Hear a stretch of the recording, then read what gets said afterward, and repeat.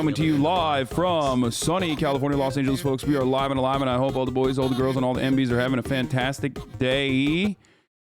Fantastic one, because it is Sunday, February 27, 2022, 12:18 p.m., and I am an hour late as I said I was going to be. I'm 1 hour late, but it's okay. That's because even if there is a nuclear fallout that is imminent as a consequence of global nuclear warfare, potentially, warring superpowers with nukes, everybody's doing nuclear armament, nuclear posturing. I think it's still important to, one, not be maidenless, and two, touch grace or grass or grace. I am so, you can't probably tell from this camera, but my face is so fucking red.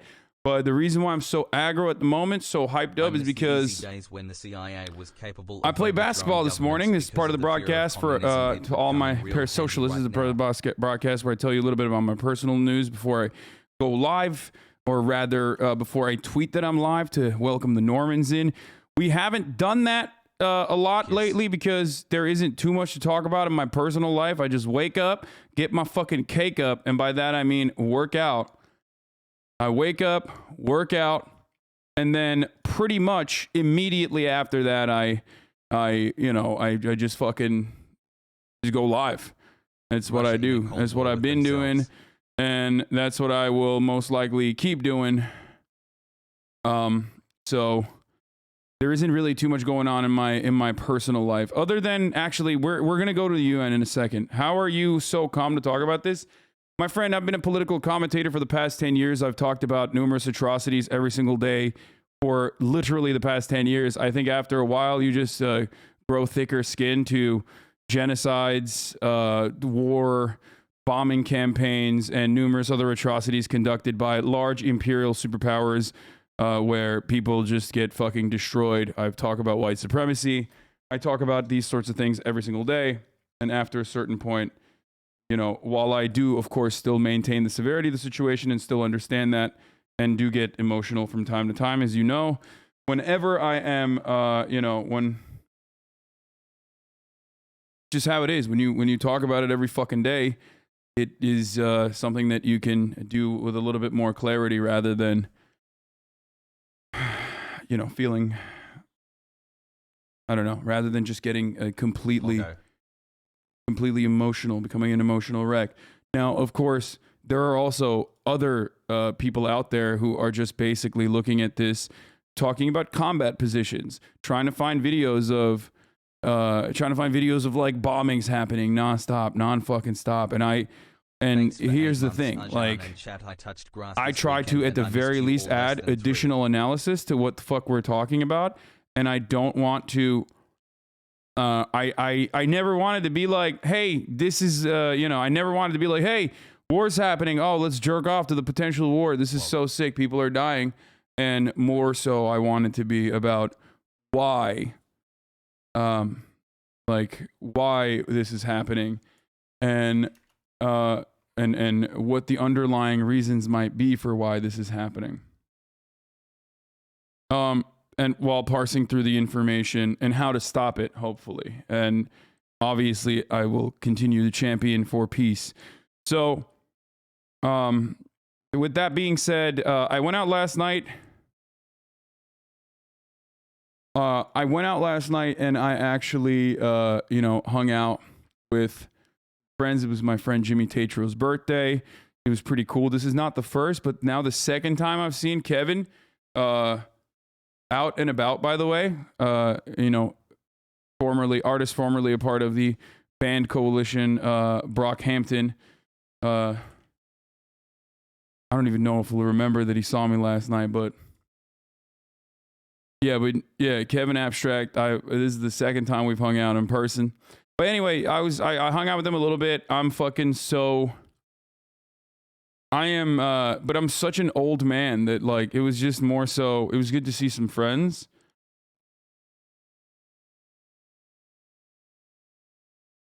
But regardless, without further ado, let's get started. I will blasting off. I'm live. And so is the UNSC. Also, possible ceasefire talks in Minsk. Plus, Russia has escalated nuclear. Russia has escalated nuclear readiness. So some good.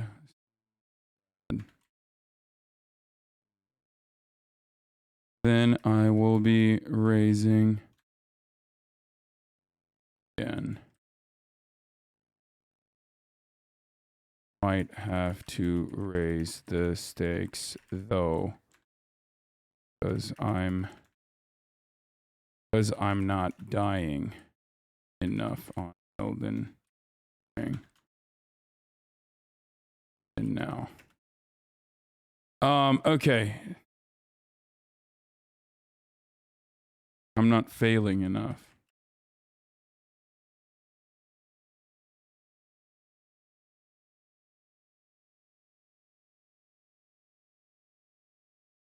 Boy. They will raise the stakes.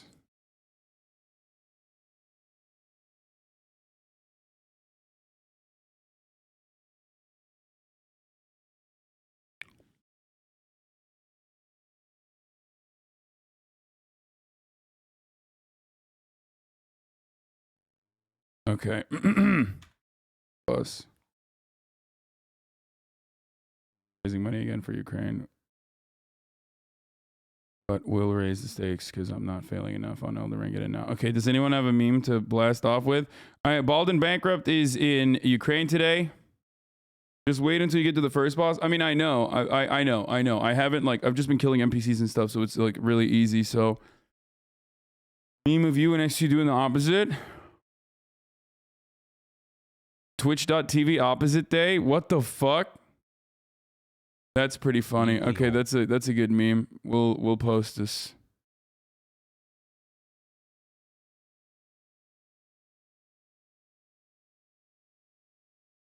New bald video. It's Fuego. Do you pay your taxes? No, I do tax evasion like all the time. Of course I pay my taxes. My 9-month sub and Putin is celebrating IT with me. My Russian friend from Kyiv said he's gonna stay there with the AK-47 and protect his apartment, even if he's gonna be the only person there. Yeah, I mean, yeah, I know, Weeby. We're going to talk about that, okay? The fucking... Here, I'm not going to get started by firing off towards Ukraine. There are more imminent issues to cover before we get to the fact that, like, the Azov Battalion and the Ukrainian National Guard is literally going fucking buck wild and openly showcasing their point of view, ironically identical to what America has done. Anyway, here, fucking blast off, boys. Here, we're popping off here. Retweet this. Let the people know. Let the Normans know. Welcome them in here. Welcome them into your homes. Here's the tweet now. UN time. Ukraine is using Turkish drones. I know. Bayraktar. As bayrakları.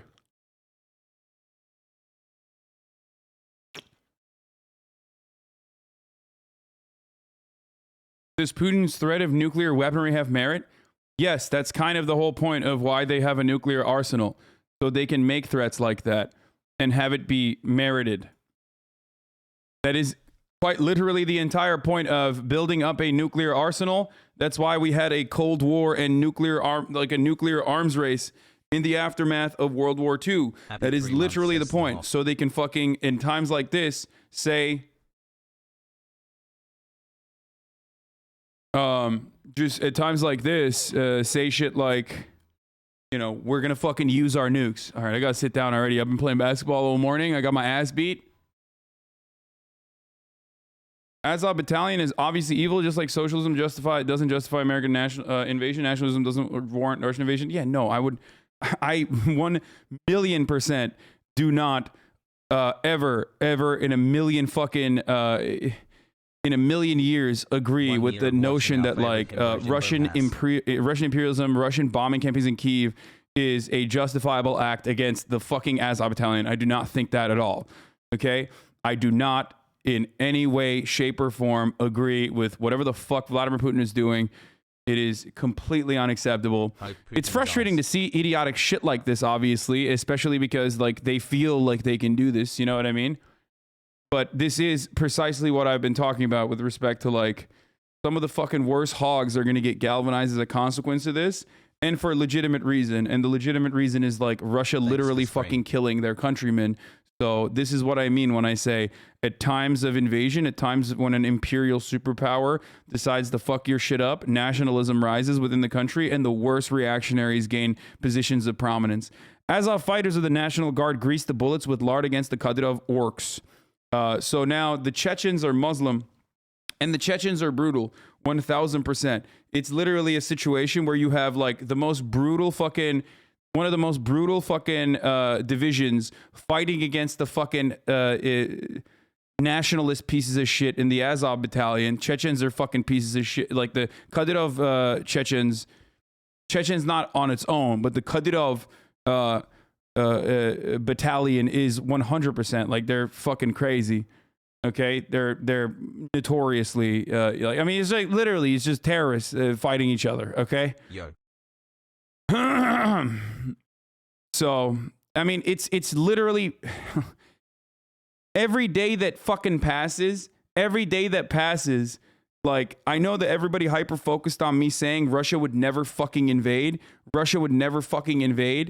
Every day that passes, every single thing that I've said so far is coming true, with the exception of why I thought Russia would never invade, which was because this was going to be an occupation that would be brutal, long, horrible, and destroy the Russian economy. I was 100% right on that, and that's precisely why I thought that it would be ridiculous. But all of the other things I've said, about, like, you know, just the Ukraine turning into Afghanistan is 1,000,000% right. Fucking, you were just wrong on the biggest thing. No, dude, no. The prediction part of all of the underlying premises and as to why I thought that way was correct. But sometimes fucking world leaders decide in a completely erratic fucking way. Can you explain the significance of greasing bullets with lard? The greasing of the bullets with lard is the exact same thing that the American general famously said in the invasion of Iraq. Well, we're fucking dipping our bullets in pig's blood. It's because the invading enemy is Muslim. The Chechens are Muslim. So yeah. Man, just move on from this Russia will not invade thing. No, I mean, I admit that I was fucking wrong on that. I'm not. The thing I'm not moving on is that, like, this stuff is going to only get worse. Just really fucking awful, and it's gonna galvanize the worst fucking people and the worst kind of attitudes. And once again, of course, by the way, this is a useless thing. This is just to be like, look at us. We're like, it's haram. It's a pig blood. Lard is pig fat. Haram. We're gonna kill them extra hard. Like they make it seem like Muslims are gonna melt or some shit.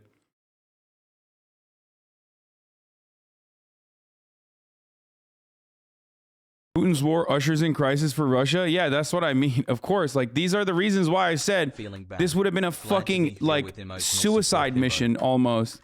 Just insane. Also, not only that, but I mean, look, the Azov battalion doing this on its own is one thing. It's the Ukrainian National Guard posting about them and hyping them is one entirely separate problem. What is this? Azov boys think they're fighting vampires. Yeah, I mean, dude.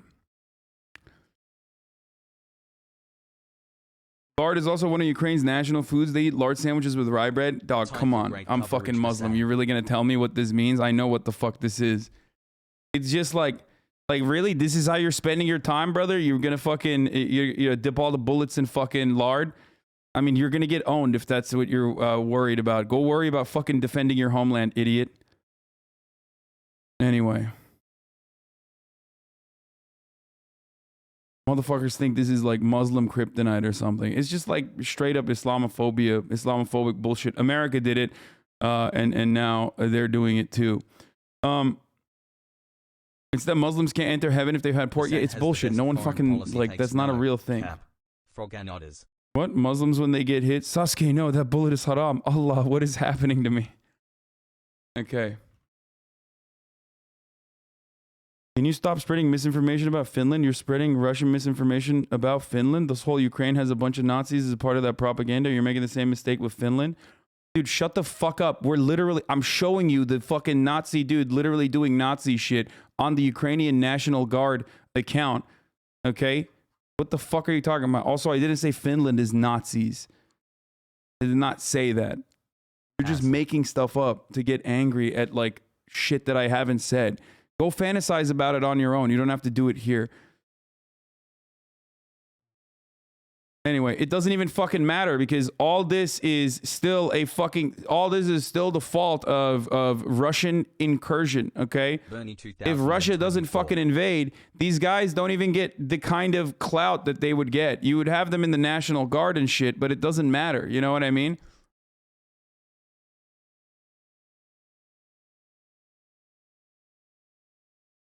He's hiding his face because he knows he's racist as fuck too. No, they don't even give a shit. Let's go. Literally called Finnish soldiers Nazis a few days ago.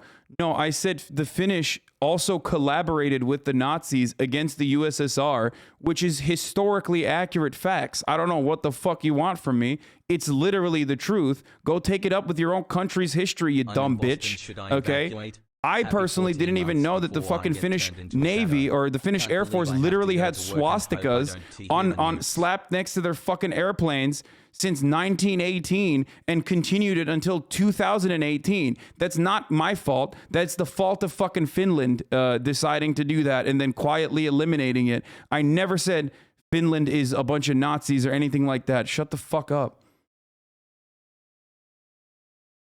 Not only do I love Finland, I literally have a Finnish flag here somewhere. There's one of my fans literally moved to Finland because of a video that I made on the Young Turks many, many years ago about the top 10 reasons why Finland has the best education on the planet. Like, one of my fans literally sent me in the P.O. box, like, a Finnish flag and numerous other shit. Like, I don't have a problem with fucking... I don't have a problem with these fucking social democracies, you dumb bitches. Shut the fuck up. Finland Air Force used the swastika before he was adopted by the Nazis? Yeah, except, you know, the guy who gave them the fucking swastika was literally a head Nazi in Sweden. So you will never win this argument.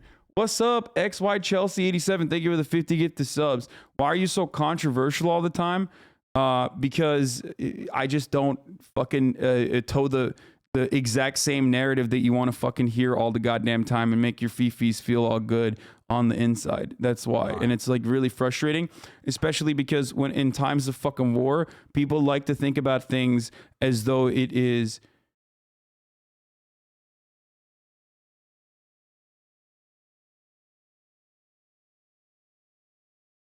People think war is black and white. And people are doing the exact, like, weirdo, extremely online fucking idiots are doing that thing where it's like, you're either with us or against us. And I am with the fucking Ukrainian people. I mean, literally, fuck what the Russian government is doing currently. And I've made that clear a million times over, but it doesn't matter. People still are desperately trying to make it seem like I am... people are desperately trying to make it seem like I'm advocating for things I'm not, because they just want to fucking they don't care about the reality, and they just want to derail. They want to derail. It doesn't matter. Let's continue. Picture of a Finnish soldier holding a bouncy ball is not a... Okay, I'm done with you, dude. Okay, suck my dick. There you go. Christ. You fucking baboon, dude. You stupid Finnish baboon. Is that what's important right now?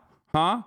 Like your country's history that embarrasses you? That's what's more important than what's going on currently in fucking Ukraine? Suck my dick, you selfish motherfucker. There's 55,000 people in here. There's about to be 100,000 people in here. They're trying to fucking learn about what is going on in the world, and your dumb, sensitive, Finnish nationalist ass is absolutely just having a too hard of a time to fucking comprehend that, like, we are not talking about that. Towards peace. Anyway, let's get to the most feckless institution We reiterate our call of all for time. immediate cessation of hostilities, for full respect to humanitarian law, and for a renewed attempt within The UN Security Council. for the promotion of and support to a process of dialogue between the parties involved, a role that the Council is inherently better equipped to provide in order to bring a peaceful solution to the Ukrainian conflict. Well, let's just. Okay, I don't even care about the UN Security Council if we're being honest. Together. As we renew our Down with calls for an Putin. immediate ceasefire, we also Because you're appeal just to spewing random Ukraine facts and adding Russia untrue to context. This is facilitate not the even withdrawal remotely of all true. persons who want I am not spewing untrue facts. You are frustrated with your own country's history, but it's not time to talk about the Finnish history and working alongside the Nazis and then ending up fighting against the Nazis in the end of the war. Okay, it's incredibly selfish for you to fucking come in and bring this up as a idiotic idiotic talking point over and over again. Shut the fuck up. Anyway, let's continue. We're not gonna do the UN Security Council, actually. God damn, dude, why people are so fucking fragile every time. Okay. Especially because, like, none of this is even remotely related to why Russia is still very much at fault for invading Ukraine. Okay? And I'm not spewing random facts. You're the one who brought it up. Anyway, regardless. Okay, so some good news, bad news. Okay? Good news, bad news time. Good news. Good news. Ukraine is ready to hold peace talks with Russia. Okay, as a scramble for the second largest city is still ongoing. There is an envoy from the Russian side that has already been sent into Minsk. Minsk is being considered neutral ground, neutral territory. Now, I don't know how fucking neutral Belarus is when Belarus is being utilized as a launching platform to go into Ukraine. And also, notoriously, Belarus is 1,000,000%, an ally, a vassal state to Russia. But that's where prior 3 months, baby. neutral Love you, Hasan. neutralization agreements or prior ceasefire agreements in the form of Minsk have Minsk and Minsk II have been held. So that's what they're going to be doing. Russia and Ukraine are accusing each other of using white phosphorus, and there's reason to believe both are correct. What the fuck? I did not see that part. Holy shit. That is 2 not months, good. woo-woo. But yeah, they are going to meet on the Belarusian-Polish border, apparently. Okay, that's good. That's good. Not at Minsk. Okay, that makes a little bit more sense. Anyway, regardless. So that's the good news, okay? Because that is the one way to get out of this situation. Is perhaps the only way to get out of the situation. But I will talk about the numerous different opportunities. I will talk about the different... that was me that sent you the finished stuff. It was the video you made that made... Oh, that's it. Artex damage. That was me that sent you the finished stuff. It was the video you made that sent me there. Always appreciate it, my dude. Yeah, I literally have a fucking long-term community member who used to be a fan of mine even back in TYT that literally uprooted his life and moved to Finland because of a video that I made about Finland. Anyway, it's totally random, but regardless. So there's a lot to talk about with respect to what has happened over the past week, okay?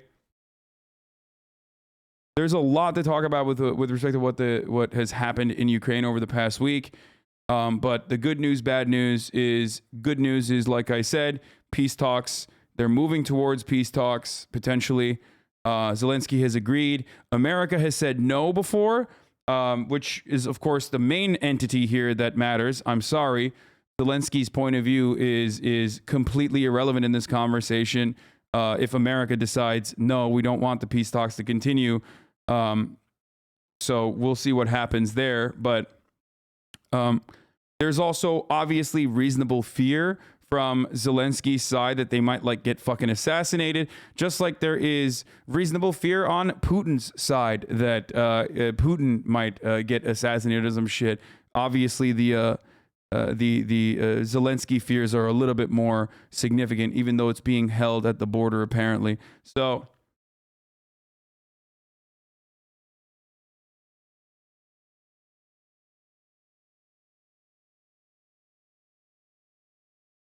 What is this? Is the video about you sending chuds in the chat? Hasanabi wants to. What is this, bro? I'm not watching this.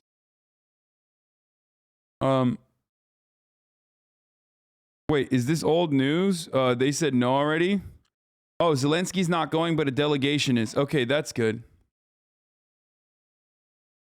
I've tried to listen to you for a few days and come to the conclusion that you're an awful person. You're an autistic narcissist.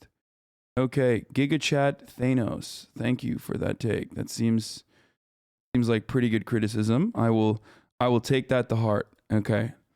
I have some of the absolute worst people on the planet in here and some of the best people on the planet in this community as the community has grown over the past week or so.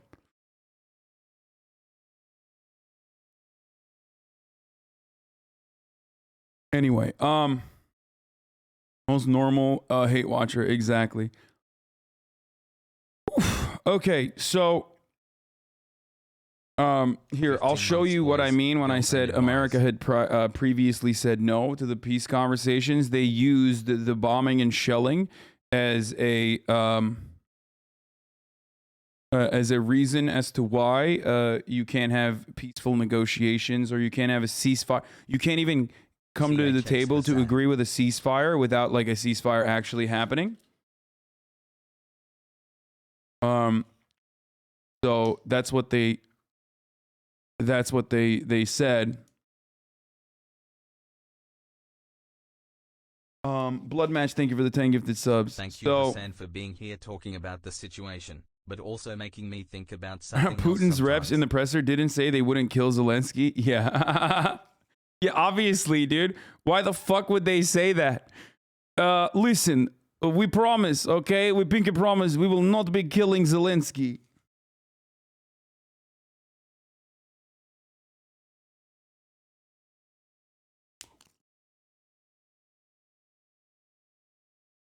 No. Listen. We will never kill Zelensky. You are crazy. Love you, Hasan chat hassle. By the way, here's the reality of the situation.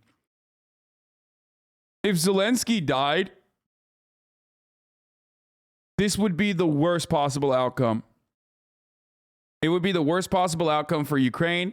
It would be the worst possible outcome for Russia. It would be the worst fucking possible outcome. Instant martyr, like a fucking 50-year insurgency incoming, okay? If Putin died, the war would end. I do legitimately 1000% believe that. Okay? So there is that. Let's go, peace. 100%. Like, Putin dies, war ends, invasion ends, Russia is a crippled superpower. One of the other fucking oligarchs takes over, is like probably like a huge America simp immediately. But as far as Zelensky's death, it would be catastrophic. Like, actually so catastrophic. So if you want this war to fucking continue, you want Zelensky to die, okay? Straight up. Especially because here are a couple things that have happened thus far. No matter what you do when you are invading a country, there is going to be civilian casualties. There are many different layers of civilian casualties or many different ways of invading a country. If we put like Dresden, or if we put like fucking Iraq, shock and awe, okay, at like a higher level, or Hiroshima being like the highest level, okay, Hiroshima and Nagasaki had the highest level, Dresden, and then you have like Operation Iraqi Freedom, shock and awe campaign, like a little bit lower. Russia's invasion of Ukraine thus far has been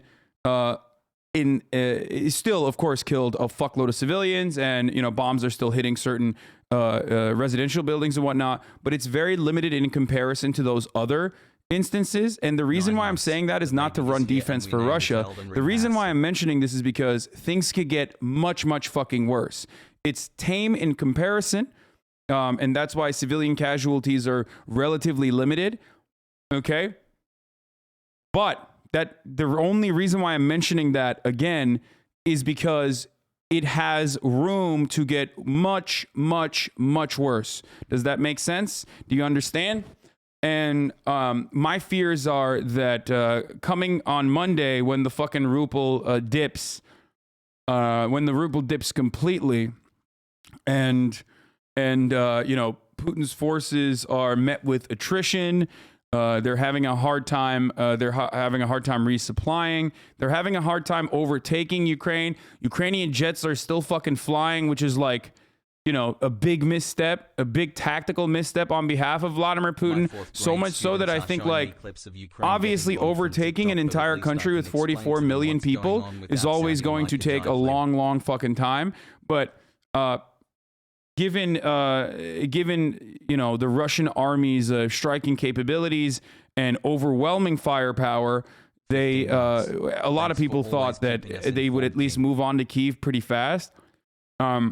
So I have reason to believe that that is part of the reason why they're being more tame. They're not doing like a full scale, dumb missile strikes everywhere, indiscriminately bombing shit. But I do worry that they might start if some kind of ceasefire is not met immediately. So there's still a long ways to go if they do not, if this does not stop. So a lot of people who say like, oh, Russia is losing, like Ukraine is winning, Ukraine is winning. Ukraine is doing a really fucking good job defending itself, much better than people thought it would. So shouts out to the fucking NATO firepower. I mean, goddamn, those javelins, they do work. Those fucking anti-tank missiles, they do work. They straight up, they've gotten a lot of fucking training and they've gotten a fuckload of guns.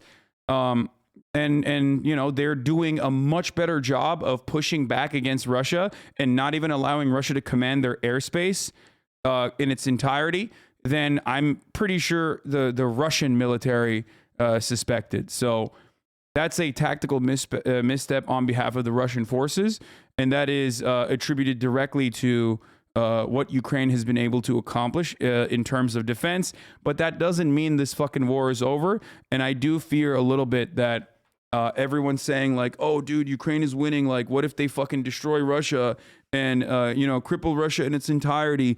I think those people are a little bit too fucking hopeful and a little bit too excited, and they're eating up the propaganda a little bit. Like, I don't think the 3,500 Russian military members have died so far. Those estimations are always going to be wrong in war, but I don't believe that those estimations are even in any way, shape, or form remotely correct. I think hope is good in a situation like this. It galvanizes the defense against this oppressive, invasive imperialist force. But I don't think Russia said 4,300 people have died. That's fucking insane. They already confirmed it. Holy fuck. That's insane. That makes me oh no, that is incredibly scary. Incredibly fucking scary to consider. The conscripts that are dying as cannon fodder is one thing, right? Because they're like 18-year-old kids. No, this is the Ukrainian Defense Ministry's estimations is 4,300 troops. Are you guys sure that Russia said that? I don't think that Russia admitted that.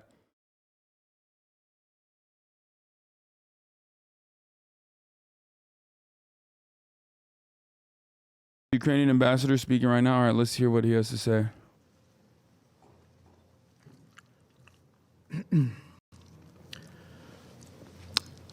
Distinguished members of the Security Council, I would like to express my gratitude to those of you who have supported the request to call the UN General Assembly emergency session. I immediately expressed my regret that once again the Rule 20 of the Provisional Rules of the Security Council has not been properly applied by the presidency. However, I express my relief that this rape of the institute of the presidency of the UN Security Council will be over in less than 48 hours. For those who appears to see no reason in supporting the request to have the emergency session, despite my yesterday's letter sent to all of you, much love, but Chat the Hass. representative of the aggressor, I would like just to tell you the following. Do you know the most often warning now in the most of Ukrainian cities? Attention, air raids, please proceed. I think to this the is shelters. deliberate. By the way, I think that Russia is trying to demoralize Ukraine by faking out, like sending fake intel that they're going to do air raids. Because remember, their air raids have been very limited, and that's probably because they don't have a lot of supply, and partially because they're not they're not trying to like completely shell the entire city and level it. But I think they're trying to keep them awake through sleep deprivation and terrorize Ukrainians this way. Of this institution that will only save this institution for next generations. Russia persists in its aggression despite the initial plan of Blitzkrieg. And it failed, and we all see it. This failure prompted the bloody and mad Russian leadership to order heavy shellings of the residential areas, critical infrastructure and storages of hazard materials in retaliation for Ukrainian resilience and resistance. They said Russian POVs look like they're being tortured Nazi style. Yeah, I don't the believe Russian that. president has resorted today to open nuclear blackmail. The world must take this threat very seriously. It's some fucking straight copium, dude. Excellencies, now the most intense fighting occurs around the Ukrainian capital, as well as in the northeast, Kharkiv, Sumy, Chernigiv, and in the south, Kherson, Zaporizhia, Mariupol. Long-range operational and tactical aircraft, high-precision long-range weapons, multiple rocket launcher systems are widely used against the Ukrainians. Among the most telling recent examples of Russian course of action in Ukraine, missile strike on the town of Vasilkiv, which is practically a suburb of the capital. A missile hit the oil depot, causing a large-scale fire. It was also shelling in Kharkiv that damaged the gas pipeline. According to the Ukrainian Health Minister Viktor Lashko, at least 16 children were killed since 24 February 2022, when a large-scale military aggression against Ukraine was launched. On February 26, a 7-year-old girl who had been seriously wounded during the shelling of the kindergarten son in the city of Akhtirka died.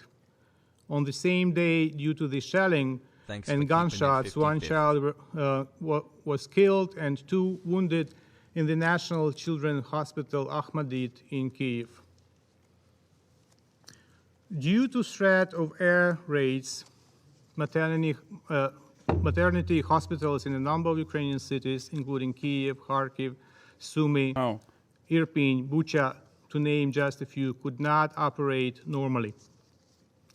Ukrainian children are born in bomb shelters. According to the Ministry of Education of Ukraine, as of now, more than 350,000 school children have no access to education. 33 schools with over 5,500 students are closed due to severe insecurity in civil areas. Today I have brought these appalling facts to the attention of the UNICEF, asking to respond immediately to the situation, give proper qualification to the actions of the Russian Federation, and take all possible measures to stop further deaths and violence against children in Ukraine due to the blatant Russian aggression. I sent it by the diplomatic note, and I'm looking forward to work with the UNICEF on the issue. The losses of the enemy as early February 27 have amounted to nearly 4,300 personnel killed and over 200 taken as prisoners of war. I don't know if this kind of posturing is good, because I feel like it's only going to increase the Russian brutality straight up. Like, Distinguished members of the what Security everyone Council, should be focusing on as in this always, moment, instead of fucking being like 4,300 Russian Russia troops died, which I don't denies believe is a real that number for the record. its It's soldiers probably a have lot taken because they have prisoners supposedly taken down some planes.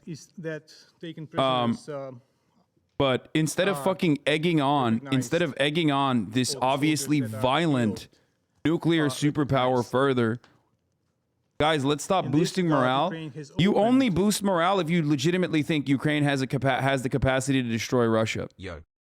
If you do, and if you legitimately do believe that Ukraine has the capacity to get with the weapons that it gets, with like the potential, black ops and like mercenaries and whatnot that come and join the fucking international call to arms, if you legitimately think that they have the capacity to purge the Russian invaders, and without like Russia then just ramping up the fucking brutality, the senseless brutality that they will subject the Ukrainian civilians to, okay? Then yeah, you're right.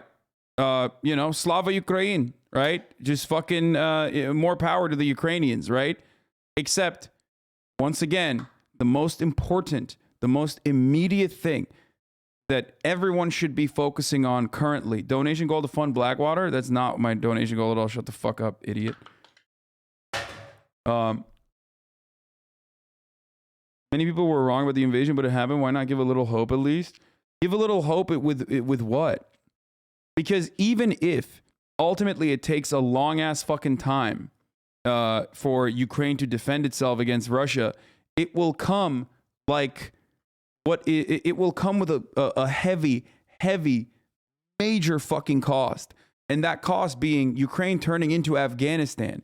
For Americans who have no interest in defending the sanctity and the safety and security of Ukrainians, that's easy for us to fucking push. No, Slava Ukraina is not a Nazi slogan. It's when you pair it up with Heroim Slava, that it's a nationalist slogan. That just one just means fucking glory to Ukraine, okay? The other one, when you pair it up with glory to the heroes, then it becomes a nationalist slogan. But even now, at this point, it's like everybody's fucking saying that, and it's too late. You could say that it's like fucking Nazi or whatever, but Russia invading Ukraine, GG's, everyone's going to be nationalist. So listen to me. Listen to my words, okay? Nationalism doesn't equal Nazi. Yeah, dog, except the Slava Ukraine, Heroim Slava is literally not just a nationalist Ukrainian term that is anti-imperialist in nature. It's one that is born out of people who collaborated with literal Nazis. So shut the fuck up. You don't know the history. It doesn't matter. Anyway, we're getting caught up in the, we're talking about Svoboda, like, and we're getting involved in completely irrelevant conversations currently, okay?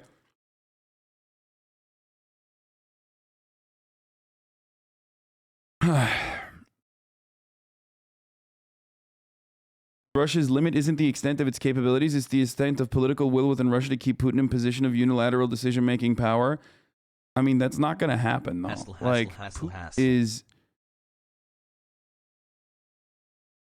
Putin is, this is exactly what Putin said would cause another country to be targeted. That the other countries now, EU states, are saying that they're going to provide Ukraine with fighter jets. Putin clearly stated that those who provide destructive capabilities to the Ukrainian military will also be targeted. Bad. Anyway, something is weird about this because you need a lot of training to start flying a different platform. Ukrainian pilots are trained for Russian jets, not American or European. They would just become targets.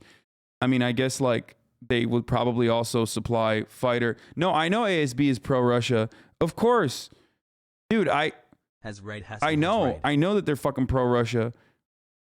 There is no better way to fucking understand the fucking attitude and mentality that other people have in a situation where there's two warring factions than to also see either side's propaganda. I don't know why it's prompting me to post about I know that. I did it yesterday, but yo. You guys act like I don't look at like fucking, even when it's like America fighting ISIS, you act like it's not important to see what fucking ISIS's perspective is. And ISIS is not a fucking nation state with millions of civilians. Like you're being ridiculous. Don't do this fucking like I watch Fox News every day.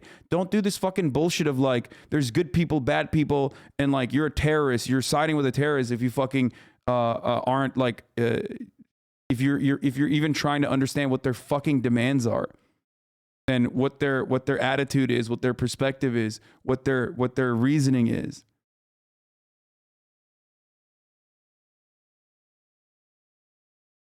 Anyway,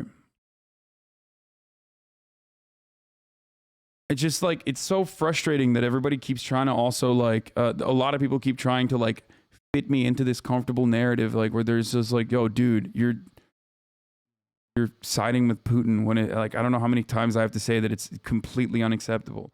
I qualify it 1,000,000 times every day. Anyway,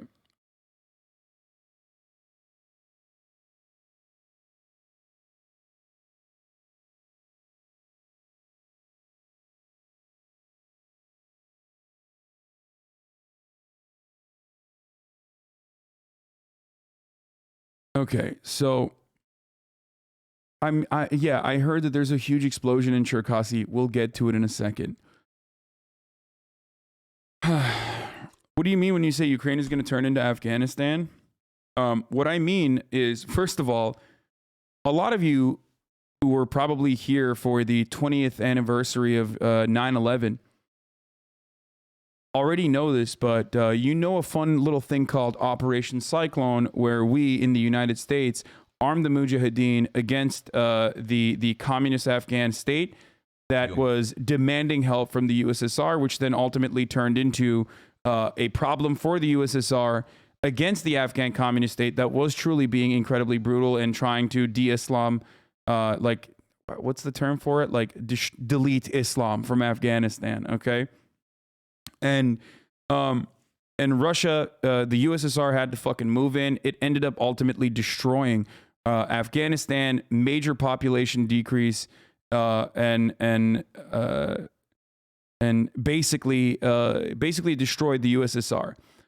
This was a tactical decision, according to not just the Reagan administration, but this was a tactical decision that predates the Operation Cyclone that was declassified, where the CIA and the American State Department had radicalized and armed and utilized the Mujahideen, numerous different factions within the Mujahideen, whether no matter how fucking Wahhabist or how extremist or how fundamentalist they were, where they strategically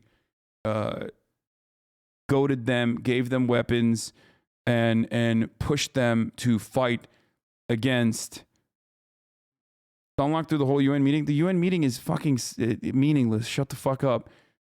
You want to hear the same exact bullshit over and over again? Shut up. I'm using a way. No, War PLS has buff.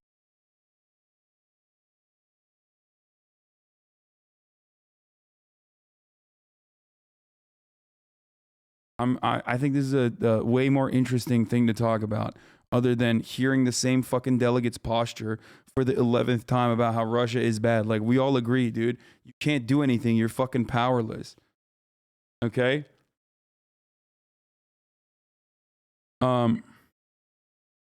So America did this.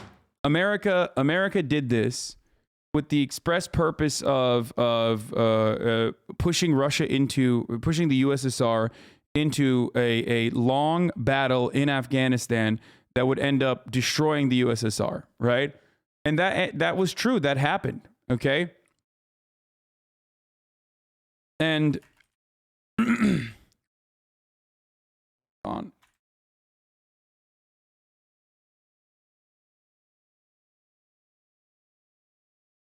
That ended up happening, but look at what happened. Look at what happened to Afghanistan as a consequence of that. The Afghan people legitimately wanted to. The Afghan people were undergoing civil war. Legitimately wanted to overthrow their communist government. The USSR, as a superpower, came in to defend the government's interests and even overthrow the government themselves when they realized the government was like fucking psychotic. Poggers, let's go. Okay. And that ultimately successfully turned into the USSR's own Vietnam, right? It turned into the USSR's own Vietnam. But nobody ever thinks about what happened to Afghanistan in the process. Afghanistan became Taliban territory.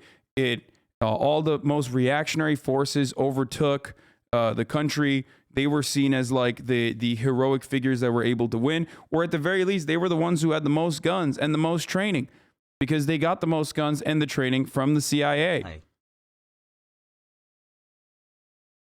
And ultimately, a country that was, and I'll use like Western-centric terms for this, for you to understand, a country that looked like a European cosmopolitan turned into the bombed out, desolate crater that it now is.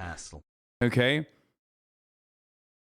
And I am afraid that America, that has very easily utilized other countries in the past against their foreign adversaries, will do this exact same thing in Ukraine right now.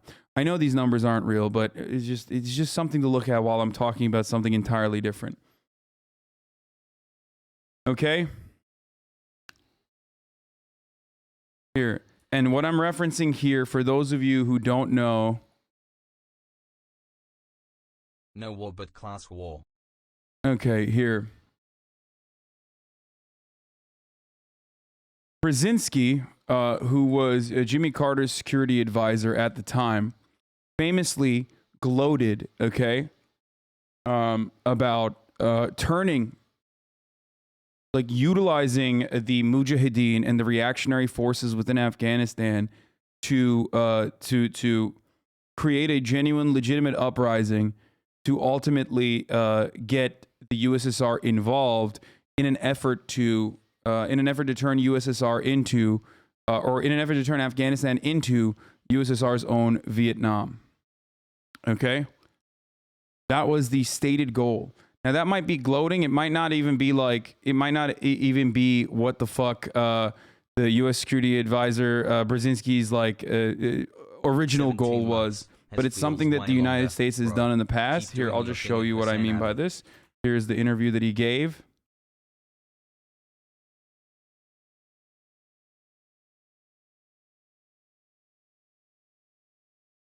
Here. This is the Al Jazeera paraphrasing it, but it was on a French paper where he talked. Brzezinski said he convinced Carter to sign the first directive for secret aid to the opponents of the pro-Soviet regime in Kabul on July 3rd, 1979, in an effort to goad the Red Army into invading. In a 1998 interview, I wrote a note to the president in which I explained to him that, in my opinion, this aid was going to induce a Soviet military intervention. The former national security advisor's plan was a success. The Afghan quagmire forced the Soviet Union to stay in the Central Asian state for a decade. The initial thrust of the Soviet invasion was made by some 40,000 troops. By late 1985, this number swelled to 118,000, which 10,000 were reported to be on the Soviet secret police and other special units trying to face down the Afghan resistance. 2 days after the Soviet invasion, Brzezinski sent a memo to the U.S. president expressing concern that if the Soviets succeed in Afghanistan, the age-long dream of Moscow to have direct access to the Indian Ocean will have been fulfilled. But Harrison said the Soviet Union was never scheming towards the Indian Ocean, adding Brzezinski promoted confrontation between Washington and Moscow in the Afghan era, in the Afghan arena. Brzezinski's hardline policy towards the Soviet Union was reflected in his policy towards Afghanistan. Dude, there is a huge explosion in my stream of motherfuckers who want round the clock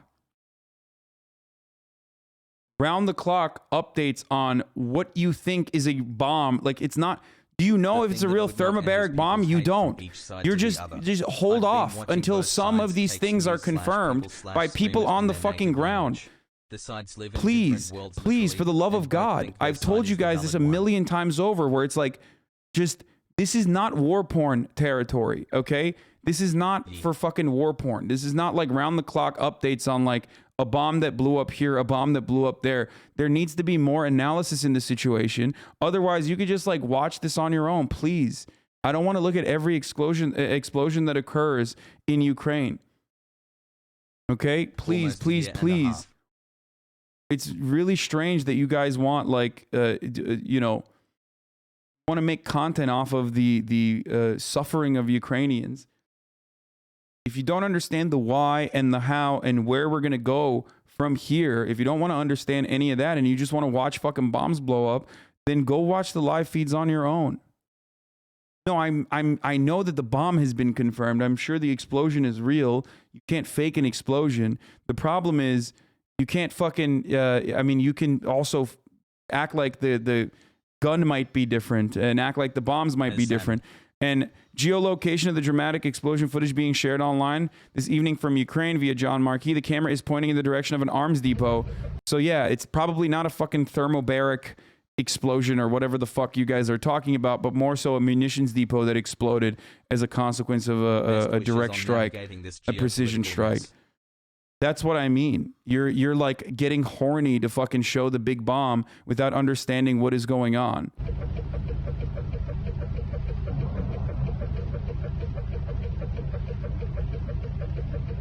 Ох, ёб твою мать, нахуй. Давай, давай, давай. Anyway.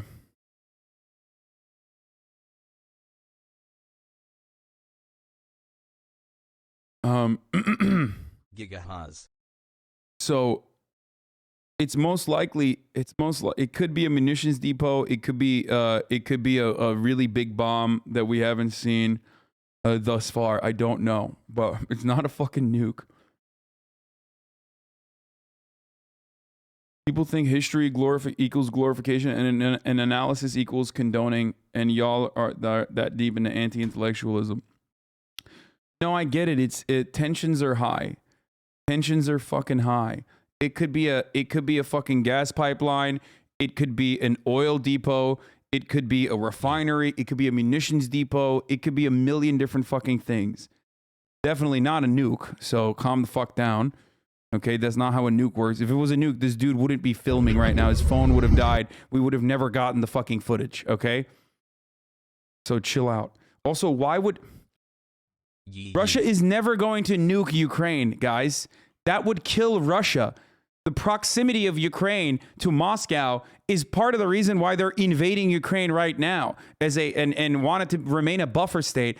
Why would they fucking nuke their own like backyard and then end up killing themselves? Please think about that for a brief moment. If Russia is nuking anywhere, they're nuking Western Europe, okay? They're never nuking Ukraine. Oh, just like how Russia was never going to invade in the first place? Oh my God, I am so sorry, dude. You're right. Vladimir Putin actually is going to nuke itself. You caught it. You caught it right. They're going to nuke their own backyard. They haven't fucking bombed. They haven't gone shock and awe US style yet, but all of a sudden they're going to go hard dick mode with a fucking nuclear strike, even though that would mean that their entire country gets fucking wiped out by the counter nukes that are directed towards Russia. Hassle chat, take it easy. Like Russia nuking Ukraine would kill half of would wipe out their entire forces.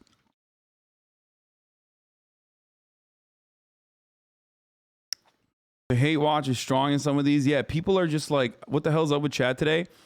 I think smile any smilers? Oh yeah, foreign fighters are now in Ukraine. Numerous ex-US special forces and NATO special operators intermingling with Ukrainian special forces, all under the Ukrainian flag now. So that's what I was gonna say. You're gonna see a lot of fucking tactical. You're gonna see a lot of I have a fucking brave take. spec War is ops bad. guys out there. You're gonna start seeing some war tourists. Okay, you're gonna start seeing some really bad motherfuckers in Ukraine. And the scary part about that, of course, is that like I at the Hasanabi more love you have non-trained, or the more you have like different military groups and different militant groups in that area, the more the higher the likelihood of civilian casualties that get caught in the crossfire or end up shooting at the wrong person. Because like the way that you mark the Ukrainian forces is by the yellow bands on their arms, as you've seen already. And one, that's an incredibly easy thing to just like not see.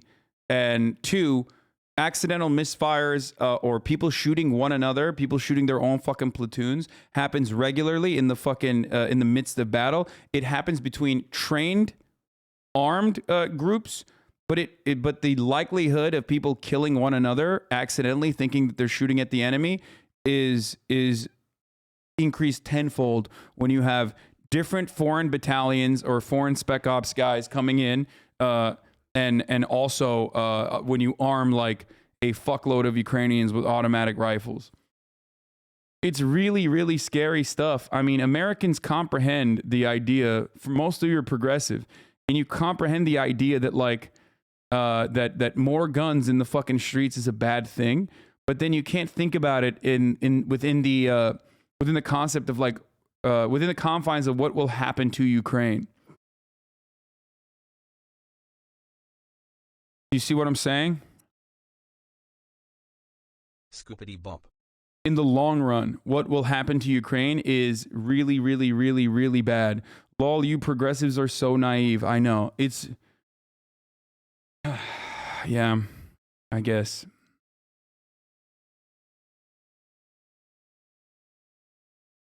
Pog.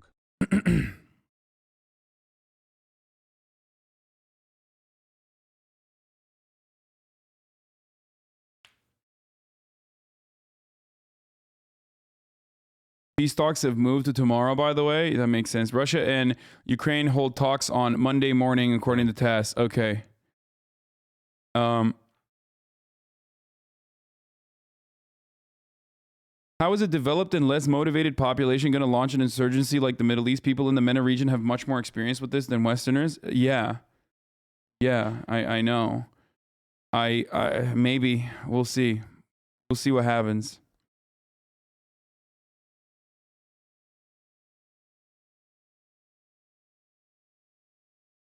Aren't the countries that send forces in Ukraine in danger now after Putin's threats? No, they're not officially there as like standing military. None of those guys that are coming in are like, I'm officially an American. Notice how none of them have patches or anything that resembles like that they are American. That is deliberate. That they are, you know, special operations from you know, different countries or whatever, or even if they do have patches, they're like they're hiding their identifiers. It's proxy war. It's what Russia did in Donbass, for example. Confused on Russia's next move. Pretty sure They're Valdez mercs. has plans for Georgia too. They're not going to officially be affiliated with any of the states. When they are inside of Ukrainian borders and fighting alongside the Ukrainian defense, they are no longer affiliated with their own personal state. They will that would mean all-out war for NATO superpowers. They're just there as random people, okay? They're just there as random people. A lot of them are retired military. A lot of them are defense Donation, contractors. subscription, bank account. That's the reason why they're there. And then there's also like war tourists and shit too.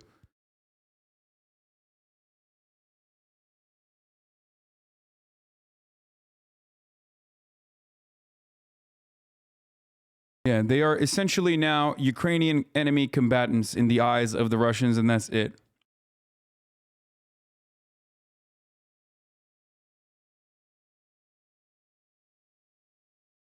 And it's not just Americans either. You'll see like Germans, you'll see British forces, you're gonna see a lot of You're going to see a lot of people go to the International Call of Arms whenever stuff like this happens. I mean, one of my good friends, friend of the show, Brace Belden, literally did this in Rojava, where he fought alongside the YPG and got, ironically, got training both from the Turks and also from the CIA. And he went and he fought against ISIS in Syria. So this is something that communist militias do. This is something that people do regularly. So, Arjan, what color are your nails today? what is this? In 2 weeks, I'll have left my family behind in the USA. I'll be there fighting in Ukraine. 25 million waiting on his passport. I've got a gentleman giving me a round trip flight to Warsaw. God bless Ukraine. Me and a friend from Tennessee want to volunteer in the fight, but don't know where to look for info that would be helpful. I'm in Louisiana. I don't have much going on in my life. I'm 25 with a mechanic skill in hunting survival. I'm wanting to fight with Ukraine. Freedom should not be taken, and these people need help and fast. I'm not in the military, but I graduated from military school. Oh my God, these dudes are going to get fucking destroyed, dude. I mean, oh, Jesus Christ, dude. The funniest thing and a really accurate assessment is that, like, back in the fucking day when you lived in one of the colonies, when you lived in one of the colonial powers and you were a fucking limptic incel, okay, you would end up going overseas, okay, to one of the colonies, and you would rape and pillage and you'd come back a man, okay? We don't really have a good analog for that here in this day and age. So that's why you see a lot of these like fucking regular random like weirdos be like, we got to do that. I want to be man now. It's like, go ahead, have fun, but it's not going to be as easy as like a battalion that your aristocratic father has given you to go fucking kill some indigenous population with your machine guns. You know what I mean? With your fucking with your what is that one where you crank it with your crank machine guns, as you kill like a fucking African tribe with spears that are fighting back with like the Maxim gun, yeah, Gatling gun. It's no longer like that. So you're good luck, especially when we're talking about like literally joining up the arms to fight against the Russian military, which is still a fucking superpower. That's a pretty shit take as usual. Look, I mean, it's good. More power to these motherfuckers, you know? More power to these guys. Straight up. I'm a 20-year-old U.S. male citizen. I have experience with firearms, but no combat experience or military training. All I know is Americans are supposed to fight for freedom. I don't care whose flag I wear, but right now, Russia is destroying the freedom and livelihood of an innocent country. It's true. They are. I can't just watch that happen. I'm dead set on going. I tried to contact the Ukrainian embassy earlier today, but the website and phones were down. I'm in college, so if someone's able to get me there, I will need a day or two notice to drop my classes and inform my professors. 20-year-old from Texas here. No combat and only military experiences from high school JROTC. Dude, I swear to God, ROTC broke the fucking brains of so many people.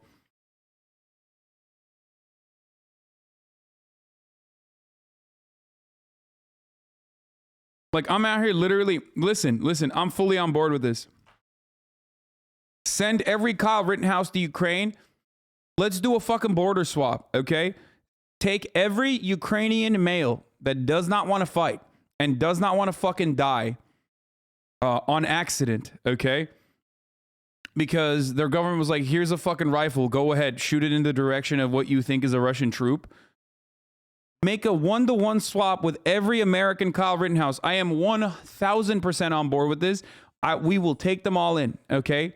We'll take all the Ukrainians in and that don't want to fucking fight, and we'll send in our Kyle Rittenhouses. Why don't we export some of our fucking, not just the brain disease, but why don't we export our fucking, yee boys out there? They want to do some damage. Hoorah. Do some fucking damage. You know? Straight up.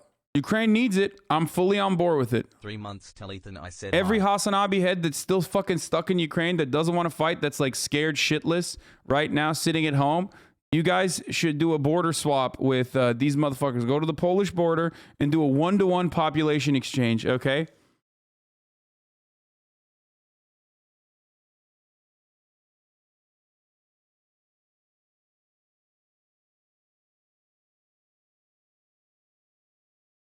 Are you encouraging sending mentally disabled people to war? I mean, these guys want to go. I can't stop them. It's America. Yeet 2 alive. Kyle Rittenhouse about to sue you like he is, TYT and CNN. God, conservatives that love freedom of speech are such fucking pathetic little babies that go, oh my God, he's going to sue you. Why? What did I say? I said, let's send all of our Kyle Rittenhouses. You are the one who made up in your mind that there's something wrong with that. I never even implied that it was bad. Maybe I mean, like, you know, send all of our brave, incredible tactical shooters out there.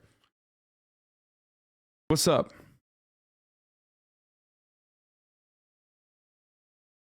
There's a documentary about this that called Hunting ISIS, mostly ex-military that volunteer, but some civilians with no experience. Spoiler alert, the civilians with no experience do not fare well. Yeah, unless they're the lion of Syria, the real lion of Syria, aka Piss Pig Granddad, aka Braze Belden. Okay? A civilian that did fare well in battle against ISIS. Right. Anyway, I do still think it's fucking ridiculous, like war tourism of this nature, but hey, times are tough. So, Hassle. by the way, I totally forgot to run the top of the hour. I'm going to do that right now. And we're going to continue with the blowback and all this other stuff. And the parallels to what is going on in USSR's Vietnam, aka Afghanistan, and Russia's Vietnam, aka Ukraine, and why that's devastating for the Ukrainian people, like it was devastating for the Afghan people as well. So here's the 1 minute ad break now at the top of the hour. There's a 60-second ad break. If you no longer want to see those ads, all you need to do is subscribe. You can do that for $5. You can do that for free with a Twitch Prime by connecting your Amazon Prime account to your Twitch account. Okay. Or you can do that if you get lucky and get gifted a sub. Here's the 1 minute ad break now. Yeah, it's the half hour. I know, I fucked it up. Who are you siding with in the Second Civil War?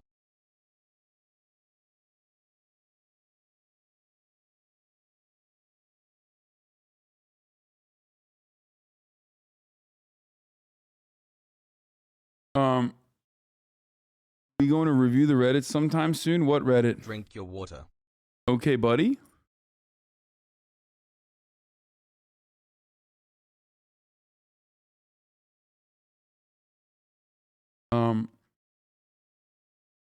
Anyway, rare UN security meeting tomorrow. UN Security Council convenes rare emergency meeting of General Assembly on Ukraine. Yeah, this is the reason why they're doing this emergency General Assembly is because the UN Security Council in and of itself has veto power if Russia decides to veto the condemnation of Russia invading Ukraine. So that's precisely why they have to hold a General Assembly so they can redo that. It is literally just ultimately fucking meaningless. It is ultimately meaningless. They just want to condemn Russia for invading Ukraine, a concept that pretty much everyone fucking agrees with. I mean, I guess that there's like some additional bureaucratic opportunities as a consequence of that full-blown condemnation, but that's it. That's the reason. So,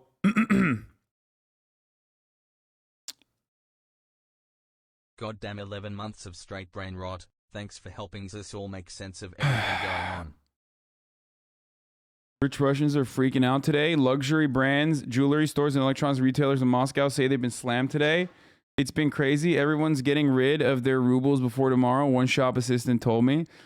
Yeah, that's the really fucking interesting thing about it is that like Belgium, for example, did not want to eliminate their diamond purchases. They didn't want to sanction diamond purchases. Like the original sanctions that were implemented on Russia were such baby dick sanctions ultimately that like, you know, Italy did not want luxury goods to be sanctioned because they wanted to keep selling their fucking good shit, you know? And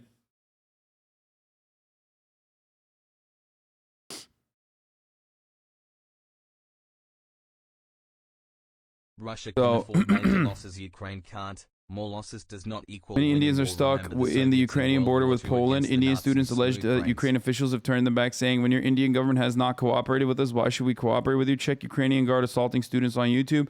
I've heard reports about the Ukrainian border patrol or the Ukrainian guards not allowing like African students to leave, or saying that it's like there's priority for the Ukrainians. I don't know how much of that is real. We can take a look at it, but I don't know. I don't know how much of that is real, like I said.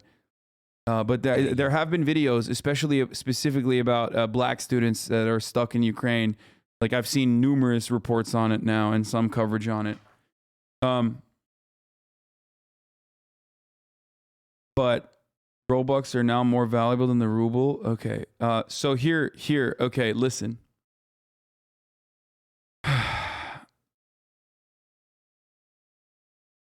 Wait, what? Belarus is officially declaring war on Ukraine? What? The fuck is this? I don't know what this is. 8 months. Where is this coming from? I mean, technically they already have. So I don't. I mean, they've been pushing Russian forces through the Belarus border into Kyiv from the start. But that would, I don't know what is new in that situation. We'll talk about that. Okay, we'll talk about the African students and stuff as well, bro. They launched a fucking cruise missile into Kyiv. Yeah, I mean, it doesn't seem like this is new, like a new declaration from Belarus, considering that they've already been helping.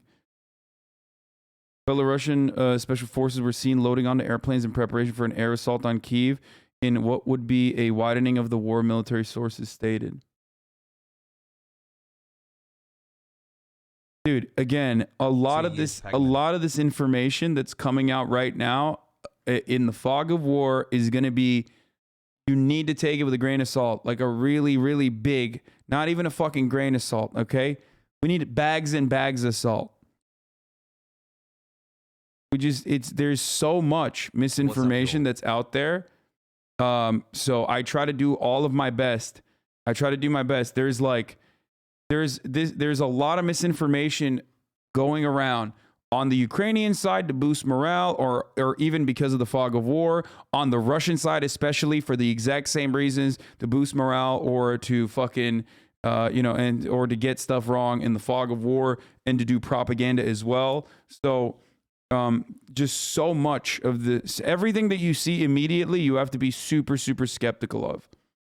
Okay? So Yi Kyle Nation has Flex has Kona.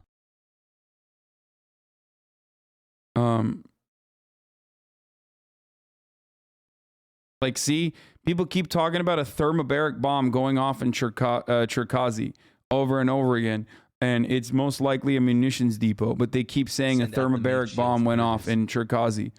Like, you see it all the time throughout this entire day. You're always going to see people bringing up wrong information over and over again. It was a gas pipeline. Oh, okay.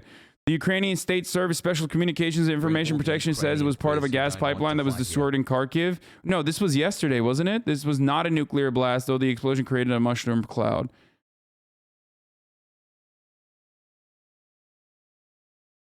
No, this is from yesterday. This guy is getting it wrong. I'm pretty sure this is from yesterday. That's it. That's Kharkiv. We're talking about a different area. Another bomb that exploded today. I think this guy got it wrong. I know that this was from yesterday. Oh yeah, that tweet is literally from yesterday. Anyway, no. That guy didn't get it wrong. I just didn't realize that he was tweeting the correct information yesterday. Yeah, sorry. Anyway, so is Belarus going to get out of this without any repercussions or sanctions towards them at all? Haven't read much on them. I mean, Belarus is a fucking puppet state. It's a vassal state for Russia anyway. So, do you think the West has no actions resulting in this humanitarian issue and it's all Putin's fault? All I see on Reddit and news is one-sided coverage. From my experience, is hardly ever true. No, I do think that the West has Putin bears the overwhelming majority of the blame for behaving in an erratic, insane, violent, bloodthirsty capacity. But of course, there is blame on the Western side as well. Ukraine ultimately is a tiny nation in comparison to Russia in Russia's fucking backyard. Okay? It's just like, of course, they're being goaded and getting material support and getting false courage from Western superpowers, in my opinion, that don't give a fuck about the safety and security of Ukrainians, knowing full well that they would never be able to offer NATO membership into Ukraine as a consequence of Russia invading immediately because of the territorial dispute that was going on. They 1000% were just like, here, take some guns, here, take some guns. And ultimately, when Russia did move in this erratic and incredibly violent way, they turned around and they said, hey, you can keep still having guns and we'll put sanctions on Russia. But, you know, continue the fighting, comrades. We're on your side, except we're far away on your side. We're just on your side from afar, okay? Have fun. Have fun with that. It's laughable how such large militaries like the U.S. and Russia always call for support of those other smaller states when going into war. It's a moral play, for the record. That is I do think it's hilarious when like NATO, when the United States is like, hey, you guys got to come with us to Iraq and be like, and tell Norway that they need to send like 6 troops. You know what I mean? But that's more so a fucking play on how many allies we have. Like, look, it's legit. Like, we're doing something good here, and that's precisely what Russia's trying to do too, where it's like, what the fuck are you gonna do with the Kazakhstan military? You know what I mean? They couldn't even deal with a fucking uprising in their own goddamn country. You had to send in paratroopers. Like, you really need fucking the Kazakh military involved in the Ukrainian invasion? Like, get the fuck out of here. And it's the same with like the Belarus military as well. You're just asking because you want to be like, look at our allies, like, look at our justifiable fucking war here. It's totally symbolic. Ukraine continues to dominate the optics game, playing such a huge role in this. Putin versus Zelensky this afternoon, both with their defense ministers, by the way, as Putin orders his ministers ready troops for heightened alert. Yeah, this photo came out this morning. This is actually this is when Russia basically said, you know, we're kicking it up a notch on our nuclear threat as a nuclear superpower. And this photo once again shows how paranoid Vladimir Putin is. That's why you always see him in like super far, he's sitting super far because he's like terrified of COVID. And that is the reason why these videos keep coming up. And honestly, it's a terrifying thing to watch, that like the world's largest nuclear power is led by like one fucking autocrat who is deeply paranoid. You know what I mean?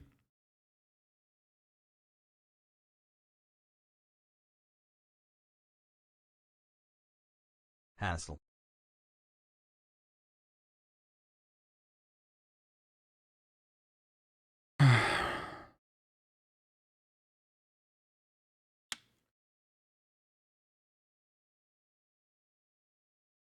Will anything actually come from tomorrow's peace talks? We'll see.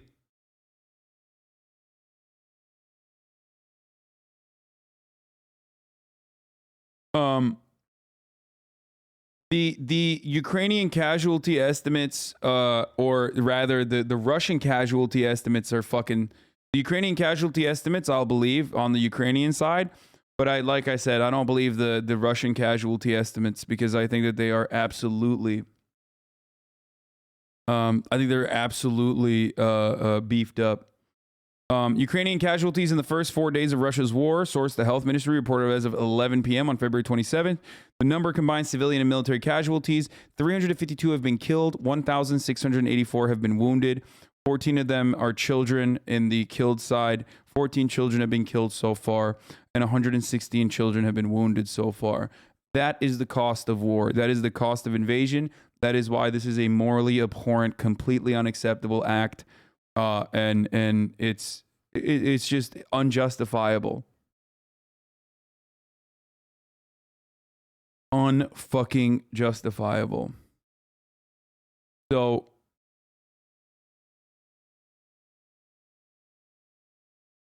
yeah. We actually sent 44 soldiers from Norway. Sorry, I didn't realize it was 44. I'm sorry that I said 6.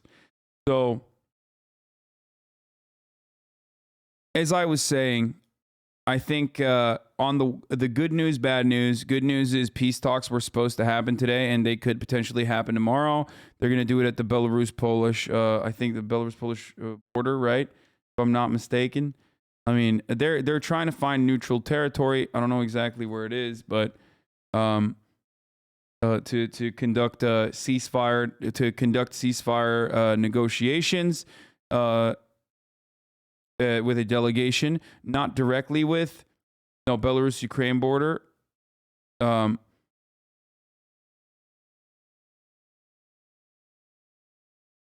okay, that's the good news. They should hold the peace talks at the Hasanabi mansion. Sure.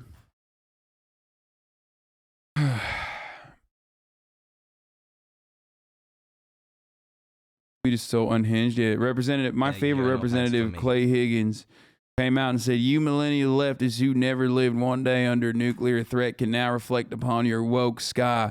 You make quite a non-binary fuss to save the world from intercontinental ballistic tweets." None of this makes sense. Absolutely nothing he's saying makes sense here. What the fuck does what does this have to do with non-binary people? Like, what the fuck?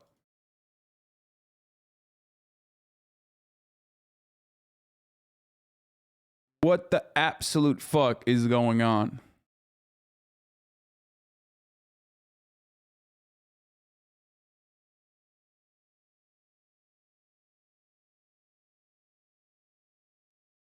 I love both sides of this they them army argument. Okay? Where like when you look at fucking Russia invading and like murdering Ukrainians, okay? And then your take is like, this is because one side has homosexuals. You know what I mean? Like, it's so funny and it's so awesome, and I need to see more of it, okay? Americans have no fucking way to comprehend anything beyond like these idealistic boundaries that they've set. It has to be culture war.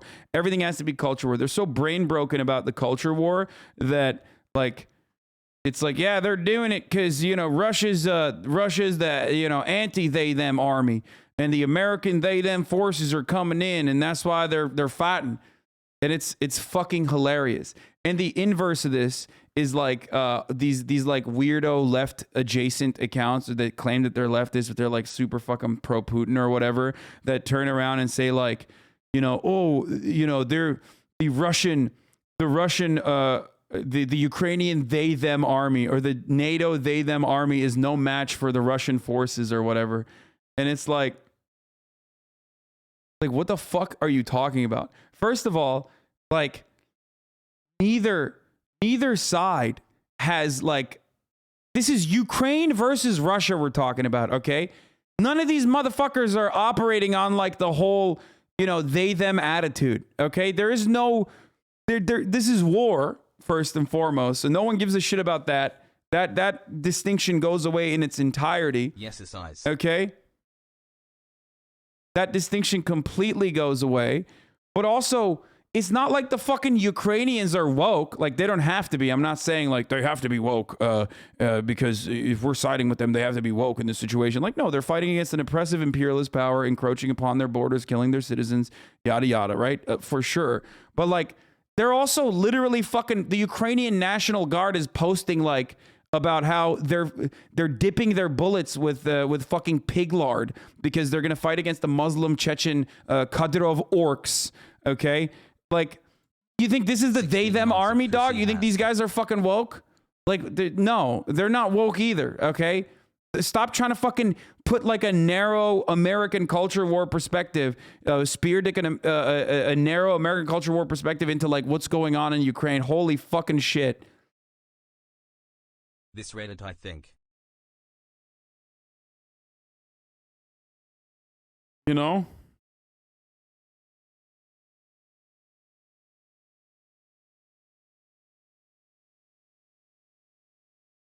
It's just like pretty funny that they're fucking doing this though. Like it's pretty funny that everybody's trying to like add their own spin to it, you know?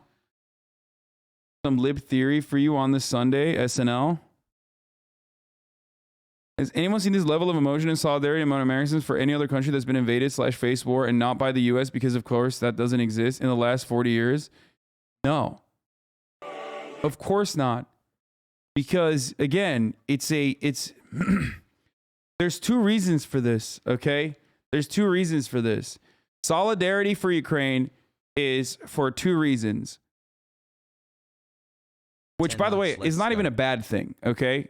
I just want to point that out. But it's because Ukraine is perceived as a white European nation, okay? And more importantly than that, and I don't know why a lot of people keep forgetting this element of the conversation, Ukraine is fighting against America's foreign adversary. Ukraine is fighting against America's foreign adversary. Obviously, that kind of attitude didn't exactly hit when it was the brave Mujahideen because they were fucking brown. But of course, when they're white people in a European country that's fighting against America's big, bad foreign adversary, this is the level of fucking advocacy you're going to see from the media, okay? That's why you don't see that for the Kurds. That's why you don't see that for any of the other factions that America has utilized time and time again against their foreign adversaries on foreign soil. But that's the reason. Combined together, paired up together, when it's a white Christian European country fighting against Russia, America's adversary, it's a wrap. That's it. Of course they're going to do this. That's the reason why there's so much hyper focus on it. It doesn't even mean that it's a bad thing, for the record, okay? It's not, this is proof you're not white. Yeah, I mean, I am, but this is proof that motherfuckers will never think I'm white. But ultimately, it doesn't even fucking matter. I don't care, because it's not like I don't think that's the only reason. Why? What do you think is the reason? Because you think like, if that's not the only reason, why didn't it hit so hard when the Mujahideen were fighting against the USSR, another America's big bad foreign adversary? Why didn't it hit when the fucking Kurdish militias were fighting against ISIS, America's big bad foreign adversary, a terror cell? Why? Why did we consider Iran to be a fucking threat in the axis of evil when Iran was literally giving us Al-Qaeda operations and information? Because Iran was, of course, anti-Al-Qaeda.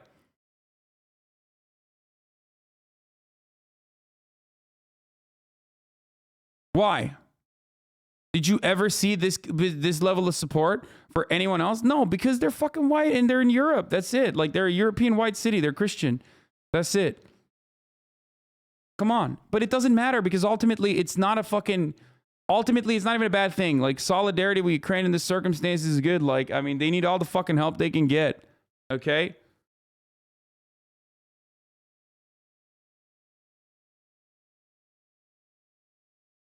Ukraine is a democracy. That's why.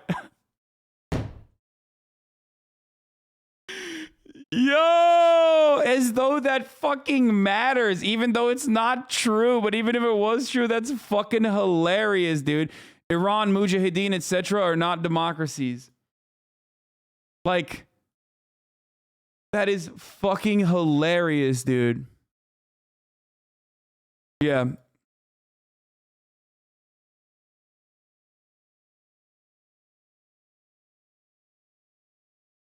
Look, at the end of the day, acting like the West's aggression is what led the war in Ukraine. I don't care what you got your Preds wrong. Just admit that saying it's the West's fault to some TYT jank levels of dog shit. Dude, I don't care about your fucking personal fifis in this matter. If you think that the world's largest imperial power is not directly related in some incredibly meaningful capacity in everything that happens around the world, you're like a baby, okay? You're a baby with baby opinions. I'm sorry. It's just the truth. Like, of course, America is involved in literally everything that happens on the planet. We are the global hegemonic power. No shit. Of course we are involved in it. Even if we weren't directly involved in it, in which case we are directly involved in it. But even if we weren't directly involved in it, we would be involved in it somehow. Nothing happens on this planet without America's go-ahead or direct or indirect involvement. Okay? You're crazy. You're crazy. You're crazy.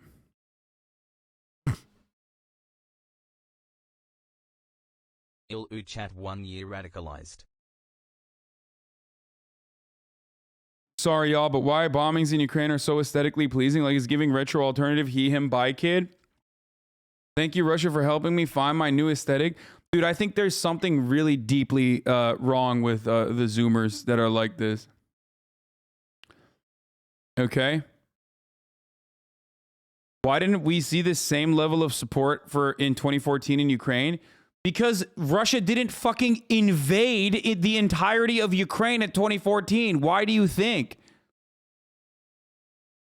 At least the that's the reason why I'm saying like this is still legitimate show of support because they need it, okay? The fuck do you mean?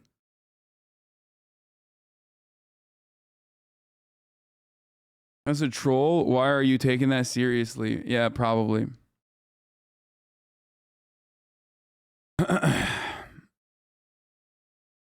Western media is really mask off when it comes to this war. The BBC. No, for me, because What the fuck is this?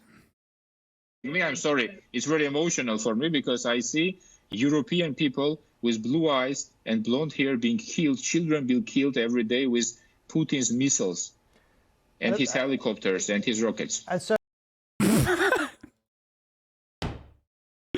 Bro, what are you doing, dude? Why would you say that, bro? What the fuck is wrong with Happy you? 3 months, Holy brain shit. rot. Good coverage of the events in Ukraine. Love the stream. It's like, motherfucker, just hold it in. Like, have you done zero fucking, like, these motherfuckers don't know how to do PR at all, dude. Has no one told them to just, like, not say this stuff on American news, like, all the time? Non-fucking stop?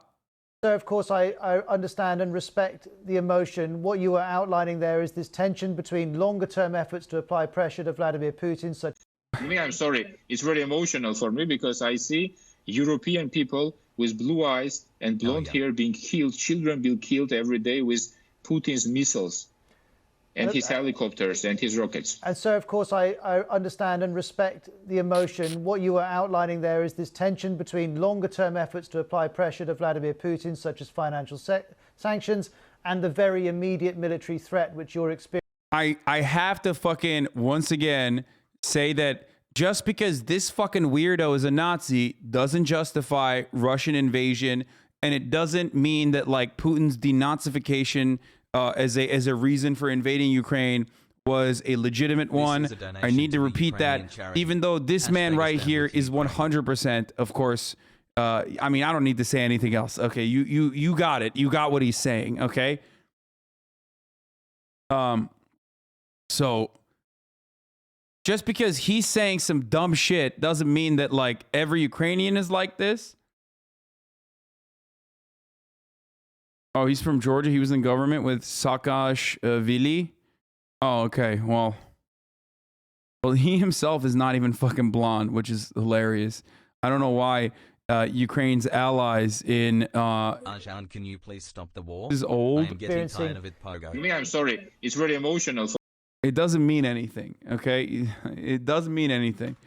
for me because It doesn't mean anything. He's just being a fucking dickhead. We already watched this yesterday. This is in Iraq or Afghanistan. Here, I'll run it again. It's a relatively civilized. The calculus entirely. Tens of thousands of people have tried to flee the city. There will be many more. People are hiding out in bomb shelters. But this isn't a place, with all due respect, Yo, guys, he said with all due respect, you know some disrespect is coming. You know what I mean? Lord, forgive me, but I'm about to say some disrespectful ass bullshit right now. like Iraq or Afghanistan, that has seen conflict raging for decades. You know, this is a relatively civilized, relatively European, I have to choose those words carefully too, city where you wouldn't expect that or hope that it's going to happen. So it's partly human nature, but they are not in denial. Now with the Russians marching in, it's changed the calculus entirely. Tens of thousands of people have. When will you fight Sam Hyde?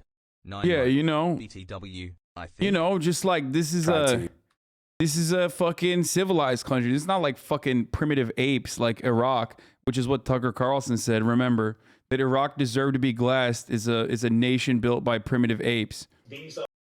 I talked about this yesterday a lot, but it's just pretty funny.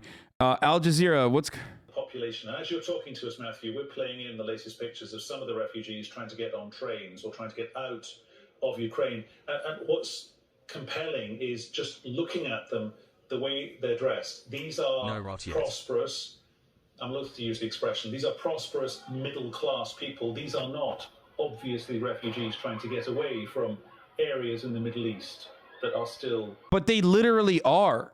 They are, though. And when refugees from the Middle East are trying to get away... Dude, this is on Al Jazeera, by the way. Brother, you're literally fucking working for the Qatar state... the Qatari state media. What are you saying? In a big state of war. These are not people trying to get away from areas in North Africa. They look like any European family that you would live next door to.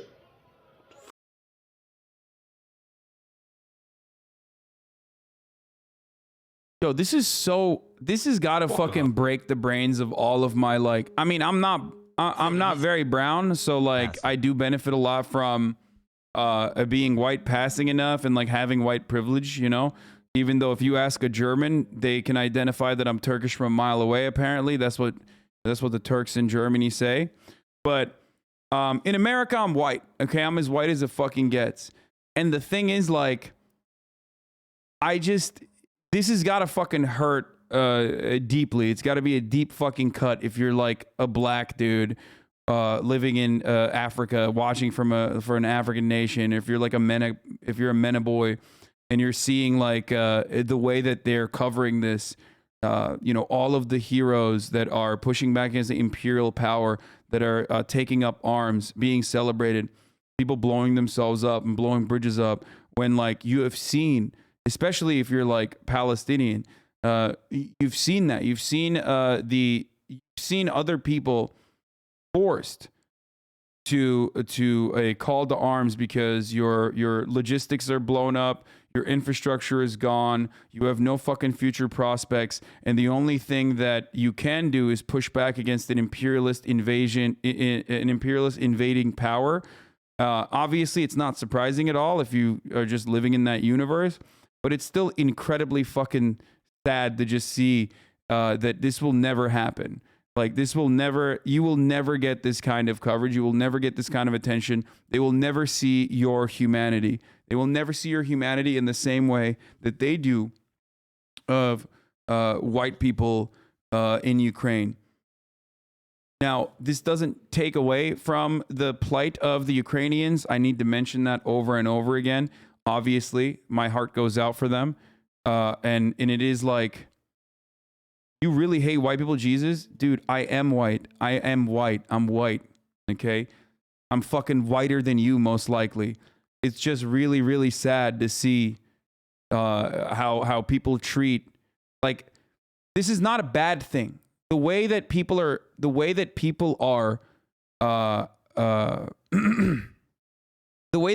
treating Ukrainian refugees and opening their arms and welcoming them is not a bad thing. It's a good thing. Okay? It's a very, very, very good thing. They are deserving of your love. They're deserving of your security. They're deserving of your protection. They do not deserve to be victim in a fucking senseless war. Okay? All I'm simply stating is that the double standard is so fucking flagrant, especially because there are people in this chat that have family members that are still caught up in ongoing war at this moment. Okay? Like, and there are still family members that are under near identical fucking occupations that the Ukrainians are going through, and they never ever fucking see this level of support. And it's kind of sad it's probably a sad realization. It's just reinforcing that thing that you kind of know, you know? Just sad. Don't support Ukraine too hard. No, that's not what I'm saying at all. No, I am not saying that in any way, shape, or form. Of course, I don't know why people fucking can't comprehend what I mean. It's so strange. It's such a strange thing. You are? No, I'm not. what part of my heart goes out to the Ukrainians and like in fuck, dude. Sometimes I really do want to fucking video game myself because there are just too many people that will refuse. They are so insanely fucking distorted. Their worldview is so broken, so fundamentally flawed.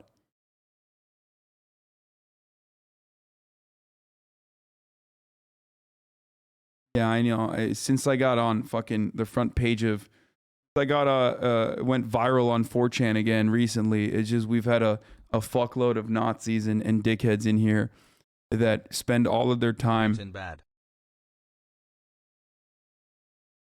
That spend all of their goddamn time in here trying to fucking get one on me, so they can clip it and then post it somewhere else and be like, "Look how we got him.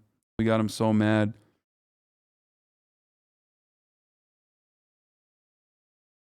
THX for your coverage at Hasanabi. Disagree, Nazi? I mean, yeah. If you're disagreeing with me on like some of the grossest, most like openly white supremacist things that have happened, they're purposely misrepresenting you because that's what you get most upset about, which is fair. I'd be pissed too. Yeah, it's just like I should have never admitted that my like the thing that makes me so angry is like having to repeat myself over and over again a million times over to bad faith idiots who will still 1 million% clip me out of context regardless and like blast it off and act like I totally mean something entirely different than what I actually mean. And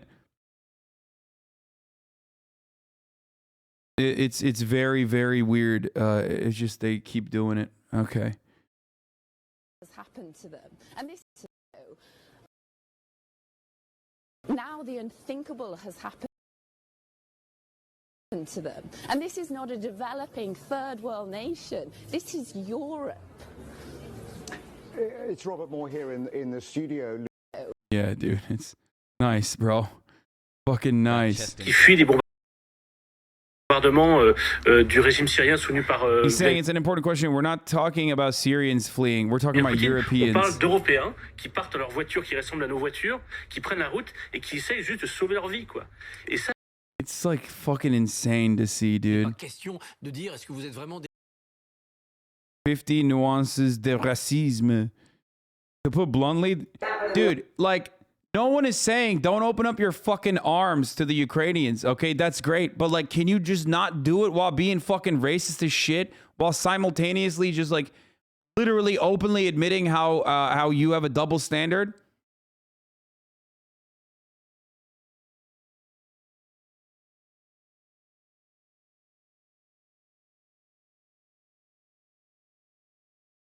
It's just basically stating once again that it's just they don't fucking see they don't see you as a human if you're from the Middle East or from an African nation. You're just not.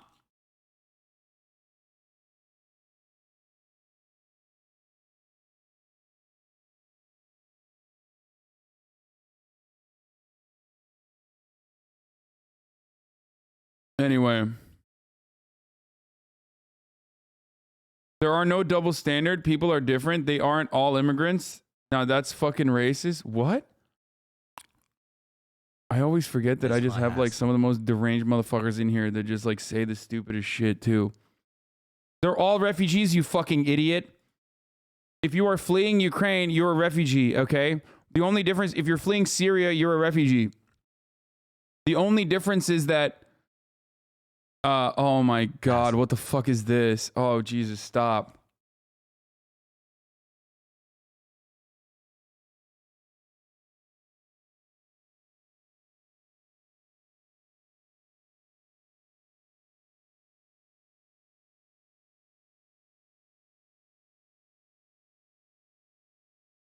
Same distinction between immigrants and expats. Well,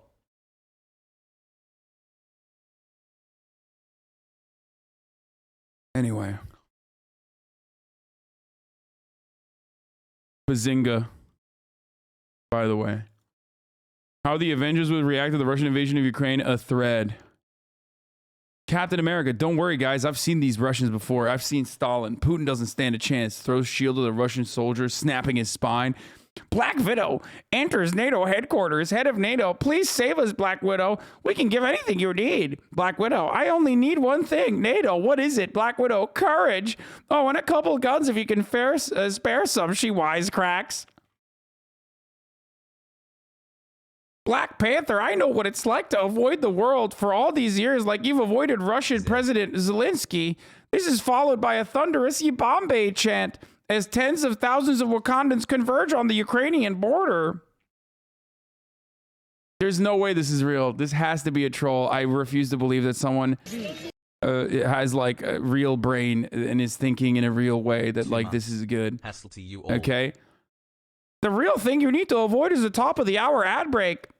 And you can do that by subscribing for $5 or for free with a Twitch Prime. That's right.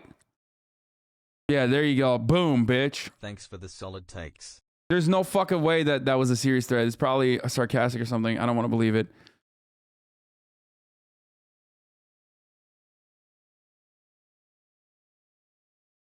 Better not make us watch SNL after this? No, I won't.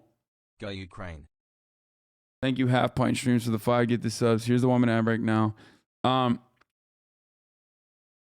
Africans denied access to trains out of the country are being held at gunpoint at the border. Only Ireland covering it so far. Yeah, we're going to cover that right now. Here, a Ukrainian security officer kicks Indian students at the border crossing who escaped the war. What is that?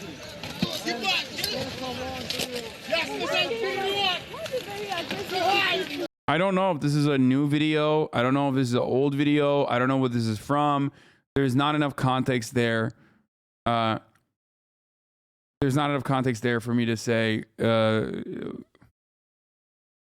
real what the fuck's happening. Okay. Locals steal Russian BMP from invaders. What? Bro, there's no way this is a new video. Okay.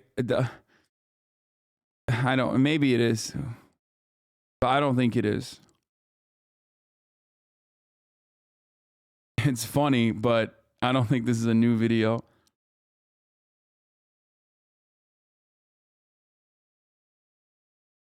India didn't stand with Ukraine. They took the same cold stance as China. So sad, but Oh, so okay. funny. Fuck the Indian civilians then, dude. Never mind. Yeah, then they deserve to die, I guess, in the fucking Russian invasion. Got it.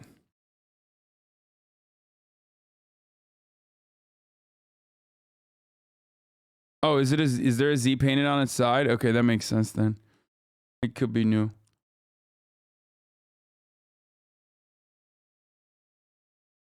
What kind of fucking dumb take is this? Oh, dude, the Indian government decided not to fucking... I love you, chat less Dude, than you 3. guys are American, okay? Like, with that exact same logic, justifiably, many other nations could just murder you, okay? For the crimes that our government has committed against so many other nations. Like, first of all, every South American country, national has the God-given right to come up to you and fucking kill your entire family then, okay? Every Middle Eastern country has the God-given right to come up to you and dome you directly in the head, kill your whole fucking family, blow up your house for the actions that your government has committed time and time again throughout history and continues to commit. The fuck kind of stupid take is that, dude? How dare you? How dare you fucking try to punish the citizens of a population?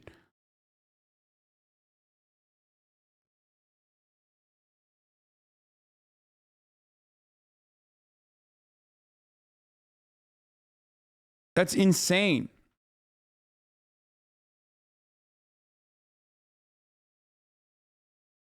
Smile, smile. Just think twice before you fucking get so horned up to be so violent, so openly violent. It's sad. It's scary.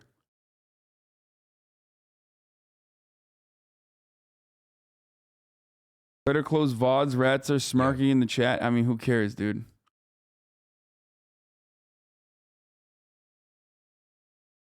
Zompegger says white people's houses should be blown up. And no, I mean, it's like that same logic That logic is fucking ridiculous. It's totally ridiculous. This one's even better. The Ukraine-Russia crisis in simple terms. Ukraine used to be... I'm not reading this. I will never read that. Stop. Stop.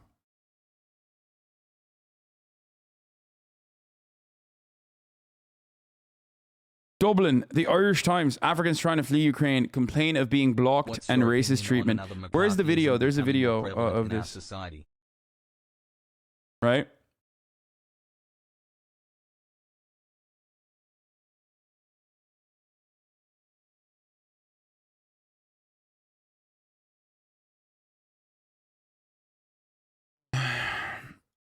Toxic masculinity is going to destroy Ukraine. Toxic masculinity is going to kill us all, isn't it? I don't even have the words. I'm beyond heartsick for the people of Ukraine. Good night, Twitter. Yeah, that's what's going to do it. Only redhead shanks can end the war. Watch out, they're threatening to shoot us. We're currently at the Ukraine-Poland border. Their police and army refuse to let Africans cross. They only allow Ukrainians. Some have slept here for 2 days under the scorching cold weather, while many have gone back to Lviv. Slava Ukraine. We don't have arms! We don't have arms! We don't have arms! We don't have arms! We are students! We are students! We don't have arms! We are students! We are students! The self-report on the guy is real. This isn't one of those savage sandy countries is basically what that man said. We are students! We are students! We are students! We are students!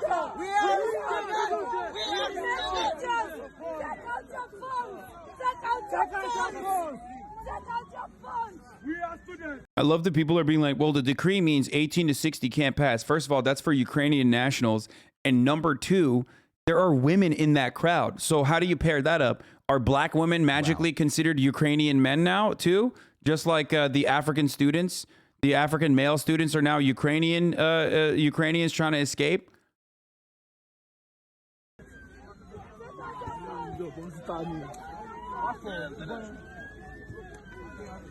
Hey, yo, We are students! We are students! We are dying! We are dying of cold! I can't tell if this is the Poland side or the Ukrainian side that's stopping them, by the way. Like the Ukrainians that are stopping them from entering into Poland. I don't know. But I don't think that's the Polish, I don't think that's a Polish guard. Because I'm pretty sure, despite what their takes in other circumstances have been historically, despite what Poland's point of view has been historically about, you know, immigration from non-white countries, I do believe that they have an open border policy at this moment. Also, the other side of this is that, like, bro, Polish people historically fucking despise Ukrainians, okay? They fought. Like, there were massive battles fought. So, like, them opening up their fucking borders in this situation is also of historic significance, for the record. You know? It's a big deal.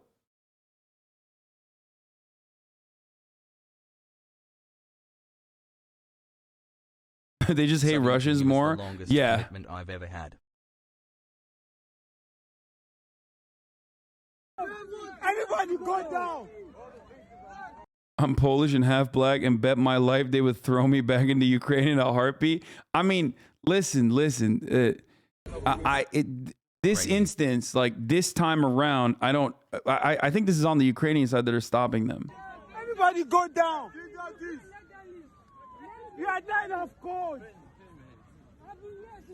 We've been here for 3 days. We died of cold. 3 days. Why didn't they leave earlier when every country told them to? Dude, you're crazy. Are you on crack? You think fucking every country was telling them to leave early? No, they weren't. The fucking Ukrainian government was like, yo, it's not that big of a deal. It's not that big of a deal. Of course they're not going to fucking invade. People love to come in here and be like, dude, I heard from you, and that's why I'm stuck in Ukraine now. My friend is stuck in Ukraine because he's a big fan of you. But like, no, you fucking idiot. They literally they weren't told to leave or evacuate for at all. The only people that were like, the invasion is imminent, leave now, the invasion is imminent, was the American authorities. The Ukrainian authorities were like, no, that's not happening. This is unfair. This is unfair. Why point gun as foreigners? Why point gun as us? Why point gun on us? You have to find your right. Please go on live on Instagram. We don't have arms. We don't have guns. We are students. We are students. Gun on us. Crazy. What the fuck is happening? What? We don't run. We don't have arms. We don't have arms.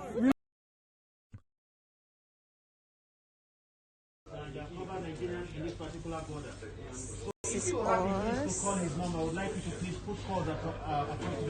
Why would Ukraine care about black people leaving their country? Real question. No, they want like the evacuations to, I think it's two parts. One, because they want all males to stay in. They want all males to stay within the Ukrainian borders because they want to force them into conscription against the Russian government. And two, I think they want Ukrainians to take first priority. Because there's like, you know, especially on trains and shit, there's like a limited number of spaces. So they believe that like the African people are not real Ukrainians. So they just don't want fucking, that's why it's like the Ukrainian, they're prioritizing the Ukrainians, the white Ukrainians that are leaving. Or at least according to on the ground reports, that is what they have said so far. On the ground reports, not completely fucking...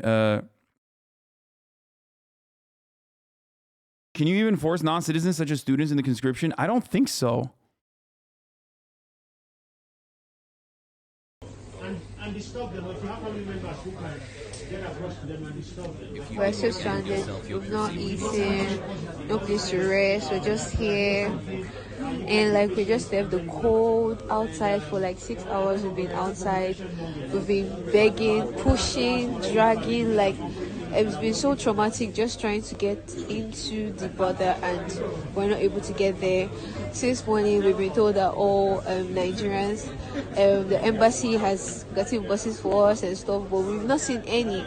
And then like we watch other nationalities leave and it's really, really so sad. Like people have been crying, people fainted. It's really horrible. Please, Nigeria, please come to our aid. Christ. The community of Africans in Ukraine stranded at the border, much of them women and children. This is happening now. The lady in the video is holding a 2-month-old and it's 3 degrees Celsius outside. We are in search of aid in hostels. Enter inside the gate.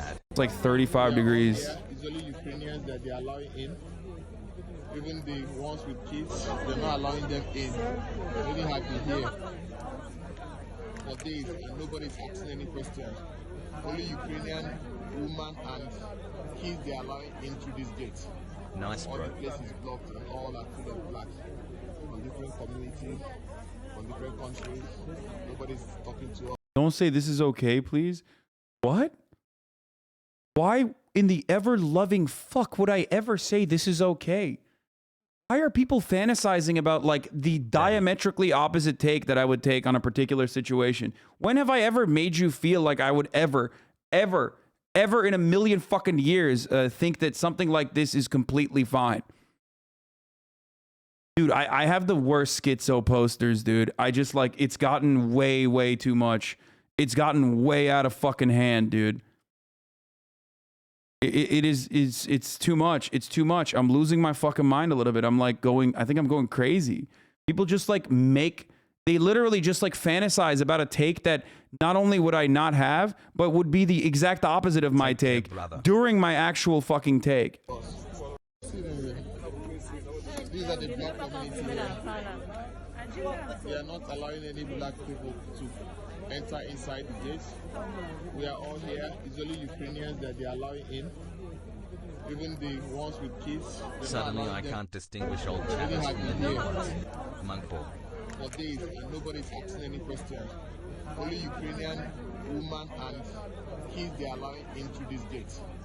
All the places blocked and all are full of blacks. From different communities, from different countries. White people happy look at this Modajan. You're covering an aspect of news and not mainstream news is not covering, and we get rated from 4chan. That is probably what the reason is. A little bit. Africans denied entry onto a train taking people from Ukraine to Poland by Ukrainian soldiers and police.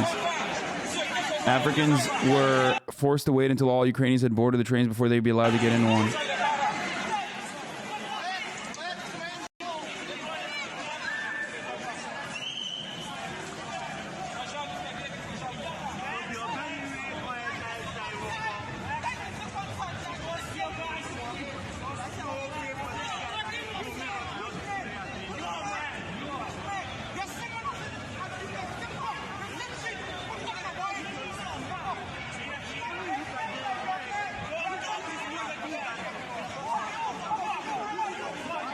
Why is Poland so racist out of curiosity? I mean, this isn't even Poland's racism, for the record. This is Ukrainian guards that are doing the fucking racism. So, I mean, while Poland is, you know, while a lot of the actions of the Polish state could be seen as white nativist, in this one instance, I don't think they are at fault. They might be in the future. I don't know what's going to happen. But right now, they are not at fault. Still not as bad as Russians. Dog, this is nothing. I mean, the only thing that the Russians have to do with this is that they are the reason why there's people trying to escape the country because they're bombing it. But that's a ridiculous thing to bring up in this situation. This is in Ukraine, though.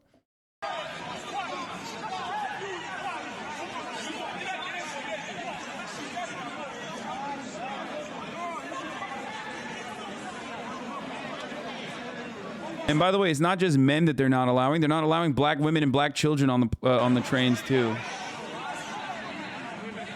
So that whole like, oh, it's just the men attitude kind of falls apart too.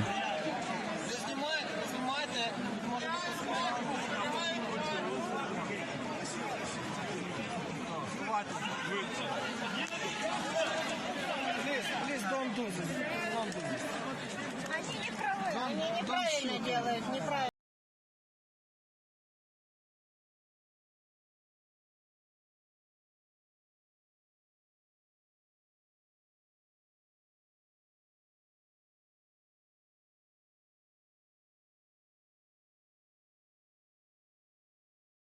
Poland's advocating for Ukraine's path to EU membership.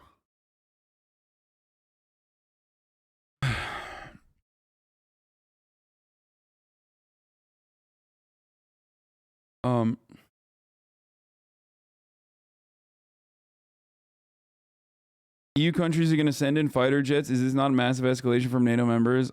Yes. And also, those fighter jets are not going to fly themselves. They have to send in pilots too. It is a massive escalation. At this point, they're just trying to offer as much like material support as possible without directly sending troops. Let's just bring or even when they do directly send troops, it's not like an official formation, but rather a battalion of people that independently decided to go and fight in Ukraine, because they can't officially send fucking troops, because that would mean an act of war. That would be a declaration of war against Russia. Right. Lady's saying this isn't right what they're doing at the end of this vid. Oh.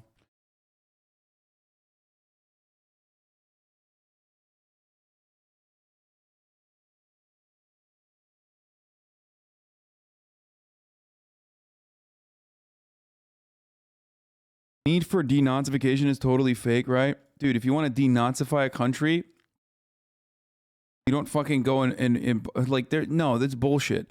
Like, are there Nazis in the Ukrainian National Guard? Absolutely. Are there like neo-Nazis? Are there a lot of nationalist forces that are growing? Sure. Does that justify full-scale invasion and bombing fucking Kyiv? No, absolutely not. Not up to, it's just ridiculous. It's completely fucking ridiculous.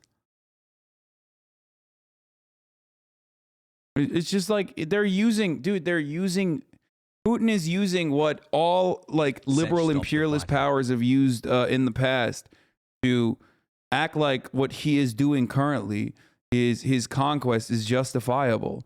That's it. That's it. That's the whole point. Like, you're never gonna hear me say like, oh, it's not like the Azov battalion is not a big deal, or like that nationalism is not like a fucking, you're being crazy, like you're doing Russian propaganda. Like, I'm not one of those people that says shit like that. It is true. There are straight up fucking there are straight up Nazis, or neo-Nazis rather, and those affiliated with them, even in the government, not like a lot, but certainly in the government, despite the fact that their party, Svoboda, is not nationally popular at all. I think they got like 3%. However, you know what actually fucking legitimizes Nazis? A massive imperial power in that fucking, in your backyard, coming into your country and murking your people, okay? So you're not denazifying Ukraine, you're Nazifying Ukraine, maybe, okay? You're making it harder for leftist Ukrainians, anarchist Ukrainians who have fought historically with the fucking Azov battalion and other like violent hooligans who have now gained prominence as a consequence of the 8 years in fucking Donbass to gain even further prominence and have a strategic foothold within the Ukrainian government in the future. You mean against? What did I say? Did I say something wrong? Sorry. I meant like the anarchists that are fighting against the Ukrainian anarchists and Ukrainian leftists and trade unionists that are fighting against the football hooligan turned paramilitary Nazis and neo-Nazis. 3 months says hi. Okay, Russia is not imperialist. They're irredentist. How about that? Is that a better argument for you? Does that make you happy, Mr. Semantics? Yes, there you go. Okay, yeah, they are. They're irredentist, okay? 20 months and I don't have a funny message. I'll try again at 21. The latest satellite imagery that we have received. This is coming from Maxar Satellite Imagery. They are a private US space technology company, and they have been tracking the buildup of Russian forces for the last few weeks. These images that they have released appear to show a very large deployment of Russian ground forces. You can see lots and lots of military vehicles there, hundreds of them in a convoy. Now, this is apparently to the northeast of the Ukrainian city of Ivankiv and moving in the direction of Kiev. Wait, what is this? Saying that all of Ukraine will become a Nazi because of this is not a real argument. It's like in Full Metal Alchemist when everyone's blaming the Ishvalan for being violent when it's not all of them. Wait, no, dude. What the fuck? Ukraine Ishvalan? No, I'm not saying that Ukraine will become Nazi. I'm saying that historically speaking, when an imperial power, when a fucking large power encroaches on your borders and destroys your fucking country, people become more nationalist, okay? My fear, not that it fucking matters at this time right now, is that that might happen as well, but we don't know, so shut the fuck up, please.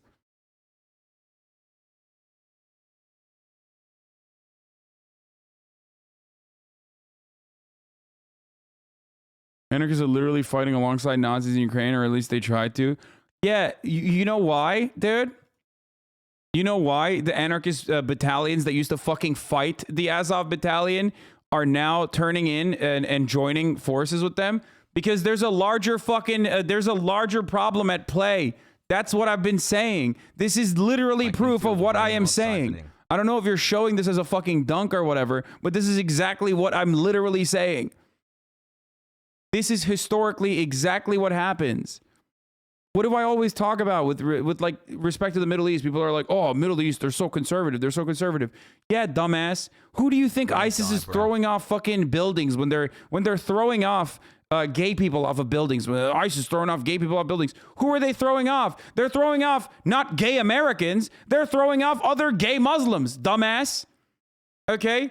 And the whole point is they would be able to fight back against reactionary forces internally. I've learned a lot from you over the years. Consequently, some of people have converted to the right-wing politics. Exactly. That's what I mean.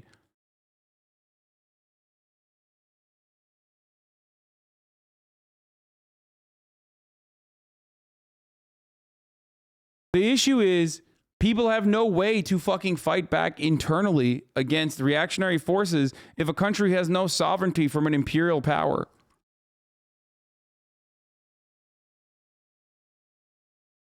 The argument makes no sense because there aren't Nazis in Afghanistan and that country got devastated. Dude, I'm banning this fucking idiotic weeb, dude. Just because you're a fucking stupid weeb who keeps saying this is just like Full Metal Alchemist. You do not deserve to speak in this chat, you stupid fucking weeb. Holy shit.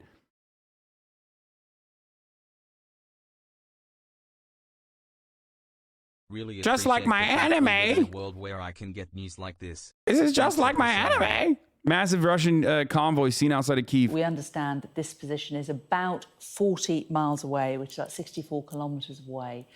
And this convoy extends for more than 3 miles in length, about 5 kilometres long. And from the images, it's believed that it has contained fuel, logistics. Damn, is a solid argument. You just invaded his privacy. What? No, dude. The fucking argument is idiotic. Afghanistan didn't have Nazis, but they still had reactionary forces. Not every fucking reactionary force has to be a literal Nazi or a neo-Nazi. They can be the fucking Mujahideen, which are also hyper-conservative, fundamentalist, Wahhabist Muslim extremists, okay? So some of them are, actually. Not all of them. But that's a great example because you have different coalitions and different factions within the Mujahideen that normally would be fighting amongst one another to win out in their endless effort for territorial control, but then they all get together and fight back against the USSR, which was the encroaching power in that circumstance, okay? Or they get together and they fight back against America, and they form whichever one of the most reactionary forces is the one that fucking controls everything, becomes the Taliban in that situation, okay? That's just how it works. It doesn't have to be, they don't have to literally be Nazis. Armoured vehicles, and it is travelling along the Shevchenka road, moving towards Ivankiv. So just to reiterate, these images have come to us from Maxar, which is a private US space technology company which has been monitoring the movement of Russian troops in Ukraine. Other satellite imagery that we've seen today shows Antonov Airport. Ukraine don't have a means to blow the convoy? No, dude. Bir Bayraktar saldırısı nasıl olurdu ya? Turks are so funny. They're so hyped about this because their fucking drones are being used for the first. Their drones are being used in Ukraine. So every time Turkish people are writing in Turkish in the chat, they're like Bayraktar, Bayraktar, which is the Turkish drones that Ukraine got. You know, Turkey, the NATO country, Turkey.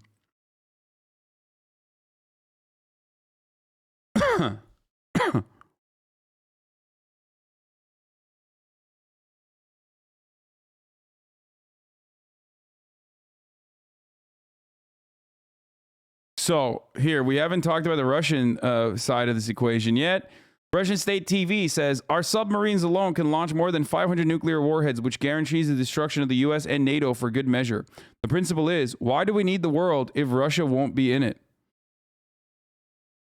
Yeah, that's right. Today, Russia decided to, one, simultaneously push for peace talks, okay, in a neutral territory with a delegation of Zelensky's choosing. But then two, special mode of combat duty of the deterrence forces, how to tell with certainty. But then two, decided to ramp up its nuclear armament and nuclear preparedness, nuclear readiness.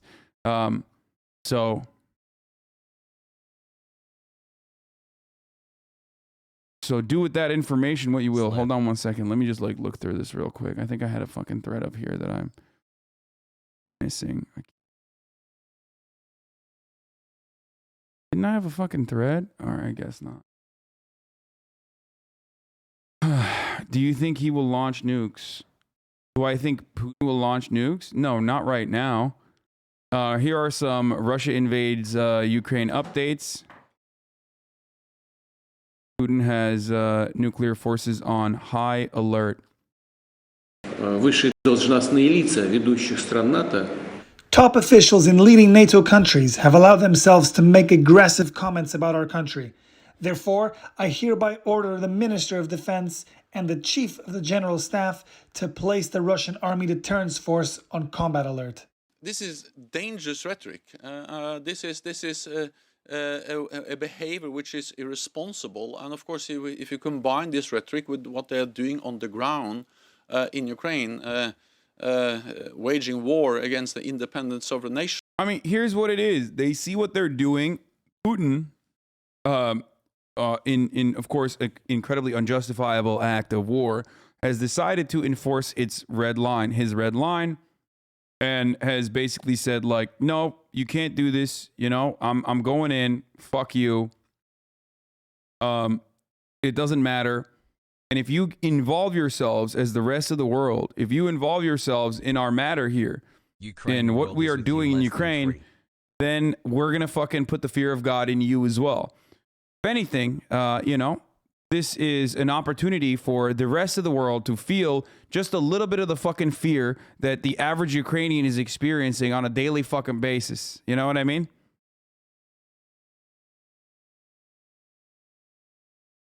But of course, because we are deeply selfish individuals on the rest of the fucking planet, because we are deeply selfish individuals, we like to watch Ukrainians suffer from afar and keep goading them and tell them, like, oh yeah, you can use a water balloon to take down a tank on your own. Like, come on, go ahead.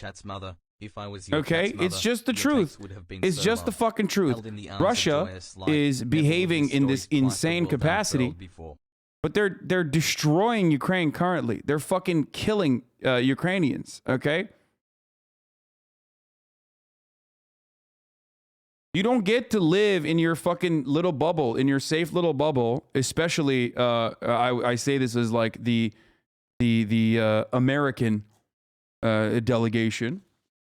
You don't get to selfishly get horned up about Ukrainian lives getting destroyed at the hands of the fucking Russian invading forces without feeling a little bit of the fucking pain, you know? And if you don't want that to happen, then urge your government to push for peace talks immediately. 11 months of brain rot.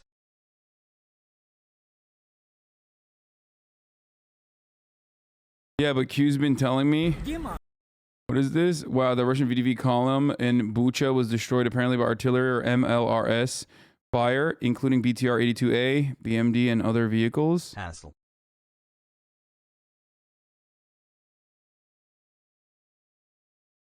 Yeah. But should NATO go into Ukraine or even Russia, in your opinion? Dude, there is no NATO going into Ukraine, brother. NATO going into Ukraine is nukes, okay? NATO going into Ukraine means nukes going into your backyard, okay? There is no... What do you mean, dude? Why does no one understand? Why does no one understand when Joe Biden was saying for the past month, we're not sending troops into Ukraine, Jack? Well, like, why do you think he was saying that? You think he was saying that because he's a pussy? You think he was saying that because he's a coward? He's not as brave as Donald Trump or whatever? Is that why? No.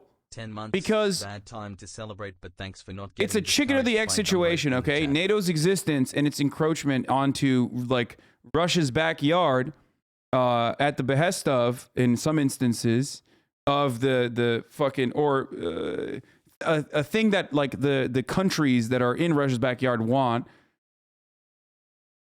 and the inability of Ukraine joining NATO is because of Russia's access into Ukraine. And if it was up to Russia, Poland would have never joined, or none of the Baltic states would have ever been able to join NATO either. It's just that the Russia of then is very different than the Russia of now. Power-wise, energy-wise, like, they have way more fucking power, way more influence on the global scale. They can go to the OPEC states and continue operating their cartel and basically keep fucking energy prices the way that they want. Because ultimately, the OPEC states don't want to fucking lose money either. Like, it's way more important for them to continue their relationship and their monopoly, or oligopoly, sorry, than to side with America in this circumstance. They are going to go and normalize oil prices so that, like, Russia really feels the fucking burden of the sanctions.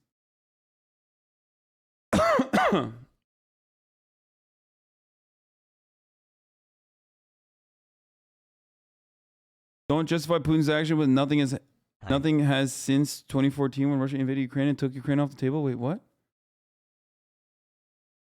Russia mentioned nukes because EU just killed their economy by freezing central bank assets, which kept their currency afloat. Yep. Straight up.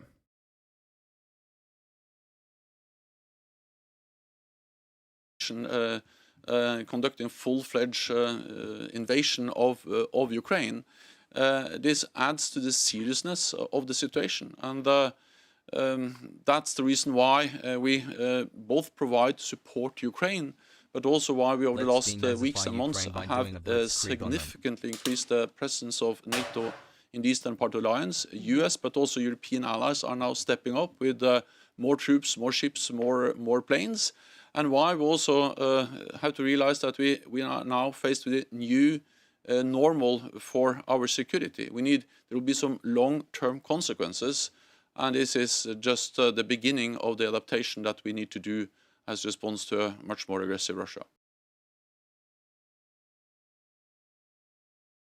I think people who keep saying that, like, if Trump were president, like, okay, Republicans keep saying if Trump was president, Russia wouldn't invade Ukraine, right?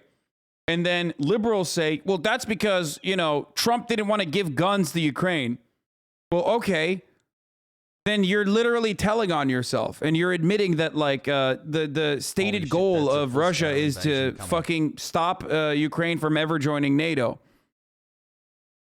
So I don't know what you're trying to say in that situation. So both of the parties there are making, like, very weird arguments.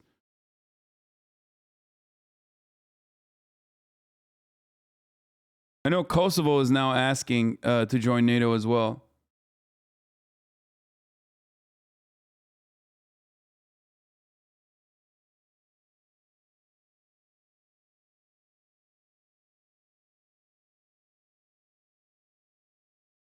Thanks for the coverage. What's your opinion on the Ukrainian president saying things like, I don't need a ride, I need ammunition? Good. I mean, he has demonstrated strength in a time when his country is being invaded. I think it's honorable. I think it's the honorable thing to do. But also, I personally think that it is, I think that the number one way to end this conflict is through ceasefire and immediate negotiations, like immediately. And not that this in any way, shape, or form justifies what Russia has done thus far, but leading up to this last military exercise and the invasion, there were numerous instances where France and Germany were like, hey, let's get back at the table and let's do fucking Minsk 2 again. Let's have a conversation about Minsk 2. Let's have a conversation about Minsk 2, which could, depending on the negotiations, lead to the recognition of LPR and DPR as, at the very least, like autonomous regions. Okay? And the Ukrainians and the Americans said, the Ukrainian Defense Ministry and the Americans said time and time again, that is absolutely not going to happen. Get the fuck out of here. Keep giving us guns. The Atlantic Council kept saying that Minsk 2 was completely unacceptable. What an absolutely insane take. Minsk. YN News went over Putin's reasoning and Russian-Ukraine history. Good video to educate. YouTube video title, Gravitas Plus, explained, the Russia-Ukraine crisis.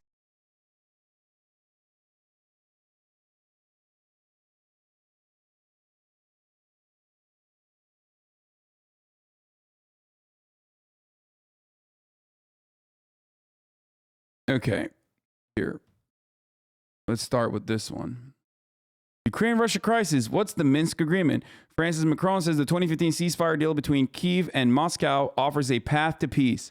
French President Emmanuel Macron pointed to the 2015 Minsk agreement between Kyiv and Moscow as the blueprint for a breakthrough in the Ukraine crisis. Following talks with the Russian and Ukrainian counterparts, Macron said on Tuesday that the Minsk II agreement, which was aimed at ending the war in eastern Ukraine, is the only path on which peace can be built. But the deal, named after the Belarusian capital where it was settled, was never fully implemented. It never did. It came on the back of Minsk I, an earlier failed attempt at a ceasefire agreement. Brokered by France and Germany, Minsk II again sought to halt the conflict that began when Russia-backed separatists seized swaths of territory following Russia's 2014 annexation of the Crimean Peninsula. But years on, there has been no full political settlement, and deadly fighting between Ukraine and the rebels continue. What are the Minsk agreements? Ukraine and Russia-backed separatists agreed on a 12-point ceasefire deal in September 2014. Its provision included prisoner exchanges, deliveries of humanitarian aid, and the withdrawal of heavy weapons. However, the agreement quickly broke down with violations by both sides. Finally. Okay? Minsk 2. Representatives of Russia, Ukraine, and the Organization of Security and Cooperation in Europe, and the leaders of separatist-held regions in Donetsk and Luhansk signed a 13-point agreement in February 2015. Now, if you ask Minsk 2, the Russians will say they weren't, or if you ask the Ukrainians, the leaders of the separatist-held regions are non-actors in this circumstance, because that would mean recognition of those leaders and that being a separate territory. And if you ask the Russians, they'll say, no, it wasn't us. It was actually the leaders of the separatist-held regions in Donetsk and Luhansk. So both parties never actually fully agreed to even who was signing the agreement in general. Okay? Which is why Minsk 2 was also a failure, even though it, I guess, pushed back the heavy artillery and the shelling by like 15 miles into different borders. The deal's 13 points were immediate comprehensive ceasefire, withdrawal of heavy weapons by both sides, OSCE monitoring, dialogue on interim self-government for Donetsk and Luhansk in accordance with Ukrainian law, and acknowledgement of special status by parliament, pardon, amnesty for the fighters, exchange of hostages, prisoners, humanitarian assistance, resumption of socioeconomic ties, including pensions. Remember, Poroshenko literally was charged for treason. The prior Ukrainian leader was charged with treason, prosecuted for treason for dealing in 2014 and 2015 with people in Donetsk. Like, literally. That guy who was a fucking not a good dude in any way, okay? Like, not exactly a fan of Russians. That dude was charged with treason for coal trading in the Donetsk region. So just remember that. Ukraine to restore the control of the state border, withdrawal of foreign armed formations, military equipment, mercenaries, constitutional reform in Ukraine, including decentralization with specific mention of Donetsk and Luhansk, elections in Donetsk and Luhansk, and intensify the trilateral trilateral contact groups work, including representatives of Russia, Ukraine, and OSCE. Charged but still walks free. Yeah, he walks free now because, you know, he came back with a fucking AK-47 to fight back against Russians. Anyway, probably in an act of subservience to the state to showcase. So,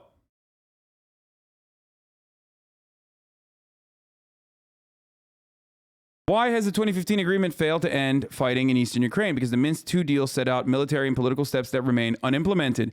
A major blockade has been Russia's insistence that it is not party to the conflict and therefore not bound by its terms. In general, Moscow and Kyiv interpreted the pact very differently, leading to what has been dubbed by some observers as the Minsk conundrum. What is the Minsk conundrum? Ukraine sees the 2015 agreements as an instrument to reestablish control over the rebel territories. It wants a ceasefire, control of the Russia-Ukraine border, elections in the Donbass, and a limited devolution of power to the separatists in that order.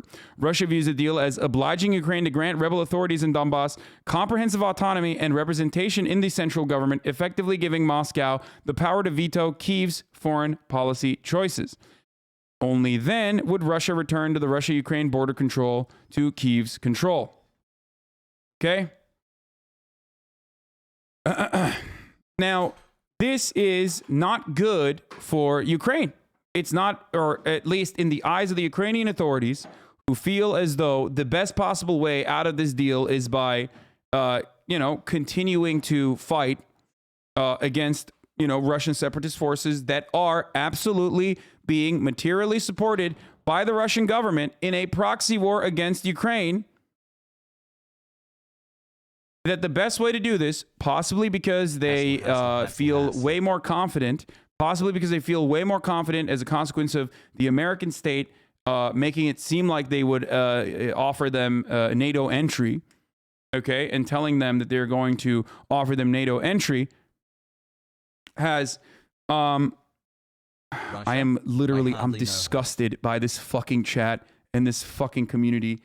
It is like, you are worse than the fucking neo-Nazis that come in here to just like say, I am being, I love Putin or something like that. When in one singular educational moment, all of you fucking dumb bitches are so bored because I'm not directly talking to you that you start literally copy-pasting like what Austin is writing in the fucking chat. Jesus Christ, dude, I feel like I'm in a class with like 84,000 little babies who can't just fucking learn something and be a little bit more productive in this conversation in a back and forth situation. You have to start spamming shit to try to get my attention. It's so fucking annoying. Jesus Christ. It is no different than the fucking Nazi dude that comes in here to be like, you're a fucking fan of Putin, you know, Turkish piece of shit, you're not white, whatever the fuck that people are saying. Or the neoliberals that come in here to be like, you're again, you're a fan of Putin. GGWP no winners. Just like learn a little bit, okay? Learn a little bit. Like this is an opportunity for you to learn something new. Because I've talked about this time and time again, but never this much. Never this much coverage. Okay?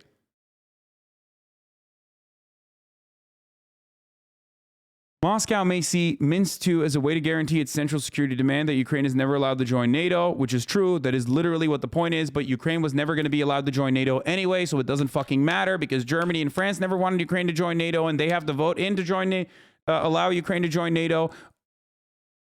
So that doesn't even fucking matter. So the point of this conversation, the problem in some way falls on Western supervision and and Western hands because they kept saying, oh no, we'll let you join NATO. That's why Zelensky was tweeting 3 days ago, like, let us join NATO. Where are the NATO nations?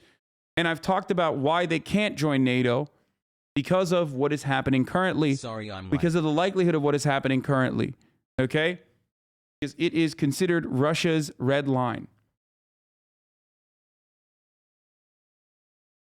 The Minsk II deal offers a vehicle for direct talks between Ukraine and Russia, and due to France's mediating role in the agreement, provides Macron with the opportunity to play peacemaker on the world stage as he gears up for re-election at home. For ex-Soviet state Ukraine, the deal could present an opportunity to wrest back control of its border with Russia and end the threat of Moscow ordering another invasion, at least for now. Kyiv says it will never allow Russia to have de facto veto on Ukrainian foreign policy decisions, and many in Ukraine see the fulfillment of Minsk II as a concession to Russian aggression. But there may be room for compromise. All parties have expressed willingness for dialogue. So what ended up happening in the situation was that this basically fucking this was something that was floated time and time again, and most of the you can't really here let's look at, I'll give you guys where this is coming from. Like here, open democracy is a great example. Okay, George Soros. Everyone is talking about Minsk, but what does it mean for Ukraine? If you look at all of the Western NGOs and their coverage on the Minsk agreement, okay, even though now some people will openly admit that the only pathway towards actual like an actual peaceful solution comes through the Minsk agreement. France has maintained that position for a long time. So has Germany, okay?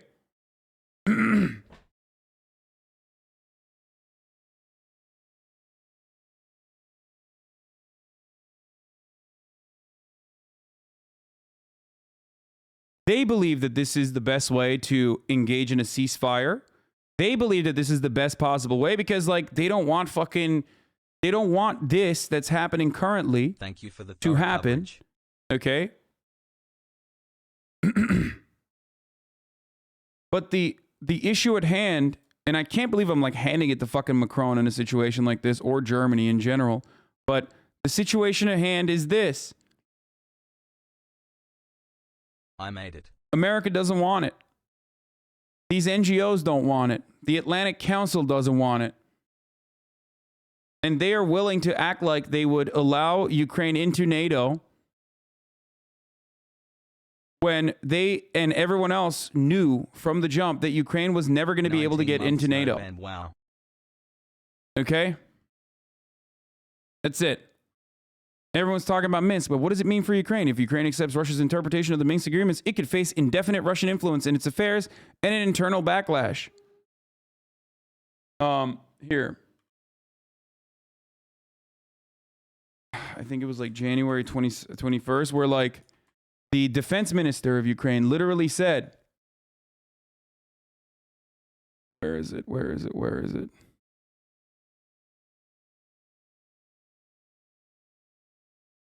Trying to find the Reuters article of the defense minister literally saying, we have 2 million reserves. We have 2 million reserves. We'll push back against Russia before Russia's invasion. Like, we don't want to do Minsk. We don't want to do Minsk. We have 2 million reserves. Like, we have guns. We have firepower to push back. And at this point, if this is going to happen regardless, okay?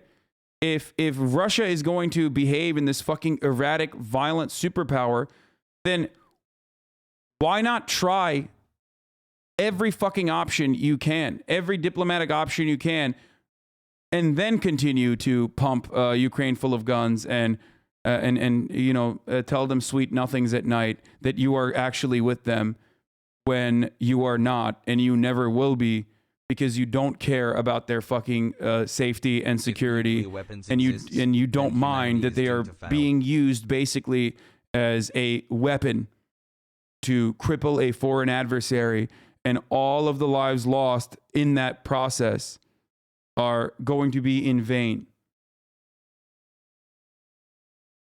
Someone tell this Putin guy to knock it off.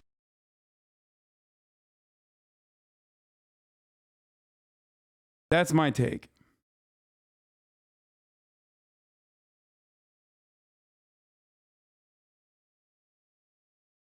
And I don't even know. I'm not even 100% certain that like Putin will stop now, because what the fuck? Once you've invaded, it's over. You have to continuously keep troops there. Like, once he did this, like, I don't know if Ukrainians will ever fucking forgive this. I don't know if they ever will forgive what Putin did here. They shouldn't.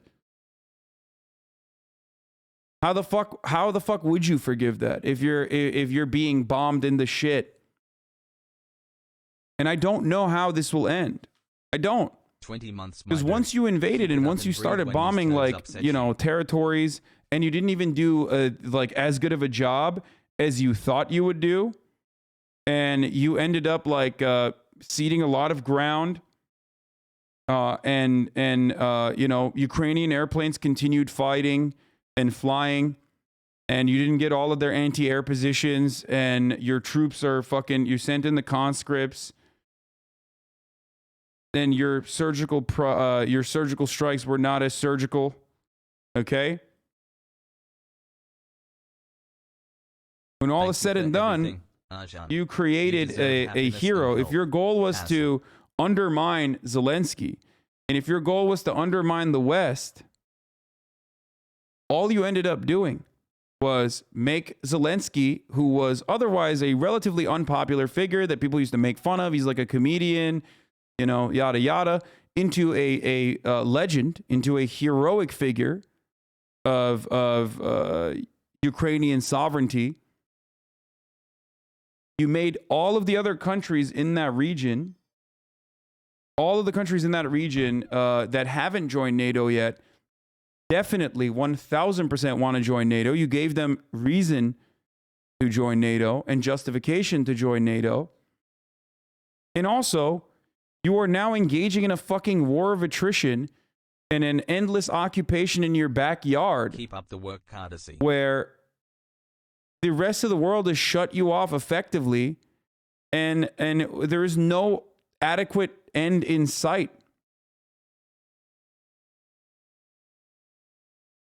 It's fucking craziness. It is madness.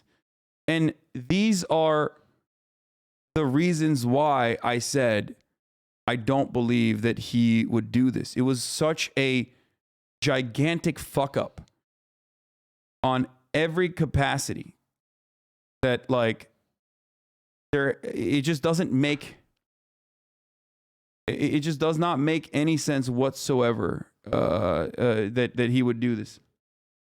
For all of the reasons that you are watching right now unfold in front of our eyes. UK is now providing additional $53 million in humanitarian aid to Ukraine. I'll go on my phone when I don't. UK Prime Minister doubts Russia's president's sincerity in entering talks with the Ukraine. Like, this is disgusting, by the way. Like, at this point, either you fucking subscribe to nuclear holocaust, or you shut the fuck up and put an end to this fighting. Straight up, I'm serious. Either you put your fucking money where your mouth is and you do the nuclear holocaust, okay, and everybody fucking dies, mutually assured destruction, or you allow peaceful negotiations to at least happen, okay? Because our posturing on the West is so fucking disgusting. We're literally just like goading Ukrainians. We're like, yeah, we're with you. We're giving you support.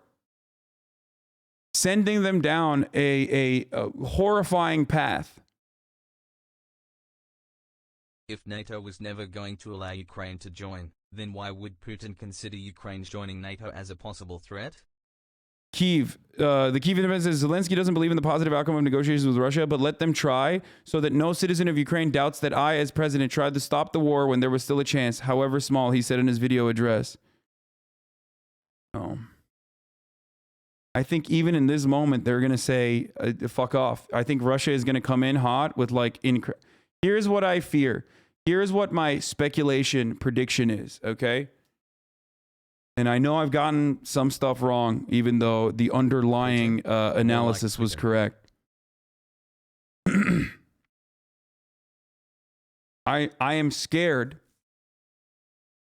I am scared that Putin is going to come in to this negotiation with incredible, with like all of his fucking strong arm, with his, he's going to put his dick on the table with his generals, not with like actual fucking diplomats, not with a delegation that is there to have a conversation where concessions will be made. Okay?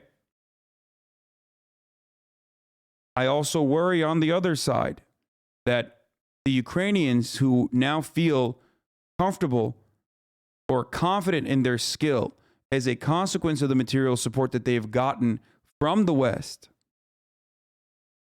okay, and confident because of their performance thus far in defending against the Russian invasion, which is very good, and I do believe that militarily speaking, tactically speaking, the Ukrainians have done a very, a much better job than expected against the Russian forces. So with that confidence, they are going to not want to make any concessions whatsoever against the brutal bully that is Vladimir Putin. Okay? And then after that, what's going to end up happening is, I fear, a much worse assault and much worse invasion. Not with like fucking conscripts and not with strategic military locations being bombed, but straight up Baghdad style shock and awe.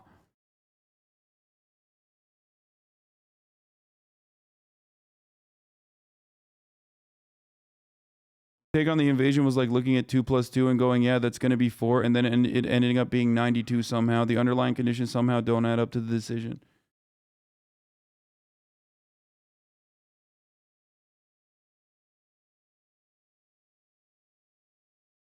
And the other side of this is because Vladimir Putin decided to fucking invade. Okay? Because he started bombing Ukraine, because he decided to invade, like, even if Zelensky backs down and actually concedes on certain points, then you're going to see hyper-reactionary forces that now have a fuckload more arms from NATO and from the Ukrainian government who are going to fucking turn around and say, fuck you, Zelensky. You're a goddamn puppet to Vladimir Putin. You're a goddamn Whatever Russian happens, puppet. this will Fuck change the yourself. world forever. And then you have Nuclear a war is beautiful not a thing we should opportunity ever for be a thinking fucking about. right-wing coup d'etat. BTW, hi, I'm Boom. from Portugal. OW8, it doesn't exist, never mind.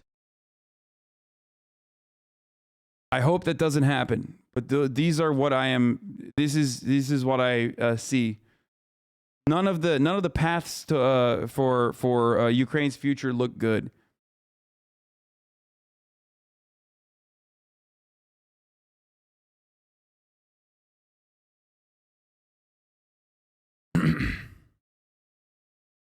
No maidens? As 5.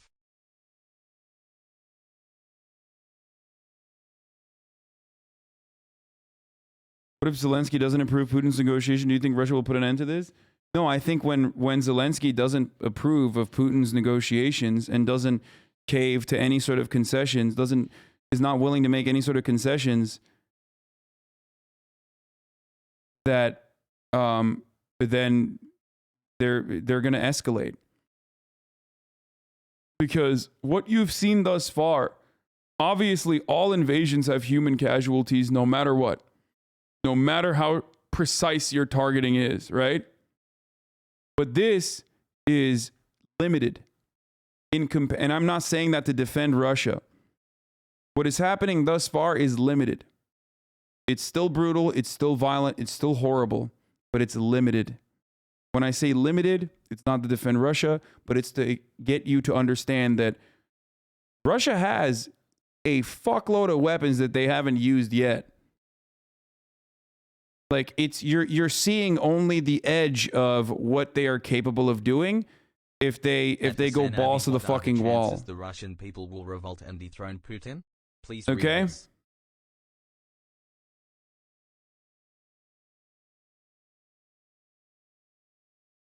And I don't know if all I'm stating is I don't know if the sanctions and all these other fucking all these other things that hurt the Russian population is going to end up destroying Vladimir Putin. Like, I don't think you're going to be able to create a I like how you always have to say I'm not defending Russia. Yes, because most normal people know I'm not defending Russia, but I'm not dealing with normal people. I'm dealing with people that come in here to be like, oh, dude, you defend Russia. And when they realize that, no, I don't defend Russia or don't defend Vladimir Putin, they have to literally find a fucking way to clip me out of context. So I always have to qualify it every single time I say it. It's really stupid, but it's just the reality. I think the reason why Putin so recklessly invaded Ukraine is because he thought Zelensky was weak, because he never dared to meet with Putin, but he might have changed his mind about him now. No, I don't think so. I mean, I don't know.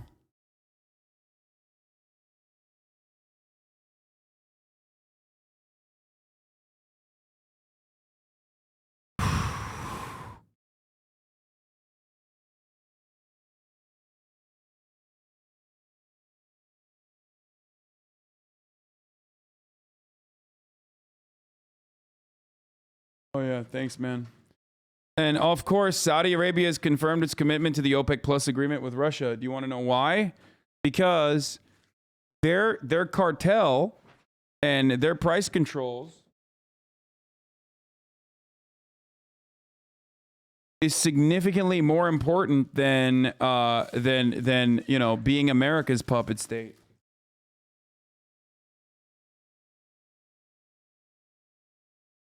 Being America's puppet is not as important as maintaining the price controls on your main main commodity that you sell to the rest of the world. Thoughts on everything happening with Ukraine. That's our ally, baby. While I don't agree with all your opinions, I appreciate your. That's our ally. There's such a good ally that like we turned the other cheek when they're doing fucking artificial famines in Yemen.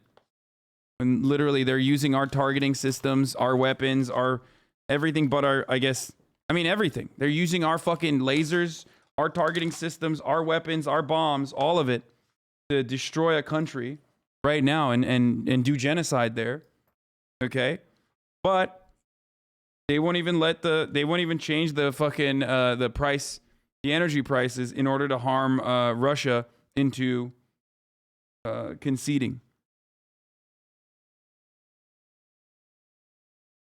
So whenever people have a black and white approach to these incredibly complex geopolitical, you know, these geopolitical circumstances, these dealings, these developments, I laugh at all of you for taking like such a weird like liberal approach to it, like storytelling. Like there's no Marvel Cinematic Universe here. There's no like clear good guy, clear bad guy. There's a profit motive, Hassel, thank you for and that's covering what all takes this. precedent over everything else.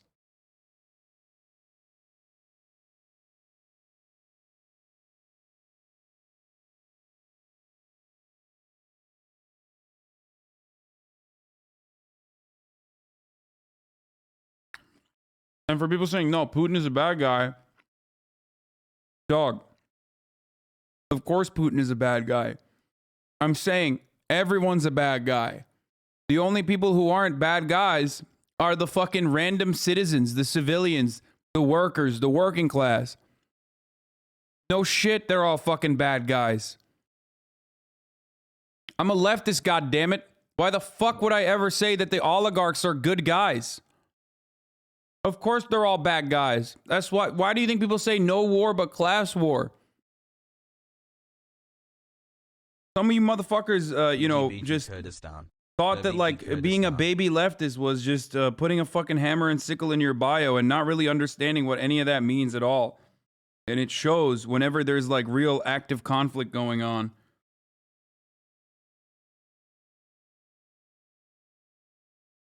Be good, chat. We have Everyone loves liberalism so much. If no war but class war, aren't you on the other side? Yeah. Yes, I'm a bourgeois. Exploiting all of you chatters.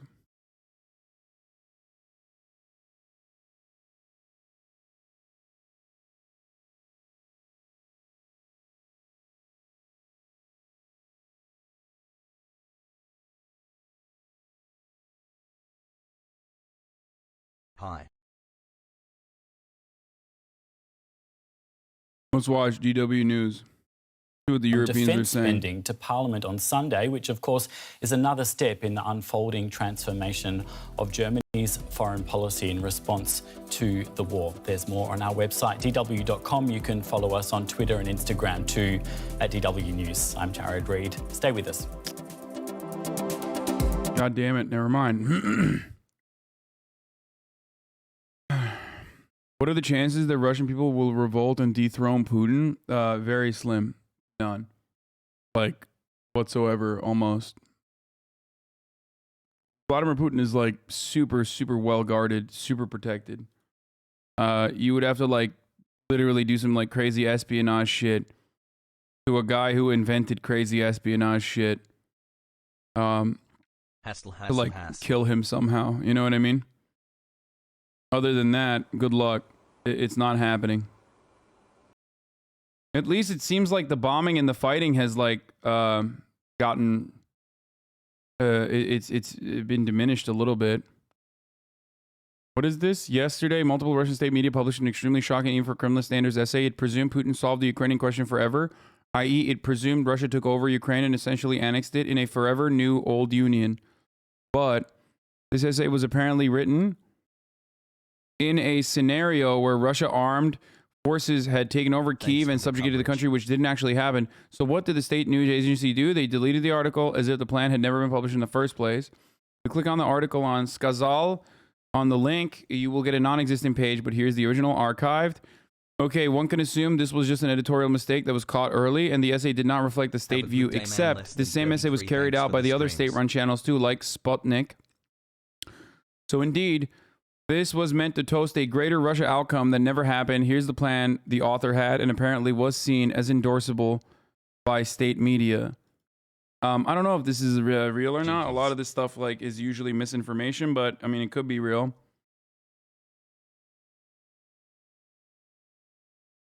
Maybe.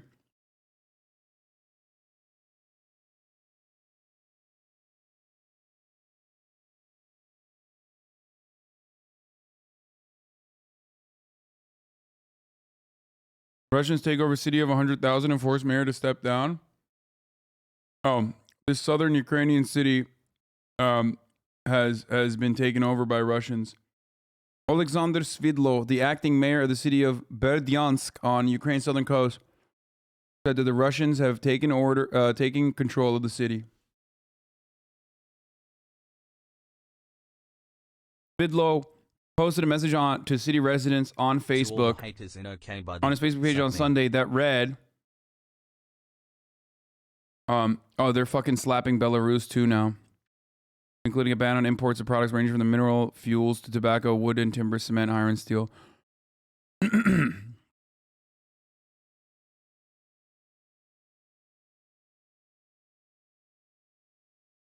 He posted a message saying, a few hours ago, you and I witnessed how heavy military equipment and armed soldiers entered the city and began advancing through our hometown. I try to inform all the residents of the city so that you have the opportunity to hide in the shelters. Touch Grace. R.I.P. Bozo.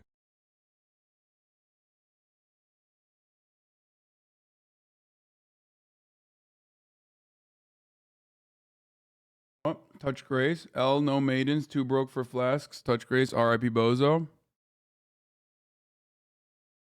All right, let's go to CNN. Thanks for being with us. Appreciate it very much.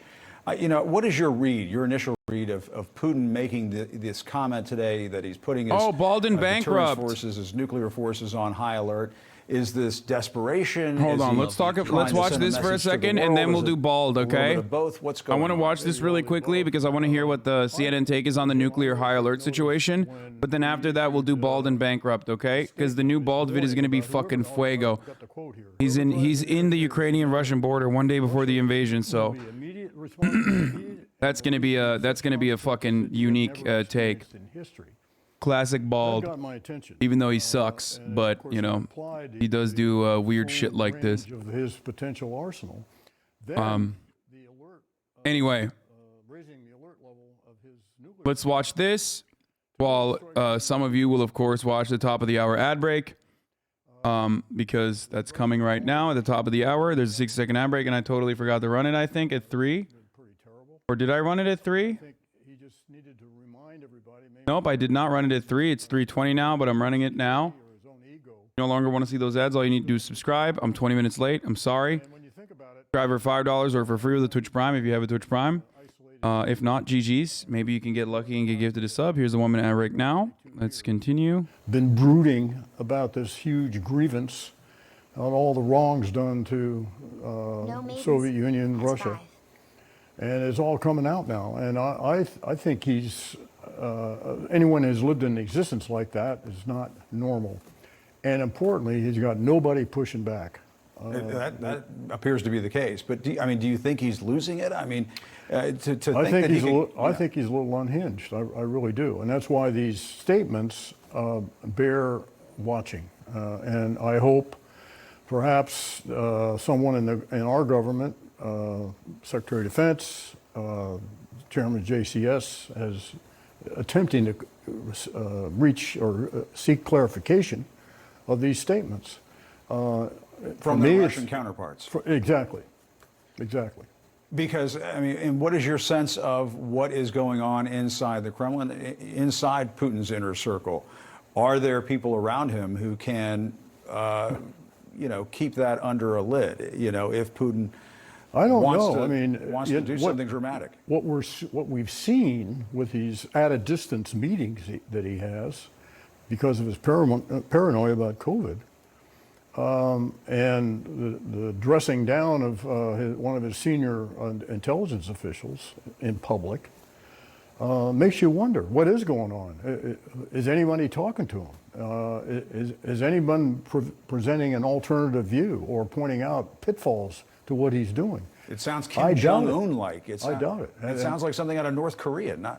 Well, yeah. It doesn't sound good. Let me ask you about what you mentioned this earlier. You alluded to this, the Russians having trouble on the battlefield in Ukraine. More than expected, I guess. They're having problems with fuel and morale, according to a NATO official.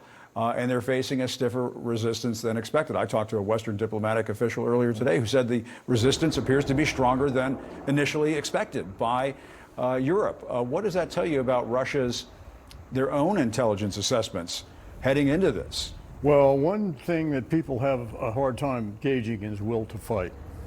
We've had our challenges doing that, and I think what's happening on the battlefield in Ukraine right is a combination of the unexpected stiff resistance. My man's like, yeah, we totally did not analyze well when we were talking about the fucking Taliban. The performance of the Russians for 20 who are too years spread out and don't have the logistical capability to provide sufficient fuel or the ammunition, Viet and Cong food to their troops. Moreover, it doesn't appear to me the troops actually know what they're doing and don't seem to be very motivated to be invading. Dude, this is so Ukraine. stupid, by the way. So that's just simply stating that the Russian troops are fucking conscripts and bad and don't know what the fuck they're doing, and they must be bad at fighting, is such a terrifyingly overconfident sentiment to express against the world superpower. I'm shocked that they're not doing more fear-mongering that would be closer to the fucking reality of what Russia can do. Well, I mean, it's not getting, maybe it's getting through to a segment of the population for sure, people who just watch state media and that's it. Right. But if there are people on the streets of Russia in that, in that kind of quantity, in those numbers, that suggests that there are people who are saying, I don't believe Putin anymore. That's right. And I think this is, to the extent it does You're appeal to forgetting what I anybody else, it's always mention. Younger people. I talk about how Russia underestimated Ukraine's defenses, but you're forgetting what I've also followed up with, which is that Russia is also limiting its striking capabilities at this moment. You are a fucking idiot. That is not simping for Russia. Saying that Russia underestimated Ukraine's defenses, but is also keeping its striking capabilities limited, and that the brutality could be so much worse when they haven't started even using like non-smart missile systems to do like actual shock and awe style bombing, indiscriminate bombing in Ukraine is entirely different. And it's weird that a military analyst or national security analyst doesn't recognize that and mention that. It's quite remarkable, the agreement now, the international agreement to impose them. And when the pain sets in, I don't think Putin could sit still for that. I would look for cyber attacks against our financial sector as a first resort. I will say, and I don't mean to hyperventilate over this, but the Russians do have a different attitude about the use of nuclear weapons than we do, principally because their conventional military force is not anything near what it was in the Soviet era. So they are quicker to, at least doctrinally, to resort to the use of tactical nuclear weapons. Dog, we're the only country on the planet that's ever used nukes, by the way. Coupled with these statements, I think bears watching, I'll put it that way. All right, James Clapper. We are literally the only country on the planet that's ever used them. We will be watching, as I know you will as well. Thank you very much. And I want to take a moment to show you some images from around the world, a truly global show of support for you. We are the only country that has ever used them. What a laughable fucking sentiment. I mean, he's not wrong. Like, Russia does threaten to use their nukes. But like, we use them. He's like, oh, Russia is really, they're really aggressive. Until we're not, though, you can kind of stop. What do you mean? That's that used on combat, not the only one that tests them? Yeah, no shit. I'm talking about fucking against civilians, dude, okay? Yes, against civilians. We are the only country that has used nuclear weapons against civilians, a foreign nation's civilians. Set her passport on fire. We did that twice. Not once, but twice. The fate of Ukraine is being decided right now. We used it on major population centers. Not once, twice. So it's, again, kind of funny whenever people say, man, these other guys, they're fucking, these other guys, they're crazy. You got to watch out for them, you know?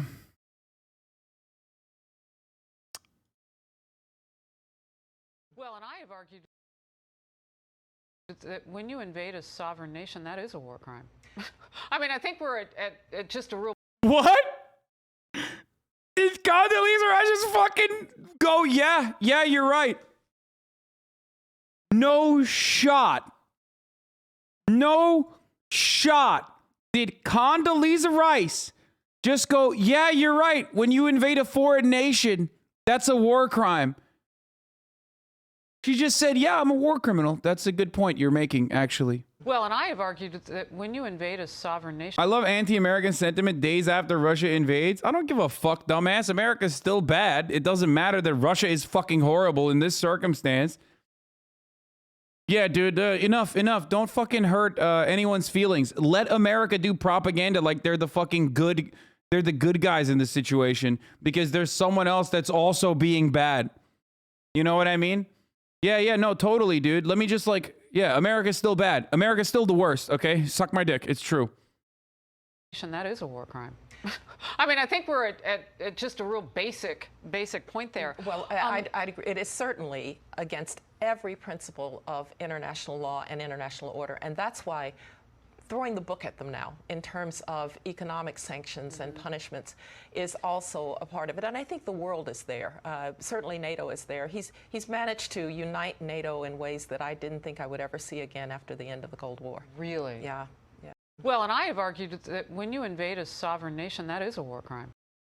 Love that. I agree, by the way. It is. You know? It is. Even if the fucking country you're invading is brown and you're America.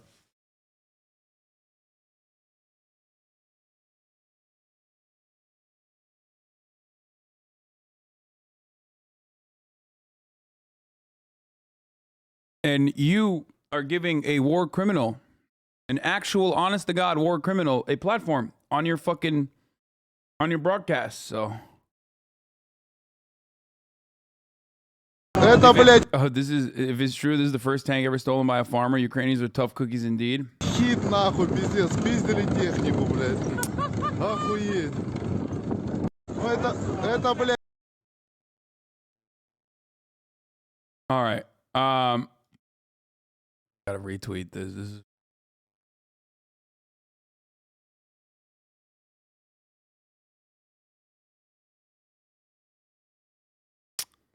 Bench people are shamelessly profiting off the war.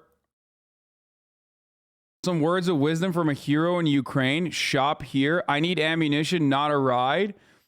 Oh my God, dude. Yo. Oh no. Bro, this is fucking, that's, wow. I don't know what to say. 1 year. Dude. You know, at the end of this, at the end of all this, like Ukrainians won't, the UN Security Council members, by the way, must keep Russia accountable for invading Ukraine. U.S. ambassador to the UN says, yeah, good luck with that. But at the end of all this, I wonder if Ukrainians will turn around and just be like, yeah, these people, you people are disgusting for doing this shit.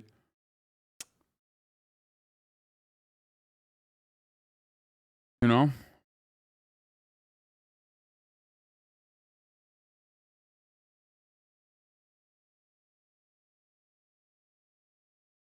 Great.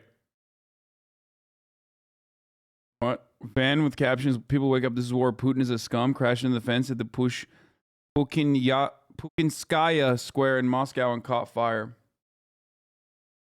Great threat on the Russian military. Why Russia will lose this war? Much of this realist discourse is about accepting Putin's victory because it's guaranteed. But how do we know it is? I'll argue that analysts, 1, overrate Russian army, 2, underrate Ukrainian one, and 3, misunderstand Russian strategy and policy goals. From the fellow at the Woodrow Wilson Center. I will take that with a grain of salt. Thank you very much. Consider a timely paper on Russian army by Bismarck analysis. It's good and informative. It's correct on its land-based artillery-centric character. It's also correct that the Minister of Defense, Serdyukov,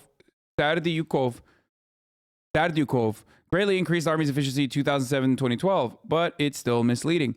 Yes, Minister Serdyukov indeed reformed the Army. He increased efficiency, fought with corrupt and crony armaments producers, improving Army supplies. As a result, he became extremely unpopular, made tons of powerful enemies, and was ousted in 2012, losing his power and status.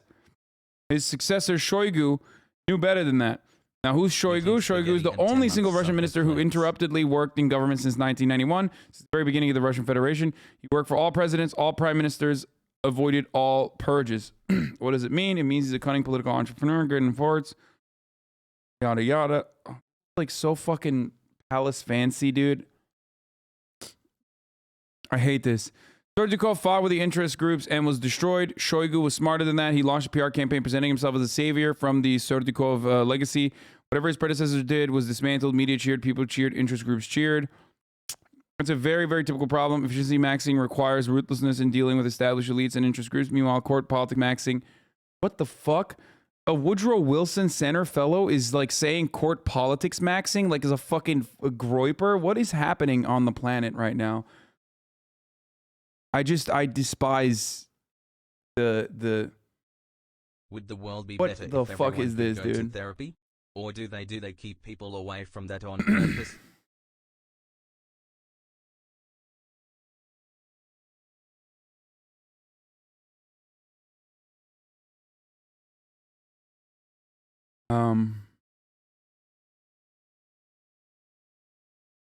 There's another issue. Shoigu is ethnic Tuan. In such a country as Russia, a minority member can hardly become the supreme leader. People don't perceive him as ethnic Russians. He is palace. It means he's not dangerous for the leader. And you can safely delegate him in the army. Damn, that's a sick-ass house. Shoigu not only purges Serdukov's appointees, pondered old military... Army and Navy have been traditional dilemmas for European... Oh, God, this is... I can't read this. I don't care. This sucks. Sorry. Let's watch Bald.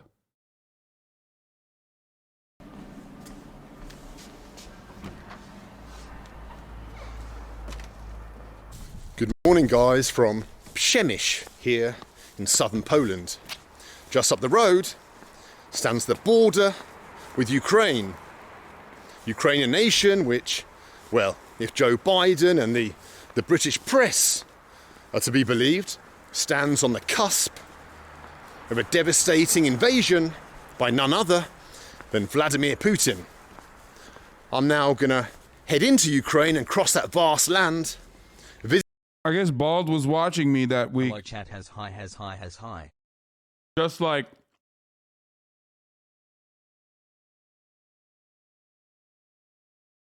I guess Bald was watching me that week. That's why he went into Ukraine, you know?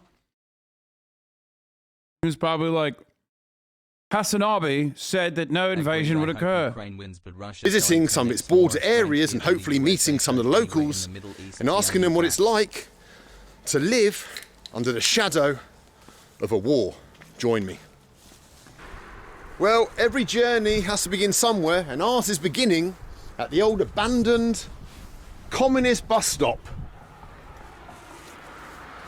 The abandoned communist bus stop of Przemyśl. From here. Okay, Medica. Granica. Okay, dobrze, dziękuję. That was me conversing in fluent Polish. You may have noticed, some of you Poles, don't be surprised. My granddad was a Pole, a proud Polish man. And so I'm back on home soil, so to speak. Back in the motherland. Anyway, we're waiting for a bus, a number 9, that's going to take us to the village of Medica, and from there we're going to walk across the border into Ukraine.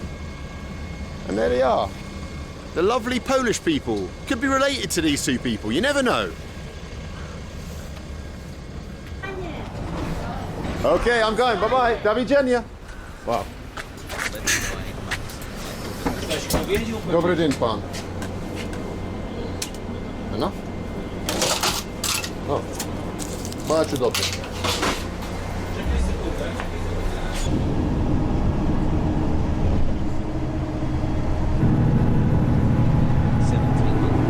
We're travelling across a region of Europe called Galicia.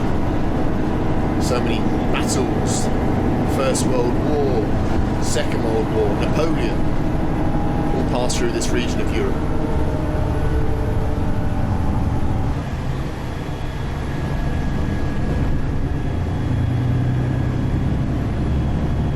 Kim burada?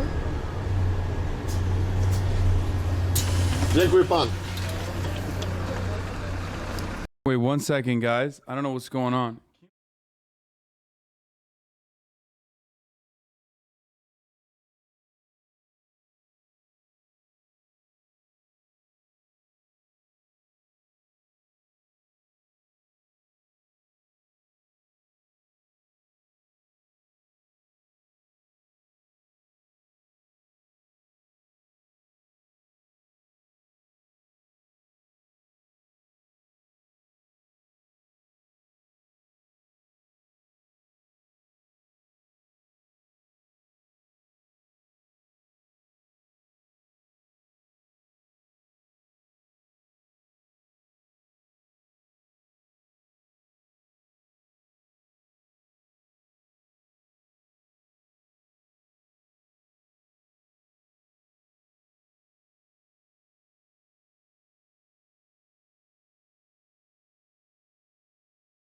Brain rot incoming.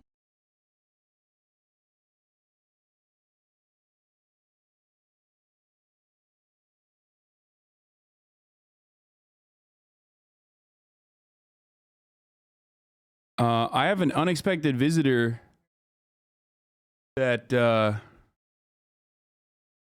that came out of nowhere.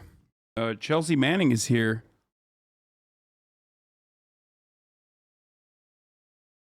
I'm not, yeah. Friend of the show. And Hasanabi head. Yeah. First door on the left. First door on the left. I need to clean up over here real quick.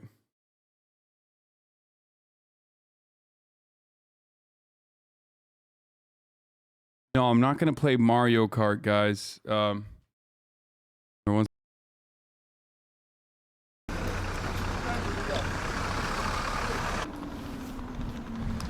Well, we're on the border, and what I like about this border between Ukraine and Poland is they've got a boxing machine so that you can settle your wars through who's the hardest puncher, the Poles or the Ukrainians, or maybe the Russians, I don't know.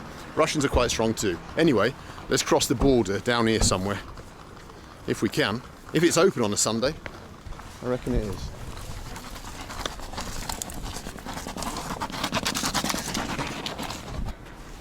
Do widzenia Polska, ojczyzna moja. Tu jesteś jak zdrowie. Let's enter Ukraine. Добрый день. Как там, спокойно еще, Украина? Еще спокойно. Да? Пути нету еще? Нет войны. Слава Богу. Нету войны. Хорошо. Женщины, как там, спокойно еще? Спокойно. Спокойно, пути нету? Не стреляй. Нет? Слава Богу. Он спокойно. О, хорошо, рад это слышать. Можна? Давайте, конечно, я могу. Ой. Давай. Дякую. 50 кілометрів судової. Да? А вы не боитесь еще Украины? Чого? Ну, война. Та яка війна? Не? Не будет? Не будет никакой войны. О, рад это слышать. Надеюсь, что нет. А.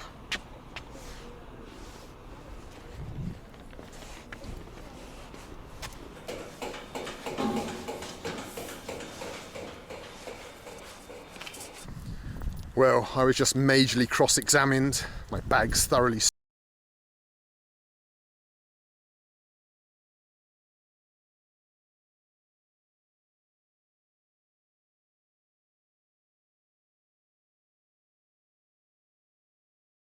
Lobu Arjan.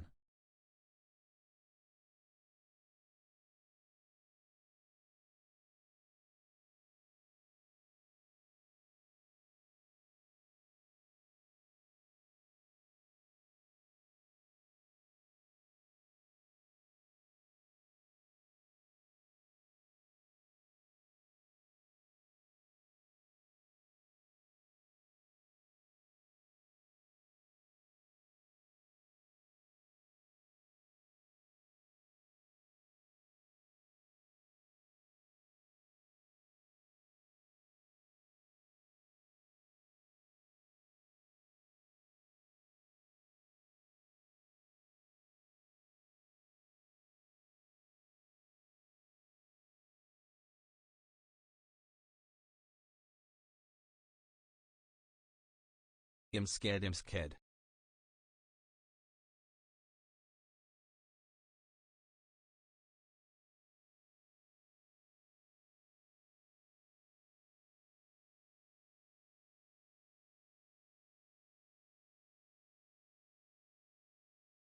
Joe Rogan, it is BB.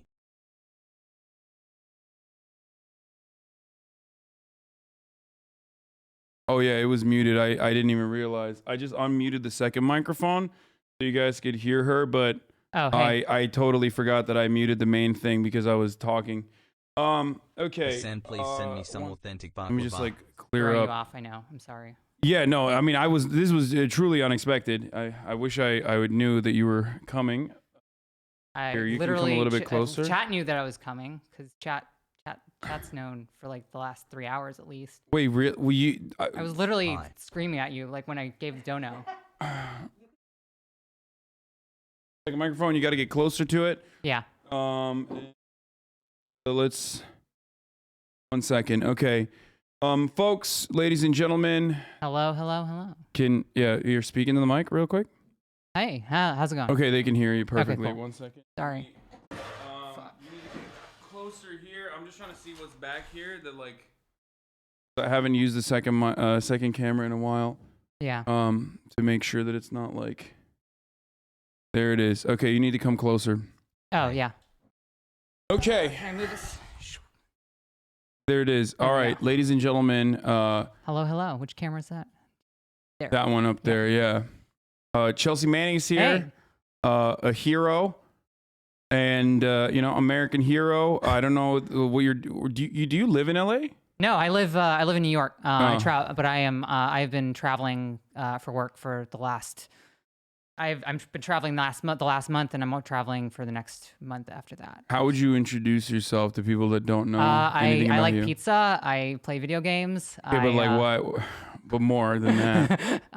What have you done? Oh yeah, so I got in trouble a couple years ago. I got in trouble like 2020, like 10. I got in trouble. I was. She got tortured by the American military for revealing information about their war crimes. Yeah. It was I don't use the T word myself. Sad. But, sorry. No, it's fine. I don't. I just say that I was, incarcerated under very extraordinary circumstances. Yeah. Oh my gosh. Like yes, papela. Yeah. And but more importantly than that, obviously, Chelsea is a Hasanabi head. Thanks for everything. And watches me play video games as well as everything else. Yeah. Playing for Chelsea has. I've been playing Elden Ring. That's what I've been doing too. Yeah. You were in the military. I was, yes. What was your position in the military? I was an intelligence analyst. So I did charts, maps, graphs, and did data science essentially. So. Kind of like Pete Buttigieg or no? I mean, allegedly, like I was kind of a lib in those days. So Did you have a mineral map of Afghanistan in the back? Actually, yes. A mineral map of Afghanistan was available to me. Yes. There you go. But yeah. I wonder why. Anyway, okay. So, but obviously, since then, Chelsea's point of view has changed, right? About American military, American imperialism in general. Yes. I may have changed my political positions quite a bit over the last 14 years, I'd say. Yeah. I wasn't like super educated. Like my politics in 2007 when I enlisted were basically like leave Brittany alone. So. By Chelsea Hassel. Makes sense. Yeah. No, this was like, I get that. I was in Turkey back then, so it was a little different for me. For me, my politics have always been around like, fuck America, obviously being on the other side of the planet. But I definitely, when I came to America, was like, yeah, I love Obama, I think. I don't know. Yeah. That sort pretty of much thing. Everyone here. Yeah, this is sick. Yeah. Anyway, but we are obviously talking about what is going on in Ukraine. Yeah, there might be a major regional, conventional, strategic force-on-force conflict ongoing that may have some significant impact. You might have heard about it. That might have some significance on the entire European continent. So I take it you've heard that Russia is invading. Yeah, I've been Ukraine. paying attention. I've been monitoring it. Not that it's like kind of a big deal, but I just wanted to make sure. I've been doing my job on my own. So my old job, the thing about being an analyst is that it never really stop. You never really stop being an analyst. So I got all my charts, maps, and graphs. I got active. Or you want to don't show it on the camera, or it's not a problem. All right, show it. No, it's just Wikipedia. Okay. So you were talking about potentially offering militarily why. Yeah. You were talking about how militarily why Russia was failing disastrously, and I feel like even your experience.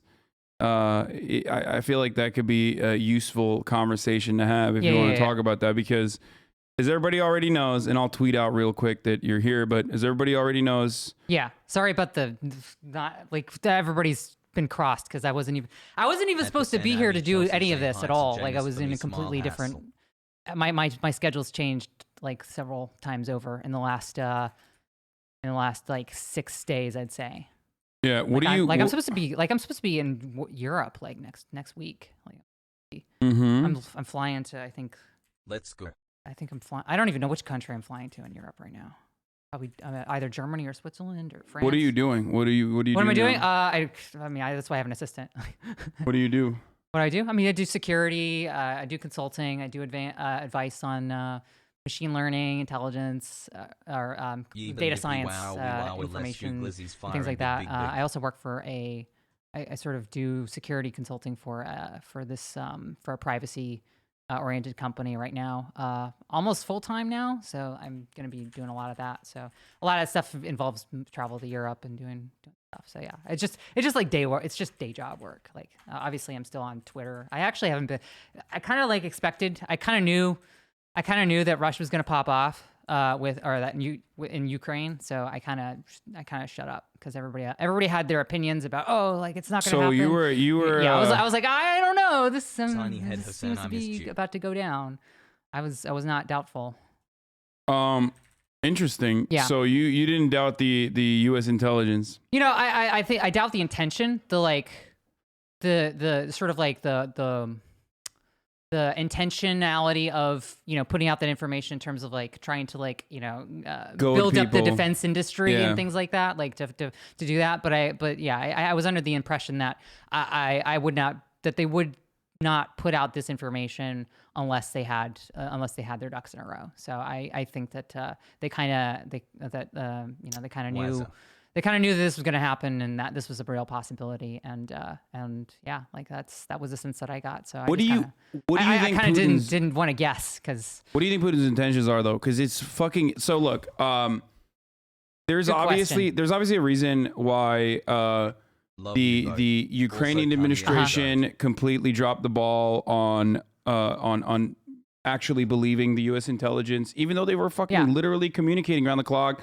There's a reason why the German intelligence security chief was like literally stuck in Kyiv and had to like drive away because he didn't think the invasion was going to happen. Yeah. Ukrainians didn't believe it. It seems like the only people that believed the invasion was going to happen was Vladimir Putin. That's it. Yeah. The Chechens, who he was communicating with, who might be responsible for the leak to begin with. Yeah. And the American intelligence that probably and nobody believed and nobody believed the Americans because the Americans have been so haphazard with intelligence. Like they, obviously the whole nuclear or this whole 45 minutes and the chemical weapons with Iraq. And sort of like the weapons of mass destruction intelligence that Colin Powell put out there. So they didn't have the credibility that anybody would take it seriously. But the question is, what was the audience, the public, or was it try to educate the public, or was it a message to Vladimir Putin to say, hey, we know everything you're doing. Yeah. We're following, we're tracking all of your steps. Yeah. I mean, it was so much. Yeah. It was so much that like it.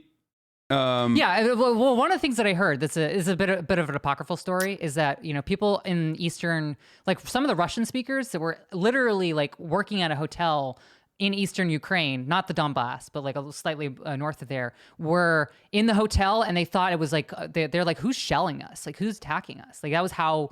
Even people who were like on the border were just like, who's attacking us? Why are we under attack? Because they thought it was like they thought the whole thing was like a hoax. So. Yeah. I mean, it was unimaginable. Yeah. And the reason why it was unimaginable, because like a lot of people give me shit and they're like, you fucking got this wrong. Yeah, you did get it wrong. You got it pretty wrong. Yeah. Well, there's a lot of NATO. You got to eat that one. And I do, but there's a lot of NATO simps who are like, oh, dude, you're fucking wrong, and you know, also America good, right? And the reason why I got it wrong and so many other people got it wrong was because there is no material reason that that to be able to be this aggressive towards Ukraine, and I don't see a way out of this conflict that will be a W for Putin in any meaningful capacity. this is absolutely insane. I mean, like, it seems erratic. It's erratic. And that's not something you can ever say. You can never be like, this is an insane person when you're doing political analysis. So that's why. But I mean, like even like I mean, certainly even his top advisors are like, what the fuck are we doing? Like, what is our end state? Like, they didn't have like you have tanks and APCs like out on the streets that are getting shelled and attacked because they ran out of fuel. So, you know, it was a total, like, as one person in response to one of my tweets about this said, like, the strategic military term for this is clusterfuck. So. Yeah, I mean, literally. So what's up? Like, I mean, first of all, I doubt the 3,500 numbers. I don't think it's like. Yeah, I mean, I think it's ballpark. I don't think that. You think it's that high? I think it's very high. I don't want to put a number on it because you can't. Like probably not even the Russians know what their actual casualty numbers are. That's insane. But it's at least north of 1,000. I would estimate. Wow. Yeah.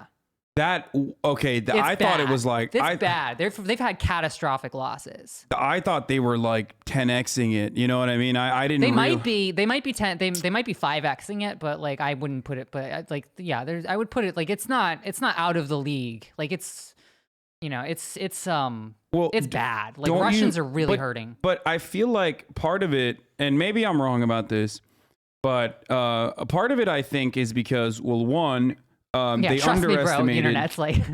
I think they underestimated Ukraine's defenses. Yes. And Ukraine has been a lot better at defending itself than Russia thought it was going to. Well, I think Ukraine's defenses were caught with their pants down. I think that they were not prepared for this. I do think that they had their guard down quite a bit, and then the Russians disabled somehow. I don't know how. Their air defenses? Either air defense. Their air defenses seem to be down for at least 12 hours. So from what I understand, or this is whether it's cyber or sabotage is. Well, isn't it also because they have they still are operating on the old USSR bases too, so they knew exactly where to hit.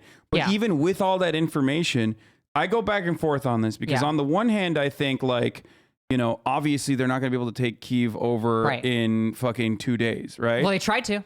But they did try to because they thought that they would be able to. Yeah, and they almost did. They got to the outskirts of Kyiv, and if they had encircled the city, they would have taken Kyiv within another 12 to 14 hours, like that militarily. I think that their window closed just. The window closed to where the resistance was just enough at just the right time for that door to be slammed in their face. They got close. They got pretty close, I think, in terms of like how they were positioned, how the armor was moving. And everything, because you don't want to go you never want to go right into a city. Like you want to like surround the city, cut off supply, cut off the ability to do air, for air support to come in, like in Berlin in the 1960s. Yeah. You know, so it became a and they couldn't take control of the airports too. Yeah, it became the linchpin of their whole strategy was to take Kyiv, and by not taking Kyiv, they have basically lost all momentum. So I mean. The second part of this, and I'm asking you if you agree with this or not. The second part of this was that I feel like this is not a Operation Iraqi Freedom style shock and awe campaign, but very limited in its striking capabilities. Yeah. Even though they don't have like a defense apparatus like we do, where we have like 100,000 cruise missiles just sitting around, right? You know, like you don't think like but they're not using like even stuff that they would use in Syria. I feel like they use it. They've used it, but they have less supply, so they don't have like an oversupply. Like we have this gigantic defense industry that just weapons on weapons and weapons and weapons, and they'll never be used. It'll go rusted before it ever sees the light of day. And then the Russians, they have materiel, but that they need constant resupply. And because they've been involved in other conflicts and they've been doing training exercises and things, they don't have as much ammunition or as advanced equipment as even though they do have advanced equipment, their advanced equipment is less in number. So you don't think that they are limiting their striking capabilities? Because like currently they still have yet to use they're still using precision weapons rather than indiscriminate bombing at Well, this they want moment. to keep the infrastructure. It's not that they care about. It's not that they care about. Exactly. It's not that they care about Ukrainian civilian casualties or anything. They don't give a fuck about that. What they care about is, although like there's the soldiers on the ground and some of their senior officers may be like, I don't know about this, but they certainly want to maintain the infrastructure. They want to keep bridges up. Yeah, because they want to take it over. Yeah, they want to and they thought run they it. were going. I think that their strategy was to take Kyiv very quickly. Like get a surrender and then install a new government immediately. Yeah. That was like, it was going to be this like, we're in and out and Which, we're by done. the way, is insane. Yeah, it's absolutely. To do it to Ukraine, to try to do it to Ukraine is fucking insane. Yeah. I mean, it was basically, as I put it in a tweet, I was like, they went all in, it's sort of like in poker, and they had a pair ace, or they had a pair ace, but then, I have no idea what that reference is, but I'm sure other people got it. You got to play poker. Got to play Texas Hold'em. But it was, you got to make sure. Cutting in and out because I'm you moving. Got to make sure. You got to make sure you're close to it. I see why you do the. Yeah, exactly. I have to. Yeah, it's better because it cancels out everything else that's going on around.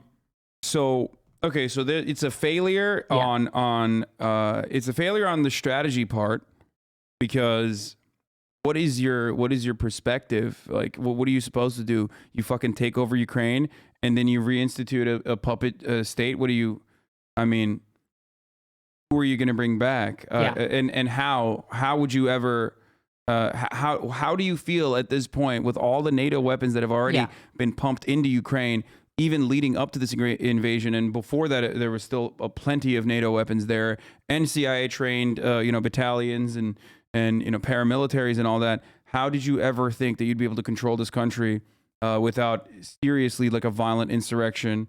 It just doesn't make sense. It wasn't that long ago that Ukraine was under, like during the Soviet Union era, they were essentially under Russia. They were they were essentially a client state for many years. So I think that that certainly, like, if you have that sort of old if you sort of have that old hat, I'm very short.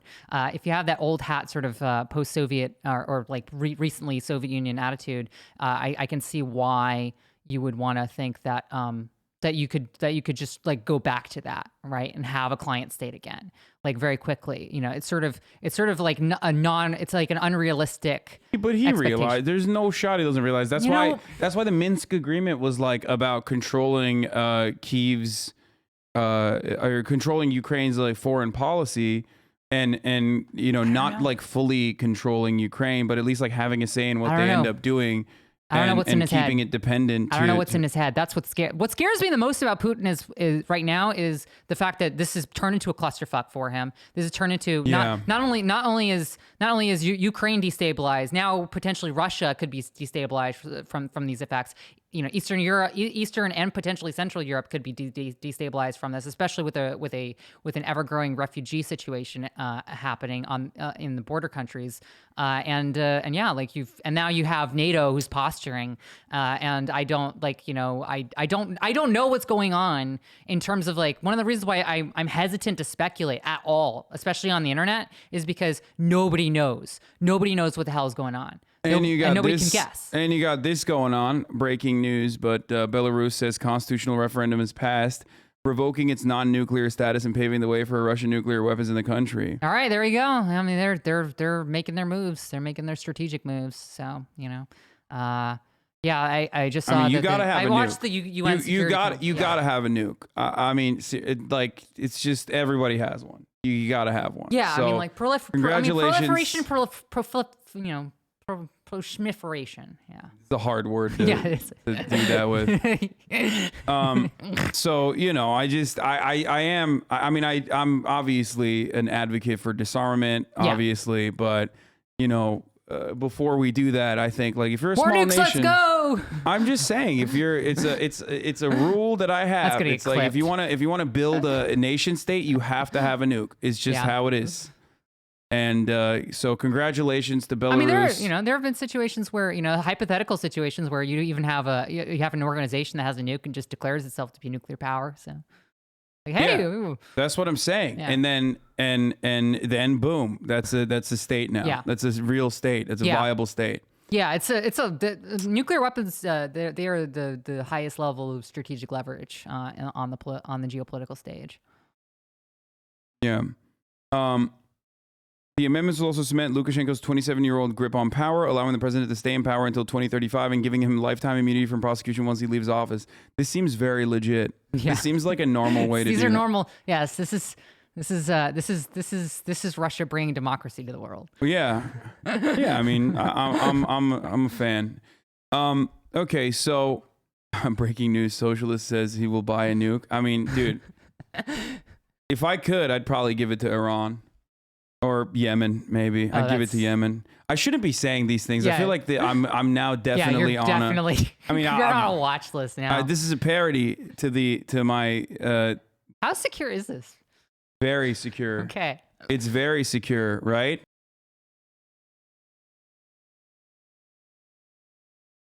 Yes. It's very secure, right? It's very secure. You're a security expert, and you think it's very secure. Yeah, this place is built like a bunker. I mean, I've seen bunkers that are actually stronger than this and heftier than this. Yeah. Okay.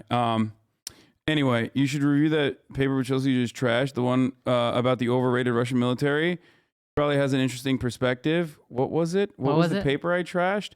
No, it was like fucking some Woodrow Wilson Institute analyst being like. Sounds legit. It just being. It was Brookings Institute. No, it was just boring because they were talking about. He was like talking about like the intricacies of how the new leadership of the military actually undermined all of the prior leadership of the military's like advances in like pushing back against lobbyists and making sure that they were supplied well, all that stuff. But yeah, that makes sense. Yeah, I don't think I reviewed that. So I have literally been like, most of my sources of information haven't been news sources. They've been on the ground information, translated Telegram posts. I've been getting information from people who are paying attention to this, like on the ground, on the ground journalists and people who have been in and out of the region in the last few years. So and have connections and know people. I also know a group of people who fled Kyiv this week. They fled and they're crossing the border. Or they have crossed the border, I believe, at this point. All right, let me ask something. What do you think about my assessment that this is an opportunity by the State Department to like? I agree that, of course, with you and every sane human being, that like Vladimir Putin is entirely in the wrong here. Yeah. Completely psychotic, unjustifiable, violent. But having said that, do you feel like the truth is you're a Putin stan. Yeah, of course. That's why you have the little spinny graphic. Exactly, to throw people off the scent. Whenever I say Putin is like a violent, kleptocratic, authoritarian, piece of shit, I'm just throwing people off the scent for all of my defenses that is to come. Yeah. But having said all that, do you feel like there's a Western interest in turning this into Afghanistan 2 for Russia, like in the same way that Afghanistan 1 was originally the USSR's downfall because America wanted Afghanistan to be the USSR's own Vietnam? That's a very good question. I think that there are conflicting interests within not just the United States but within Europe on that. I think there are certain people who do want that to happen. Certainly the defense industry. Certainly anybody who benefits from sort of civil conflicts and things like that in terms of like bringing in weapons, bringing in support, and sort of not thinking of sort of like humanitarian issues and the effects of that. I think that Germany has a very different perspective on that than the rest of Europe, for instance. I think that because like the UK is so far out and they're so sort of like connected to the United States that the reason why the United States and Canada and the UK are such fucking, they have been such awful voices in this entire matter. I just want to fucking drop. I want to put Boris Johnson, Joe Biden, and everyone in the fucking State Department into like anyone that has ever said like, no, we can't do like a peaceful a ceasefire negotiation or anything like that, or we can't come to the table, unlike what Macron and Germany was pushing for. Every single person that has said that needs to be dropped into fucking not even like Kyiv, like the Donbass. Like they need to be dropped into wherever the fucking heart of the conflict is. Yeah. Kharkiv. And then they should fight. Yes. Okay. Because it's like it's preposterous. Here's a javelin. Go do stuff. Yeah, go ahead. You fire these off, dude.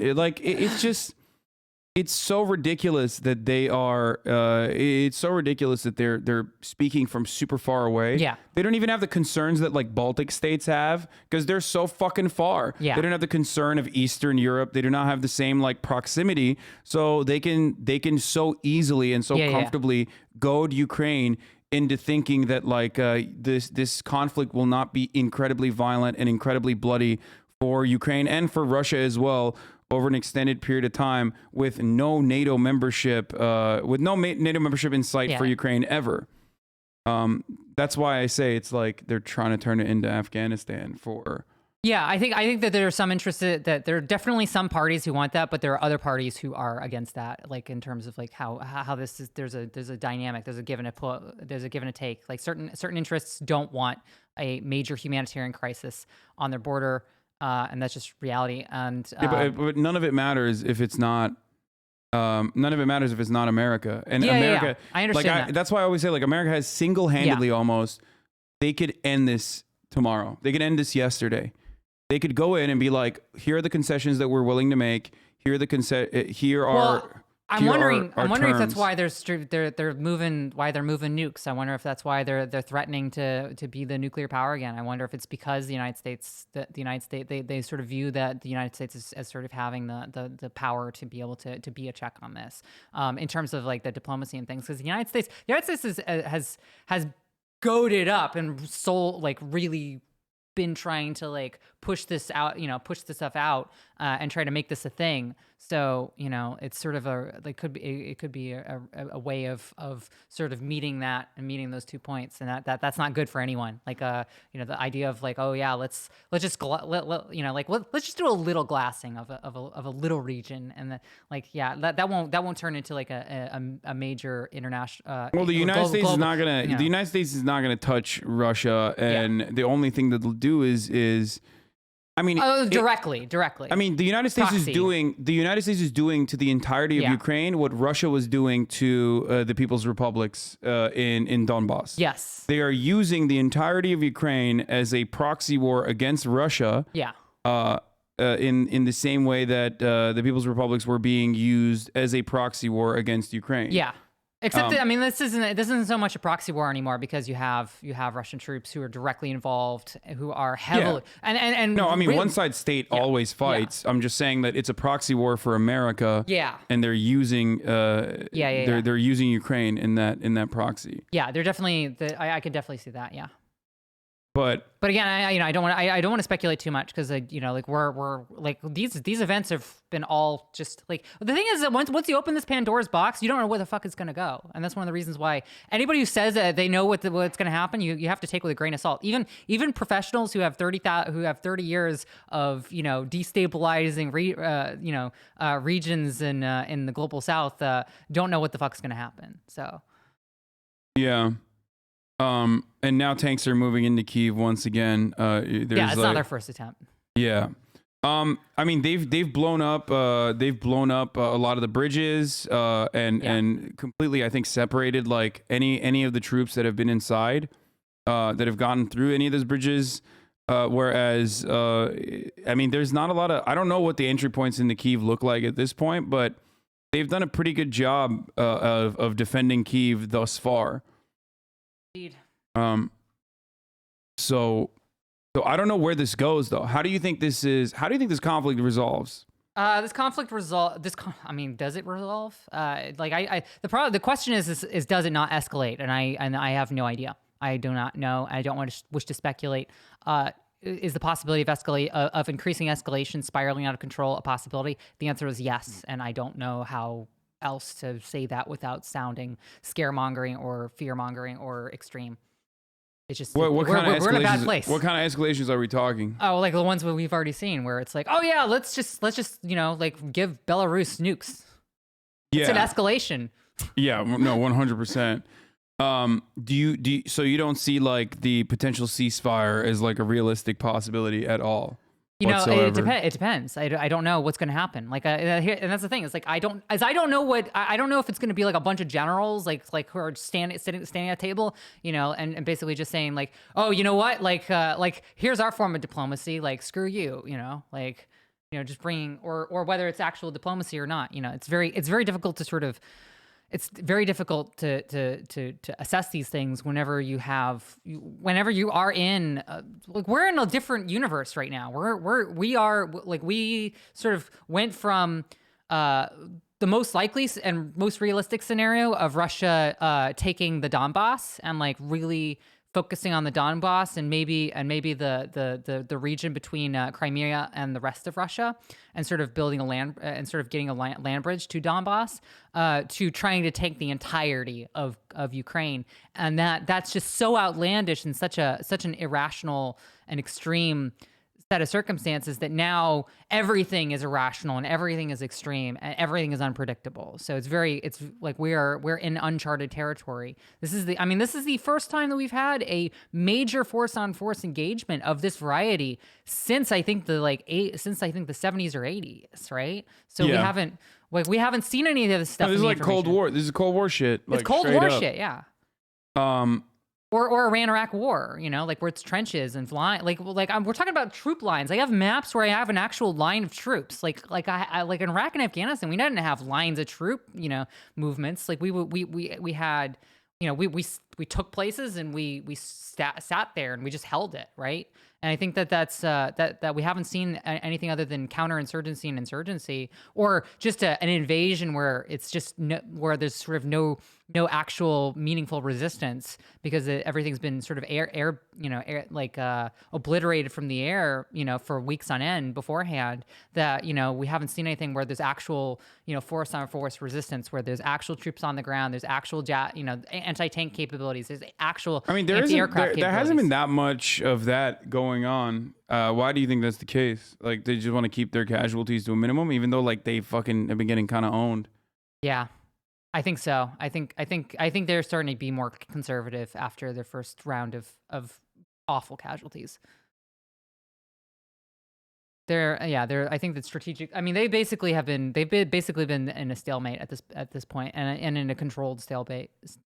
You guys massively misunderstand Russian and Ukrainian people's mentality and culture. There's no way this will turn into a long war because they're too close to each other. Yeah, they are very close. Not just geographically, but also many people have families in the other country. Captured Russians say they never wanted to fight, etc. Yeah. I mean, that's just the case of two warring nations. Yeah. It's like that's they always they are the case. like I was saying, like they were the same country at one point, and like maybe not on paper. I mean, but they have relatives living. There's relatives living in fucking Ukraine and Russia. I mean, Russia fucked up Ukraine with Chernobyl, just like within like just a year before I was born. So yeah. But I do think that at this stage, no matter what happens, like it doesn't seem like the Ukrainians are going to give up. Maybe it's just like whenever white people they get into a fight and they just sort of like scuffle and they're like, all right, and then they hug each other at the end. I don't know. I'm they did fight. Come on. Like the British and the French. Yeah. But I don't know. I don't know where this goes. Like I am fearful that. I was talking about this before, and you can maybe tell me I'm wrong if you think that, but I'm fearful that they haven't escalated to indiscriminate bombing yet. But I feel like once they realize that they're losing the war of attrition and that their source, it's supply chains that's cut a worst off. Case scenario. You have the conscripts that you sent out, and the Ukrainians are going to absolutely the Ukrainians are going to feel confident and deny any sort of concessions in this situation because they think they're winning the war completely, or also because Zelensky is fearful of coming across as like weak towards Russia because that, in my opinion, could lead to some kind of right-wing coup within the country immediately. Like this is the best time to just take over if you're like a Azov battalion guy. Yes. Like there's no better time to be like, fuck this guy, he's a Russian puppet. Boom, let's get in there. And then also on top of that, it seems like the United States is not interested in it. The conversation, they want the continuation of the war. So I don't know. I feel like in the aftermath of the failed ceasefire agreements, the shelling is going to get much, much worse. Yeah. I think it's a real possibility that they've already deployed thermobarics. Whether or not they've been used or not is not confirmed on the ground. A lot of my information is about 12 hours old from on the ground as well. Like I'm trying to pull it up right now, actually. Trying to pull up. Okay, what do you think about the thermobarics? Like, is this thermobarics are to kill people. They are like there's no it is not about infrastructure. It's not about it is about sucking the air out of your lungs and causing your lungs to be unable to breathe because they've been singed. So it's not like propaganda. It's like straight up. This is like a brutal weapon specifically designed to kill. Yeah, thermobarics like, are definitely worse than white. I mean, they're worse than white phosphorus in terms of like their effects on the human body. Really? Holy shit! What is it like? It's too new for it to be considered a war crime or something? I guess so. Yeah, because they haven't been used a whole lot. I mean, what's a war crime really? It's just there's suggestions, but yeah. Basically, it sucks the air out of your lungs and replaces the air with fire. I thought that's basically what. I thought that's what basically all like explosions do, though. But it specializes in it. That's I mean, I thought that was just like here you can see it. No, dude, this wasn't a thermobaric weapon. Chatter. This was just either this was a munitions depot. Thermobarics are usually most effective in environments which are enclosed environments. So inside of buildings, inside of caves, inside of bunkers. They're often used as enhancers to bunker busters. Oh, okay. This is Oh, so they send a bunker buster and then they send this in with it or something? Like how? No. It's like if you're in a building, like if you're in a fortified building, for instance, and you put a thermobaric round into it, like it's going to kill everybody inside. So that way you can just walk inside and you got everything. Like you got the building, you've taken the fortified position. It specializes in that. The bomb with no oxidizer in its payload, or the payload specifically meant to U.S. oxygen from the air around its explosion? Yeah. I mean, I thought that all weapons technically, all explosives technically suck up the oxygen. But yeah, they do. But this specializes in it. It's specialized. It's very, very, very good at it. Okay. It's much better at it. It's much more effective at it. I have no idea what this is, by the way. I have not seen this video. No, this is not a thermobaric blast. No, we talked about this before. The Cherkazi, the Cherkazi blast was either a munitions depot or an oil pipe, like an oil facility. But I'm pretty sure it's an ammo depot. The location was geolocalized by my autistic Discord. That's what, I mean, a lot of people were doing, I think. That's what, they were saying it was a munitions depot. Yeah. But yeah, is Russia giving nukes to Belarus, or is Belarus just hosting them? Like Belarus? I'm more impressed at your ability to read chat, given the fact that you only see it in this like 8x8 box. Yeah, no, I'm reading nonstop. It's terrible. It's terrible. I keep mine at very low resolution, or a very high resolution, so I can see like the whole gambit of things on chat. Although I haven't streamed in a minute. No, I have a brain disease. I have a bad brain where I have to read every fucking bad comment and every comment in general. What do you think is going to happen to the Russian economy with the SWIFT sanctions and sanctions in general?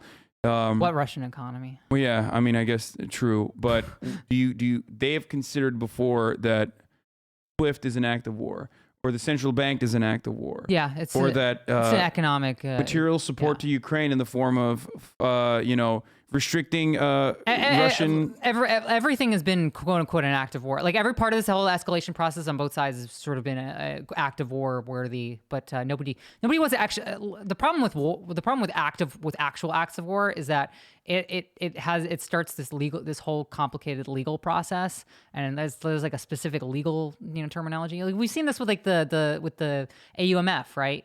Where the authorization for use of military force. Like you don't want to like there's a certain point where you don't want to trigger war being war. So like everybody just is going to be able to throw at these things that are technically legally acts of war, but nobody ever wants to cross that line. So it's just, from a legal perspective. So it's just going to be, it's very difficult to find out what is the thing that starts the whole thing. But yeah, the Russian economy is the Russian economy is like already sort of tanked. They do have natural resources. They do have natural gas. They do have oil. They do have, and they have a consumer-based middle class, economy like in Moscow and other major cities, right? So, like we're not talking about we're not talking about a place where consumers aren't available and they can't sell it. They can't make things and sell things and have, turn out their raw materials anywhere. So they are sort of like they aren't as like able to be affected by sanctions, and they've sort of shielded themselves from sanctions by being structuring their supply chains and their sort of economy in such a way to prevent that sort of thing from happening. Yeah, I mean it's going to hurt both sides no matter what if they were to actually implement full blown. Yeah, but I think that the Europeans don't want to sacrifice. Europeans don't want to sacrifice, but what the problem is that you have other countries that are able to do what Russia does, in terms of the economy and moving things over and sliding things over very quickly. China is obviously has a very big opportunity to sort of shift its resources and be able to fall into the same place and sort of providing a lot of resources apart from obviously natural gas and oil. Natural gas and oil, I think, were oversold in terms of like their political usefulness, their geopolitical usefulness, because obviously, this hasn't led to like Germany sort of saying, oh, like the Nord Stream is why we should suck allow Russia to the two toes of Russia, right? Allow Russia to dominate Ukraine. I mean, but that was I think Nord Stream was the reason why they were sending only helmets and refusing for Estonia to send German-made weapons. But I don't think the Russia. Russians expected a full-blown invasion either. What do you mean Russians? I mean the Germans. The Germans. Sorry. No, I agree. I think the Russian soldiers were all like the ones who were captured by the Ukrainians. Yeah, they said they were doing training. They had no idea. Yeah, I don't know what the fuck you're thinking when you do that. That's like insane. That makes no sense. And I legitimately, that is something that I don't understand because I've never been like one of those, people that just like is obsessed with Russia. Yeah. And like knows everything and has like read books about, how the Russian military operates. But it does strike me as like, cannon fodder and testing weaknesses by just throwing numbers at the problem before you bring in like better trained troops. I mean, there's obviously still like Spetsnaz and saboteurs and stuff that they've sent into the country. Yeah, but a lot of them aren't coming out. Yeah, that's true as well. That is true. Because a lot of the people who got from what I understand, the information that I have from on the ground indicates that a lot of special operations forces, a lot of their best were put in the most risky positions, and those risks, 5 out of 8 of those risks failed. That's crazy that the Ukrainian military. It would be like as if the U.S. Navy, as if we woke up one morning, the U.S. Navy SEALs were wiped out. I think I straight up feel like, there's a little bit of extra help there. Like, no shot is this just entirely the Ukrainian special forces that got trained by the Canadians and are using American weapons, and that's it. It's possible. I don't want to, I don't want to speculate on what, but it's definitely.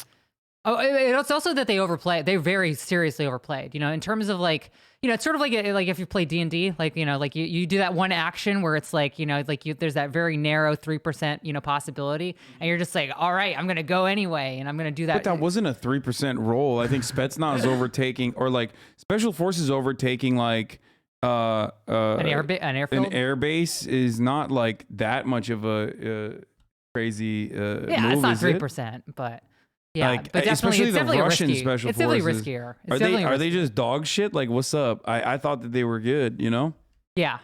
Yeah, that's a good question. Like, I think it's a good question. Like, how were they? I mean, were these strategically sensible decisions to make? And obviously they weren't. But, you know, were they at the time, given the information that they had? I mean, obviously almost all of these decisions had to be done by Putin himself. He had to be the one who calling the shots and approving all of these actions and approving all of these orders. And it had to be kept very close to the chest. And it's a question as to whether how much were active operators aware of what the plans were? How much, you know, did they actually know the night before? And I don't know. They haven't even fully sent in like the Chechen troops either, though. And I feel like that. Yeah, I've that's seen part of the- I've seen some misinfo and disinfo that they're like not Yeah, coming. some of and them they're- came in, yeah. or they're not coming, I or haven't they been able came to in and they confirm either. died. I know that like the Kadyrov's like right hand man, his general, I forget what his name is. He's not dead, from what I understand. Even though the original there's reports like a were that he video. had There's died. like a video that was circulating that I couldn't confirm. Then nobody could confirm. No, but he was also on the phone with Kadyrov afterwards, when he was like making fun of people saying that he was killed. But like these guys are brutal people, you know. They're a brutal force overall. Like if they're sending in Chechens, like they don't give a fuck at that point. That's like the human version, in my opinion. Like Kadyrov's forces are the human version of doing indiscriminate striking on civilian territory, rather than like precision strikes on military, you know, munitions depots. And stuff. It also gives you a little bit of leeway to be like, oh, it wasn't us, it was those guys, right? Yeah, but you know what? My friend killed 16 Chechen rebels. He was an interior decorator. Yeah, I don't believe that. Trust me, bro. Yeah. There are so many major reports that the Chechen general is dead. No, but we saw him on the phone. Like he was talking on the phone. Yeah, I don't know. I don't know. I do not know. I have not been able to confirm or deny that based upon information that I have myself. So that's the other thing I've noticed. Okay, that's one of the things that I kind of want to talk about. Like while we have a second, is that major news outlets have just been putting out like just baseless information. They are literally, first of all, they went like as much as they talk about disinformation and misinformation, like they are doing that right now. Okay, sorry. And this is the annoying part. What you saw was Kadyrov on the phone. You only heard his voice. No, we heard the other person's voice as well. No. But like, these guys are so fucking stupid that they were literally using like WhatsApp to communicate with one another. And the British intelligence was able to intercept their fucking plans. And that's part of the reason why they knew exactly what the fuck Putin was going to do. Do you really think that they're over there doing espionage to be like, Kadyrov is like, hey, call me with a fake phone number. And then we'll act like I'm talking to a fake person, but then we'll make it seem like you're my general. Like, no, they're not like tactful this way. We're not talking about fucking KGB assets. Like we're talking about, you know, Kadyrov. Yeah. Sorry. And I don't know. Even now, you like while I'm sitting here, you're like, this chatter needs to be sniped. I mean, it's true because he's just like no, because it's frustrating because like they want to go along with like whatever the original thing they read first, especially if it corresponds to their worldview a little bit. I've been wanting to say this for over a year now. What's up? Unionize chat. Let's unionize go. chat. Oh no. Here we go. Okay, well, how about chat unionize at the top of the hour because a 60-second ad break is coming at 4:30 instead of at 4. Because I forgot to run it. My bad. No, it's all good. And if you no longer want to see those ads, all you need to do is subscribe. You can do that for $5 or free with a Twitch Prime. Or, but if you're lucky, you can get gifted a sub. In your personal opinion, who will win this war? Hold on. I'm going to answer that in a second, but here's the 1 minute ad break now. There it is. Sorry to ruin your chat. I made it worse. Oh, it's all good.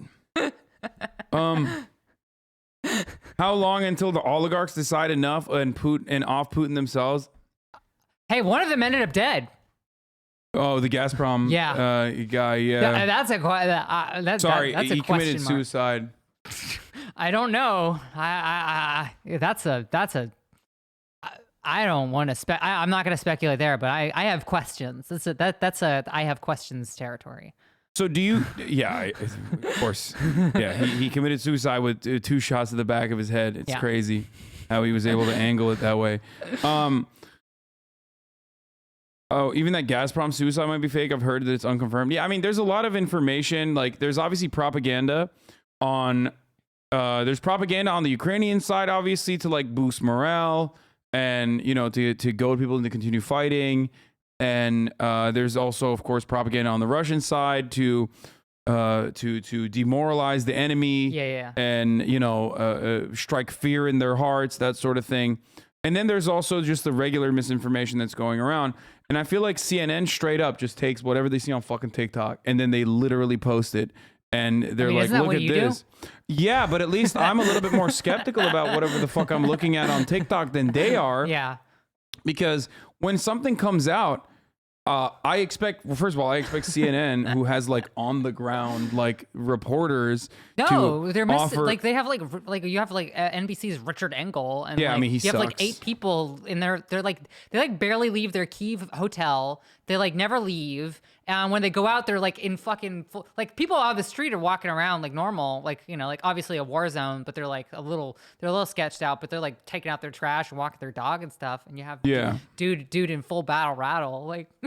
With the press, it was like that in Iraq. I remember we used to just laugh at the press because they would show up looking like you LARPing, right? Oh yeah, with the press vest, yeah. But it would be like, well, there's nothing going on. This is green zone. Like there's a like you get some coffee. What is this? Magomed Tushayev is alive, according to r/combat footage, even though the post has been deleted. Was it over-reported? Over-reported? What does that mean? I don't know. Not, over-reported means it's not like it's not too underground enough. Too many people have posted the same thing, probably. Oh, okay. The Turkish book anti-air systems have been destroyed by the Russian book AA systems have been destroyed by a Turkish-made Bayraktar TB2 drones that are being used by Ukraine, by the way. So there is that. Yeah. The Turks are very excited that one, the ruble is finally worse than the lira, and two, that the Ukrainians are using Turkish weapons for once. Yeah, so yeah. This is their pride and joy. This fucking NATO simps. They are. Yep. But yeah, the Bayraktar is what they used here. The Ukrainian military has claimed successful attacks by its Turkish-made force of drones against Russian forces. On Sunday, the armed forces of Ukraine released footage showing the destruction of armor by drone and said it was carried out against a Russian BUK surface-to-air missile system. And yeah, they've been getting the Bayraktar drones from Turkey since last year. I am a little bit concerned about the amount of weapons that are going into this region and how. Thank you. No, it's fucking psychotic. Like we've given Okay, but also like they're sort of like they're not going to like regular trained soldiers. Or like a lot of the stuff is actually just being handed out to like how the fuck are you gonna deal with it? It's over. Like we're gonna see javelins all over the place. Once this fucking ends, there is 0% chance. There is absolutely, and I mean it, there is 0% chance that once this fucking conflict ends one way or the other, that Ukraine will be a safe place ever again. Ukraine is going to be like immediately in the aftermath of like you're gonna be able to go to Texas, the dissolution of Yugoslavia, and like where everyone just has guns like everywhere. You have like munitions depots full of like fucking arms that NATO ironically also sent there as well. It's gonna be fucking Kosovo. You're gonna be able to go to a Texas gun show. There's gonna be a guy who has a javelin in his basement. Exactly. And then the other side of it is also that like fucking they are, the Russians are taking the anti-tank missiles and shit because it's like you're giving it to a fucking village.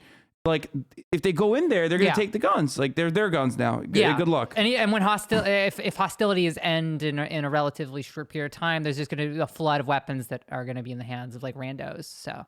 And like there's obviously people who have an interest in collecting those and sending them out and shipping them out to other regions.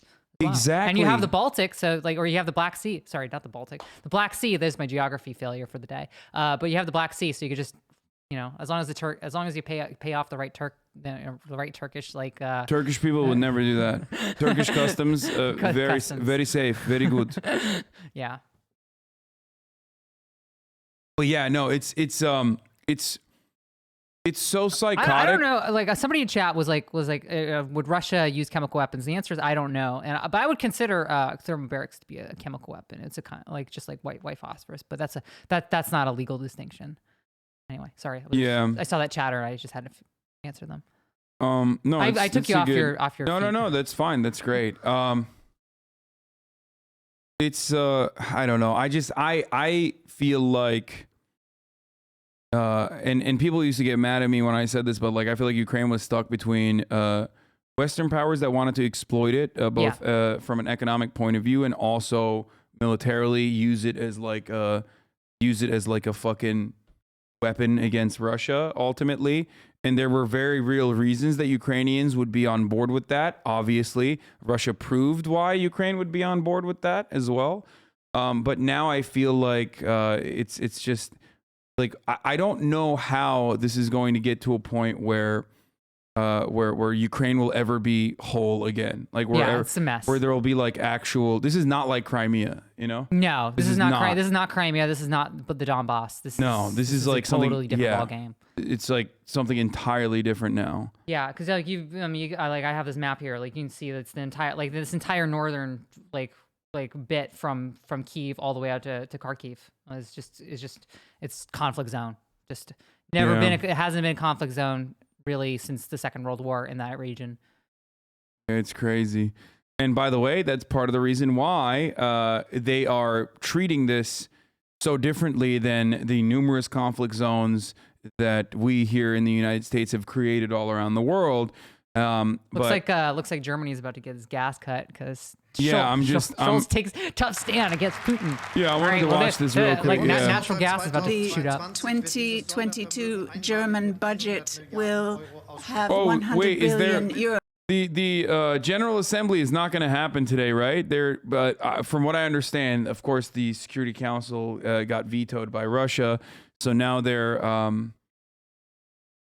planning on holding a General Assembly, as though that. I mean, I don't know what is the purpose of being able to condemn Russia's actions?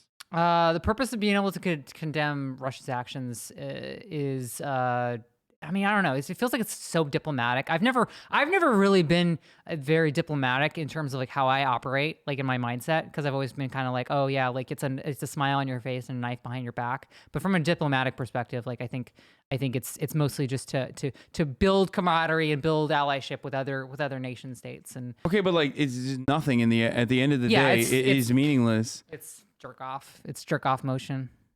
So it doesn't make sense. Yeah. Like the actual actions that they're taking are one, sanctions not being handled by the UN. Fuck ton of weapons. And yeah, exactly. Shipping in like every gun on the fucking planet into Ukraine. Like, and lastly, I don't know. I mean, it's just, I guess, sanctions. That's it. Yeah. Sorry, I'm like, my brain is freezing. Fucking weapons, yeah. Yeah. The European Commission President Ursula von der Leyen has announced that Ukraine belongs in the European Union, and the bloc wants the country to join. A rebuke of Russian President Vladimir Putin's own claims over Eastern European country. I mean, that's a little bit too late, isn't it? Yeah, it's a bit late. Seems like it's a bit late. Like it might. Seems like you had an opportunity to do that. They're. I mean, like this is symbolic at this point. Yeah, that's nice. Nice of them to decide now. Yeah, and not 2004. Yeah, it's just like it's great. I mean, good for them. They're trying. They're trying their best. Yeah, almost all of this is very symbolic. A lot of this is symbolic gestures. I mean, it plays well to some of the domestic base too. Not the NATO security assurances, but the EU security assurances could still be like helpful for Ukraine. Of course, that is if it would make moving the weapons that you got out of Ukraine a lot easier because they wouldn't have to go through customs. Yeah, that's true. Russian forces appear to shift to siege warfare in Ukraine. Wait, what? What do you mean? What's new about this? It's been happening. This has been ongoing. I think she. No. Oh, okay, perfect. Oh, okay, cool. All right, that's a dope shirt, by the way. I see Rocinante. I've been watching The Expanse like crazy. That's where it's from, right? That's the Rocinante. Yeah, it's the Rossi. Yeah. I love that show. It's awesome. I'm glad you started watching it because it's definitely Everyone's been recommending it to me. I'm very passionate about the books and the show. Belta Lauda. Yes. Yeah, it's great. Postmang. They tried storming Kyiv before. Now it will be mostly bombardment. Does that? Oh, when they say they're appearing to shift to siege warfare, they mean they're just gonna fucking blast off instead of, I don't know, because it's behind a paywall. Yeah. Wonderful.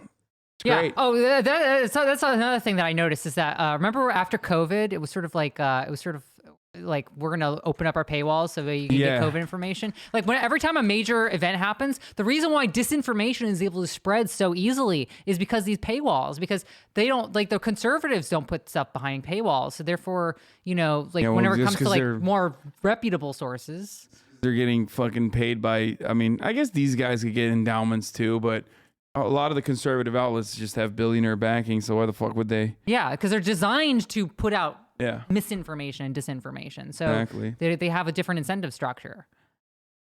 But, like having paywalls essentially means that people can't get information. Do you agree with Yanis Varoufakis that if the U.S. promised no NATO in Ukraine, Russia would leave? I don't know anymore. I don't know. That was my original assessment, but I don't know anymore because my original assessment also meant posturing, saber rattling, but not actually taking like real invasive action. So I before Russia decided to invade Ukraine, if you asked me last month, I would say absolutely 100%, and I did say that. But now I don't know, because their actions don't make sense. Yeah, their actions in that respect don't make sense because there is no diplomatic solution. There is no consistent diplomatic solution once you've invaded this fucking country. And so we'll see. If Russia doesn't go scorched earth tonight after talks Monday, then Russia would look weak. No, I don't know. I don't know what this means. What do you think this means? Which one? They're moving heavy artillery into Kyiv and trying to go in. That means they're going to shell. I mean, if you don't bring in heavy artillery without the intent of shelling. I mean, whether it's for fortified positions or for fortified positions is a question. Why is that famous Liv Agar chatter Chelsea Manning? Yes. Yes. I look the same. We all look the same. All trans femmes look the same. What? No. All white trans femmes look the same. He was saying you're a chatter of Liv Agars. Yeah, Liv posting. Yeah. Agar. Liv posting chatter. Yeah. Yes. I'm a Liv posting head myself. I'm a fan. She's got good posts. Very good posts. Very, very, very. Bit of a lib, but. I mean, who's speaking? Yeah, no, they're saying you're famous for being a Liv Agar chatter instead of what you're actually famous for.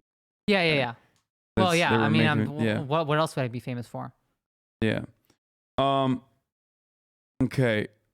So, all right. Well, thank you for coming. Yeah. And this was a surprise, but I think this was, Sorry. It's everybody's stream's getting crossed because literally everything, all the communications have been crossed between a ton of people.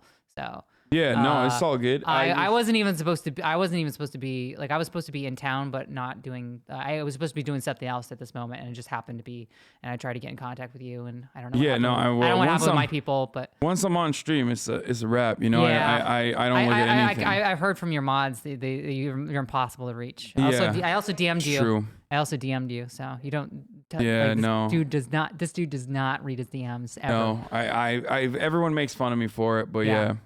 But anyway, sorry to surprise you. And I'm in town for the next like day or two. So.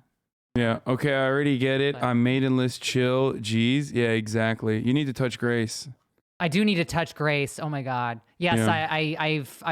I there's a certain boss that I've reached that it's fucking kicking my ass. So I feel the same pain. I haven't reached any of the bosses yet. I'm gonna get my ass whooped in a little bit when I. Yeah. So when I start playing Elden Ring, I'm ahead of you. I haven't even fought Margit yet, or Margit, however you say it. So I am Liv's gotten terrified. there. I'm just gonna say that. Did she beat him? I think so. I mean, I just started. I played 2 hours yesterday, so it doesn't count. But because you're not a real you're not a gamer streamer. You're just I am a real gamer. I am a real gamer. I'm a real gamer. I've been playing. Remember whenever you were doing the fucking role play stuff like 24/7. Yeah, it was terrible. it ruined my life. 7K Andy. Yeah, I had to stop doing it because it was so like bad for your health.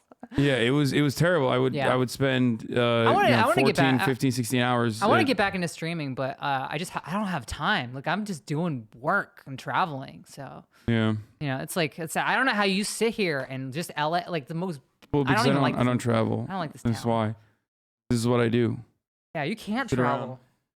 I think the last time I saw you travel was where did you go? Like it wasn't Las Vegas, was it? It wasn't Las Vegas. I have been to Las Vegas recently. Yeah, I mean, I guess that's technically traveling. Do you have anything to promote, by the way? Do I have anything to promote?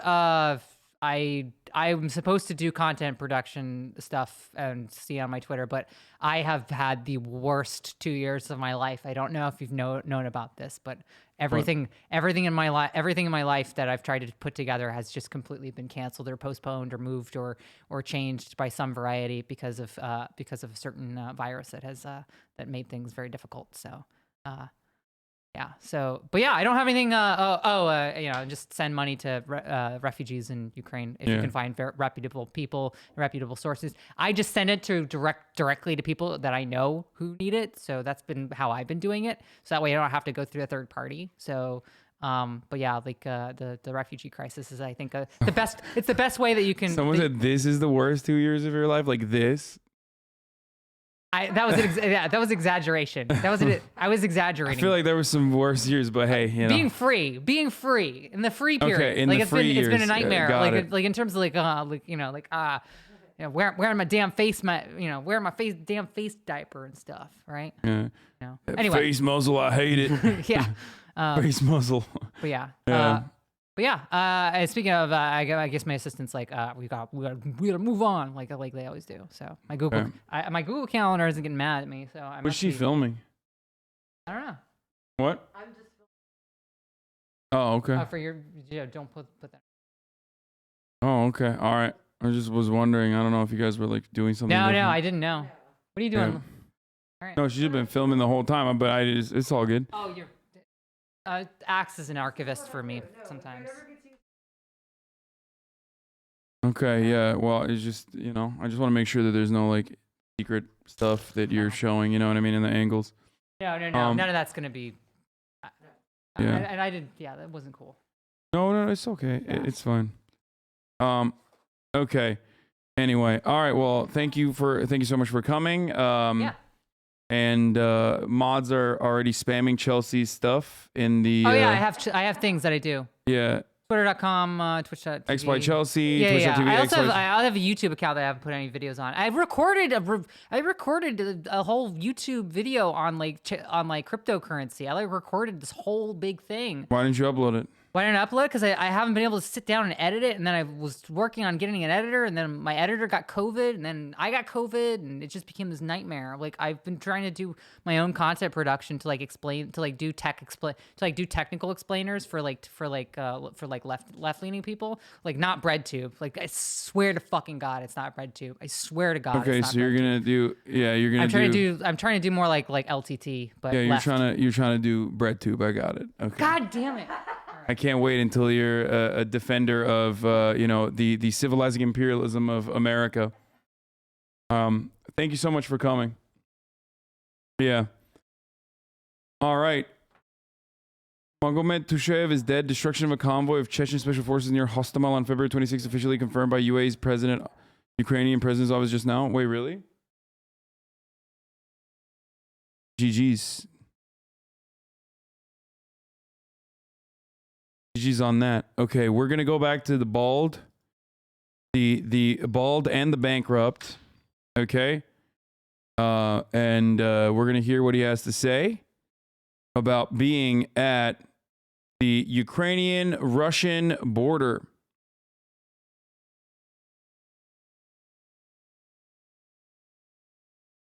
Bald and morally bankrupt, true, but also kind of brave for doing this a little bit. But crazy. Okay. Searched by the border guards.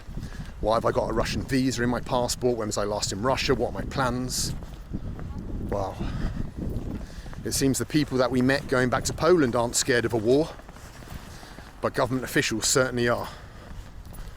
Let's go further into Ukraine.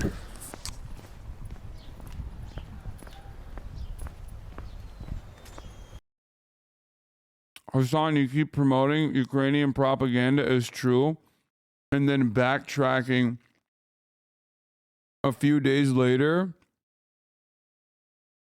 A lot of Western propaganda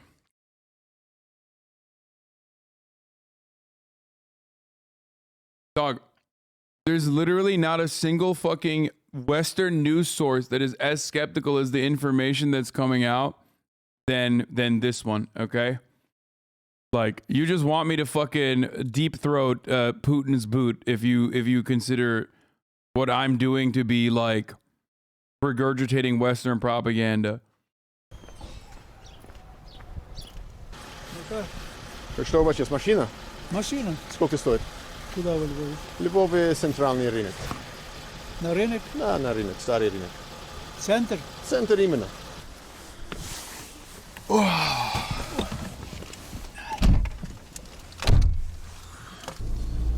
Еще раз в Украине. Еще раз.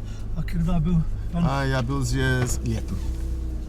Да, летом я был здесь. Летом? Да. Ну как? А пан где живет? Польский или? Не, я англичанин. Да, да, пан говорит хорошо. Чуть-чуть. Ну да. А вы тоже? Я. Украинский, наверное, мове знает. Украинский знаю, да? Да. Понятно. Ну, то русский.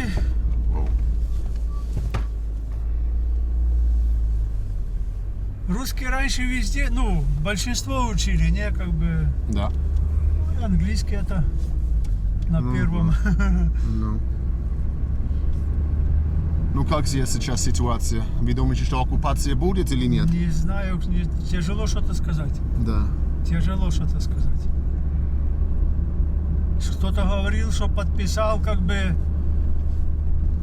что будет воевать. Правда это, неправда, всякие слухи ходят. There's this guy we all watch here in Ukraine. His name is Hasanabi. He's always saying no invasion, no invasion. That's why we're all confused. Of course, nowhere else are we getting this information from. Just Hasanabi. А если война, что вы будете делать? Или не решили пока?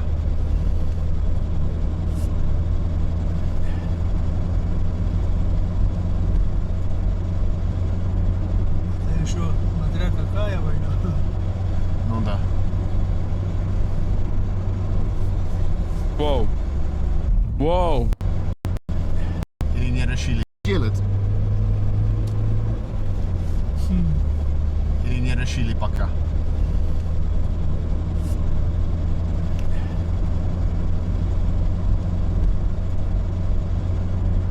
Это еще смотря какая война. Ну да.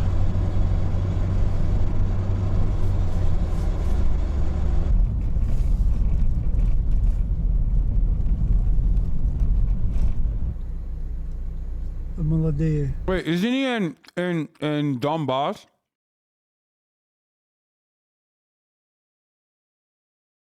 Where is he there? Oh, he's in. Oh, wait. Oh, this is Lviv. Okay, because he says Ukrainian-Russian border. So I thought. Oh, he just came from Poland. Okay, because the fucking title says Ukrainian-Russian border.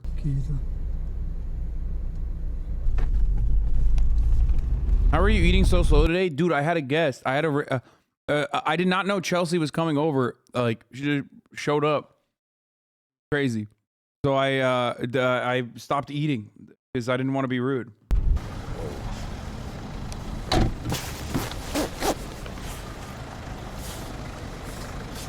Еще раз дякую. Удачи. До побачення. До побачення. We've made it to Old Lviv.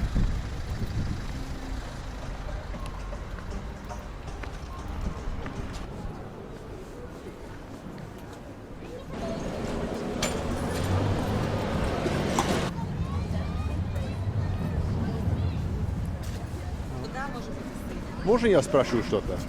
Я думаю, что вы патриотка. Может так, да? А что вы думаете про ситуацию с Россией? Будет война, будет оккупация, или что ваше мнение? Ну, я не хочу вірити, щоб була та війна. Ми на протязі оцих всіх років ми їздимо до хлопців на схід.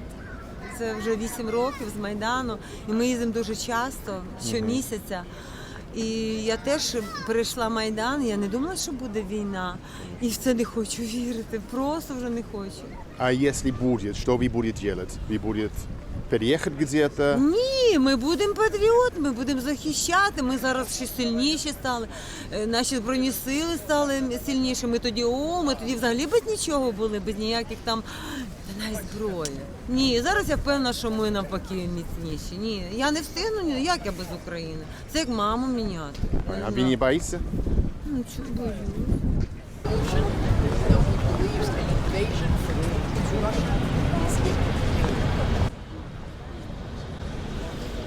Well, the people on the streets of Lviv seem quite relaxed about the situation. However, listening to USA morning news, you would think that the invasion is 100% certainly going to happen. That's the.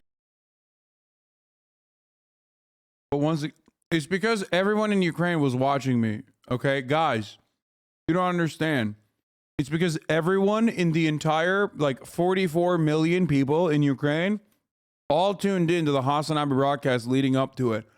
And not because every authority outside of American media kept saying,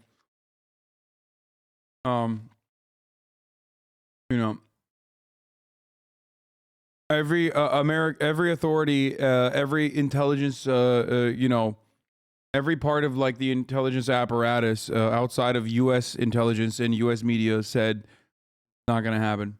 The story that they're running with anyway.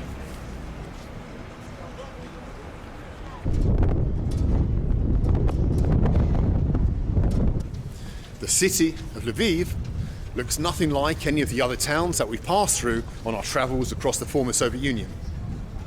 It used to be called Lvov or Lemberg because this town was actually built primarily by Poles, Austro-Hungarians, even Czechs. And the people of this part of Ukraine have always looked towards the West. They've been drawn towards the ideas and the ideals of the West. However, in the east of the country, it's a different situation. The Dnieper River that dissects this great land in two is also a division of mentalities. The people in the eastern part of the Ukraine look more towards Russia. And that is the fundamental problem that Ukrainian statehood has, how to reconcile the two parts of this nation.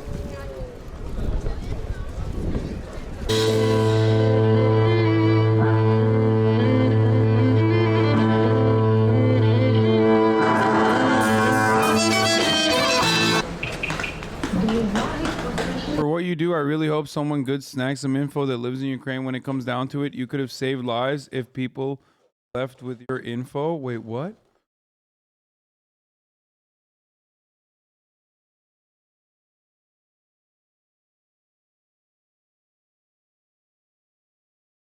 I don't even know what that means. Okay, let's continue.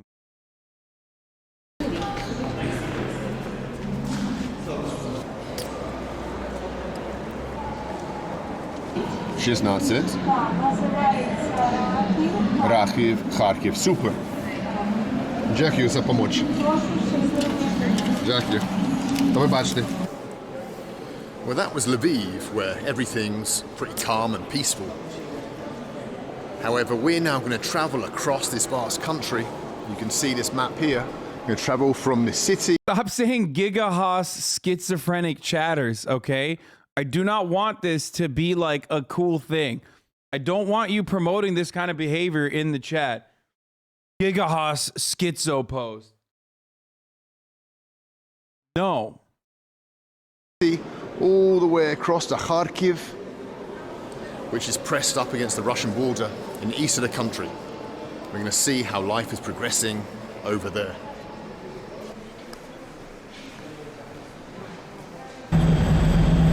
Really interesting that Ball did this, by the way. I gotta pee, I'll be back. Вакцинація все є. Еще есть. Вакцинация. Да, есть. Сейчас, да? 30.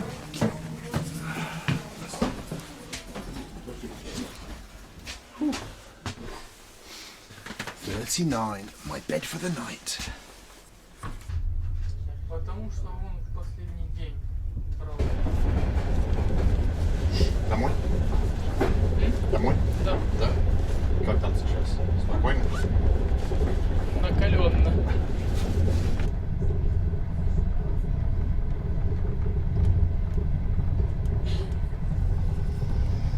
Well, it seems like things are heating up in the Donbass, judging by the news that I'm reading now as we're moving across the Ukraine. It's going to be interesting to see what's going on over there when we get there tomorrow. I'm going to hit the sack now, and hopefully my mate here doesn't snore. Don't want another BAM railway experience. We shall see. See you guys in the morning.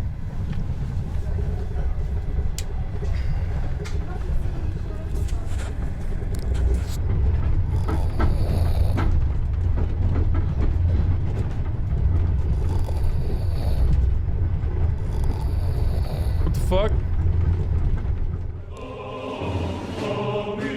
Please don't tell me this motherfucker literally ended up going into Donbass when the invasion began. Are you fucking kidding me? Bro, this is literally some Mr. Bean shit. Like, this is actually unironically the oh my fucking God. He was like, yeah, I have to go. Like, I have to go. I have to go right now. He went to, he didn't go, oh yeah, he went to, oh, Kharkiv, okay. So, not good at all, actually.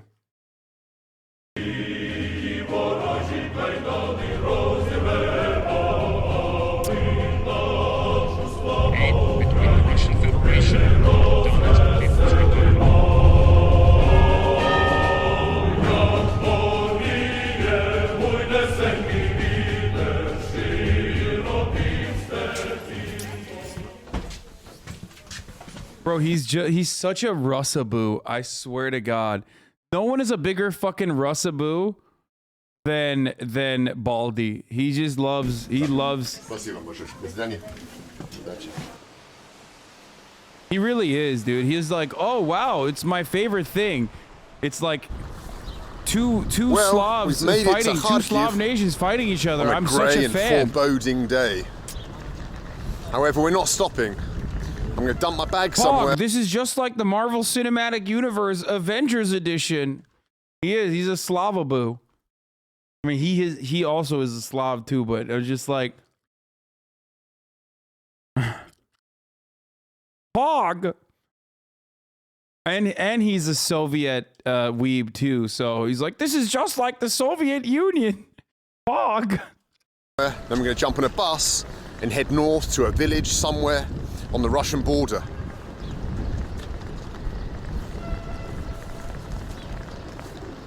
I was looking on Google Maps and there's a small village that straddles the border with Russia called Borisivka. It's about an hour north of Kharkiv on the road which, if there is an invasion, Russian tanks will come down on the way to this city. So let's go and check out this little tiny village and yeah, see if we can meet some locals, chat to them. It's not easy finding a bus to the village. Borisivka. Дальше, да? Спасибо вам большое. Понял. Ага, нашел. We found it. Well, we found the bus stop. And these are maybe the Borisivkans. Borisivka, 1177.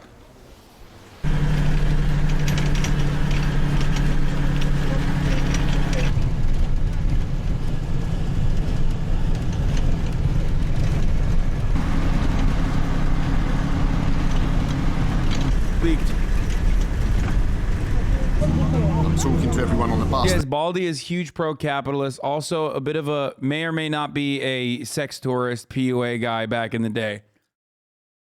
Don't know if he still is. Could be. I don't know. But, you know, he does make damn good content. I don't like his friend, Harold Balder, at all, though. I really don't like him. But I think Baldy is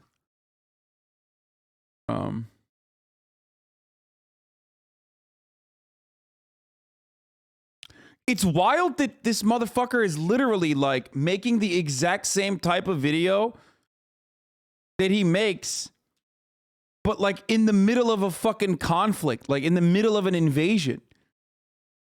The people around me, and they're all saying the same thing, and that is that this is the 21st century. Why? I don't fucking get it. You don't like them? No, I mean,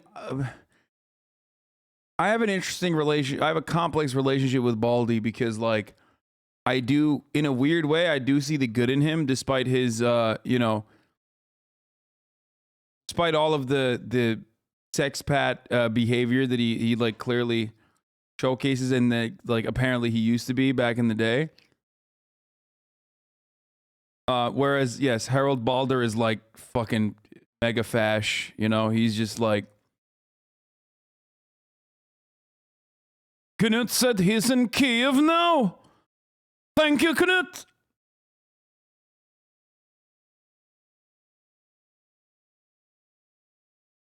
Virtue signaling alert? That's not virtue signaling alert. Wait, Harold Balder literally went to Istanbul and was like doing fucking like holy war, holy crusade memes and shit. Like he like thinks he's like a fucking like a knight of the Templar, dude. What are you talking about?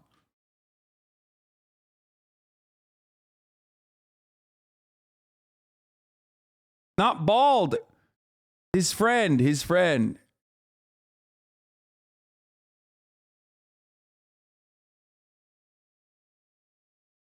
Nah, Harold 100% is a reactionary. You will never convince me otherwise. I mean, it doesn't matter. Like, I don't really give a shit.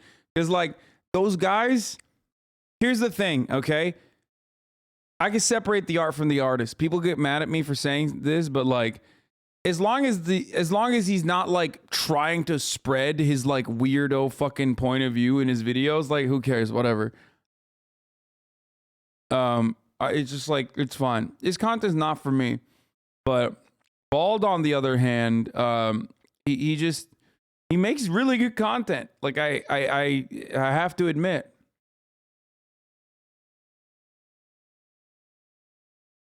Not Bald and Bankrupt. I'm talking about Harold Balder or whatever.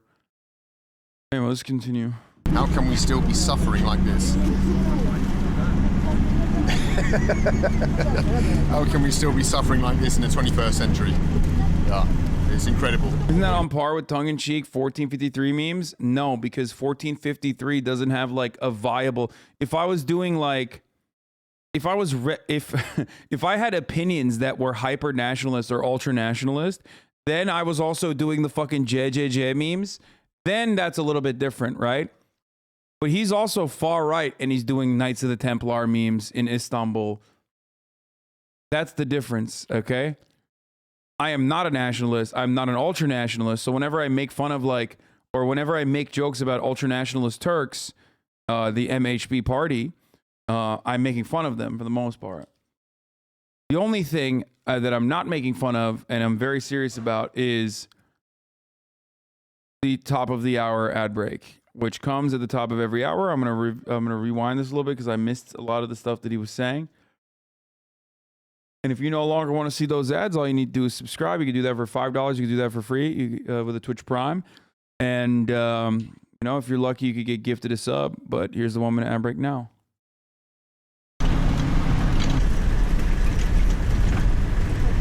I'm talking to everyone on the bus, the people around me, and they're all saying the same thing, and that is that this is the 21st century. How can we still be suffering like this? Thank you, Big Daddy Jinx, for the 5 gifted. How can we still be suffering like this in the 21st century? Yeah, it's incredible.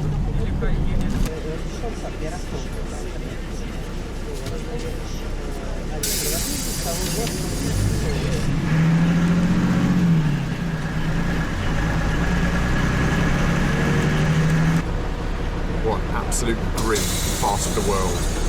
Check it out. Just old rotting Soviet infrastructure, muddy roads. Crikey, they must be really stoic people in this part of the world. Wow. Looks just like Poland.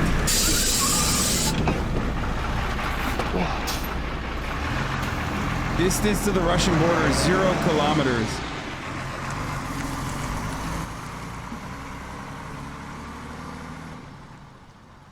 Well, I've jumped off the bus here because people were telling me there's like an army block post further up the road, and I'd rather avoid anything to do with the army or police. But anyway, look over here on this field. This is the Ukrainian-Russian border. Can you pick out the barbed wire all the way along? Can you see it?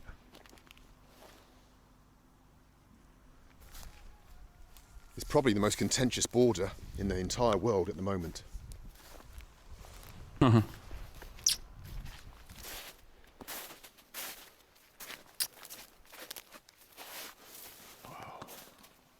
Kadyrov announced sanctions on the West from Chechnya using his verified account, including recognizing left side road driving obsolete and admitting that English tea doesn't exist. Check his VK or Telegram. I will never get Telegram. I promise you. It's just not going to happen. Okay? I will never get Telegram. I mean, I think that's a joke regardless. I just will not get Telegram. I don't care. I'm not that much of a Slava boo. Kind of underwhelming being here. You know, it's on the news all the time. You expect kind of tanks to be lined up. Vladimir Putin himself. But when you come here, you see it's just a field. But just across there is Russia. Wow. Let's go into that village, see if we can't meet someone.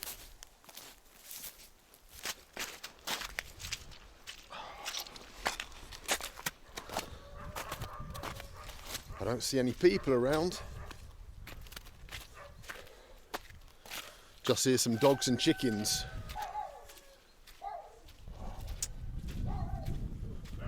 What a desolate place.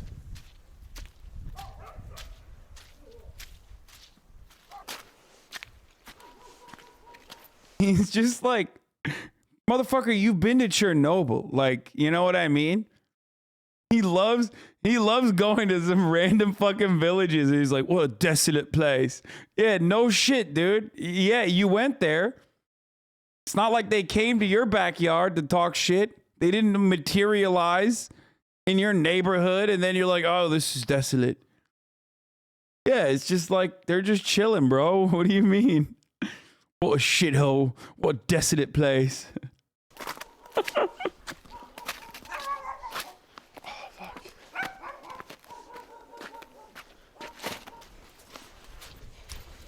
Okay, chatter's saying like this is just like Ohio. You're exaggerating. Like they have dirt roads is like a little bit more like obviously I've been in places in America where there's like fuckload of dirt roads and shit, but like it's not this like this looks like a Turkish village, okay? That's what it looks like. You don't understand. When you say this is just like Ohio, Americans don't understand, okay? Americans don't fucking understand that like the infrastructure in places like this are not like America. They're not like America. Like the electricity goes out all the fucking time, you know, shit like that. I've talked about this before. Like even growing up in Ankara, okay, which is a cosmopolitan city, the capital city of Turkey, I grew up with blackouts, like routine blackouts, until I came to America. It was not a thing. Iowa is satellite internet in places like this, lol. I'm not sure you understand rural America. I mean, I've been to rural America, but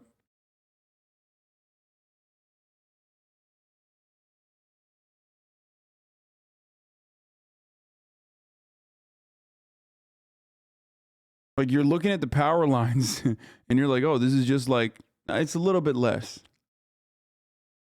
Я не хотел мешать, просто я прибыл из Англии, корреспондент. Просто хотел знать, как жизнь на границу с Россией, если все спокойно или нет.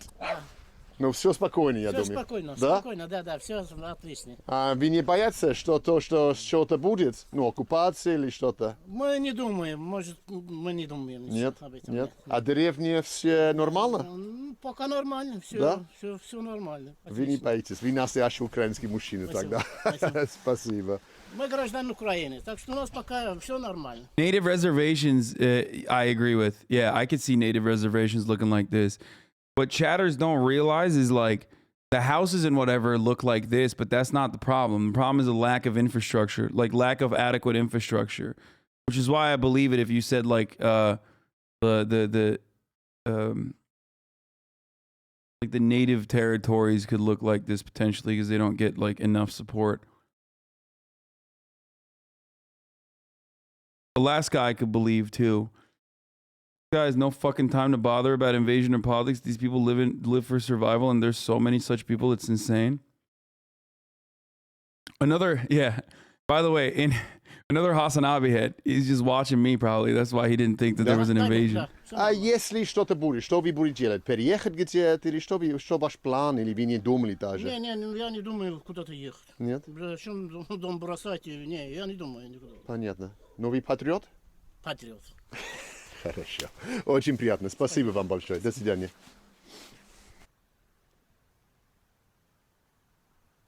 My God, we're lucky living, well, if you live in a Western country. Try finding a bus in Ohio that brings you to that village, though. True. Okay, that's facts. 100%. That actually is 1,000,000% a one-up. No matter how fucking far you go in Europe, most cities are still going to have adequate transportation, even to all the köy, even to all the fucking villages in Turkey that look like that, look worse than that. You're always going to have some form of public transportation that goes there. In America, no fucking shot. You don't even have it in New Jersey, bro. That's the crazy shit. Like, in most civilized nations, okay? And by civilized, I mean like America is the barbarian, uncivil nation. Like, I'm talking like Syria, Iraq, like places where there are there's ongoing conflict, bombings. All of these fucking places have public transportation. They're doing the most with the least amount of money they have. They're doing the most with whatever they got, but they still got it going. Not in America, though. Holy shit, dude.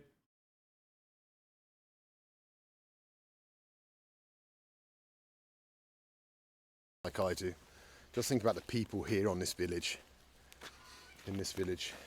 They've got to contend with a lack of prospects, a lack of jobs, a lack of wages, a lack of healthcare, lack of future. And on top of that, just there, across that barbed wire. There are native reserves like this in Oklahoma.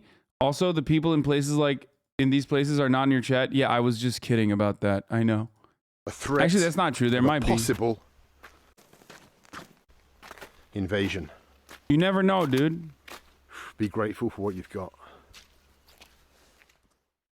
You never know, bro. You never know. You never know. Motherfuckers will probably take the public transit to the nearest internet cafe to play a little bit of CSGO and maybe watch their favorite Twitch streamers on the side.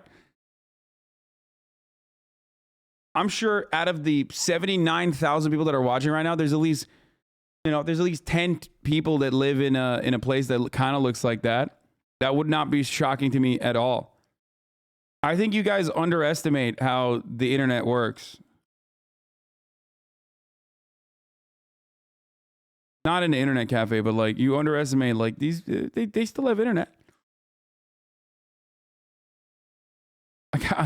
Bro, I literally have people living in like Syria. I have people watching from fucking Syria. I have people watching from Palestine. Like, what are you talking about? Like,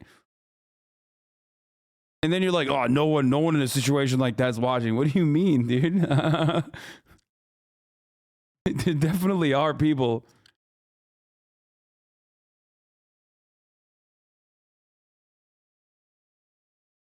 The night of the first night of the CSGO bit sounds like fanfic though. Yeah, I made that up. I just love saying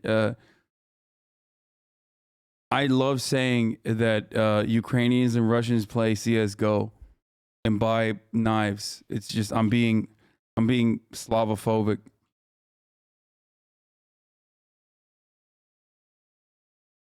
Bald update. Which is probably not too good, but yeah.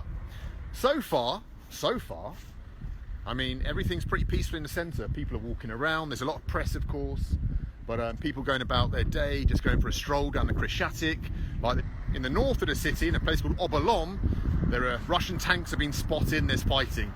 I've not seen it, I'm not in Obolom, I'm in the very centre. I've not heard anything, but hey, who knows? Occasionally you kind of hear like a plane. He's at it again. I thought, wasn't his like literal IG stories also like literally just like making fun of American media, saying like, they're saying there's an invasion, and then like throughout the week it just starts becoming more and more obvious, like literally once the invasion happens he's like, okay, well, there's an invasion. Oops. over the top, but it's cloudy, so I don't see them. But apart from that, it's a yeah, I don't know. It's just an incredibly, well, it's a sad day, really. I've been on this place, this point, the Maidan, literally 500 times in my life, and always with good memories, always had good times here. I've stayed in that hotel up there. It's called the Hotel Ukraina. I stayed in that hotel in 1993, like on my very first trip to Ukraine. And so it's really sad that, well, 30... It is fucking wild that he's just like, yeah, I guess there's tanks in the other side of the city. It's like, what are you doing? Like, well, okay, well, should you be in the other side of the city? If that's what's going on, like, maybe you should not be in that city. Have you thought about leaving? He's like, all right, Bold here. We got an AR platform right here. It's I got ACOG sites on it. These wonderful people that are also from the UK found me, and they gave me this wonderful gift. It's fully automatic. You can't find these in Europe, of course. And you know, we've been engaging in active conflict with the Kadyrov Brigade that's coming in. And yes, so that's what I've been doing.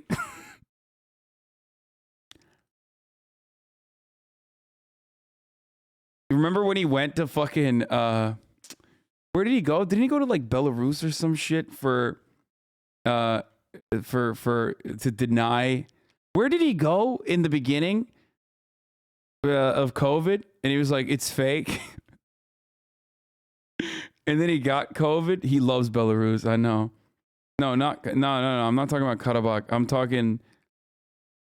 No. He literally. Well, he got COVID in Serbia, but before that, he did go to Belarus, right? I think.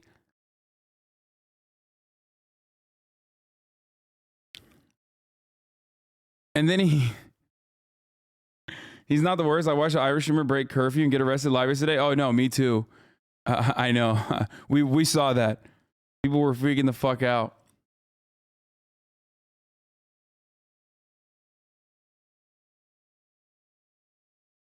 Yeah, he went to Belarus to be like, this is a country with no COVID restrictions. And then he got COVID in Serbia and he had to be like helicoptered by some fucking oligarch fan of his or something. And then they had to and then he made a video about how dude. And then he made a video about how COVID shrunk his wiener and how serious it was. And then I think his fans like yelled at him about it, so he had to delete it. I mean, I'm happy that he's all right now, you know what I mean?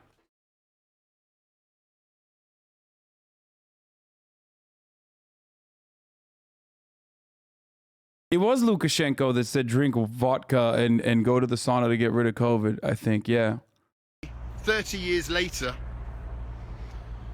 that Ukraine, is going through this situation. So, yeah, just really sad that Europe is fighting once again.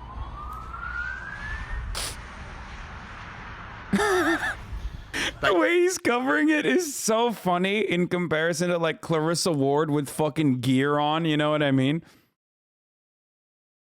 He's like, yeah, it's so sad that Europe is warring again. It's like, what the fuck? That Europe is fighting once again, and that Slav is fucking fighting against Slav, when really, you know, Slavic nations and Europe in whole should be united. So I don't know. I've got nothing else to say. I've got no opinions on this. I'm not a geopolitical expert. Everything I've predicted so far has been wrong. I never thought there'd be an invasion. I was like, nah, Putin's not that insane. That's not going to happen. But yeah, I know nothing. So I'm not going to say what I think's going to happen or anything like that because I've got no idea. Like, it seems all rationality in this situation has gone out the window. And so, yeah, all I can do is show you what the situation is. And you can make your own mind up. But at the moment at least, here in the center of Kiev, on the Maidan, everything is quiet and peaceful. If something happens later and I hear it or I see it, of course I'll do an update and I'll show you guys. If the tanks come rolling in, I'll be the first one there to try and show you, as long as it's safe and as long as I'm not getting in the way of people who are actually fighting for their country or their city. Dude, that's insane. He's a madman, dude. An absolute madman. Oh, I won't get in the way of the brigades. I won't get in the way of, people fighting against the invading Russian forces, I'll just be filming.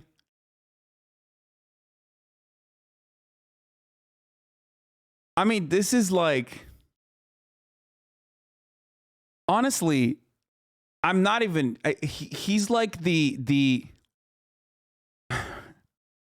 I won't make this joke. Never mind. People are going to get mad at me because there's a lot of people that fucking don't like him for the creepy things that he's written in the past. I don't know if he's ever addressed them or anything like that, but no, I was going to say he's like Anthony Bourdain, but like for doing sex pat shit, but he's just, but instead of food, it's like what unites us is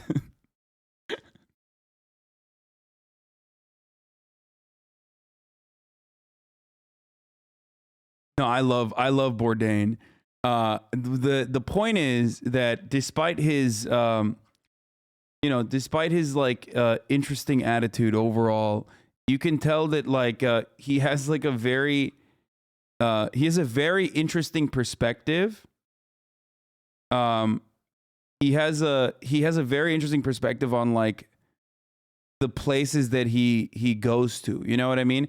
Like the beautiful thing about Anthony Bourdain is that he shows like a genuine he always showed a genuine appreciation for the culture that he was the cultures that he was documenting and the cultures that he was a part of, and like truly understanding like in a way that most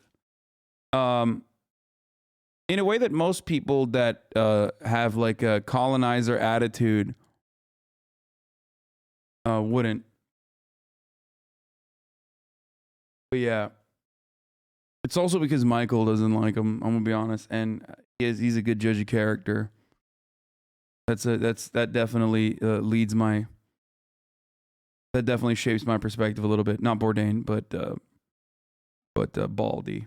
But he does make good videos. That's it. Though. I've got nothing else to say really. Just once again, a terribly sad day, for Ukraine and for Europe as a whole. And yeah, what a nightmare, eh? What a bloody nightmare. But let's see what happens. Hopefully some resolution comes of it and then there's not too much bloodshed. I mean, God knows how much there's already been. I don't know. But anyway, yeah, goodbye from Ukraine. And see you guys maybe later on today or yeah, somewhere down the road. See you later.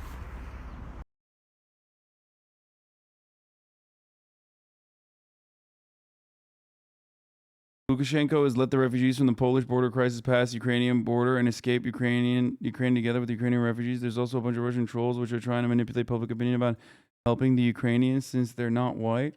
Dude, not everything, okay? Not everything that other countries that are being invaded by fucking Russia is Russian propaganda.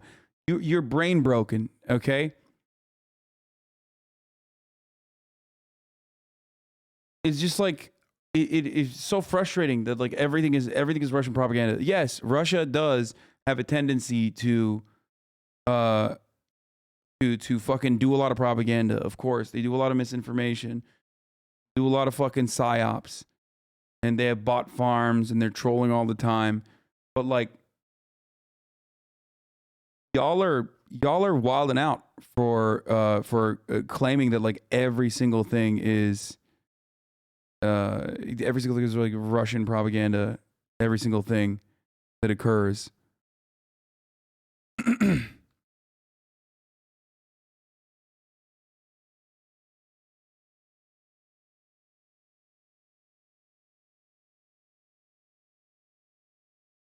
That's a really bad way of looking at news, because you're just Russian fighters sortying from Gomel, Belarus. Okay, so they're I guess it's official, but Belarus has now officially entered the fold.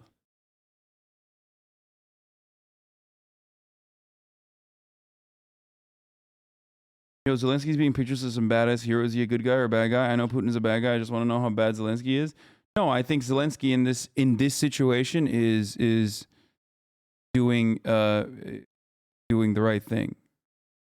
I mean, it depends on where it goes from here, but I mean, he's just defending his fucking country. What is he supposed to do?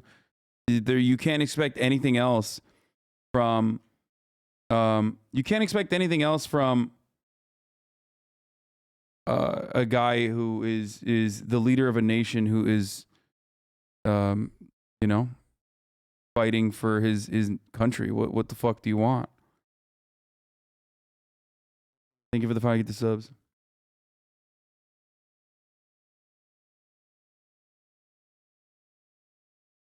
Yeah, Belarus is getting a nuke. Multiple sources say the decision has been made, and as soon as February 28th, 5 a.m. local time, the first Ilyushin 76 transport aircraft is very likely to take off, carrying Belarusian paratroopers to be deployed against Ukraine.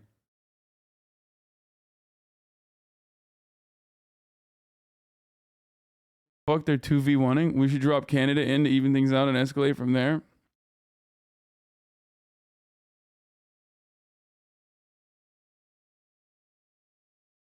Belarusian, sorry.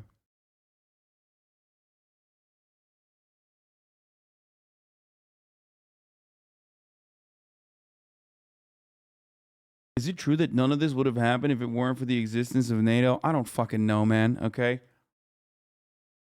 I'm sick and tired of you motherfuckers asking me that question over and over again just to get a fucking clip out to be like, look at him, he's still saying it's NATO's fault.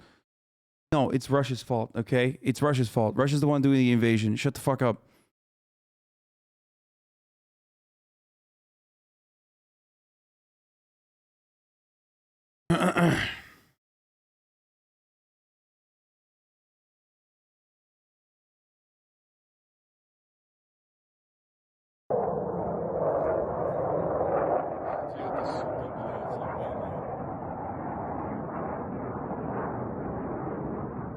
Второй пошел.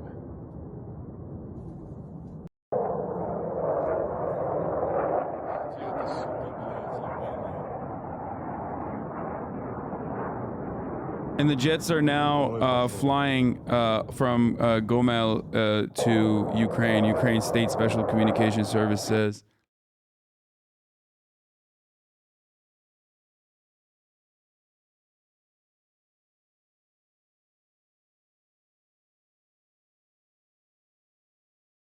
Lauren Boebert told Fox Nation at CPAC that Canada needs to be liberated. Oh, fuck yeah, dude. Give me some fucking incredible.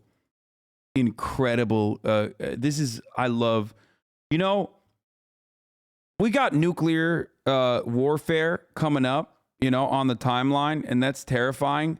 But how about some good old fashioned nuclear takes? So I pray for Ukraine, and I wish them the best. They have a great president right now who's really said clearly, live free or die. He said, I don't need a ride. Yeah, no, she's like that. That's why. She said, he said, live free or die. Yeah. Zelensky's really good because he's being real libertarian right now. He's got the Gadsden flag. Give me ammunition. The fight is right here. But we also have neighbors to the north who need freedom and need to be liberated. And we need that right here at home as well. And neighbors to our south. Doesn't she realize that, America invading Canada would make America the fucking, the Russia of the equation and Canada the Ukraine? What the fuck does that mean? America needs some liberating, right? I mean, Canada needs some liberating right now.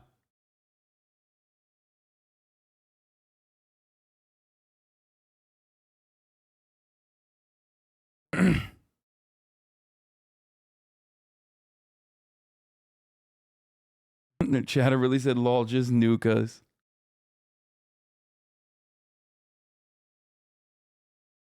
This is awesome. I love that. She's right. Canada does need to be liberated, dude.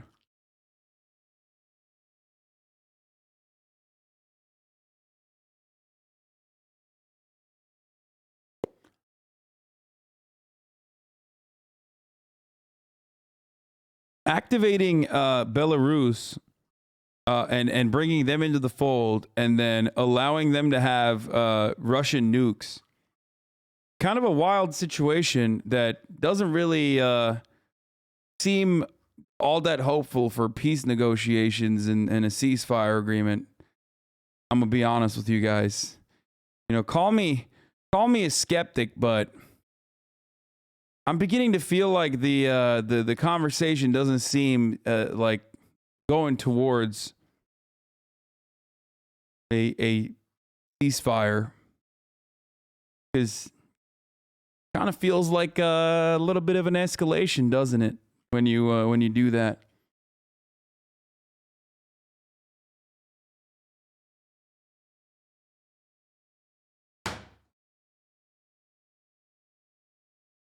Ukraine just lost the largest plane in the world. What is that? I think it's surprising Ukraine is holding Russia back. You'd be most surprised when the American tanks would slip on maple syrup, eh?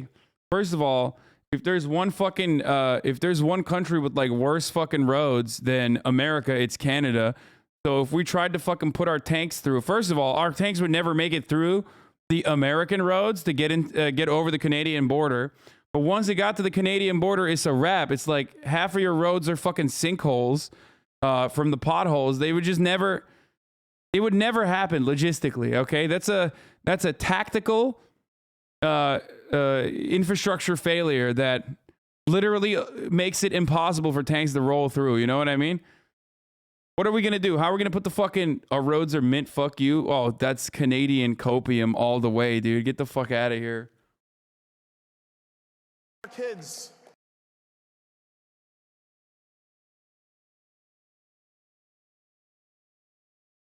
You can't even drive the tanks through our roads to get it to Canada.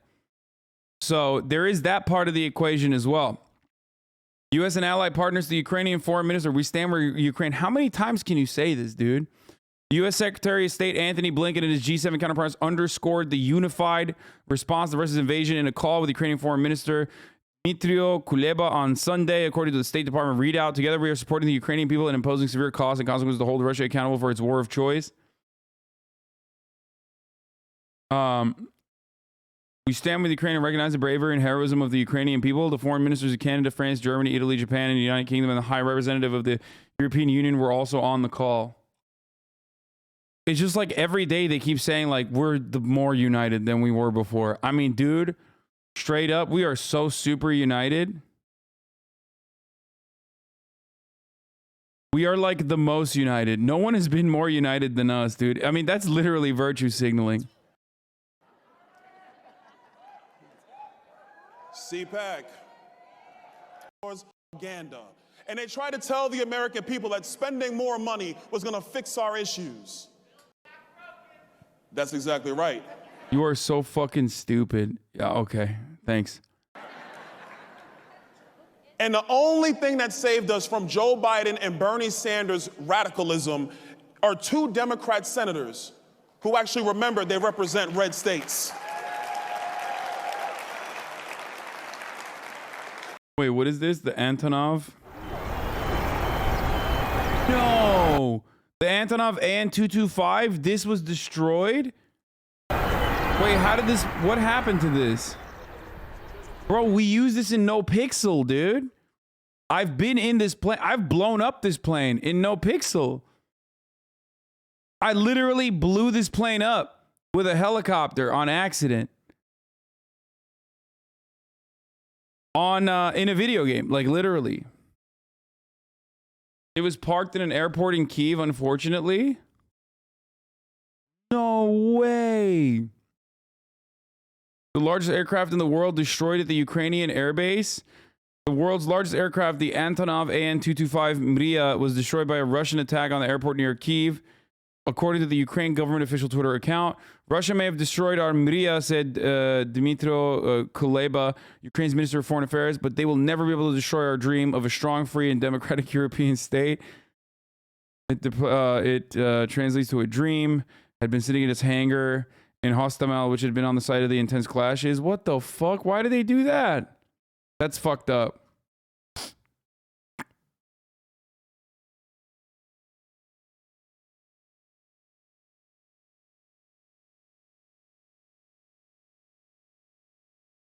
One of one only. They say it might take 3 billion to fix.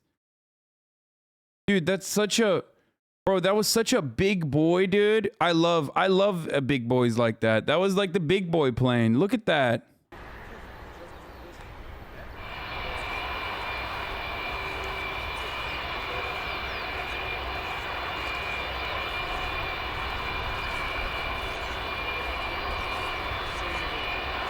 Look at how big of a boy that is, dude. Look. You can't really tell how big it is from just looking at it from this point, but holy shit.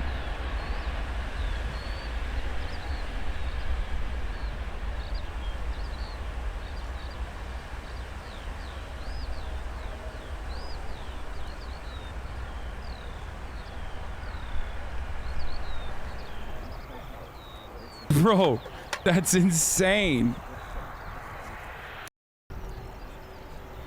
Oh, I want to see it fly so bad.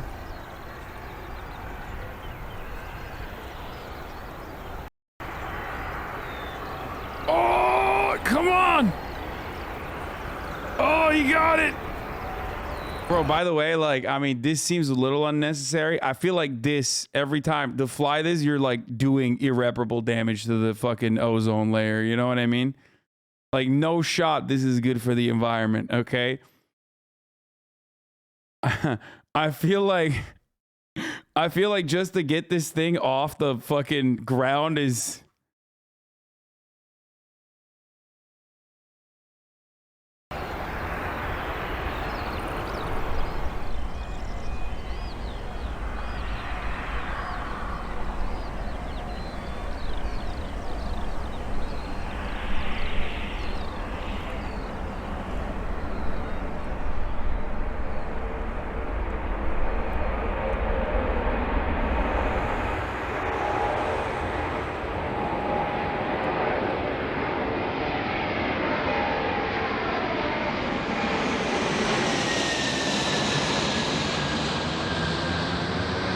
He used to carry the Russian space shuttle?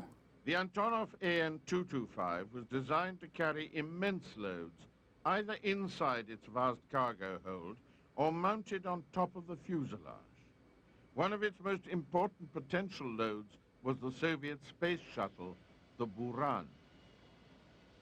It could be used to carry the Buran piggyback fashion in the same way Boeing 747s had been used to carry the American space shuttle, for atmospheric testing and for transport to and from the launch site. The combination of the giant AN-225 and the Buran... That's... Oh, is he going to show us? Oh my god, is he going to fucking show us the... Aotif, thank you for the 5 get the subs. Oh my god. Oh my god, I need to see it. Oh my god. At the Baikonur Cosmodrome. Buran was the name of the Soviet Union's first shuttle orbiter. At the time it flew to the Paris Air Show on the back of the AN-225, Soviet authorities were debating whether 1 or 2 further shuttle orbiters would be built.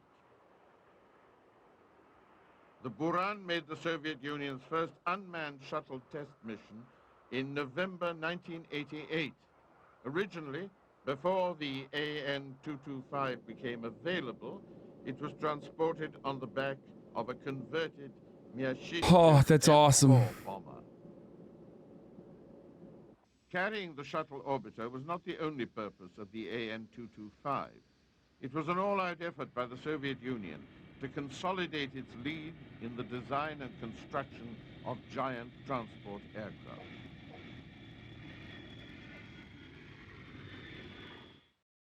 That's awesome. That's actually fucking awesome.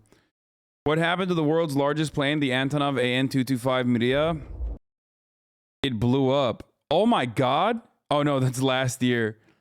I was gonna say, Pepela, it fucking blew up. Is that how planes reproduce? Yeah, pussy. Here's the more modern day footage. You were flying. Can they hear me? You think? Restricted airspace. You're flying in restricted airspace. In very low altitude. Oh, fuck! Holy! Oh,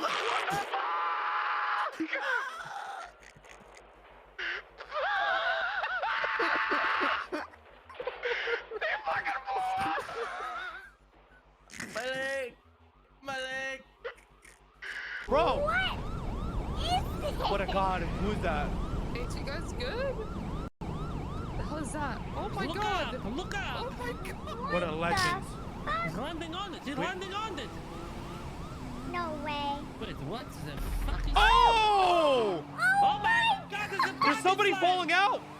He has a parachute! This was when they were doing a bank robbery. There was like a simultaneous bank robbery happening. Who is that? Hello.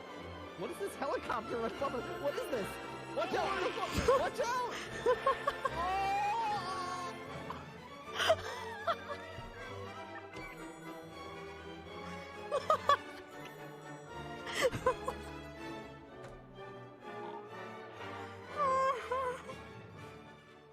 That was a real fucking crazy moment.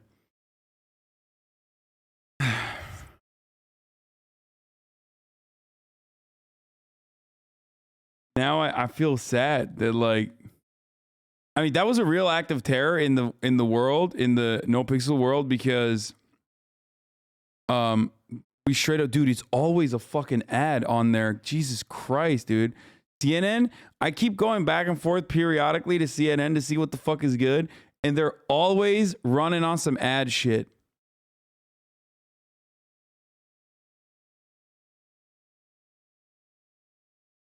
Yeah, I killed the mayor and like the head of the chief of police, right? Or well, he wasn't the chief of police, but like the top trooper.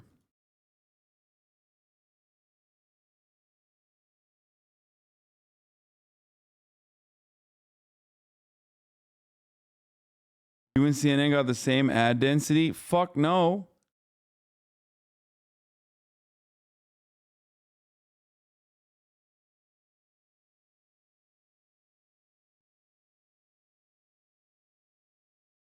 Tom, please cover the fact that Ukrainians are blocking Africans from boarding trains and preventing them from crossing into Poland to escape the war zone. I already did.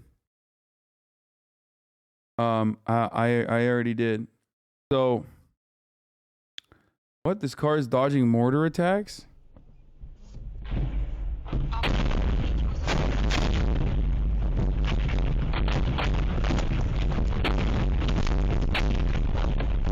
Bro, this is like Russian dash cam footage to a new level, dude. Like, I mean, by the way, these like Radio Free Europe, Radio Liberty, all these fucking things are, oh, it's from last year, 25/02/2021. What the fuck?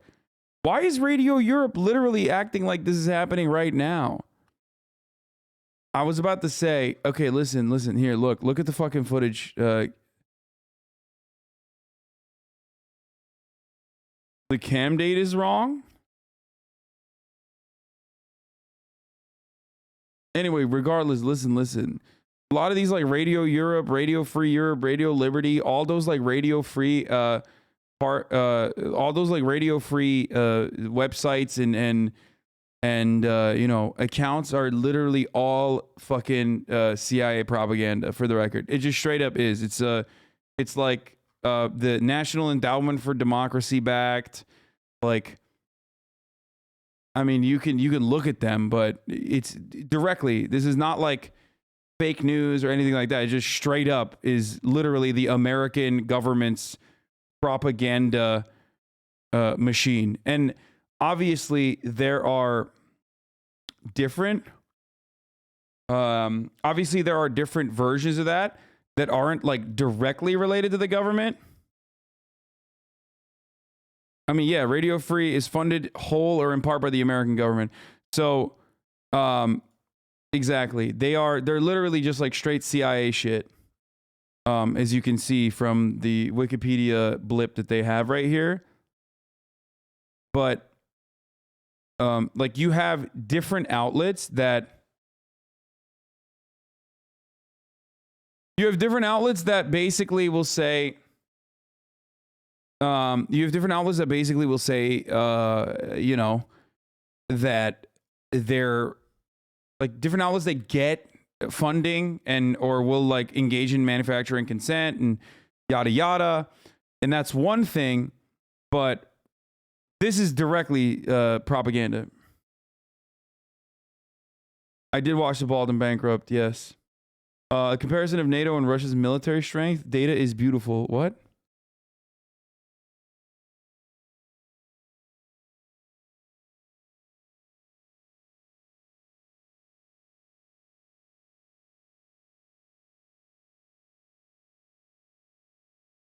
Personnel, armored units. Jesus Christ, dude. That's kind of crazy that Russia has so much.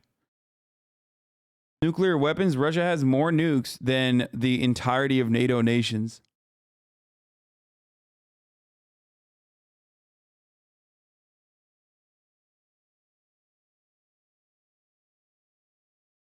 Anyway, let's finish this mortar thing.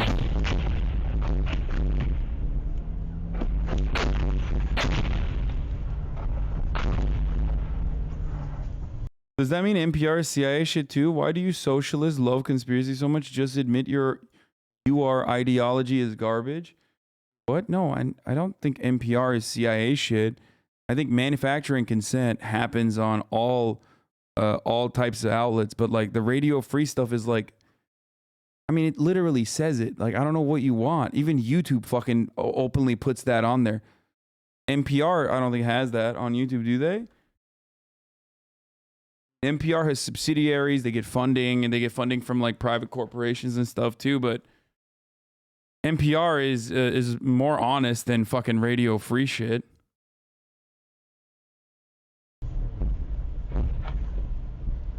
They should arrest this man.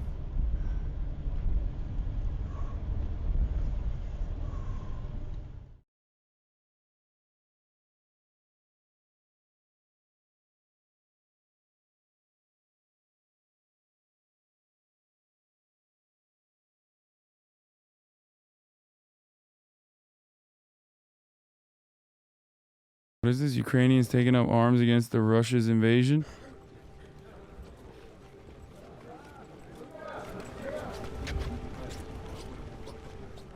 We are in a queue where people are waiting to get their weapons to fight the Russian invaders. There is no reason to believe that they're going to stop anytime soon, and their objective clearly, at least to me, seems to be the occupation of my entire country and the destruction of everything that I love. I'm just a regular civilian. I have basically nothing to do with war or any other thing like it. And I wouldn't really want to... I don't get it. What are they? Are they doing like a liberty? Are they gonna go to Chipotle after this? Seems like they're just doing one of those like Liberty Second Amendment, freedom convoys in Texas. It's like a weekend in Texas. To participate in anything like this, but I don't really have any choice because this is my home. Мотивація проста. Це краще, ніж сидіти вдома і чекати, поки до тебе щось прилетить. І хто як не ми.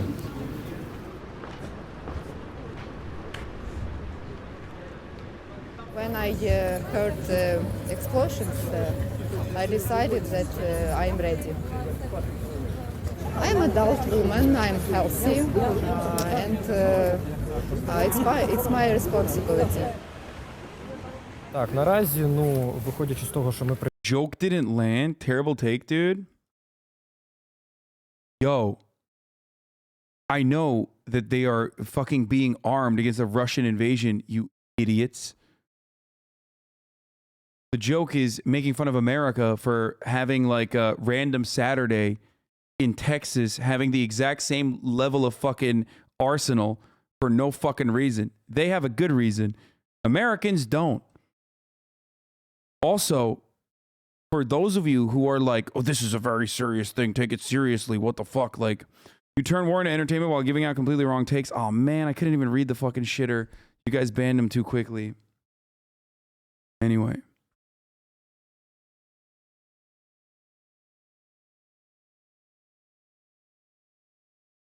Прив'язані до конкретного району Києва, ми готуємося саме до вуличних боїв. Нам розповідають, як правильно себе поводити в команді, поодинці. Люди тільки йдуть і підтримують, тільки хвалять, і щоб хтось переживав за це, що ми зброю. Я за сутки останні.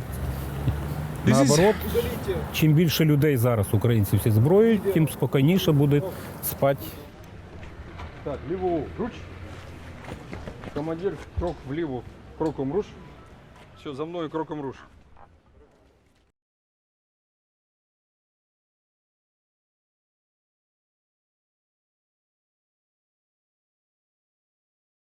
So Americans should give up all guns in hopes that this never happens to us? Yes.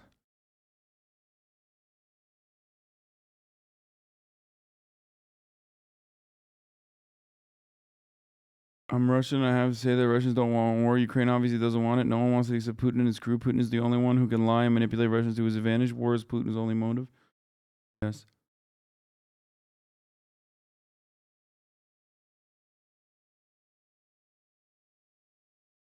Some Google Maps functions were disabled in Ukraine. You can't see traffic anymore. Yeah, it's just like leftists are at their best when they fucking cry about every type of joke that you make. Like that's when they're really like that's when they demonstrate how normal they are. They're like, this is serious business. Demonstrate how serious you're taking it. Do not make a joke about anything. Is owned by a British company and it's manufactured here in the U.S. in Illinois. Stoli vodka is another vodka that people tie to Russia, but the company is headquartered in Dog, it's Latvia. This was the statement released to CNN Business from the Stoli Group. A spokesperson Stoli says is literally a decades, NATO country. Stoli Group has supported the marginalized and those at risk of unwarranted aggression. We stand now with all Ukrainians and Russians calling for peace. That's an important note there. Russian Standard and Green Mark brands that are tied to Russia, are based in Russia. Really, the bottom line here is that less than 1% of the vodka consumed in the U.S. is actually from Russia. But the message, the symbolism is still there. Pam? So what? Like the fucking people are being dumbasses when they're dumping out like NATO country vodka made in like NATO countries, but then it's still okay when they're being dumbasses. It's still all right because, you know, at least they're doing it symbolically. Oh, okay, got it. God, Americans are so fucking stupid. It like blows my goddamn mind. Straight up. Straight the fuck up, dude. Joined this unit just 2 days ago.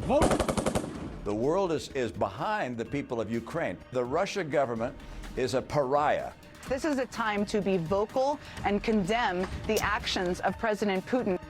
Very soon, the Russian leadership will feel what a high price they will have to pay. That's what we're seeing. A small, evil, feral-eyed man. Bro, I can't believe they're running another ad at the top of the hour. Holy shit, dude.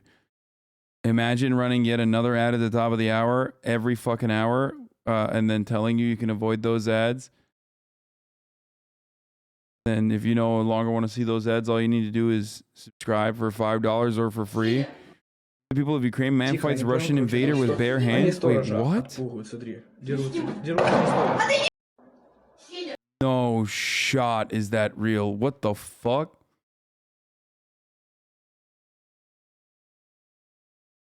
Yeah.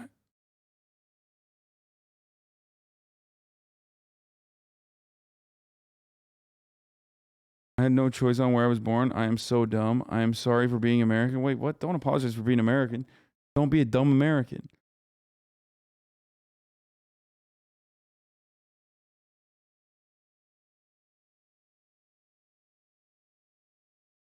The fuck? Ukrainian civilian ultra chat to remove active landmines from populated areas. Wait. Video footage of a Ukrainian civilian removing a mine from a road in war-torn Ukraine. I don't... Man, it's seeing... There's 0% chance I believe this is real. I'm sorry. I don't believe that this is real. This 100% is fake. It's unclear if Ukrainian and Russian forces placed the mine, but it appears no shot. These mines need a lot of pressure to... Still, the blast radius of that mine is not small if triggered. The exact location of the video is unclear, but it shows once again how civilians are involved in the war in Ukraine. Dog, there is no fucking shot.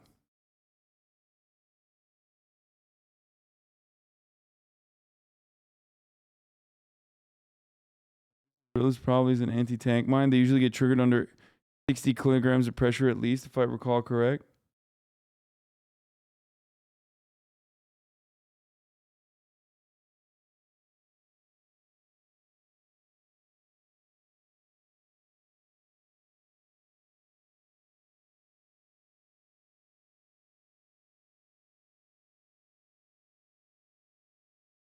Xcat location. What's real is the fact that I forgot to run the ad, so I'm going to run it right now. Here it is.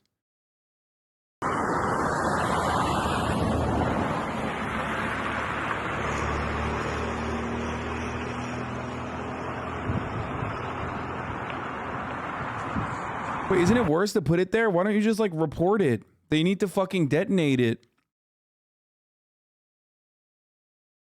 Why is he fucking putting it in a worse place overall? You're hiding it, and not only that, but also, did the Russians put the fucking tank mines? Wouldn't it be the Ukrainians that put the tank mines if like a Russian column is passing through?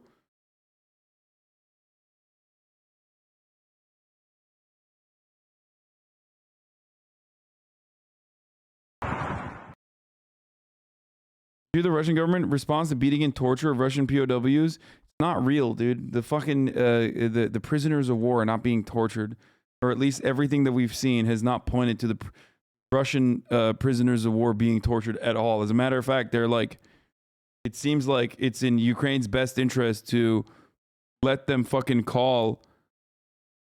See, Russian POWs say they were tricked, threatened during invasion. It's in their best interest to like allow them to call back home.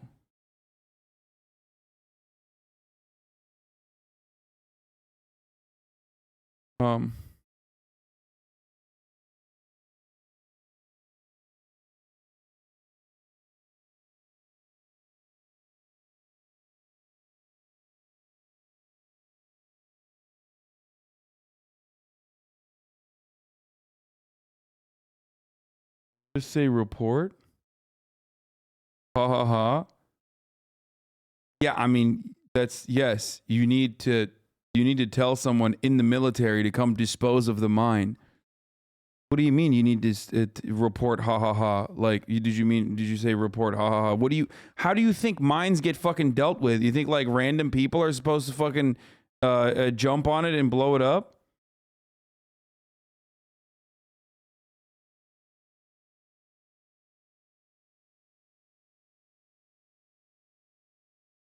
Message to the Kyiv defenders from... Message to Russian troops from Kyiv's defenders. Ко всем My message is dedicated to all русским, Russian которые troops that еще aren't пока burning что не bodies yet. зашкварились. Я хочу, чтобы вы просто включили свои мозги, солдатики, и подумали, куда вы идете. Think where you are headed. To Kyiv, that has millions of soldiers, where you'll be shot at from every fucking window. Вы целый месяц You were freezing your asses off in your shitty fucking Rostov for an entire month. в Ростове для того, чтобы приехать сюда и сдохнуть в Киеве. Just come die here in вы еще Kyiv. даже не начинали дохнуть. I'll tell you this, you haven't even started dying yet. Those aren't bodies, those are fucking people that are sleeping, right? I thought those were people that were sleeping. While they're being actively transported. Or not actively transported. They're like Oh, there is dead bodies there is blood in the rest of the video though. Okay, never mind. Yeah. Okay, never mind. Yep, there's burned bodies in this video later. Nope, there's definitely that part wasn't not safe for work, but there's definitely some not safe for work parts in this video. Who the fuck sent this video, dude? What are you guys, stupid?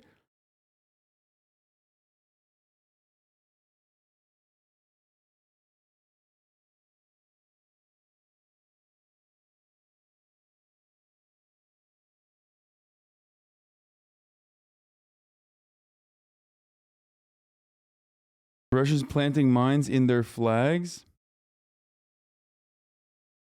The Russians are planting mines inside Russian flags on the occupied territories of Ukraine? Wait, for real?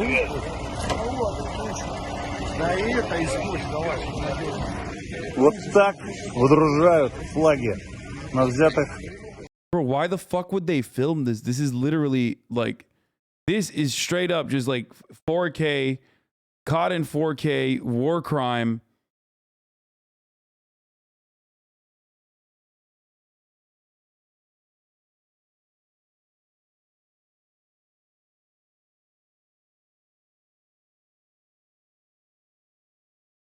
Территориях.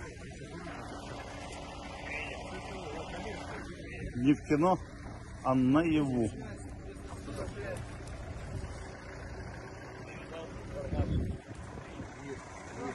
Тебя можно снимать? Да, приходь, передадим. Серега, привет тебе большой. What the fuck?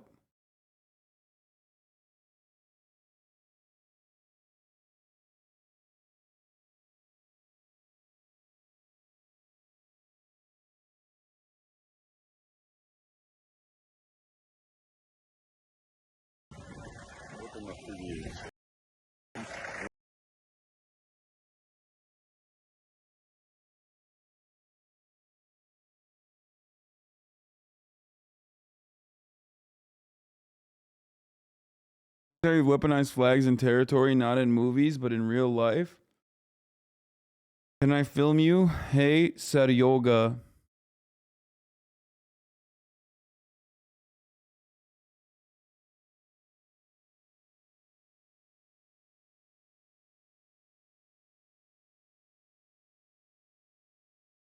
Or the Russian army are not allowed to have phones. These are Ukrainian. No, they're probably DPR.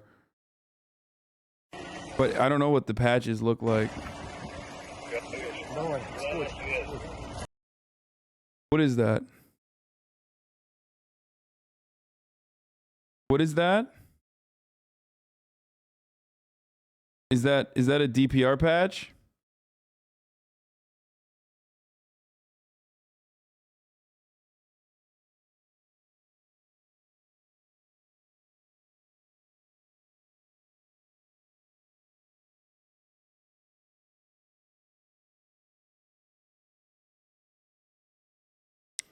Flag on the front of their armor is DPR. Вот так выдружают флаги.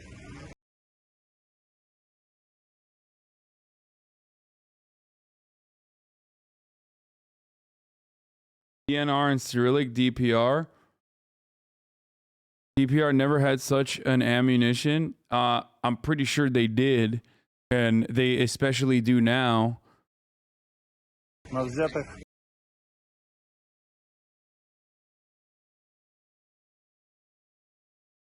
The Kharkiv live streams have all gone out.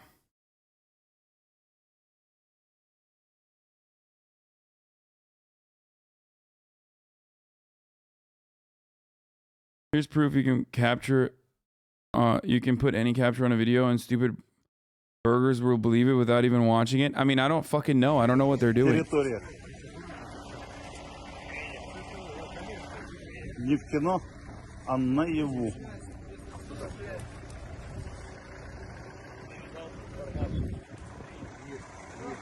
Тебя можно снимать? Да, приходь, передадим. Серега, привет тебе большой.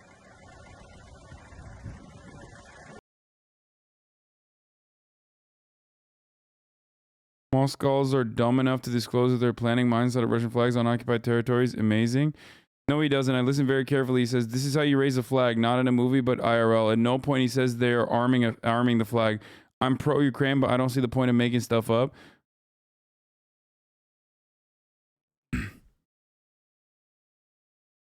Okay, my bad. Tensions are high, so there's a lot of misinformation. I should have been nicer, so sorry. He said raising, not arming. That being said, they could still be arming it, as he might have been hinting at a different type of way to raise the flag with the way he said it. They aren't arming it. Oh, okay, so they weren't arming it with a mine at all. They were just raising it.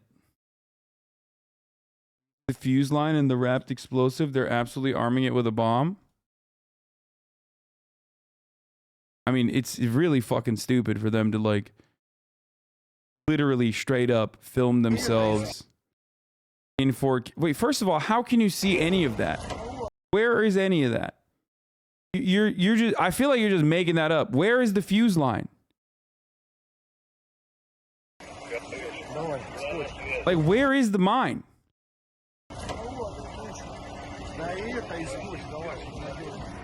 Вот так выдружают флаги на взятых территориях. The green string in his hand is the fucking knife's, like, the string from the knife that you can wrap around your hand, okay? That's what the string is. Look. Do you see that? It's a part of the knife. It's not a fucking... It's not a fuse. Вот так выдружают флаги на взятых территориях. Не в кино, а наяву. Really naive and on the spectrum. People just make shit up. Okay, dude, yes, it's war. Of course people make shit up. That's not a knife. That's not a knife. It's actually a tactical nuke. Yeah.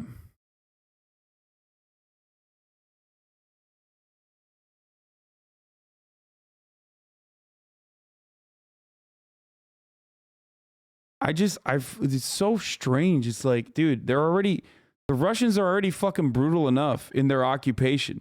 You don't have to also, like, want to believe extra fucking fake shit just to, like, make it sexier for you or something. You know what I mean? Like, it's such a weird thing that, like, these guys, some of these motherfuckers just straight up want the upvotes, so they lie, and you want to believe it, so you go along with the lie, and then you don't want to fucking turn around and, like, think about it critically. Down the line, I mean, these are inconsequential things for the most part, but down the line, there's gonna be something that's significant and serious, and you're gonna believe that bullshit too.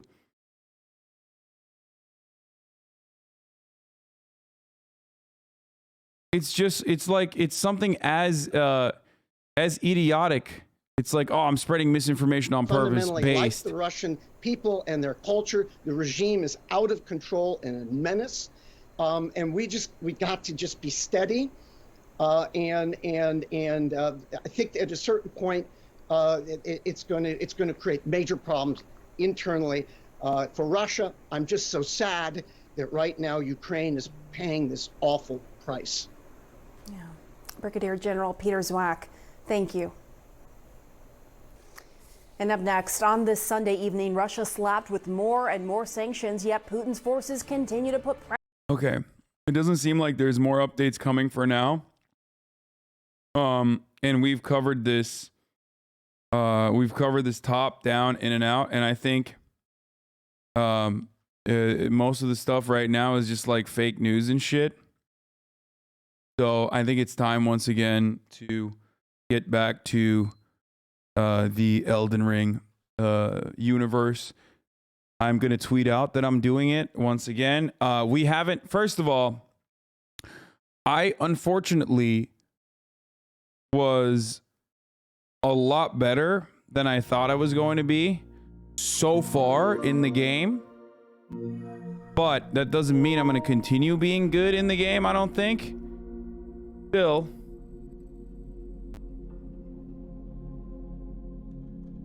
my chat.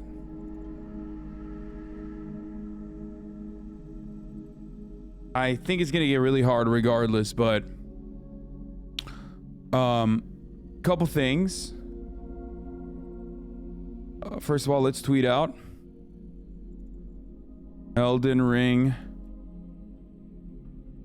to raise money for Ukraine.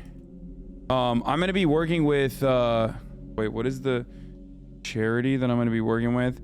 My management told me that a charity reached out. Care.org is what I'm going to be working with. So nice. Since you're really good, does that mean you'll raise the stakes if you did in the game? First of all, I've figured out one of the I'm going to be working with care.org. So that's number one. Starting tomorrow, we're going to have a donation link. Okay, when I'm playing.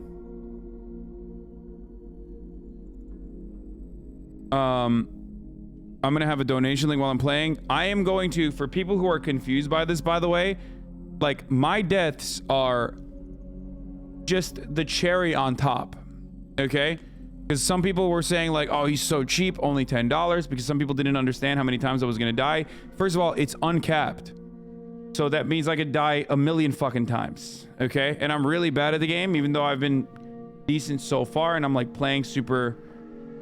I've been playing super carefully, and but once I get to a boss, like, I have to fucking die a million times over, which we will get to soon. But also, yeah, most people don't understand it though, so they're like, what the fuck, you know, he's such a cheap ass or whatever. But then also on top of that, I'm gonna have a dono link, and I'm gonna give more money on top of that as well. But starting tomorrow, we'll be doing it with care.org for Ukraine. Okay. And Austinox has, I think, some info for me, maybe? I don't know. What the fuck? Or no, Aiden. For when you do the death counts, you can add this in the browser source to OBS, make it smaller, and put it in the corner. Oh, fuck yeah. Let's go, Aiden. Let's fucking go, dude. Hold on.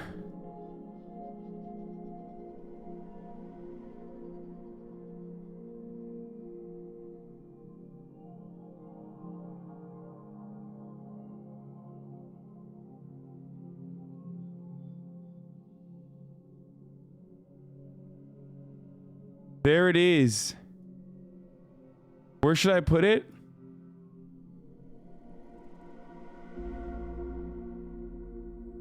Put it up here, top left.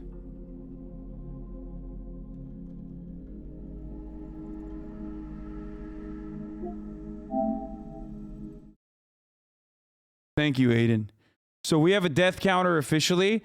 So there's going to be different ways of raising money, okay? One, we're going to be raising money on when the care.org, you know, when the care.org link opens up. That's one way that you can personally send donations if you want. Wait, why does it say 9 deaths? What the fuck? I didn't die yet. And also, Aiden, instead of deaths, it should say L's, but... It said 9 in this... But it's fine, it's fine. We'll use deaths for now, it doesn't matter. Elden Ring to raise money for Ukraine is back. Starting tomorrow, I'll be working with care.org as well, but the L's tonight still count against the major goal.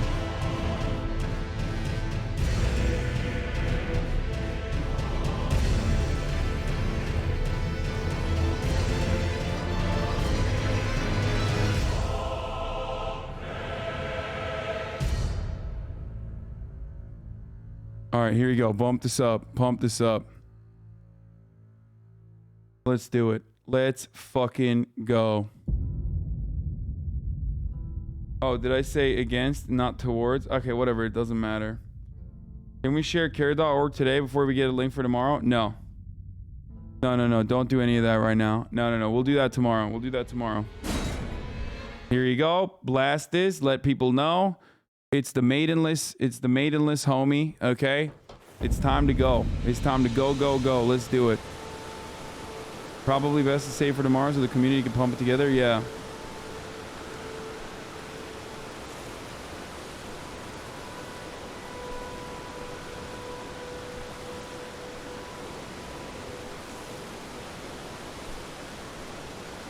Okay, one L chatters in this situation. 1 L, 1 death equals 1. Wait, where did I die? I died somewhere up here earlier today. Oh yeah, I was fighting this fucking stupid I was fighting this fucking giant on my own, and I died last second to the giant. Big L. 1 death equals 1 $10 dono, but no, I didn't play off stream. Okay, I did play off stream.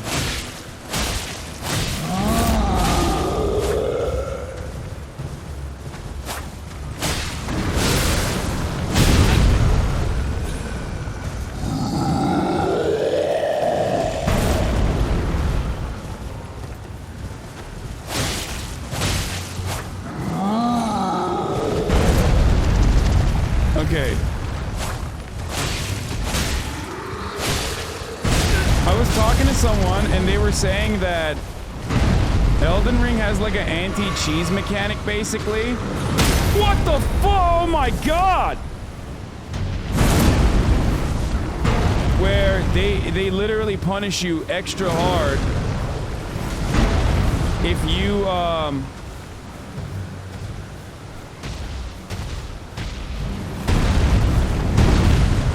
if you end up, what do you call it? Wait, hold on. I gotta fucking put this out. No, chill.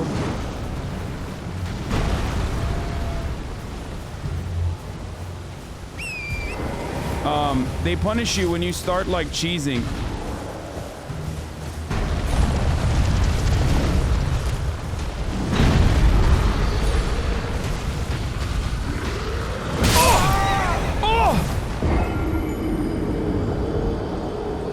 That's bullshit. That was bullshit. That was, I mean, there you go. 9 deaths. Dude, I can't even kill a fucking giant that's like stable for the most part. That's crazy. Wait, I need to put... Like, it has like a nuclear option. It's weird. I don't know how else to describe it other than... It's like a... If you start hitting it too much, it has like a power move. The enemies have like a power move if you start hitting it a lot. Like if you get greedy and you sneak a couple extra rounds in, like from what I understand, every boss is like the Nameless King, right? Where the Nameless King has... The Nameless King famously has like... Shit.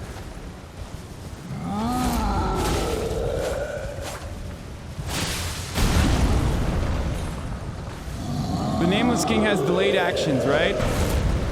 But not only that, but also on top of that, there's like multiple different moves that it has that is like hard to predict. But also, if you hit it too much, if you hit the bosses too much, they have a weird fucking thing where they like literally will... What the fuck? Dude, what the fuck? How does it get that range, brother?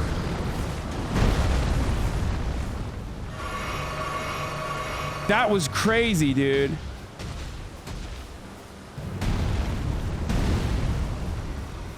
What stuff have you done so far? Not much, to be honest.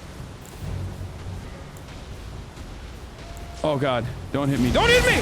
Don't hit me! I'm sorry. I'm sorry. I'm sorry. Is he coming after me? Oh, he's gone. Oh, what a pussy. He didn't even last, dude. Hasan's gonna be bald and bankrupt? You don't even understand. I am so bald already.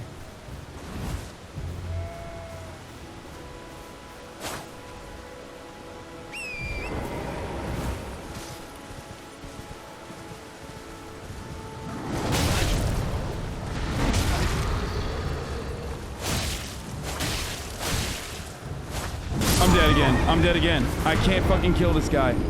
I can't kill this guy. This is not even a boss. This is not even a boss. It's just a giant. It's a random fucking NPC giant.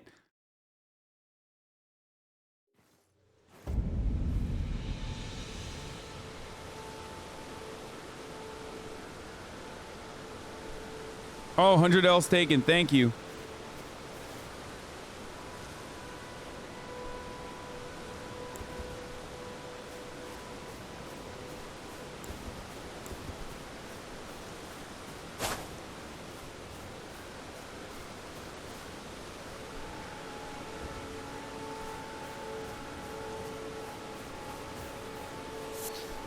Tom will single-handedly fund the Ukrainians' war.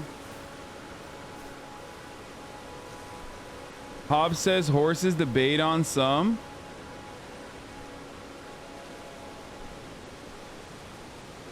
How are you going to be bald and be a squeaker?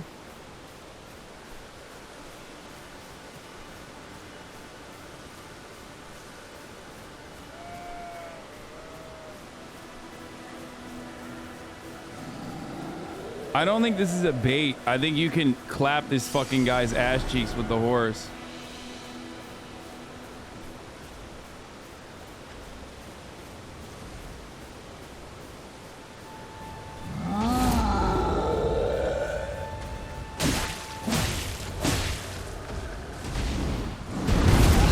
Dude, his fucking AoE is crazy though.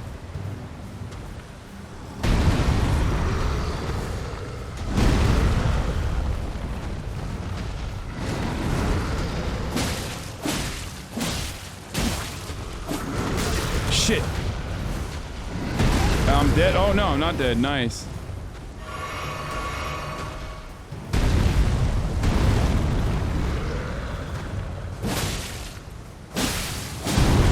Shit.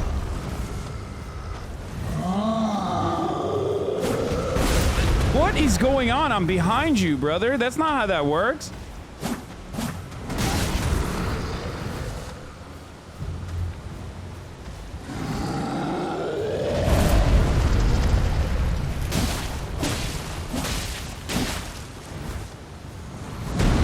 I am literally behind you. I am literally behind him. What is happening right now?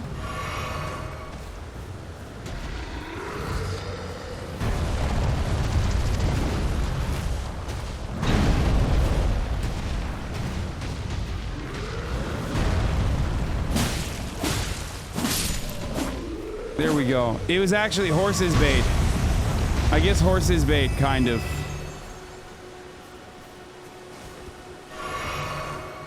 Did you guys gamba on that? Did you gamba on that? That felt good. I feel my blood pressure rised a little bit on that one. So I guess I could technically follow this, right? How's the game so far? Incredible. Greatest game of all time, probably. One of the greatest games that have ever been made so far. You did a small bet. You got to use your unsheath ability more. Does great damage and is really fast. Also, Samurai has an amp shot for the longbow too.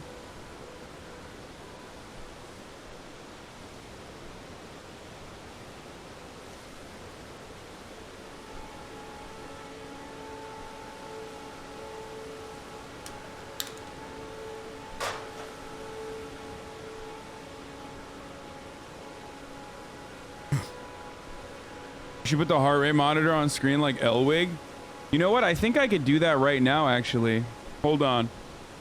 You want me to do that? I think I still have the Pulsoid app. I think it's the Pulsoid app or something. And I have my...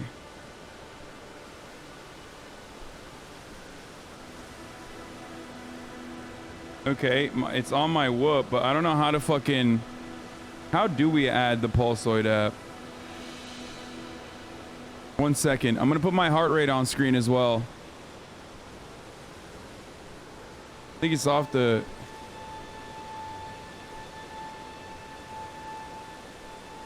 Let me see. Let me log in real quick.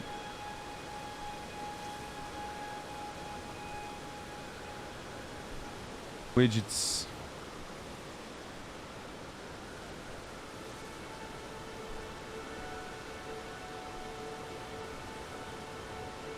Stream Deck plugin.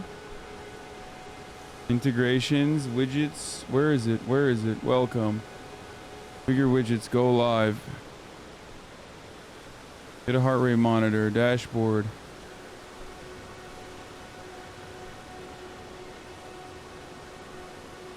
Control program. Hold on, I'm putting the widget up, chat. Hold on 1 second.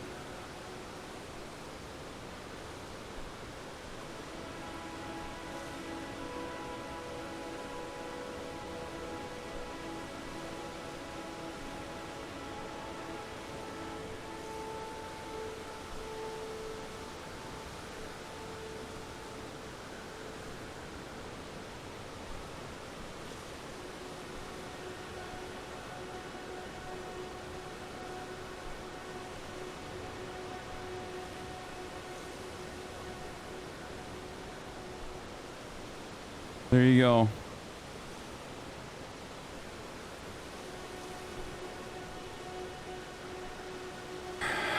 Okay. Are you guys excited?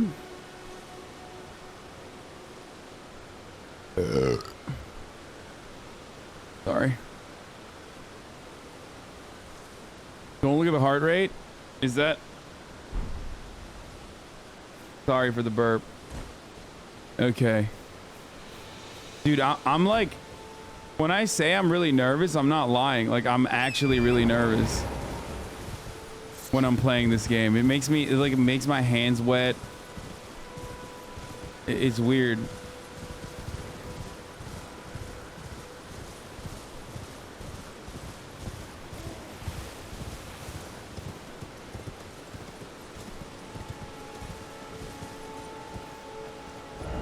Gorgeous view ahead. Couldn't get him.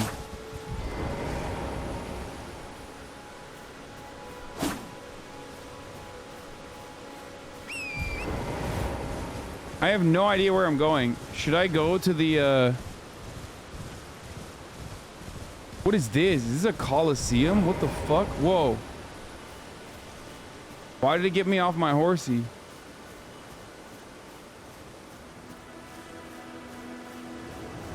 Oh no!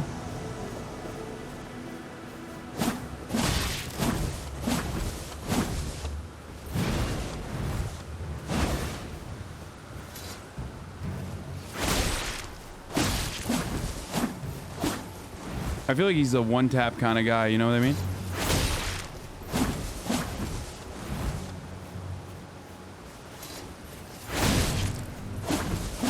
Damn, he won't let me fucking do one. Oh shit!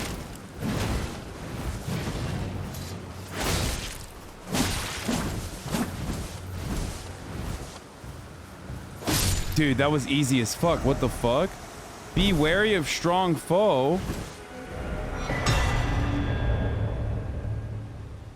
That was so easy? What the fuck? Dude, why was that so easy? Why was that so easy? Is there audio lag? I feel like there's a bit of an audio lag. Am I cracked at this or what?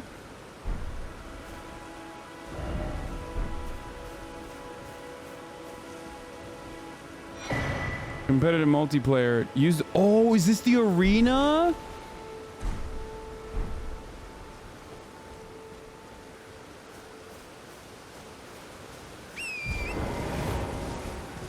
Oh my god.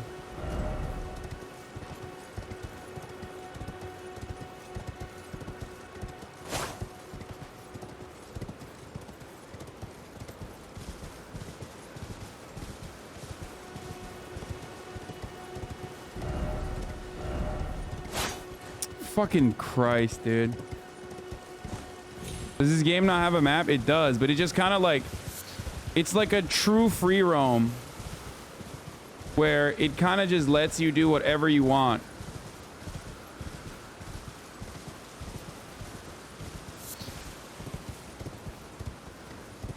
How did people die here? No item ahead.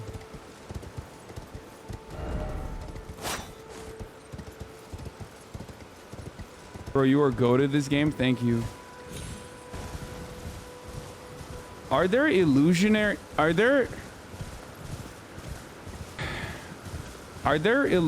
walls in this game at all or no? I feel like I haven't seen a single one and only fucking trolling.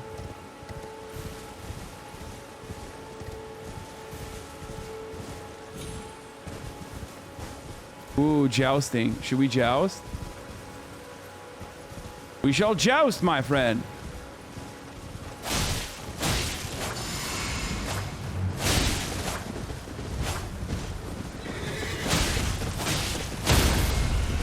We shall joust, my friend. Oh my god. He's a big boy. Oh shit.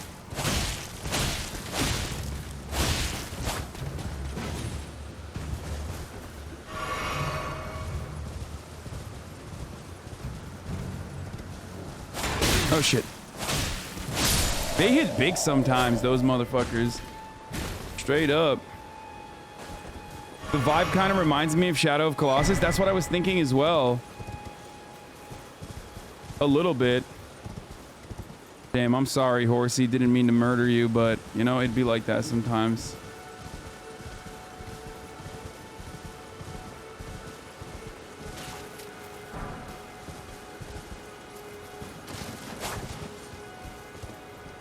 Whoa, what is down there?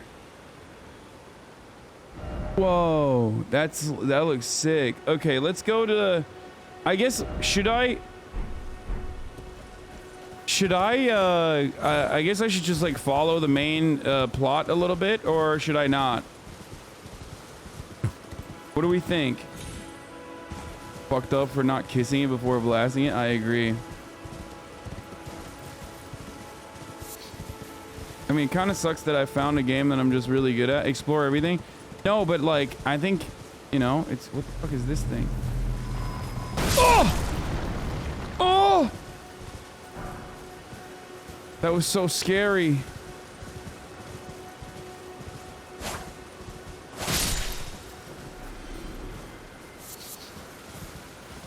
The reason why I'm asking is because, like, there's items that I should probably get, like cool stuff that I should probably get. If I recall correctly... Bro, why do these wolves keep flying off the air? Like, they just keep... Ooh, this is an area where you can use your summon. Uh-oh. Uh-oh. Group ahead, therefore try defeating one by one.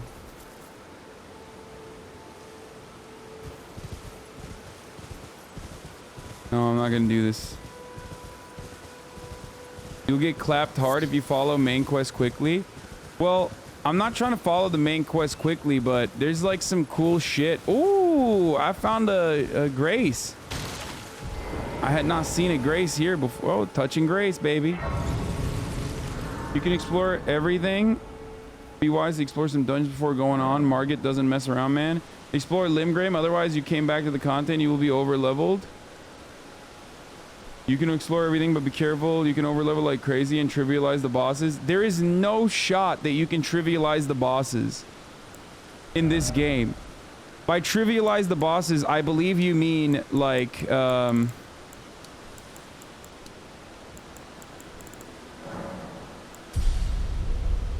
by trivialize the bosses, I believe you mean like, you know, it'll be normal for you to be able to fight the bosses. War Master Shack. Name's Bernard. Tarnished, just like you. Let me ask you something. Do it, Bernard. Are you here in the lands between to take up the fight? Does your faith in the guidance of grace hold firm? despite the collapse of the Golden Order.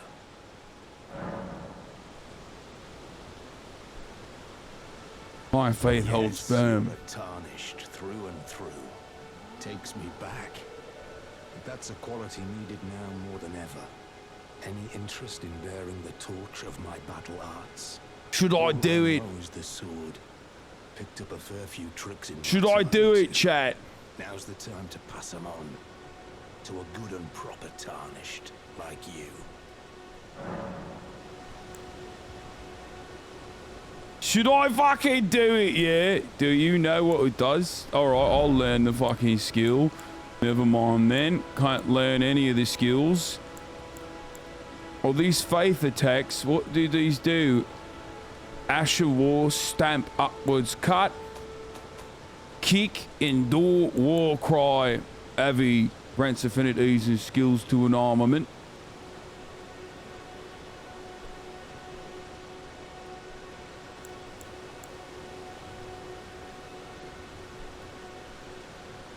They replace their current gear's weapon art? Oh, I don't want that. There's a myriad of battle arts in these lands that I've yet to discover. Alright then. Mementos of all the warriors who raised their arms in battle, lost and died. Don't fucking worry about it. All told of true chivalric romance. That's how I fell in love with the sword and the arts of combat. It grants meaning even to falling in battle, to death itself.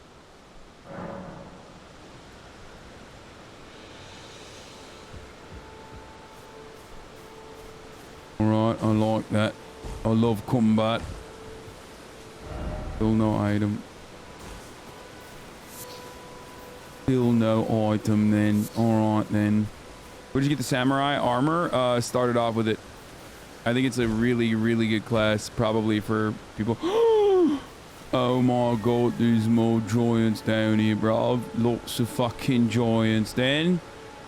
Have I arrived at the giants then? Alright, look at this. There's many, bruv. Lot of fucking giants. What's going on then? Maybe I make a run for that fucking thing right there. Maybe. Whatever this is. Yeah. Whatever this is. Seek the giant. Maybe the giant breaks it, yeah. Maybe the giant fucking breaks it. And then I pick up the smithing stone. And I get the fuck out of here, yeah? The giant is seeking me, bruv. He's Brexit, bruv. He's Brexit. We do the Brexit. We do the fucking Brexit then. Alright, maybe my weapon arts friend can help then. Oi, bruv, you want to give a proper help then? Oh, shit! What the fuck's going on then? Bruv, you seen this? He's killing your fucking own, bruv. He's still following me. Oh my god. He's mental. He's gone fucking mental. Why has it gone so fucking mental? What is that? Is that a fucking mage? Wait, why is he still following me? Bruv, let me go then. Oh my god! Look at the range on that Titan. Look at the fucking range on that Titan. He's got the proper mark on me then. Is this how Brexit turned out? Brexit means fucking Brexit, Kuno.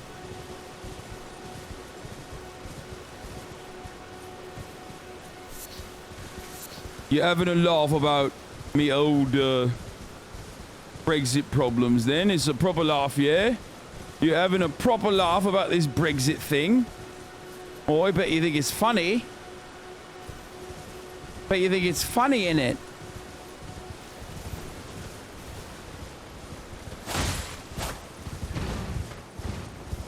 Oi, lad.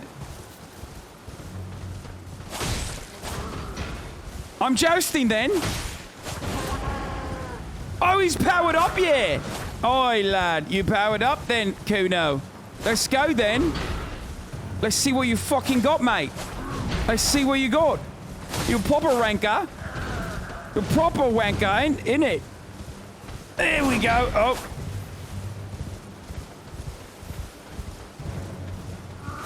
Oh, How are you missing? I'm missing because I'm fucking mental, bruv. It's all in your head, then.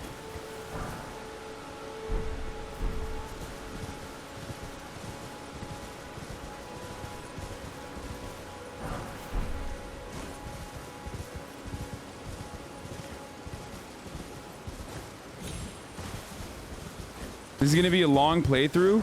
Bro, chat is not guiding me. Like, I need guidance from chat.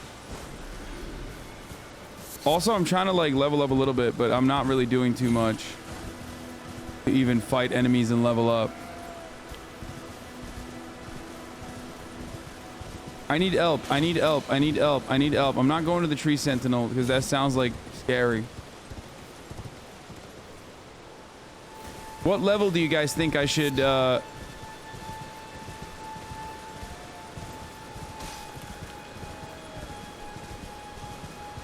By the way, the irony, of course, is that, like, chatters don't want to give me help because they think that, like, help is going to keep me surviving. Don't worry, Ukraine, $100 is on your way. The man intentionally avoiding all combat. There's a dozen caves in Limgrave to explore. Just follow the cliffs.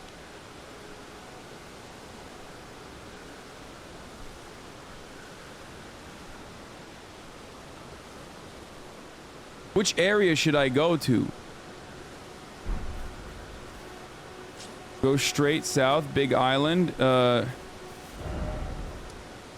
I should go down here to this island?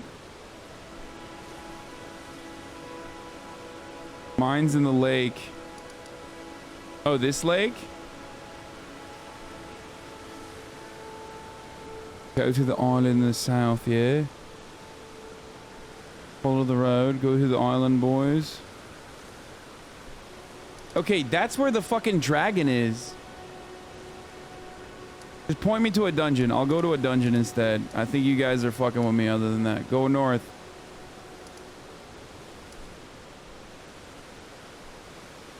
Do the stuff around the lake, mate. There's ruins there. Alright, go near the beginning. The guy called you, mate, unless there's a statue there that will lead you to a dungeon.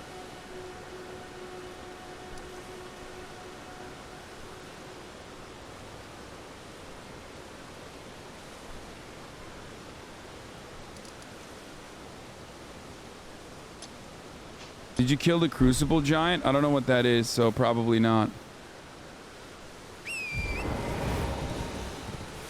Okay, I don't even know where I'm going, but...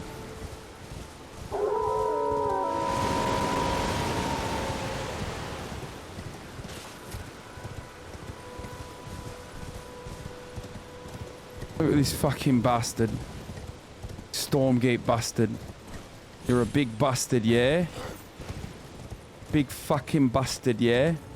YouTube, where to find the second katana and dual wield?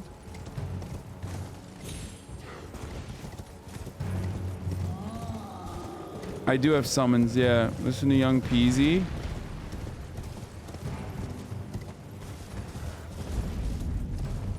Limgrave.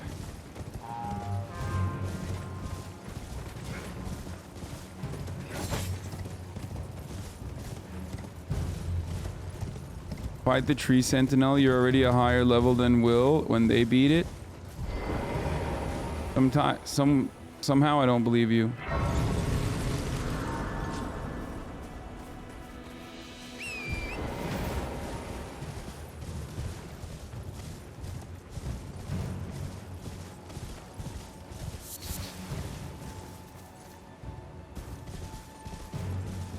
Isn't there like a big convoy up here? I think, right? Like these dead guys are frontliners or whatever for a big convoy, no? Oh shit. I walked right into that one, didn't I? Yeah, that's where the dragon is down there. Like literally down right there is where the dragon is, isn't it? And then there's like crabs here, like there's major crabs here.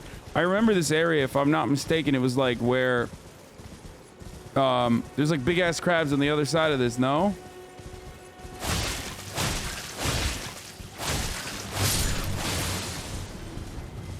These blow up? Oh, I guess not.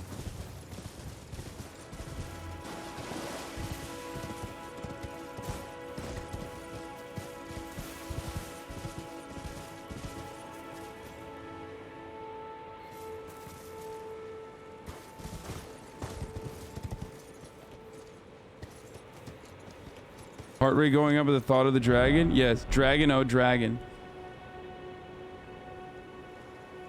There's a long katana dropped off on the NPC on the south of the lake under the big broken building. South of the lake?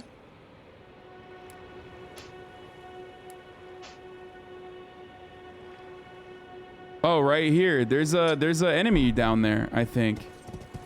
Right?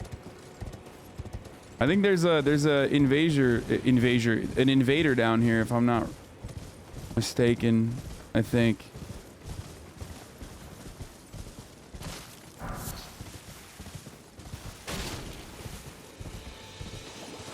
Don't you get invaded here?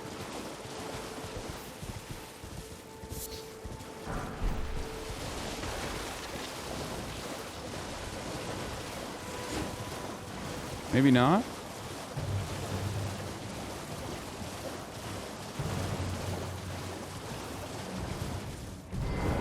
Yeah, right here, I think I'm gonna get invaded.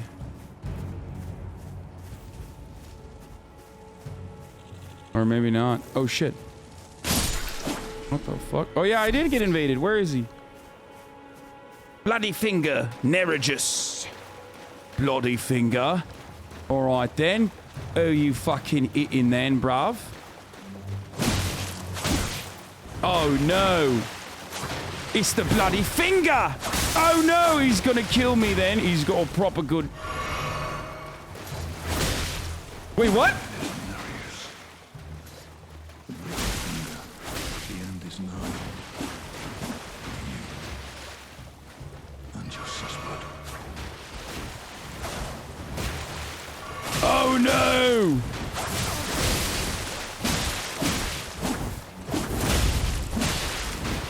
Get his ass, bruv. Oh, it's the Katana boys. It's the Katana boys, bruv. Thank you. Thank you. Thank you. It's a double samurai with his objective complete. Bloody finger, unted Yara, returned to his world. Thank you. Thank you very much, bloody finger. Thank you.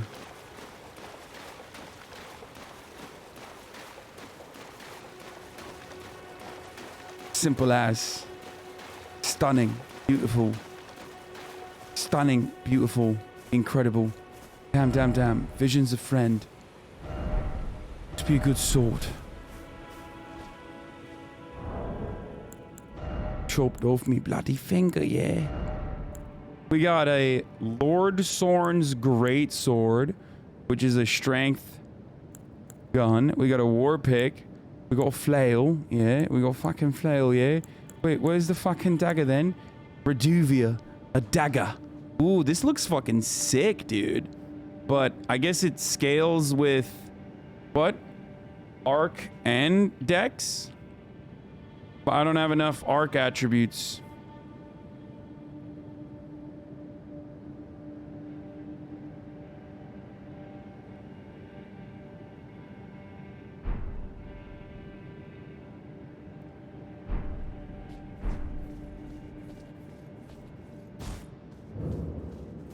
I hate caves. I fucking hate caves, yeah.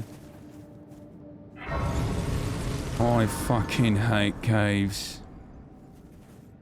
The counter next to my face is my blood pressure. Should I level up some other shit, or should we keep going Vig and Dex?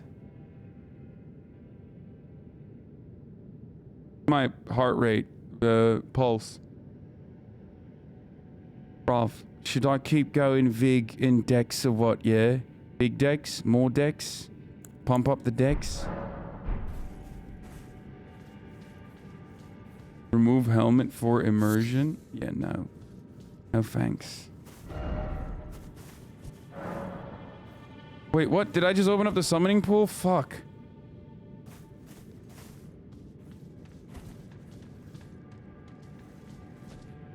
What?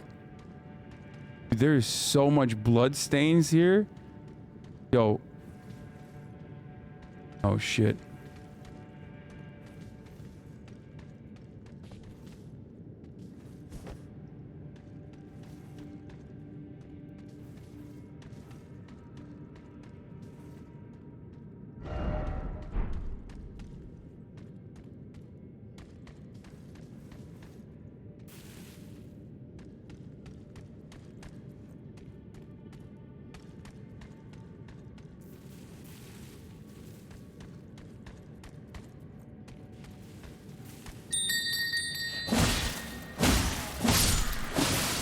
Oh shit. Oh shit. Oh shit. Oh shit. What is happening? Oh god! Why are there so many? What the fuck?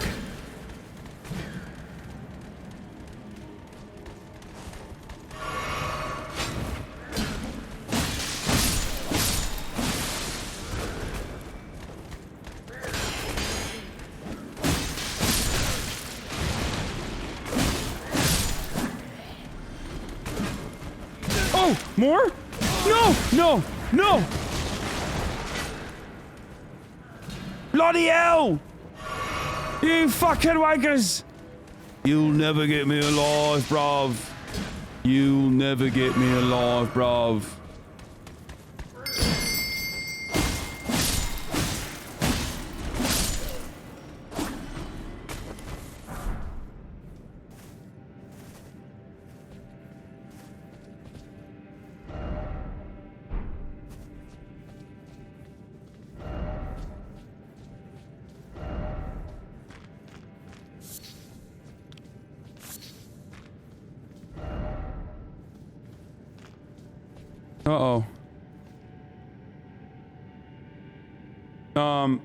It's a whoop. The reader is a whoop.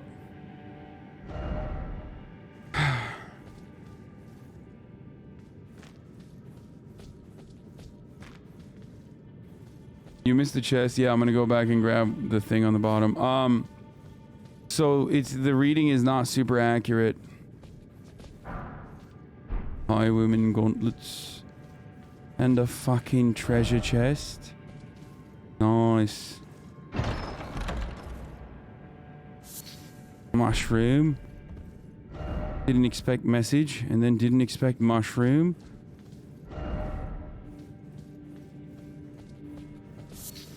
What's a mushroom? They troll. Sometimes there's a hidden meaning in them. Sometimes they troll.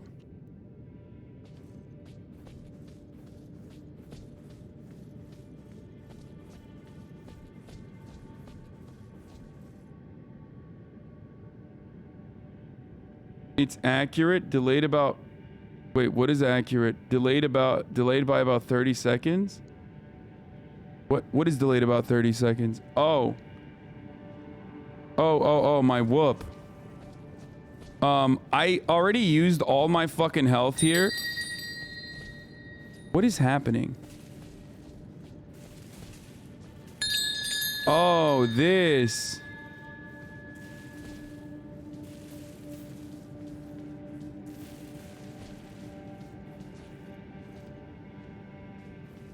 I think I'm gonna go back, heal up, and then come back, and then sneak to the boss. Because I'm too...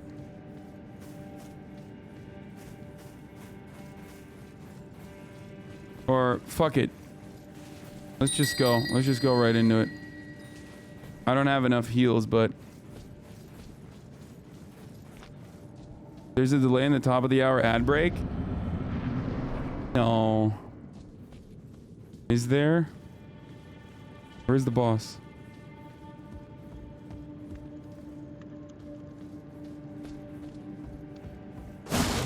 Where are you? Where are you, lad? Oi, lad. You know who's the fucking boss here? Why is it always dusted? Oh, seems familiar. Called something incredible, therefore lift ahead. Alright, he's gonna come when I open the... Thought you'd just help yourself to a man's personal belongings. Yeah, that's what I did. Oh, it's Patches! Nice! Repentance. Cough up your coin. It's fucking Patches, bruv! How you doing then, Patches? Old friend?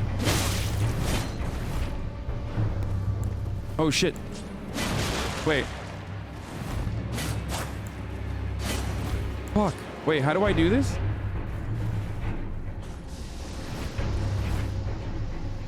Wait.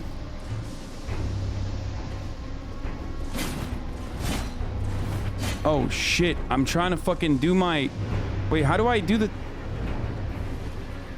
Oh, I can't summon in here. Alright, makes sense.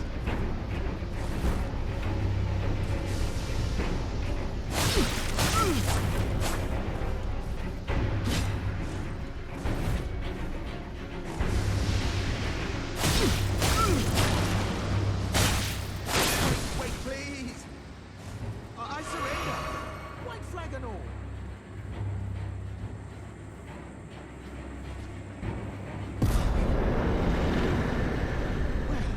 Finally come round, have you? I knew you would. You're a man of reason. True and true. He's gonna try to kill me, right?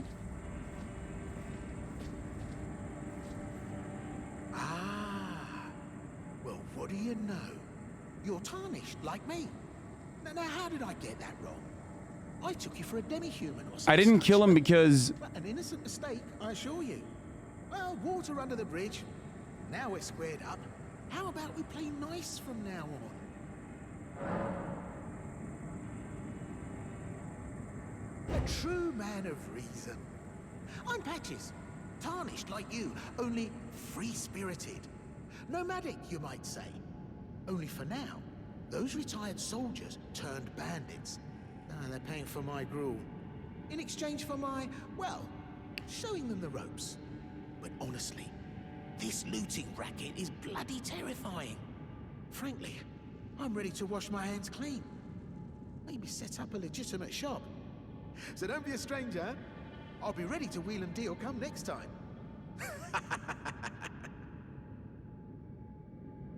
Don't forget to pop. I'll be ready.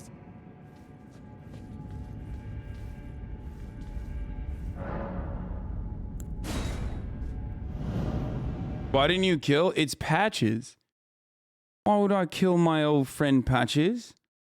It's my old friend, that dastardly bastard. I'd never kill Patches. You kidding me? He sells things. Why would I do that? He's an old friend. Simple as. That's right, bruv.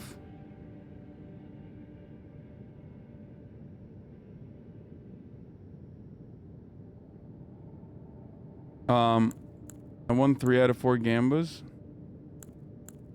All right, Dex or Vigor, right? All right, let's do one more Vig.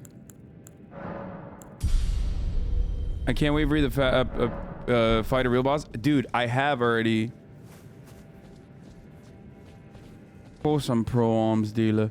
I remember I played the beta test, guys. And first of all, I believe in restorative justice, so there's that.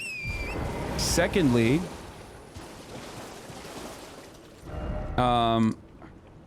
it punches, yeah.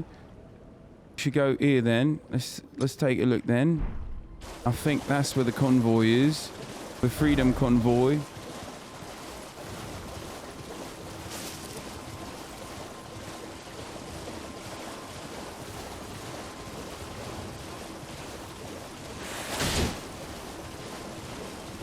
Yeah, chatters who are horny to see my downfall need to see like a real boss. Okay, I don't want to buy stuff from Patches right now. I don't need to buy anything.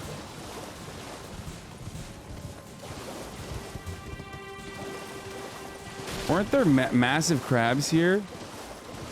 Am I misremembering? I am remembering it correctly. Right? Or did I imagine that? I think this is like where the barrier was for the beta test. Like, oh, there it is. There it is. There it fucking is, bruv. One of the big crabs. And there was a convoy here. Go to the ruins in the lake. There's a chest there. Where the fucking convoy is. Freedom convoy.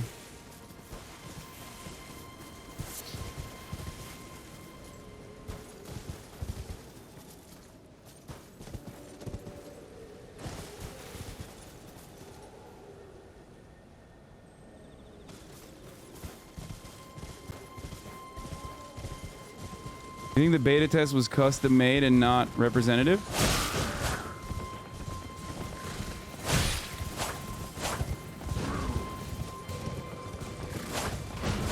Fuck. See, it's not easy. He's missing too. Oh shit. Shouldn't have said that because he's not missing anymore. Come on, bro. Oh, what the fuck? Ah! Did I die? Oh my god, I died.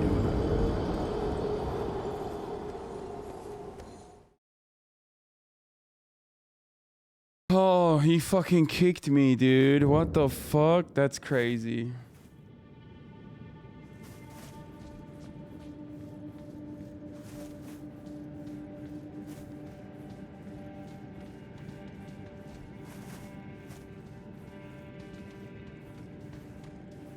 Are his homies still gonna try to kill me?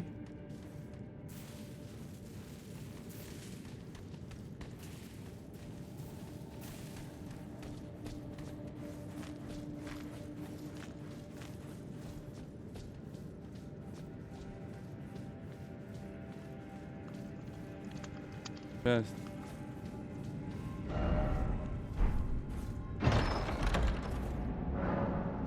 What? Oh, come on, Patches. Well, well, well. I should have known, you scheming little thief. The gods demand vengeance. Vengeance! He's a fucking thief too, bruv. Takes one to know one, yeah? What is happening? Uh-oh. What the fuck is that? Is it loading? What?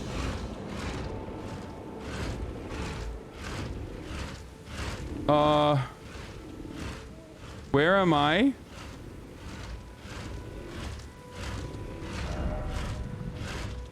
What part of this? What is this?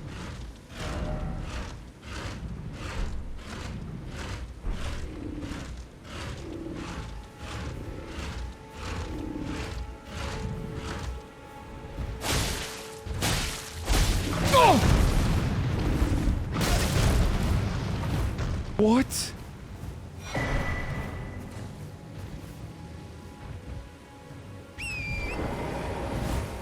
Oh, there's more of them. What is this area, bro?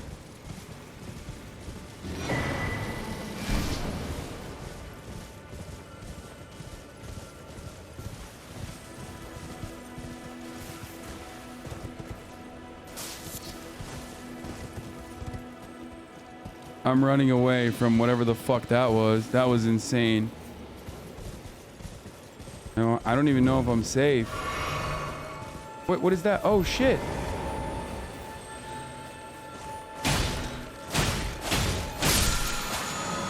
Hey, teardrop scarabs. They're both crimson and cerulean teardrop crabs.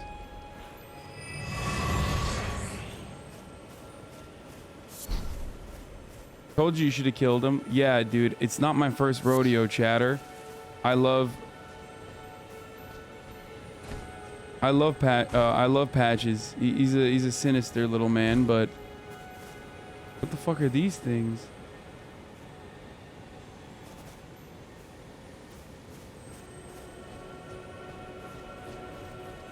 I'm gonna go to that building in a second. Hold on.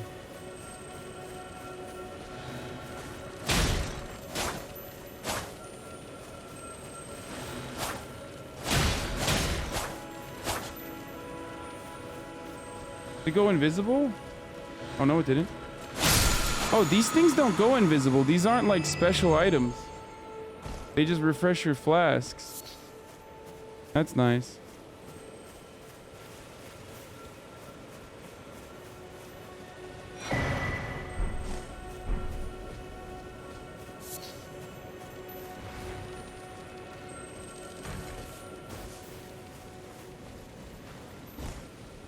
Should I go to this dungeon?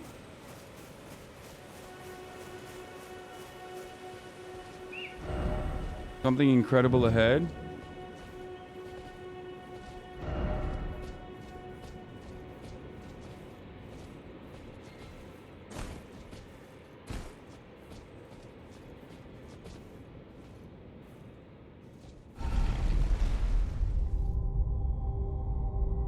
Yes, you're way under leveled.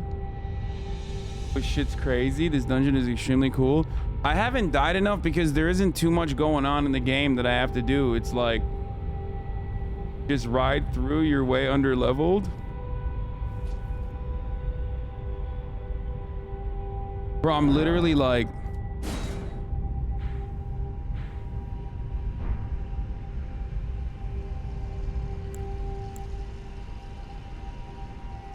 I have to pee.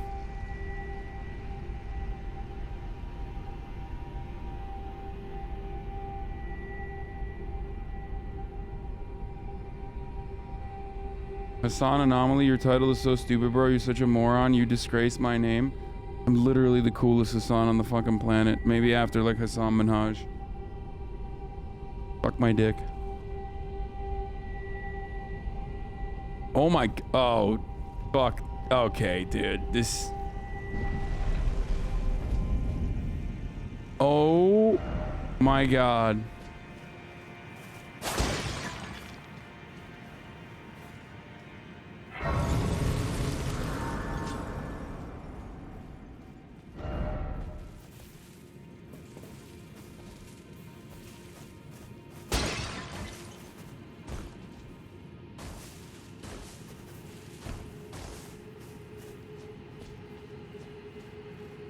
I'll try to see if I can fight one. Second thought said you were the best Hasan in his new video. Oh, that's nice of him. Try jump attack. On what?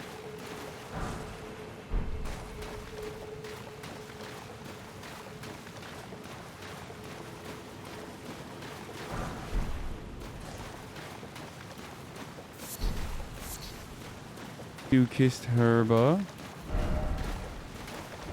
Why is it always packed? Be wary of taking all on it.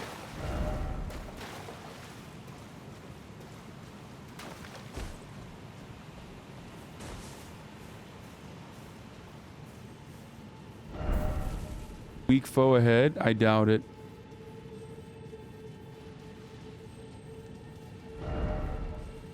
Try circling around.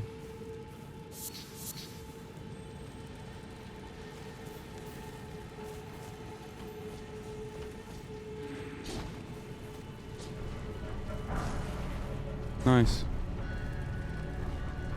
Damn, they're slow as fuck. What the fuck? I bet they hit so hard.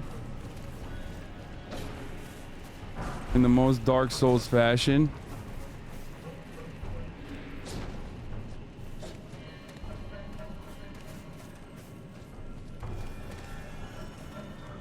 Like once one of them hits you, it's just like... Oh shit.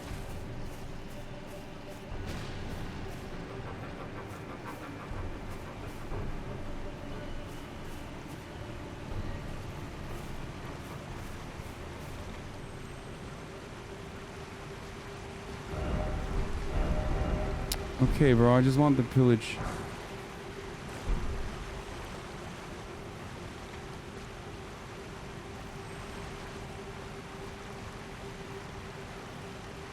Mount your horse? No, I don't want to. I want to try to fight one of these.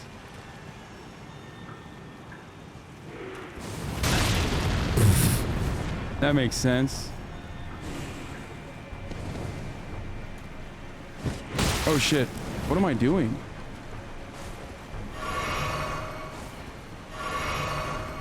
Oh.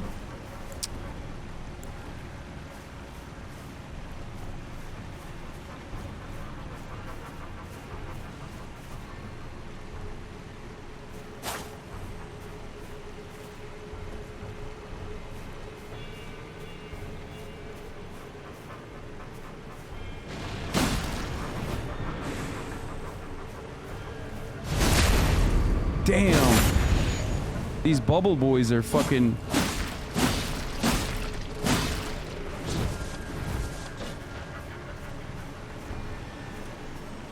They're strong, dude.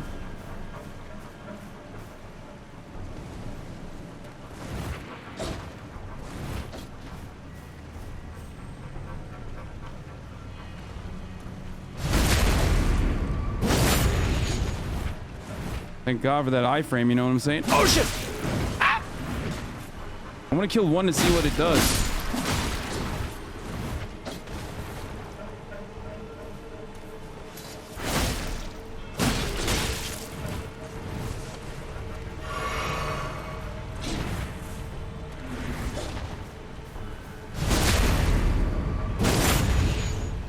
Okay. Okay. I mean, this isn't too hard. How the fuck are you getting hit by these? Surprise attack ahead? Yeah, all that work and 120 souls only. That's crazy. What's up here? Try horseback battle.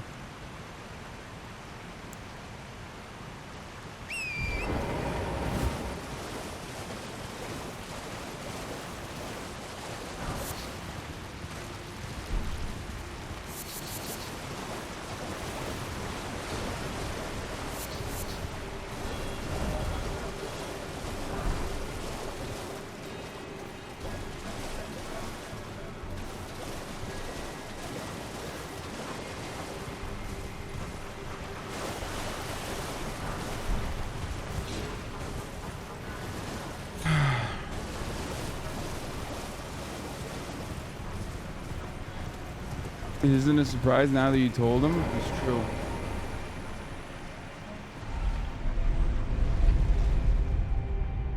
Two guys in the next room are 200 souls each. I mean, it's not great. It's not worth it for all the for how tanky they are.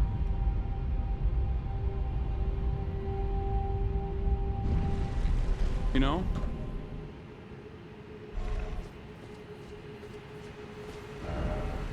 Crab ahead. Uh-oh.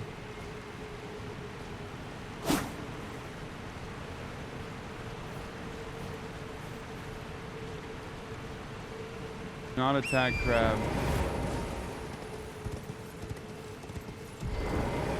How far am I in the game? Not far at all. In here, hidden path ahead. We're for real? No shot.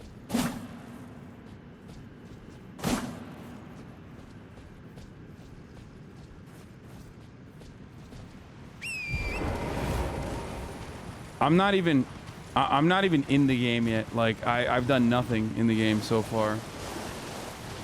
Honestly.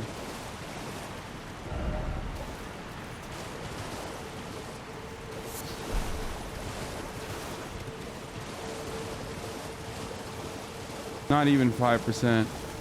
Oh! Bro, fucking chill. I wasn't even trying to hit you. What the fuck? That's bullshit.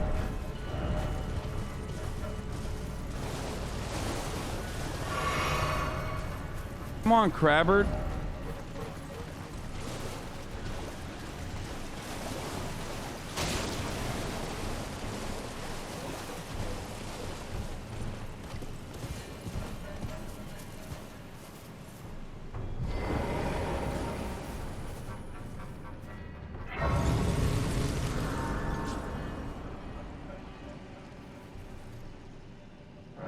Look up. I don't even have enough rooms for leveling up because I haven't been killing anybody. What do you mean look up?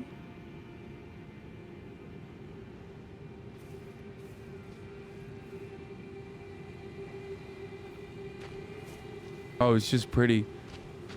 It is pretty, you're right.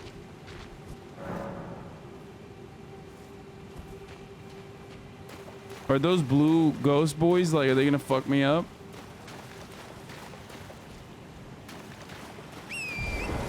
This area is incredibly pretty, dude. Look at this. Like, you got deer. Fucking Dearborn, Michigan up in this bitch.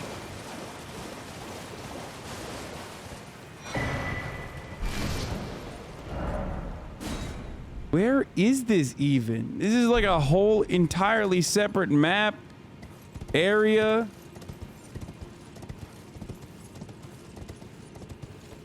Oh, what the fuck is that?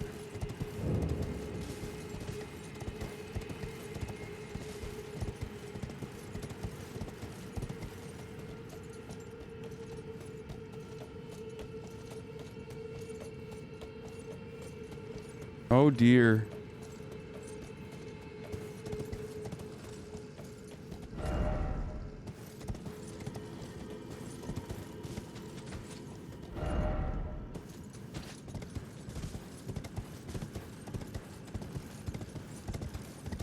Dude, this game is incredible, dude. This game is a fucking masterpiece. This is the greatest Dark Souls game. This is the greatest From Software game of all time. Easy clap all around.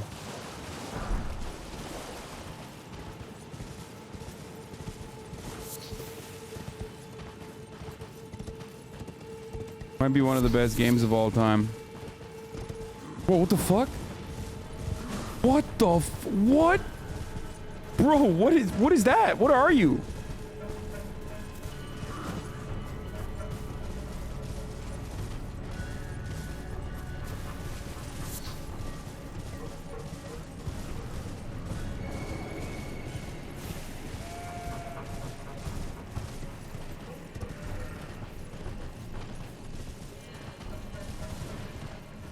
I feel like there's...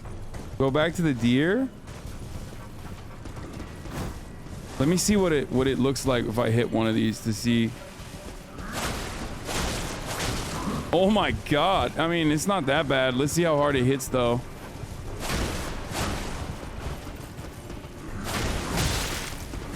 Am I under leveled here?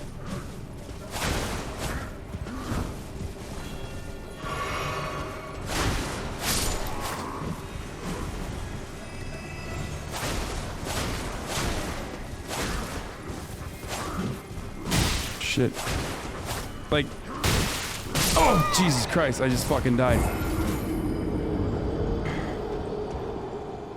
It's like a level 60 area. Chat, don't give advice if you only watch streamers. You're wrong half the time. Is it a level 60 area? No, it's not. No fucking shot.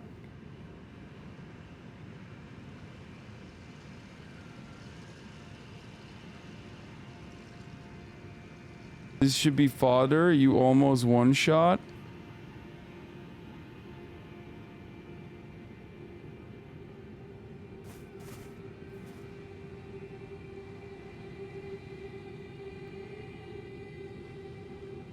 I said level 16, you misheard. Okay, should I get the fuck out of here then? How do I get the fuck out of here, actually? I don't even know. It's a 20 to 30 area. I beat it at 25.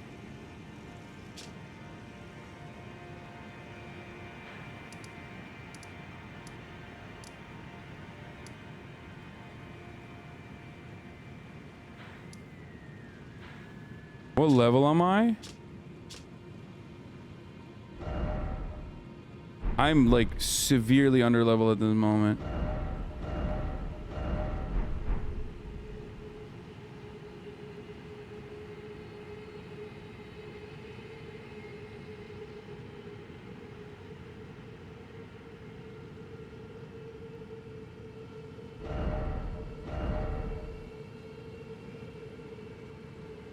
Finger the dead deer.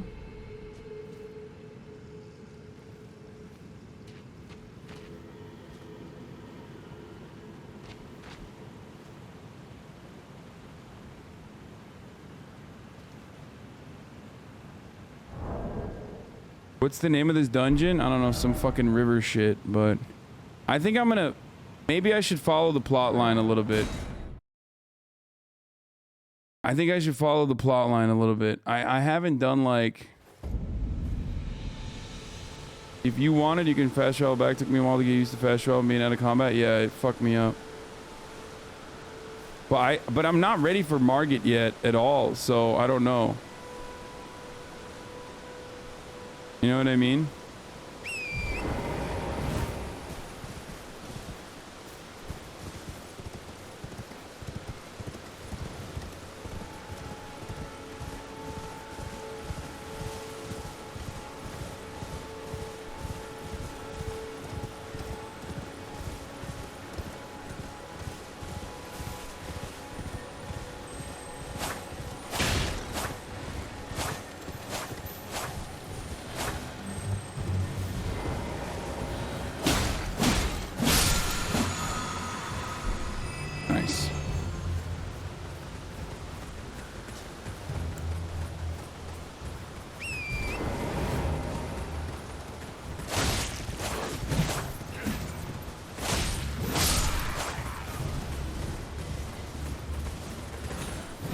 Go to the island south of Limgrave. Good low. I mean, this is where Margit is. Oh, fuck! I thought I could dodge it.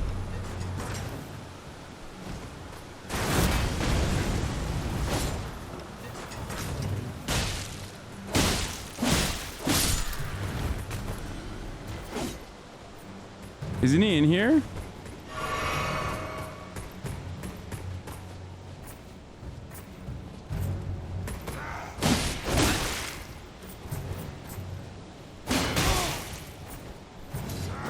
Shit.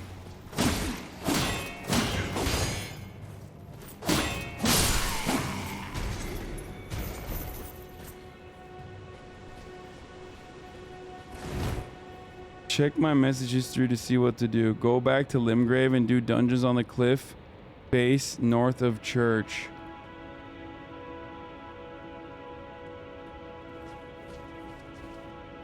My wife is telling you to stop streaming so I can go to bed.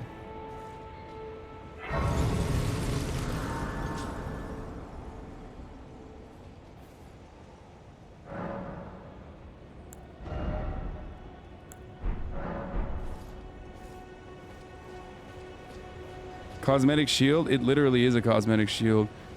I'm double.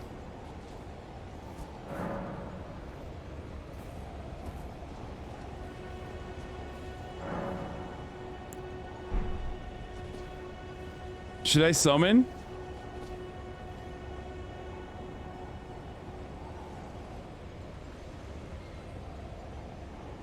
All right, get the bets in, boys. Get the bets in. Also, I forgot to run the ad break. I'm gonna run it right now. I'm gonna go pee.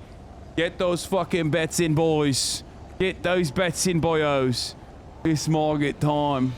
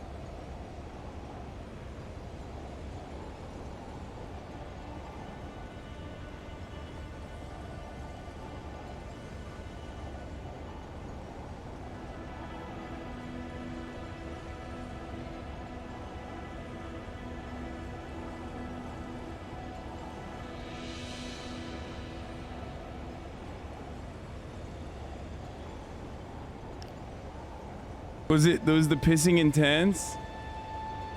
What did I max out at while I was pissing?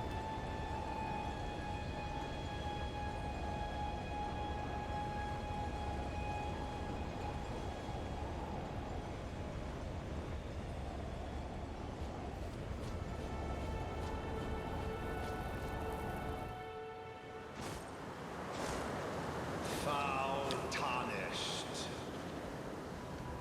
In search of the Elden Ring. Emboldened by the flame of ambition.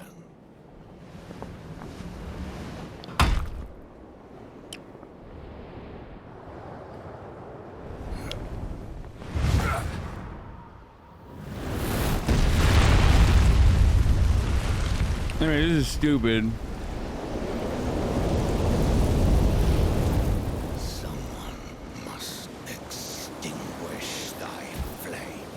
You ugly as fuck, bro.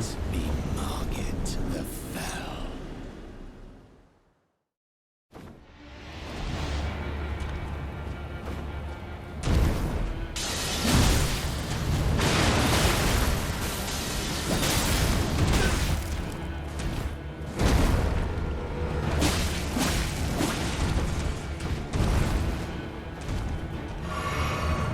I forgot all of his moves.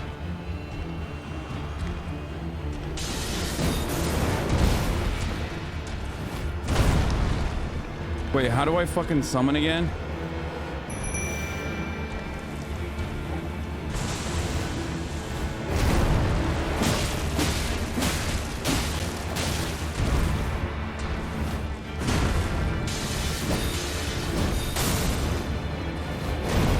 I remember that. Oh, shit.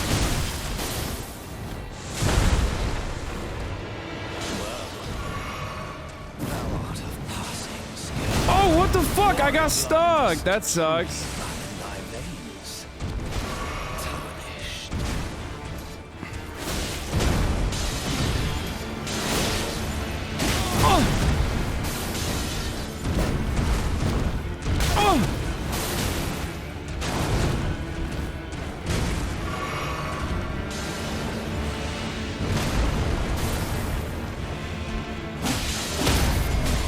Oh shit!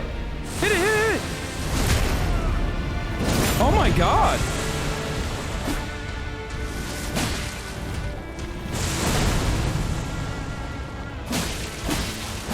Oh god! Oh god, no! Oh my god! Oh my god, I did so well! I almost first tried it! What is happening right now? Why did I do so well? What the fuck? That was incredible.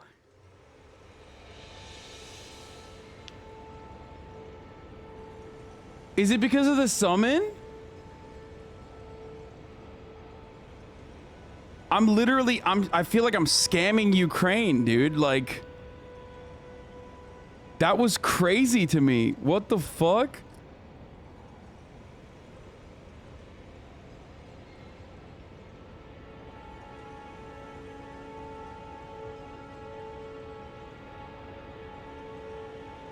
Beginner's luck is now spent. Time to get murdered over and over again for an hour.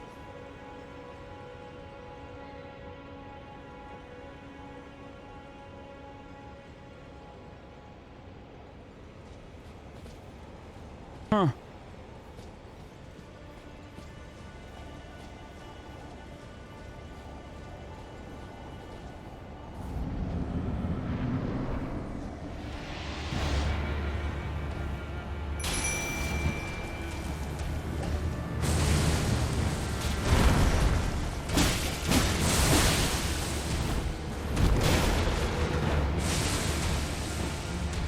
Oh shit. Oh, what the fuck? Okay, chill out, dude. What the fuck?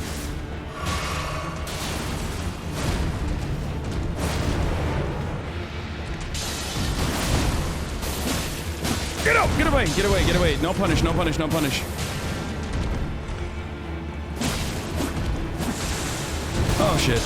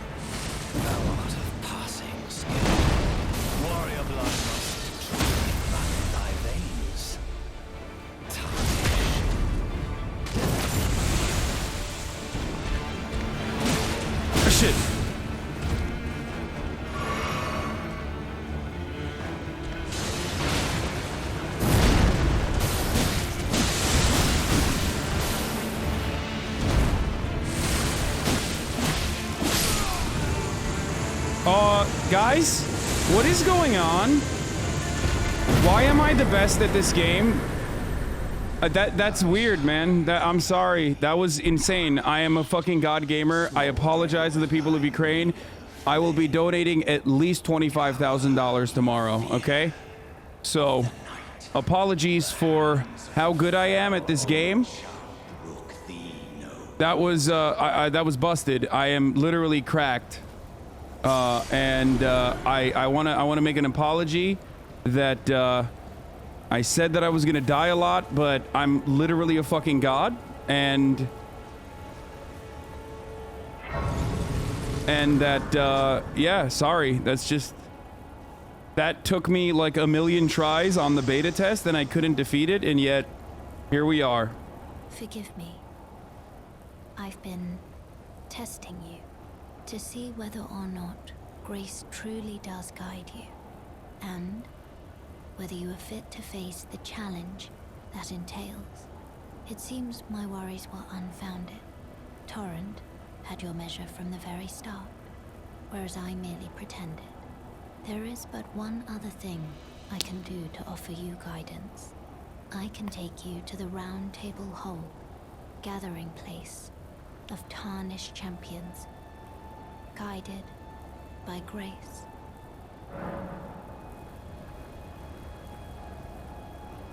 Look how much the believers won. How many deaths would it take? 0 to 3 are believers. 30 million points. 4 plus doubters. 131 million points. What a point distribution that was, boyos. What a fucking point distribution that was, boyos. It's like you're fucking kidding me, yeah? How far into the game are you? Literally the first boss. Very well. Let my hand rest upon you. Oh my god. Oh my god. The maiden is gonna touch me. Oh my god. You literally hate Ukraine. I just said I'm gonna donate at least 25,000 on top of the deaths that are uncapped, okay?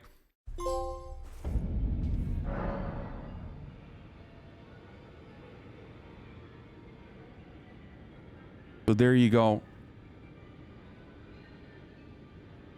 The Round Table Hold is a place where tarnished gather, guided by grace. Combat is prohibited on the premises due to the pact of non-aggression. This rule is in effect when the Round Table icon is displayed.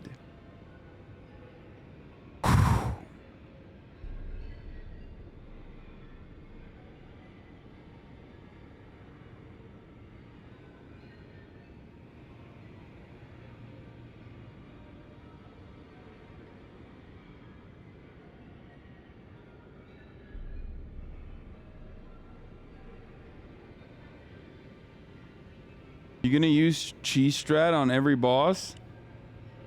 No one would have voted no if we knew you used jellyfish. Yo, my favorite is the Malders, dude. The From Software Malders. It's like, wow, dude, you fucking cheesed. You fucking cheesed, bro. Fucking cheesed. If you were a real From Software fucking player, you would have fucking fought him with one hand tied behind your back with your eye closed. It's kind of fucked up that, like, you used the summon, dude. Like, oh, this is a rare occasion. I can't remember the last time a new Tarnished made their way to the Round Table. Very well. As your senior, I bid you welcome. It is safe here. You may let down your guard. doubters actually malding? Oh, dude, 100%. The funniest part about it is that. Word of advice, as your senior. All right, bro. Are a mere visitor to the Round Table. Nothing more. A house guest. Yet to earn their keep. Remember your place, newcomer.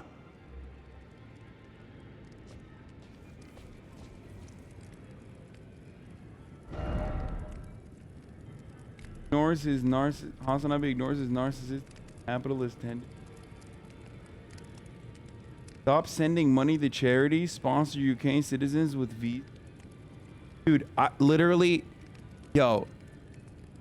Let this be a lesson once again, boys, that you will never be able to win ever, ever, ever. Like, these people will never be happy. Like, if I literally went and fucking somehow ended up, like, I don't know, finding a way to, like, fight in Ukraine and, like, save an entire family, they'd be like, why didn't you save Georgia? Like, why did you only save Ukraine? You didn't go and, like, fight in fucking Georgia and also, you know, declare Ossetia a fucking independent nation from Russia. Like, that's so fucked up. Like, people are just like, dude, if I played a video game right now, they'd be like, he clearly doesn't give a shit about Ukraine. He's just playing a fucking video game. How fucked up.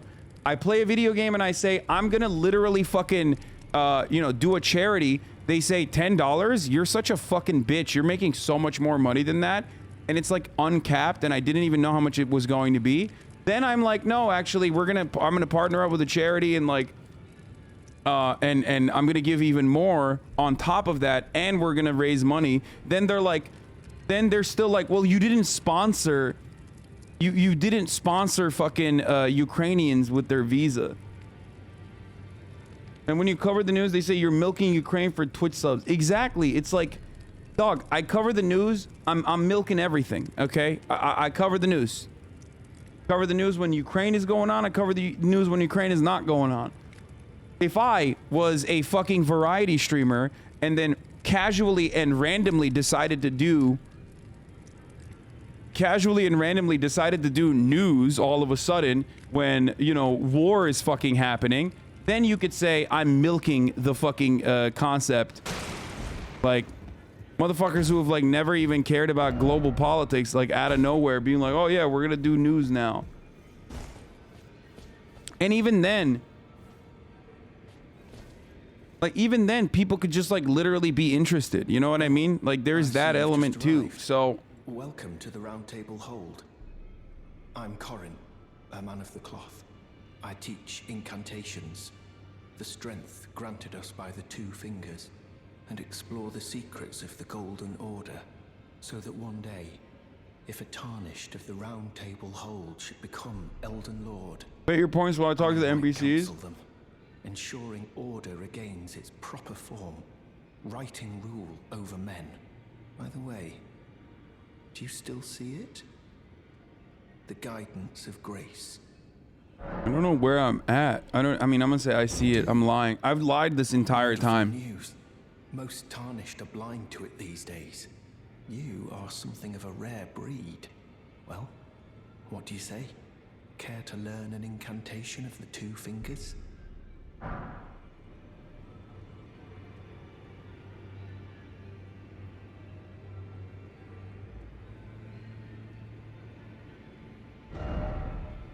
They will never give a fucking shit about the good you do. It will never be enough for them because they want to nitpick at every little thing they can find, even if it doesn't make sense.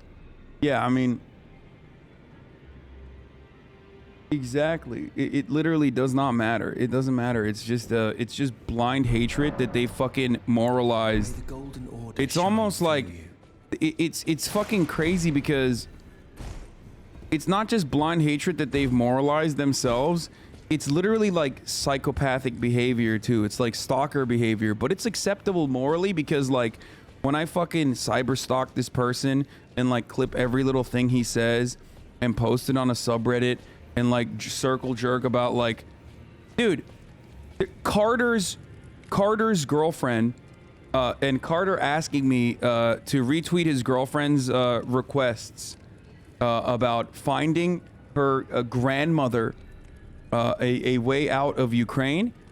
There was a subreddit out there that literally posted about it saying, oh, now he gives a shit about Ukraine when he's fucking horny. And then they posted photos of Carter's girlfriend, who was also a Twitch streamer, okay, on the subreddit, literally like talking about how like I was just trying to get my dick wet. Like that's how disgusting and filthy these fucking animals are, okay? They're fucking disgusting, filthy animals. Incels. Incels.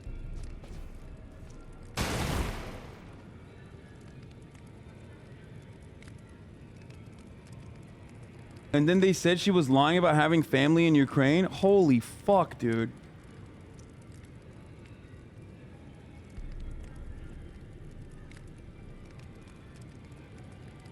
Just like, dude, just go back to fucking 4chan. It's just like all fucking straight up 4chan Nazi bullshit.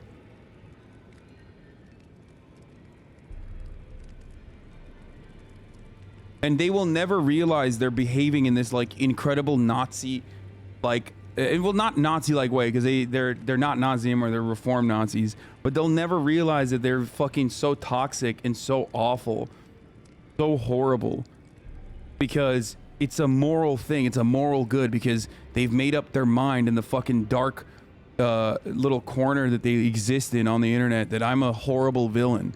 So no matter what kind of thing that you do towards me, no matter how much you fucking attack me, no matter how much you're like going down this weird pipeline of like Hasan is so bad, Hasan is so fucking bad, it's actually justifiable because he is bad.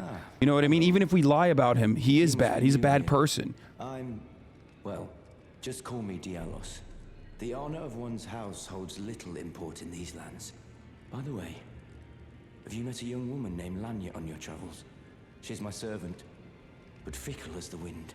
Take your eyes off her for but a moment and she's good as gone. If you find her, please be sure to tell me.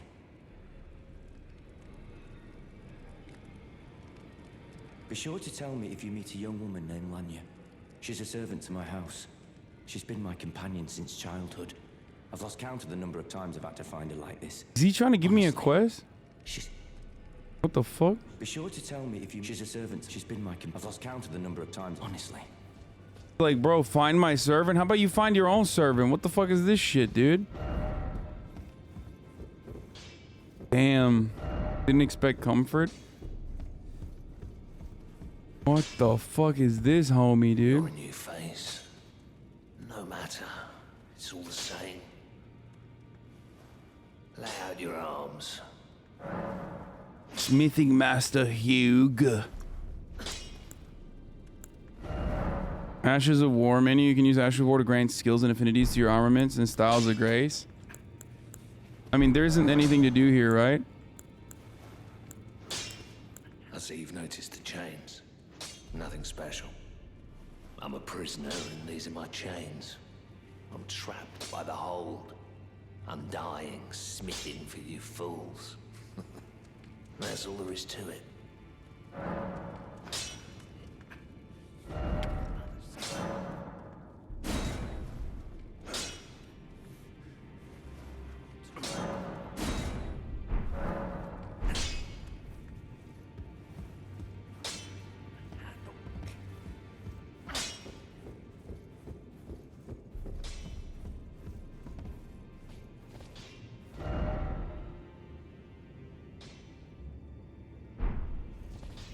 What kind of gesture is this?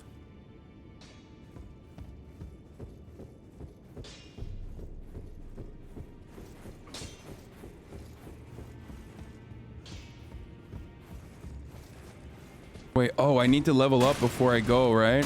Where the fuck is the resting spot? How do you rest? Oh, here.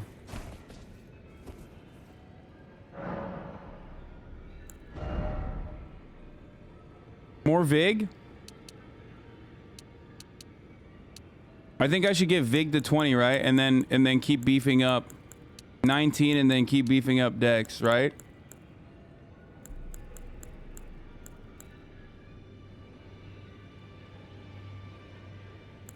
Stairs up, jump off this balcony so I don't have to refund this Gamba. Wait, where's the hugs? Miss the room, get your hugs. Try jumping. Okay, I'll fucking do it.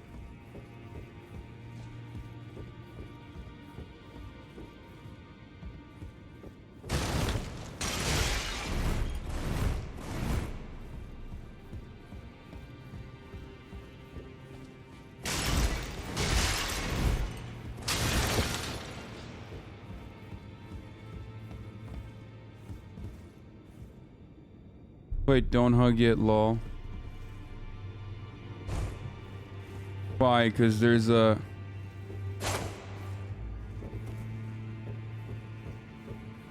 Alright, what is it then? What is it then? Invited by Mad Tongue Alberich.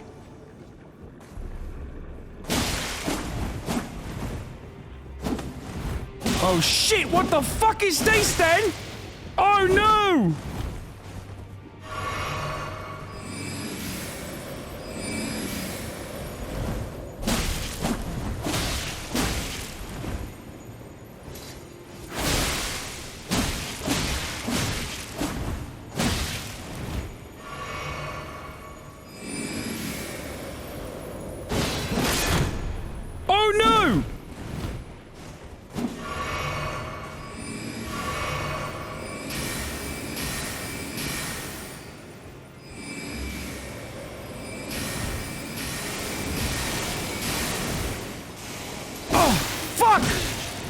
fucking sheet. Oh, I'm dead. I'm dead. I'm so dead.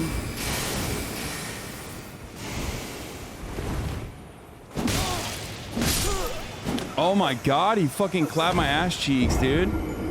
That thing is hard. That's actually hard. That was a hard fucking boss. You died. Oh no.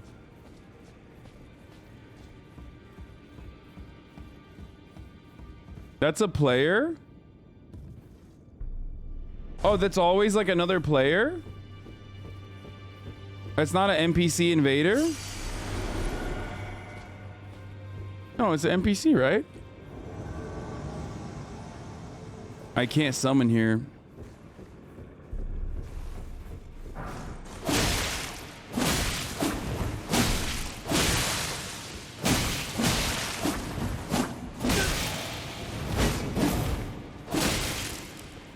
Oh shit. Shit, no, no.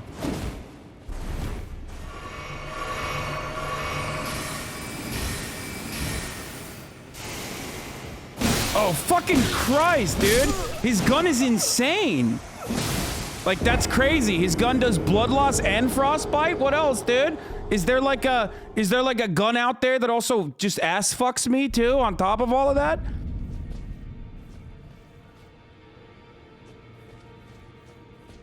That's an OP ass gun. I want to fucking clap everybody here. Stop running into him. Why? What do you mean stop running into him? The only way to kill his bitch ass. Wait. Oh, there he is.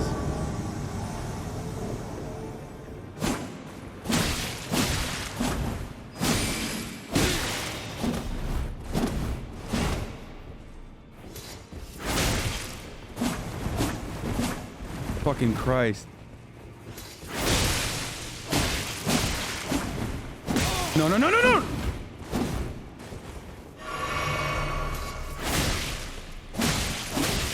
So whack when the fucking villains get to use a... Fuck! Oh no! No! I almost had his bitch ass, dude! Oh! Oh! Oh! He's not even a boss. I'm so stupid. I'm so stupid. He's not even a boss. He's not even hard. Not even fucking hard.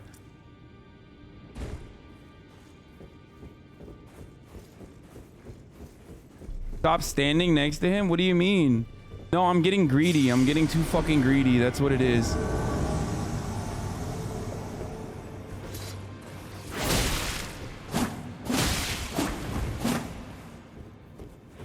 No, no, no.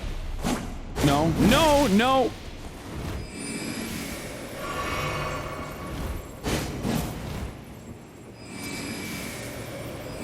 What the fuck is this? Oh shit.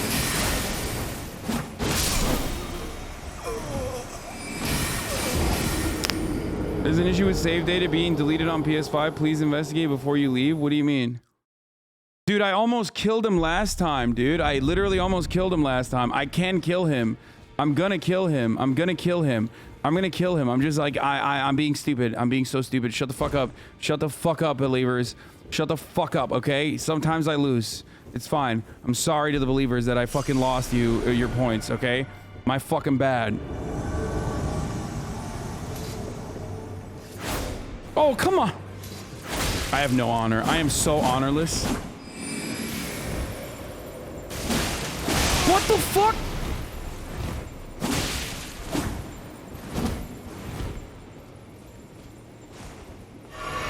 No!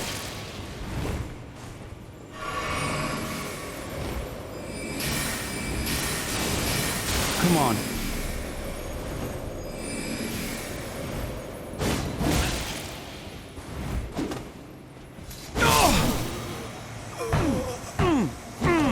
Fuck! Fuck! Wait, I wasn't dead?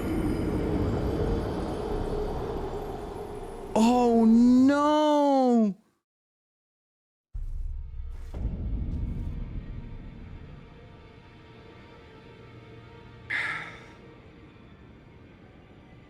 Not even hard. He's not even hard. He's not even hard. I'm coping. I'm coping. I'm running off the high of that previous boss fight where it just like fucking got so good. I'm maulding. It's the worst thing you can do in this game is mauled.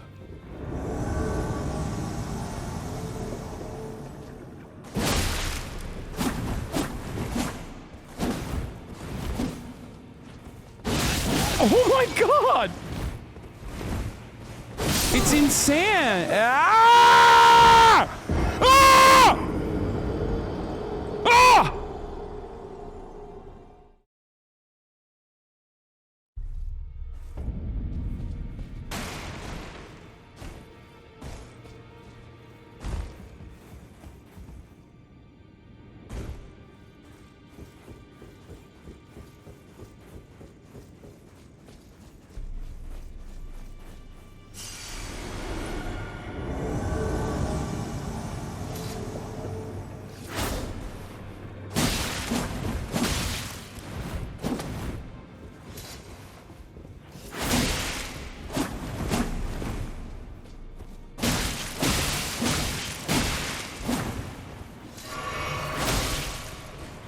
Fuck.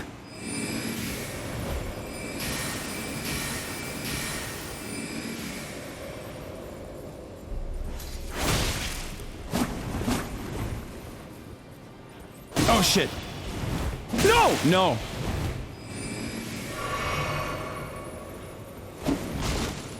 No! You fucking sprinkly ass motherfucker! What is this rainbow bullshit, dude? Oh, come on. Fuck you. Fuck your ass. Fuck your mother's ass.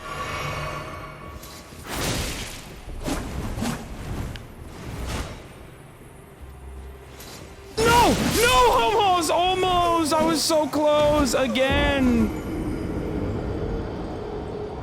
I did upgrade my weapon. I did. I can't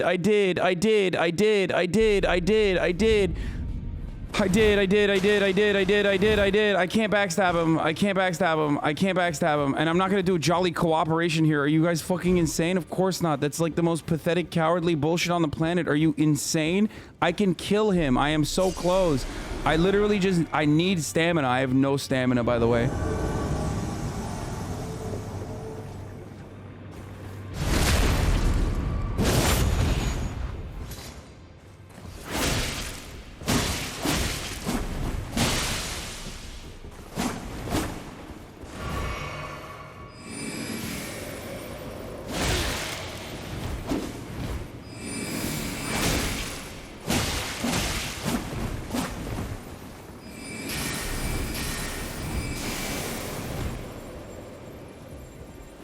Oh shit!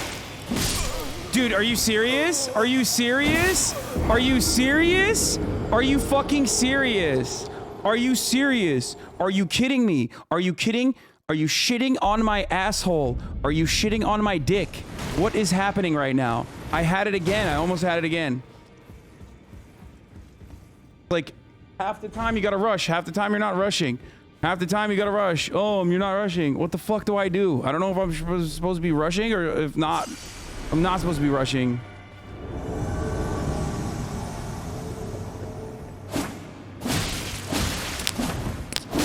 No!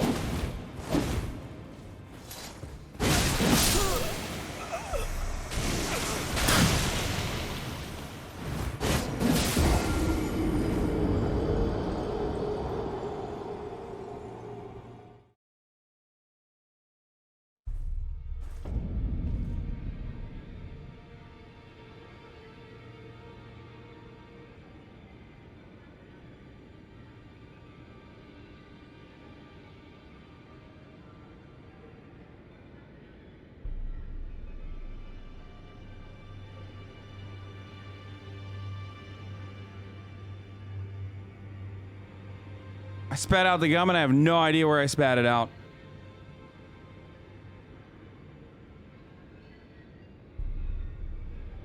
Dude, can you imagine 2 kills for a fucking Margit and then like 10 kills here? This is the dumbest thing. It's the dumbest thing. It's the dumbest thing. It's the dumbest fucking thing. I'm so stupid. I literally just, when shit like this happens, all you need to do is just chill. All you need to do is just fucking take a deep breath and go back to the fundamentals.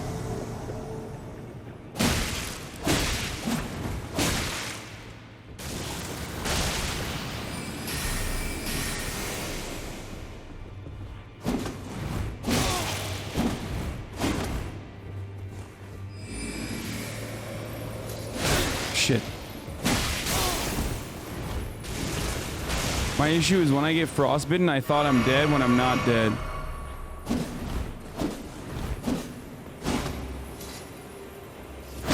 What? I mean, just fucking kill me, I guess. Yeah. Nice. Nice. Yeah, just kill me. That's fucking whack, dude.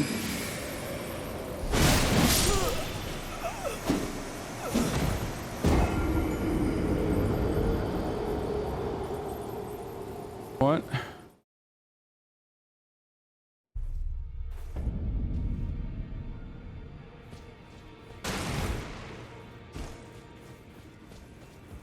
Dude, the chatters, the fucking dumbass doubters who are so fucking pathetic about their internet points earlier that lost their internet points are still like, it's because you don't have a summon, dude. It's because you don't have a summon, dude.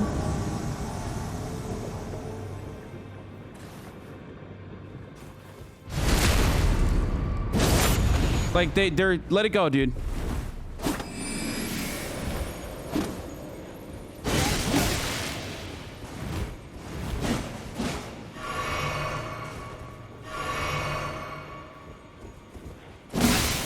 One tap frostbite? How?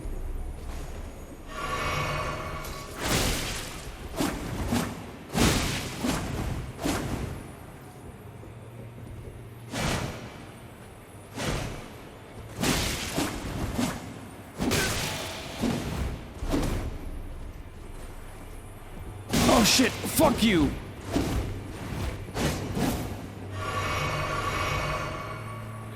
He hasn't even used the flask yet. I'm so dead. I'm so dead. I'm done. The frostbite is a debuff. Of course it'll be weaker.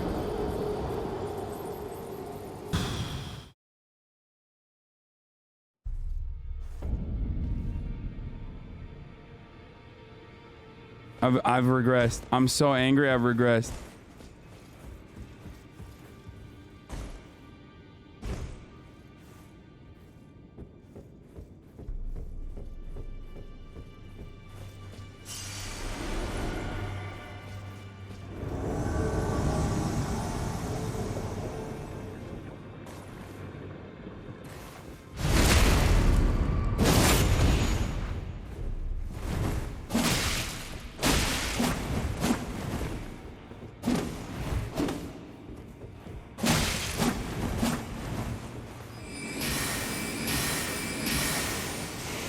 Shit.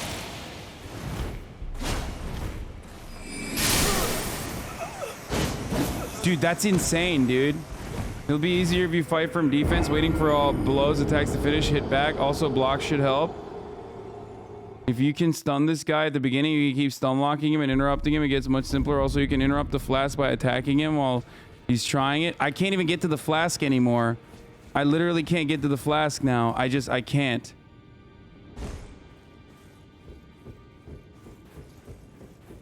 You're really under-leveled for that mob? No, I'm not, dude. I'm like level 24 or something. I'm not under-leveled for this mob. I can easily kill this guy. I literally have a good-ass...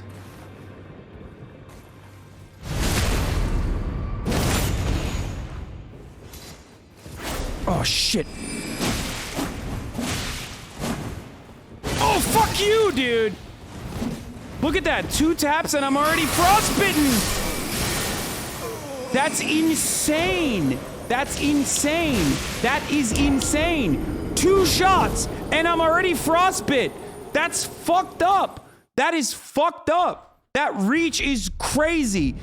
He has literal full 360 coverage. He's not even that hard, dude. I'm so tilted. I'm so fucking tilted.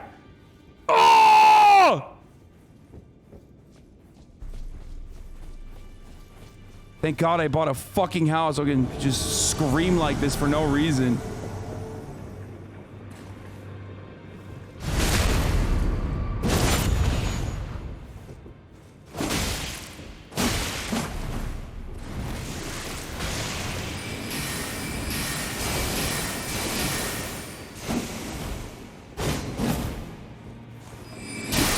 What? Motherfucker just starts blasting, bro.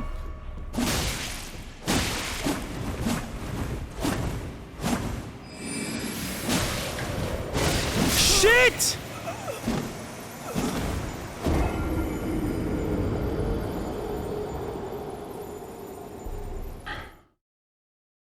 Just by how good it's gonna feel if you fuck them up. You can't cheese, don't hit right away.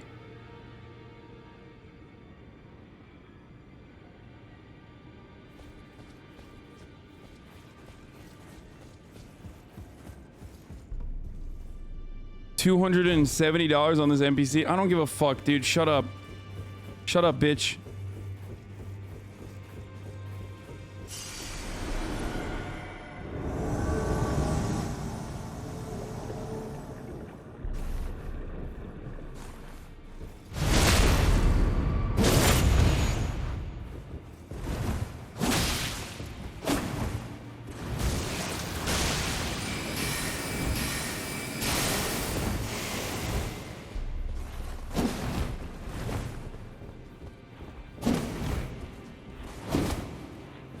Oh, come on. Dude, it's over. Look at that. 2 hits and I'm fucking dead. Like, and I have frostbite. Oh, and I'm dead. I'm so dead. That is psychotic, bro. That is psychotic. What a fucked up day. What a fucked up day. It's over. It's over. I'm done. I'm done. I'm done. I can't beat him after he frostbites me. I can't beat him after he frostbites me. Dude, dumbass chatters being like, dude, heal. How am I gonna heal, chat? How am I gonna fucking heal? It's not even a boss. This is an optional boss. Why am I so fucking stupid? Why am I still trying this? I need to take a deep breath and then come back and like 3-tap him. Holy shit. I'm not surrendering.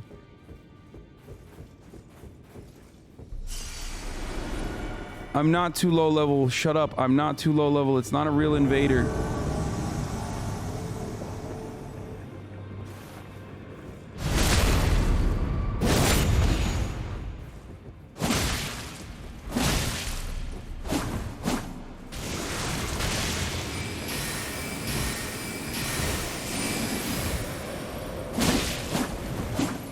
Oh shit! Frostbite.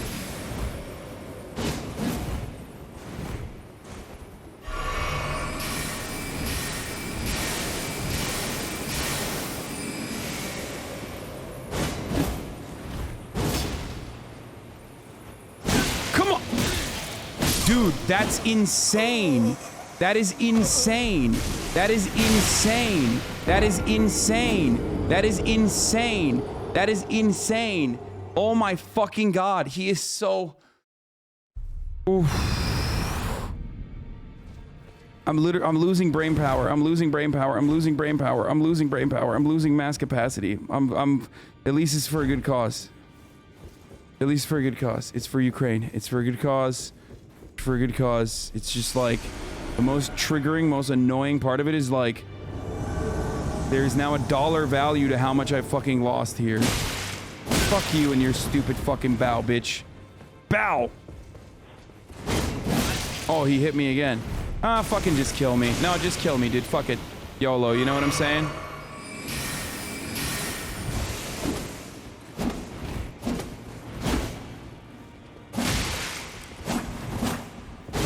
Dude, he is like the dodge king too, by the way. That's another really annoying part of this. Oh, fuck! Can't you block? No, I can't. I have a Uchiha katana, okay? I can't fucking block. I'm two-handing it. The block is nothing. There is no blocking in this. You have to roll. Like this. I mean, I can't even show you right now, but... Wait, is there hollow? Am I going hollow?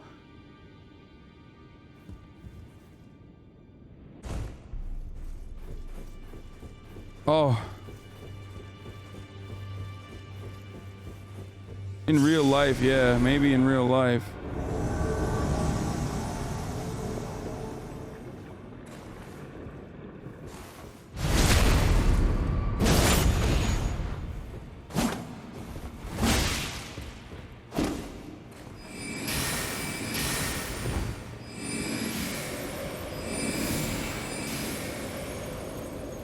Fuck off, dude. Come back here.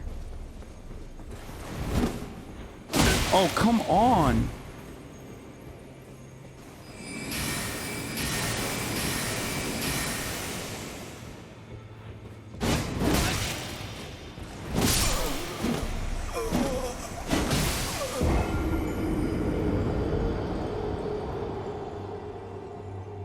This guy's normally not normally this hard. You're just fighting him really, really early. Am I? Dude, it's so, I mean, I'm literally, I went from like almost killing him before to literally just losing over and over again. I'm not super early. I think I can take this guy down.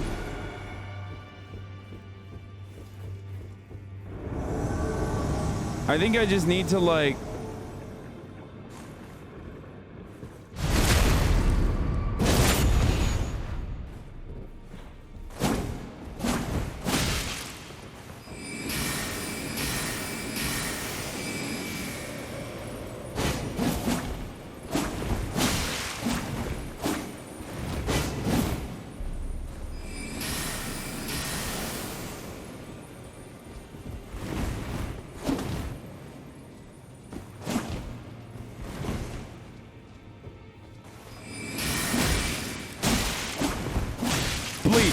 bleed.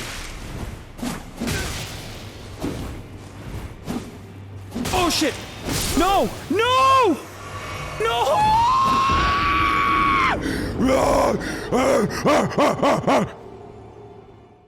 Greedy! So greedy.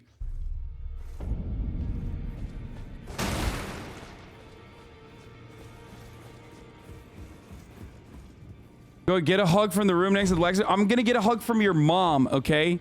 After I have sex with her. Shut the fuck up.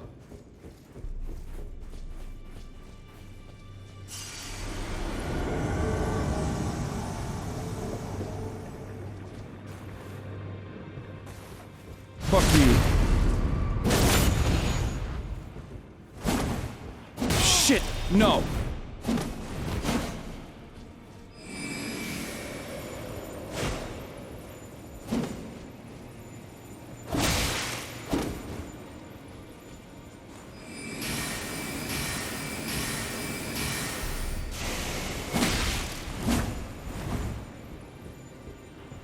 Oh shit. No frostbite. No frostbite.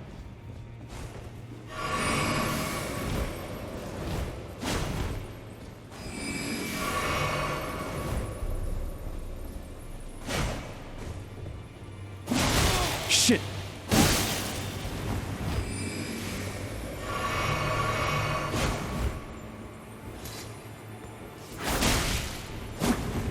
I'm so slow. I'm so slow.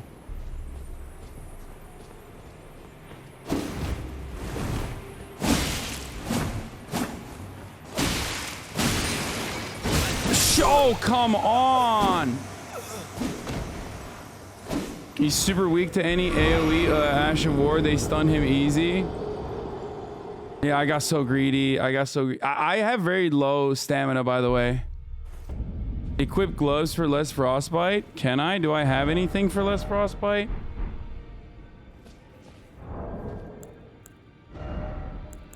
I mean, I already have these. No, these gloves are worse. The Highwayman gauntlets.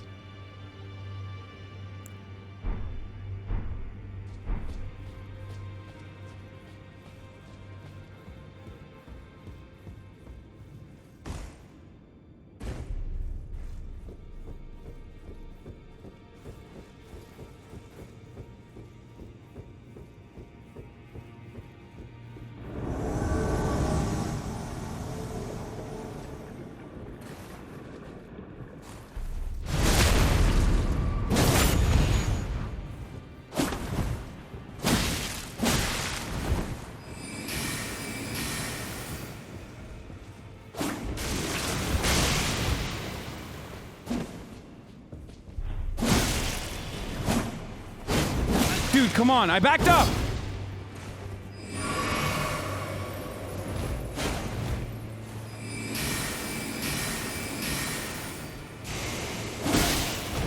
Yeah, it's over. Once he frostbites me, it's done. It's done. It's over. I can't even dodge his attacks by...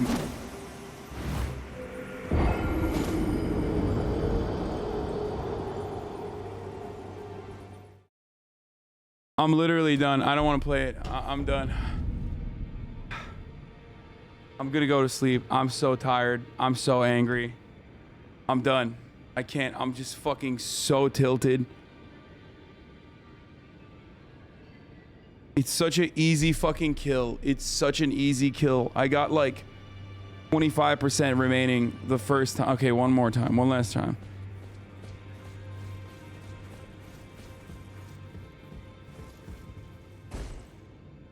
I'm not done. I'm not done. I'm lying. We gotta rally. I will one-shot him offline. If I walked away for like 3 seconds, took a breath, came back, I would one-shot him. Easy. I'm not even kidding.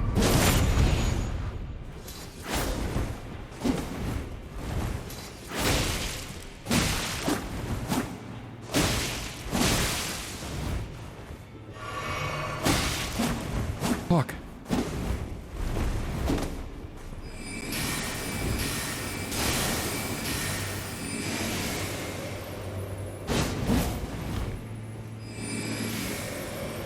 Shit.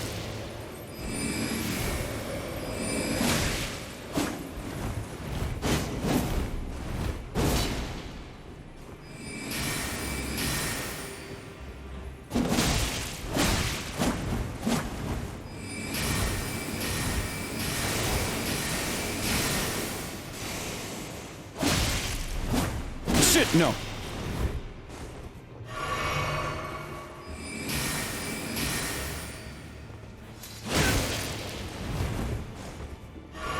No, dude, come on. I'm done. I'm dead.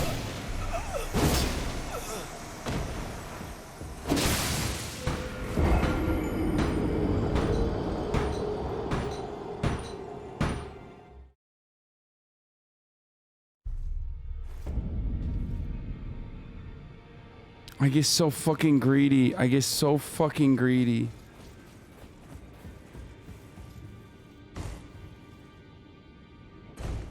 The worst part is he's not even a boss. It's just like an optional character. And he's not even that hard. Why am I at 35 deaths? I fucking hate myself. I'm under its spell, dude.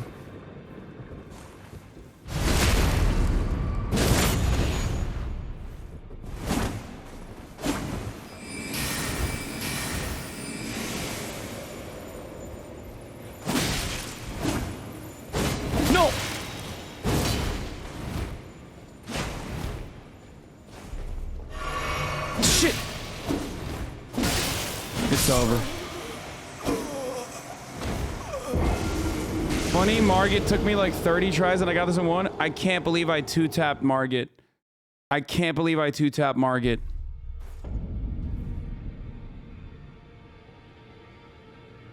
There's a way to get your souls. Run to the door, go right and die. You can pick up the souls when you go downstairs after the blacksmith. Wait, I don't care about the souls. There's like 300 souls there. It's not the souls. No. I'm not. The only reason why I keep fighting him is not because I care about the souls. It's literally just a matter at this point of...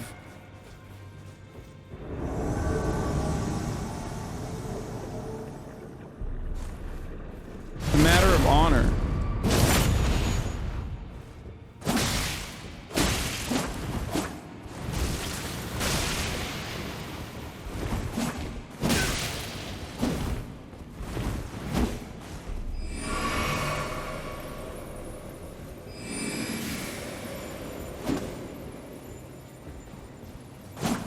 Dude, how did I miss that?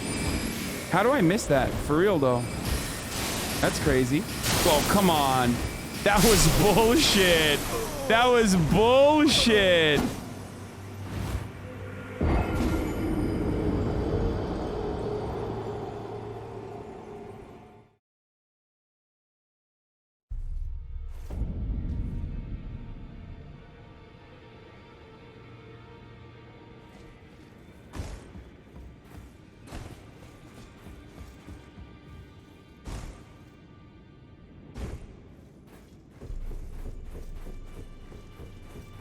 By the way, before this, how many times did I die to this? Before this battle, I had eight deaths, I think. How many deaths did I have before this battle?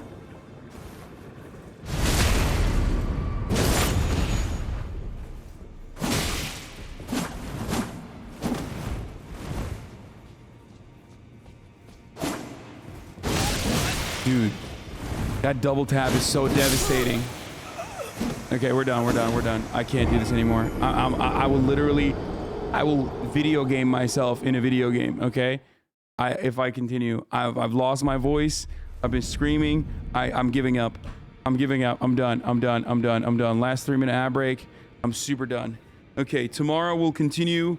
Obviously, tomorrow's Monday. We're gonna have a lot more coverage coming up.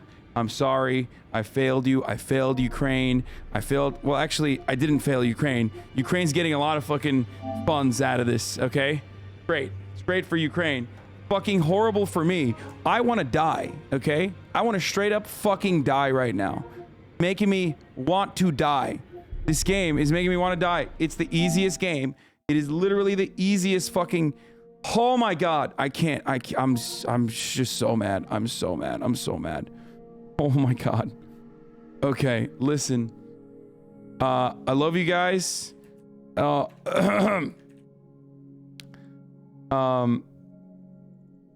it. That's all I got. I love you guys. I will see you tomorrow. There's a lot going on. You know. Can't even fucking see because it's not on that.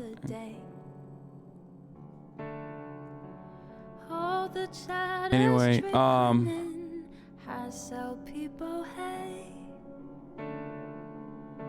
Sunny Los Angeles, California. Obviously, there's a lot going on for tomorrow. Oh, why this PlayStation is still on? Fuck me, dude. I am so done. Holy shit. Okay. Okay, there's gonna be a little bit of that. There's gonna be some fucking moments like that. Obviously, on the tail end of an 8-hour stream, and it's 8:30. If I mauled this much, this late, I'm not gonna be able to go to sleep. So I need to just fucking holy shit. I need to chill out. Okay, tomorrow the donations are gonna start for care.org, okay, for Ukraine, and like I said, Uncle Iger's face. Sudden discord at your prop. Great names take on ray. I just hurt my own self. I don't know why. I tortured myself for no reason for that boss. It was so easy. Tomorrow I'm gonna come in and kill it immediately. So there's that beautiful part about that reality. Okay, I'll see you guys tomorrow. All right. Your fingertips and out your door.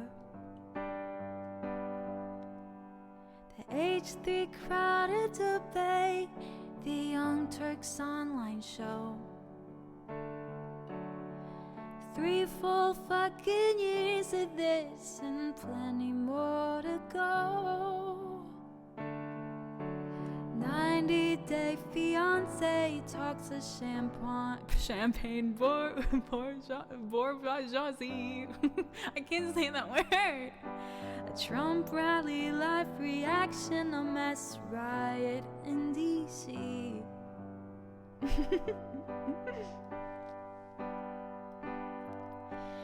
There he is again, Hasan is streaming. Hasan is streaming. There he is again, Hasan is streaming. Hasan is streaming.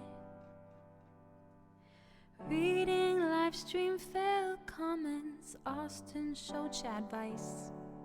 And all the ways the right-wing pipeline can suck you in online. JCS relax, Lord frame gets broken, cover blow. A full-blown mass pandemic, months of streaming in your home. My dog's excited about it too. Total radicalization coming out to find the system you were taught to trust in was broken the whole time. All these daily streams, whether big or whether small, have helped me and so many find some meaning through it all. There he is again, Hasan is streaming, Hasan is streaming. There he is again, Hasan is streaming, Hasan is streaming.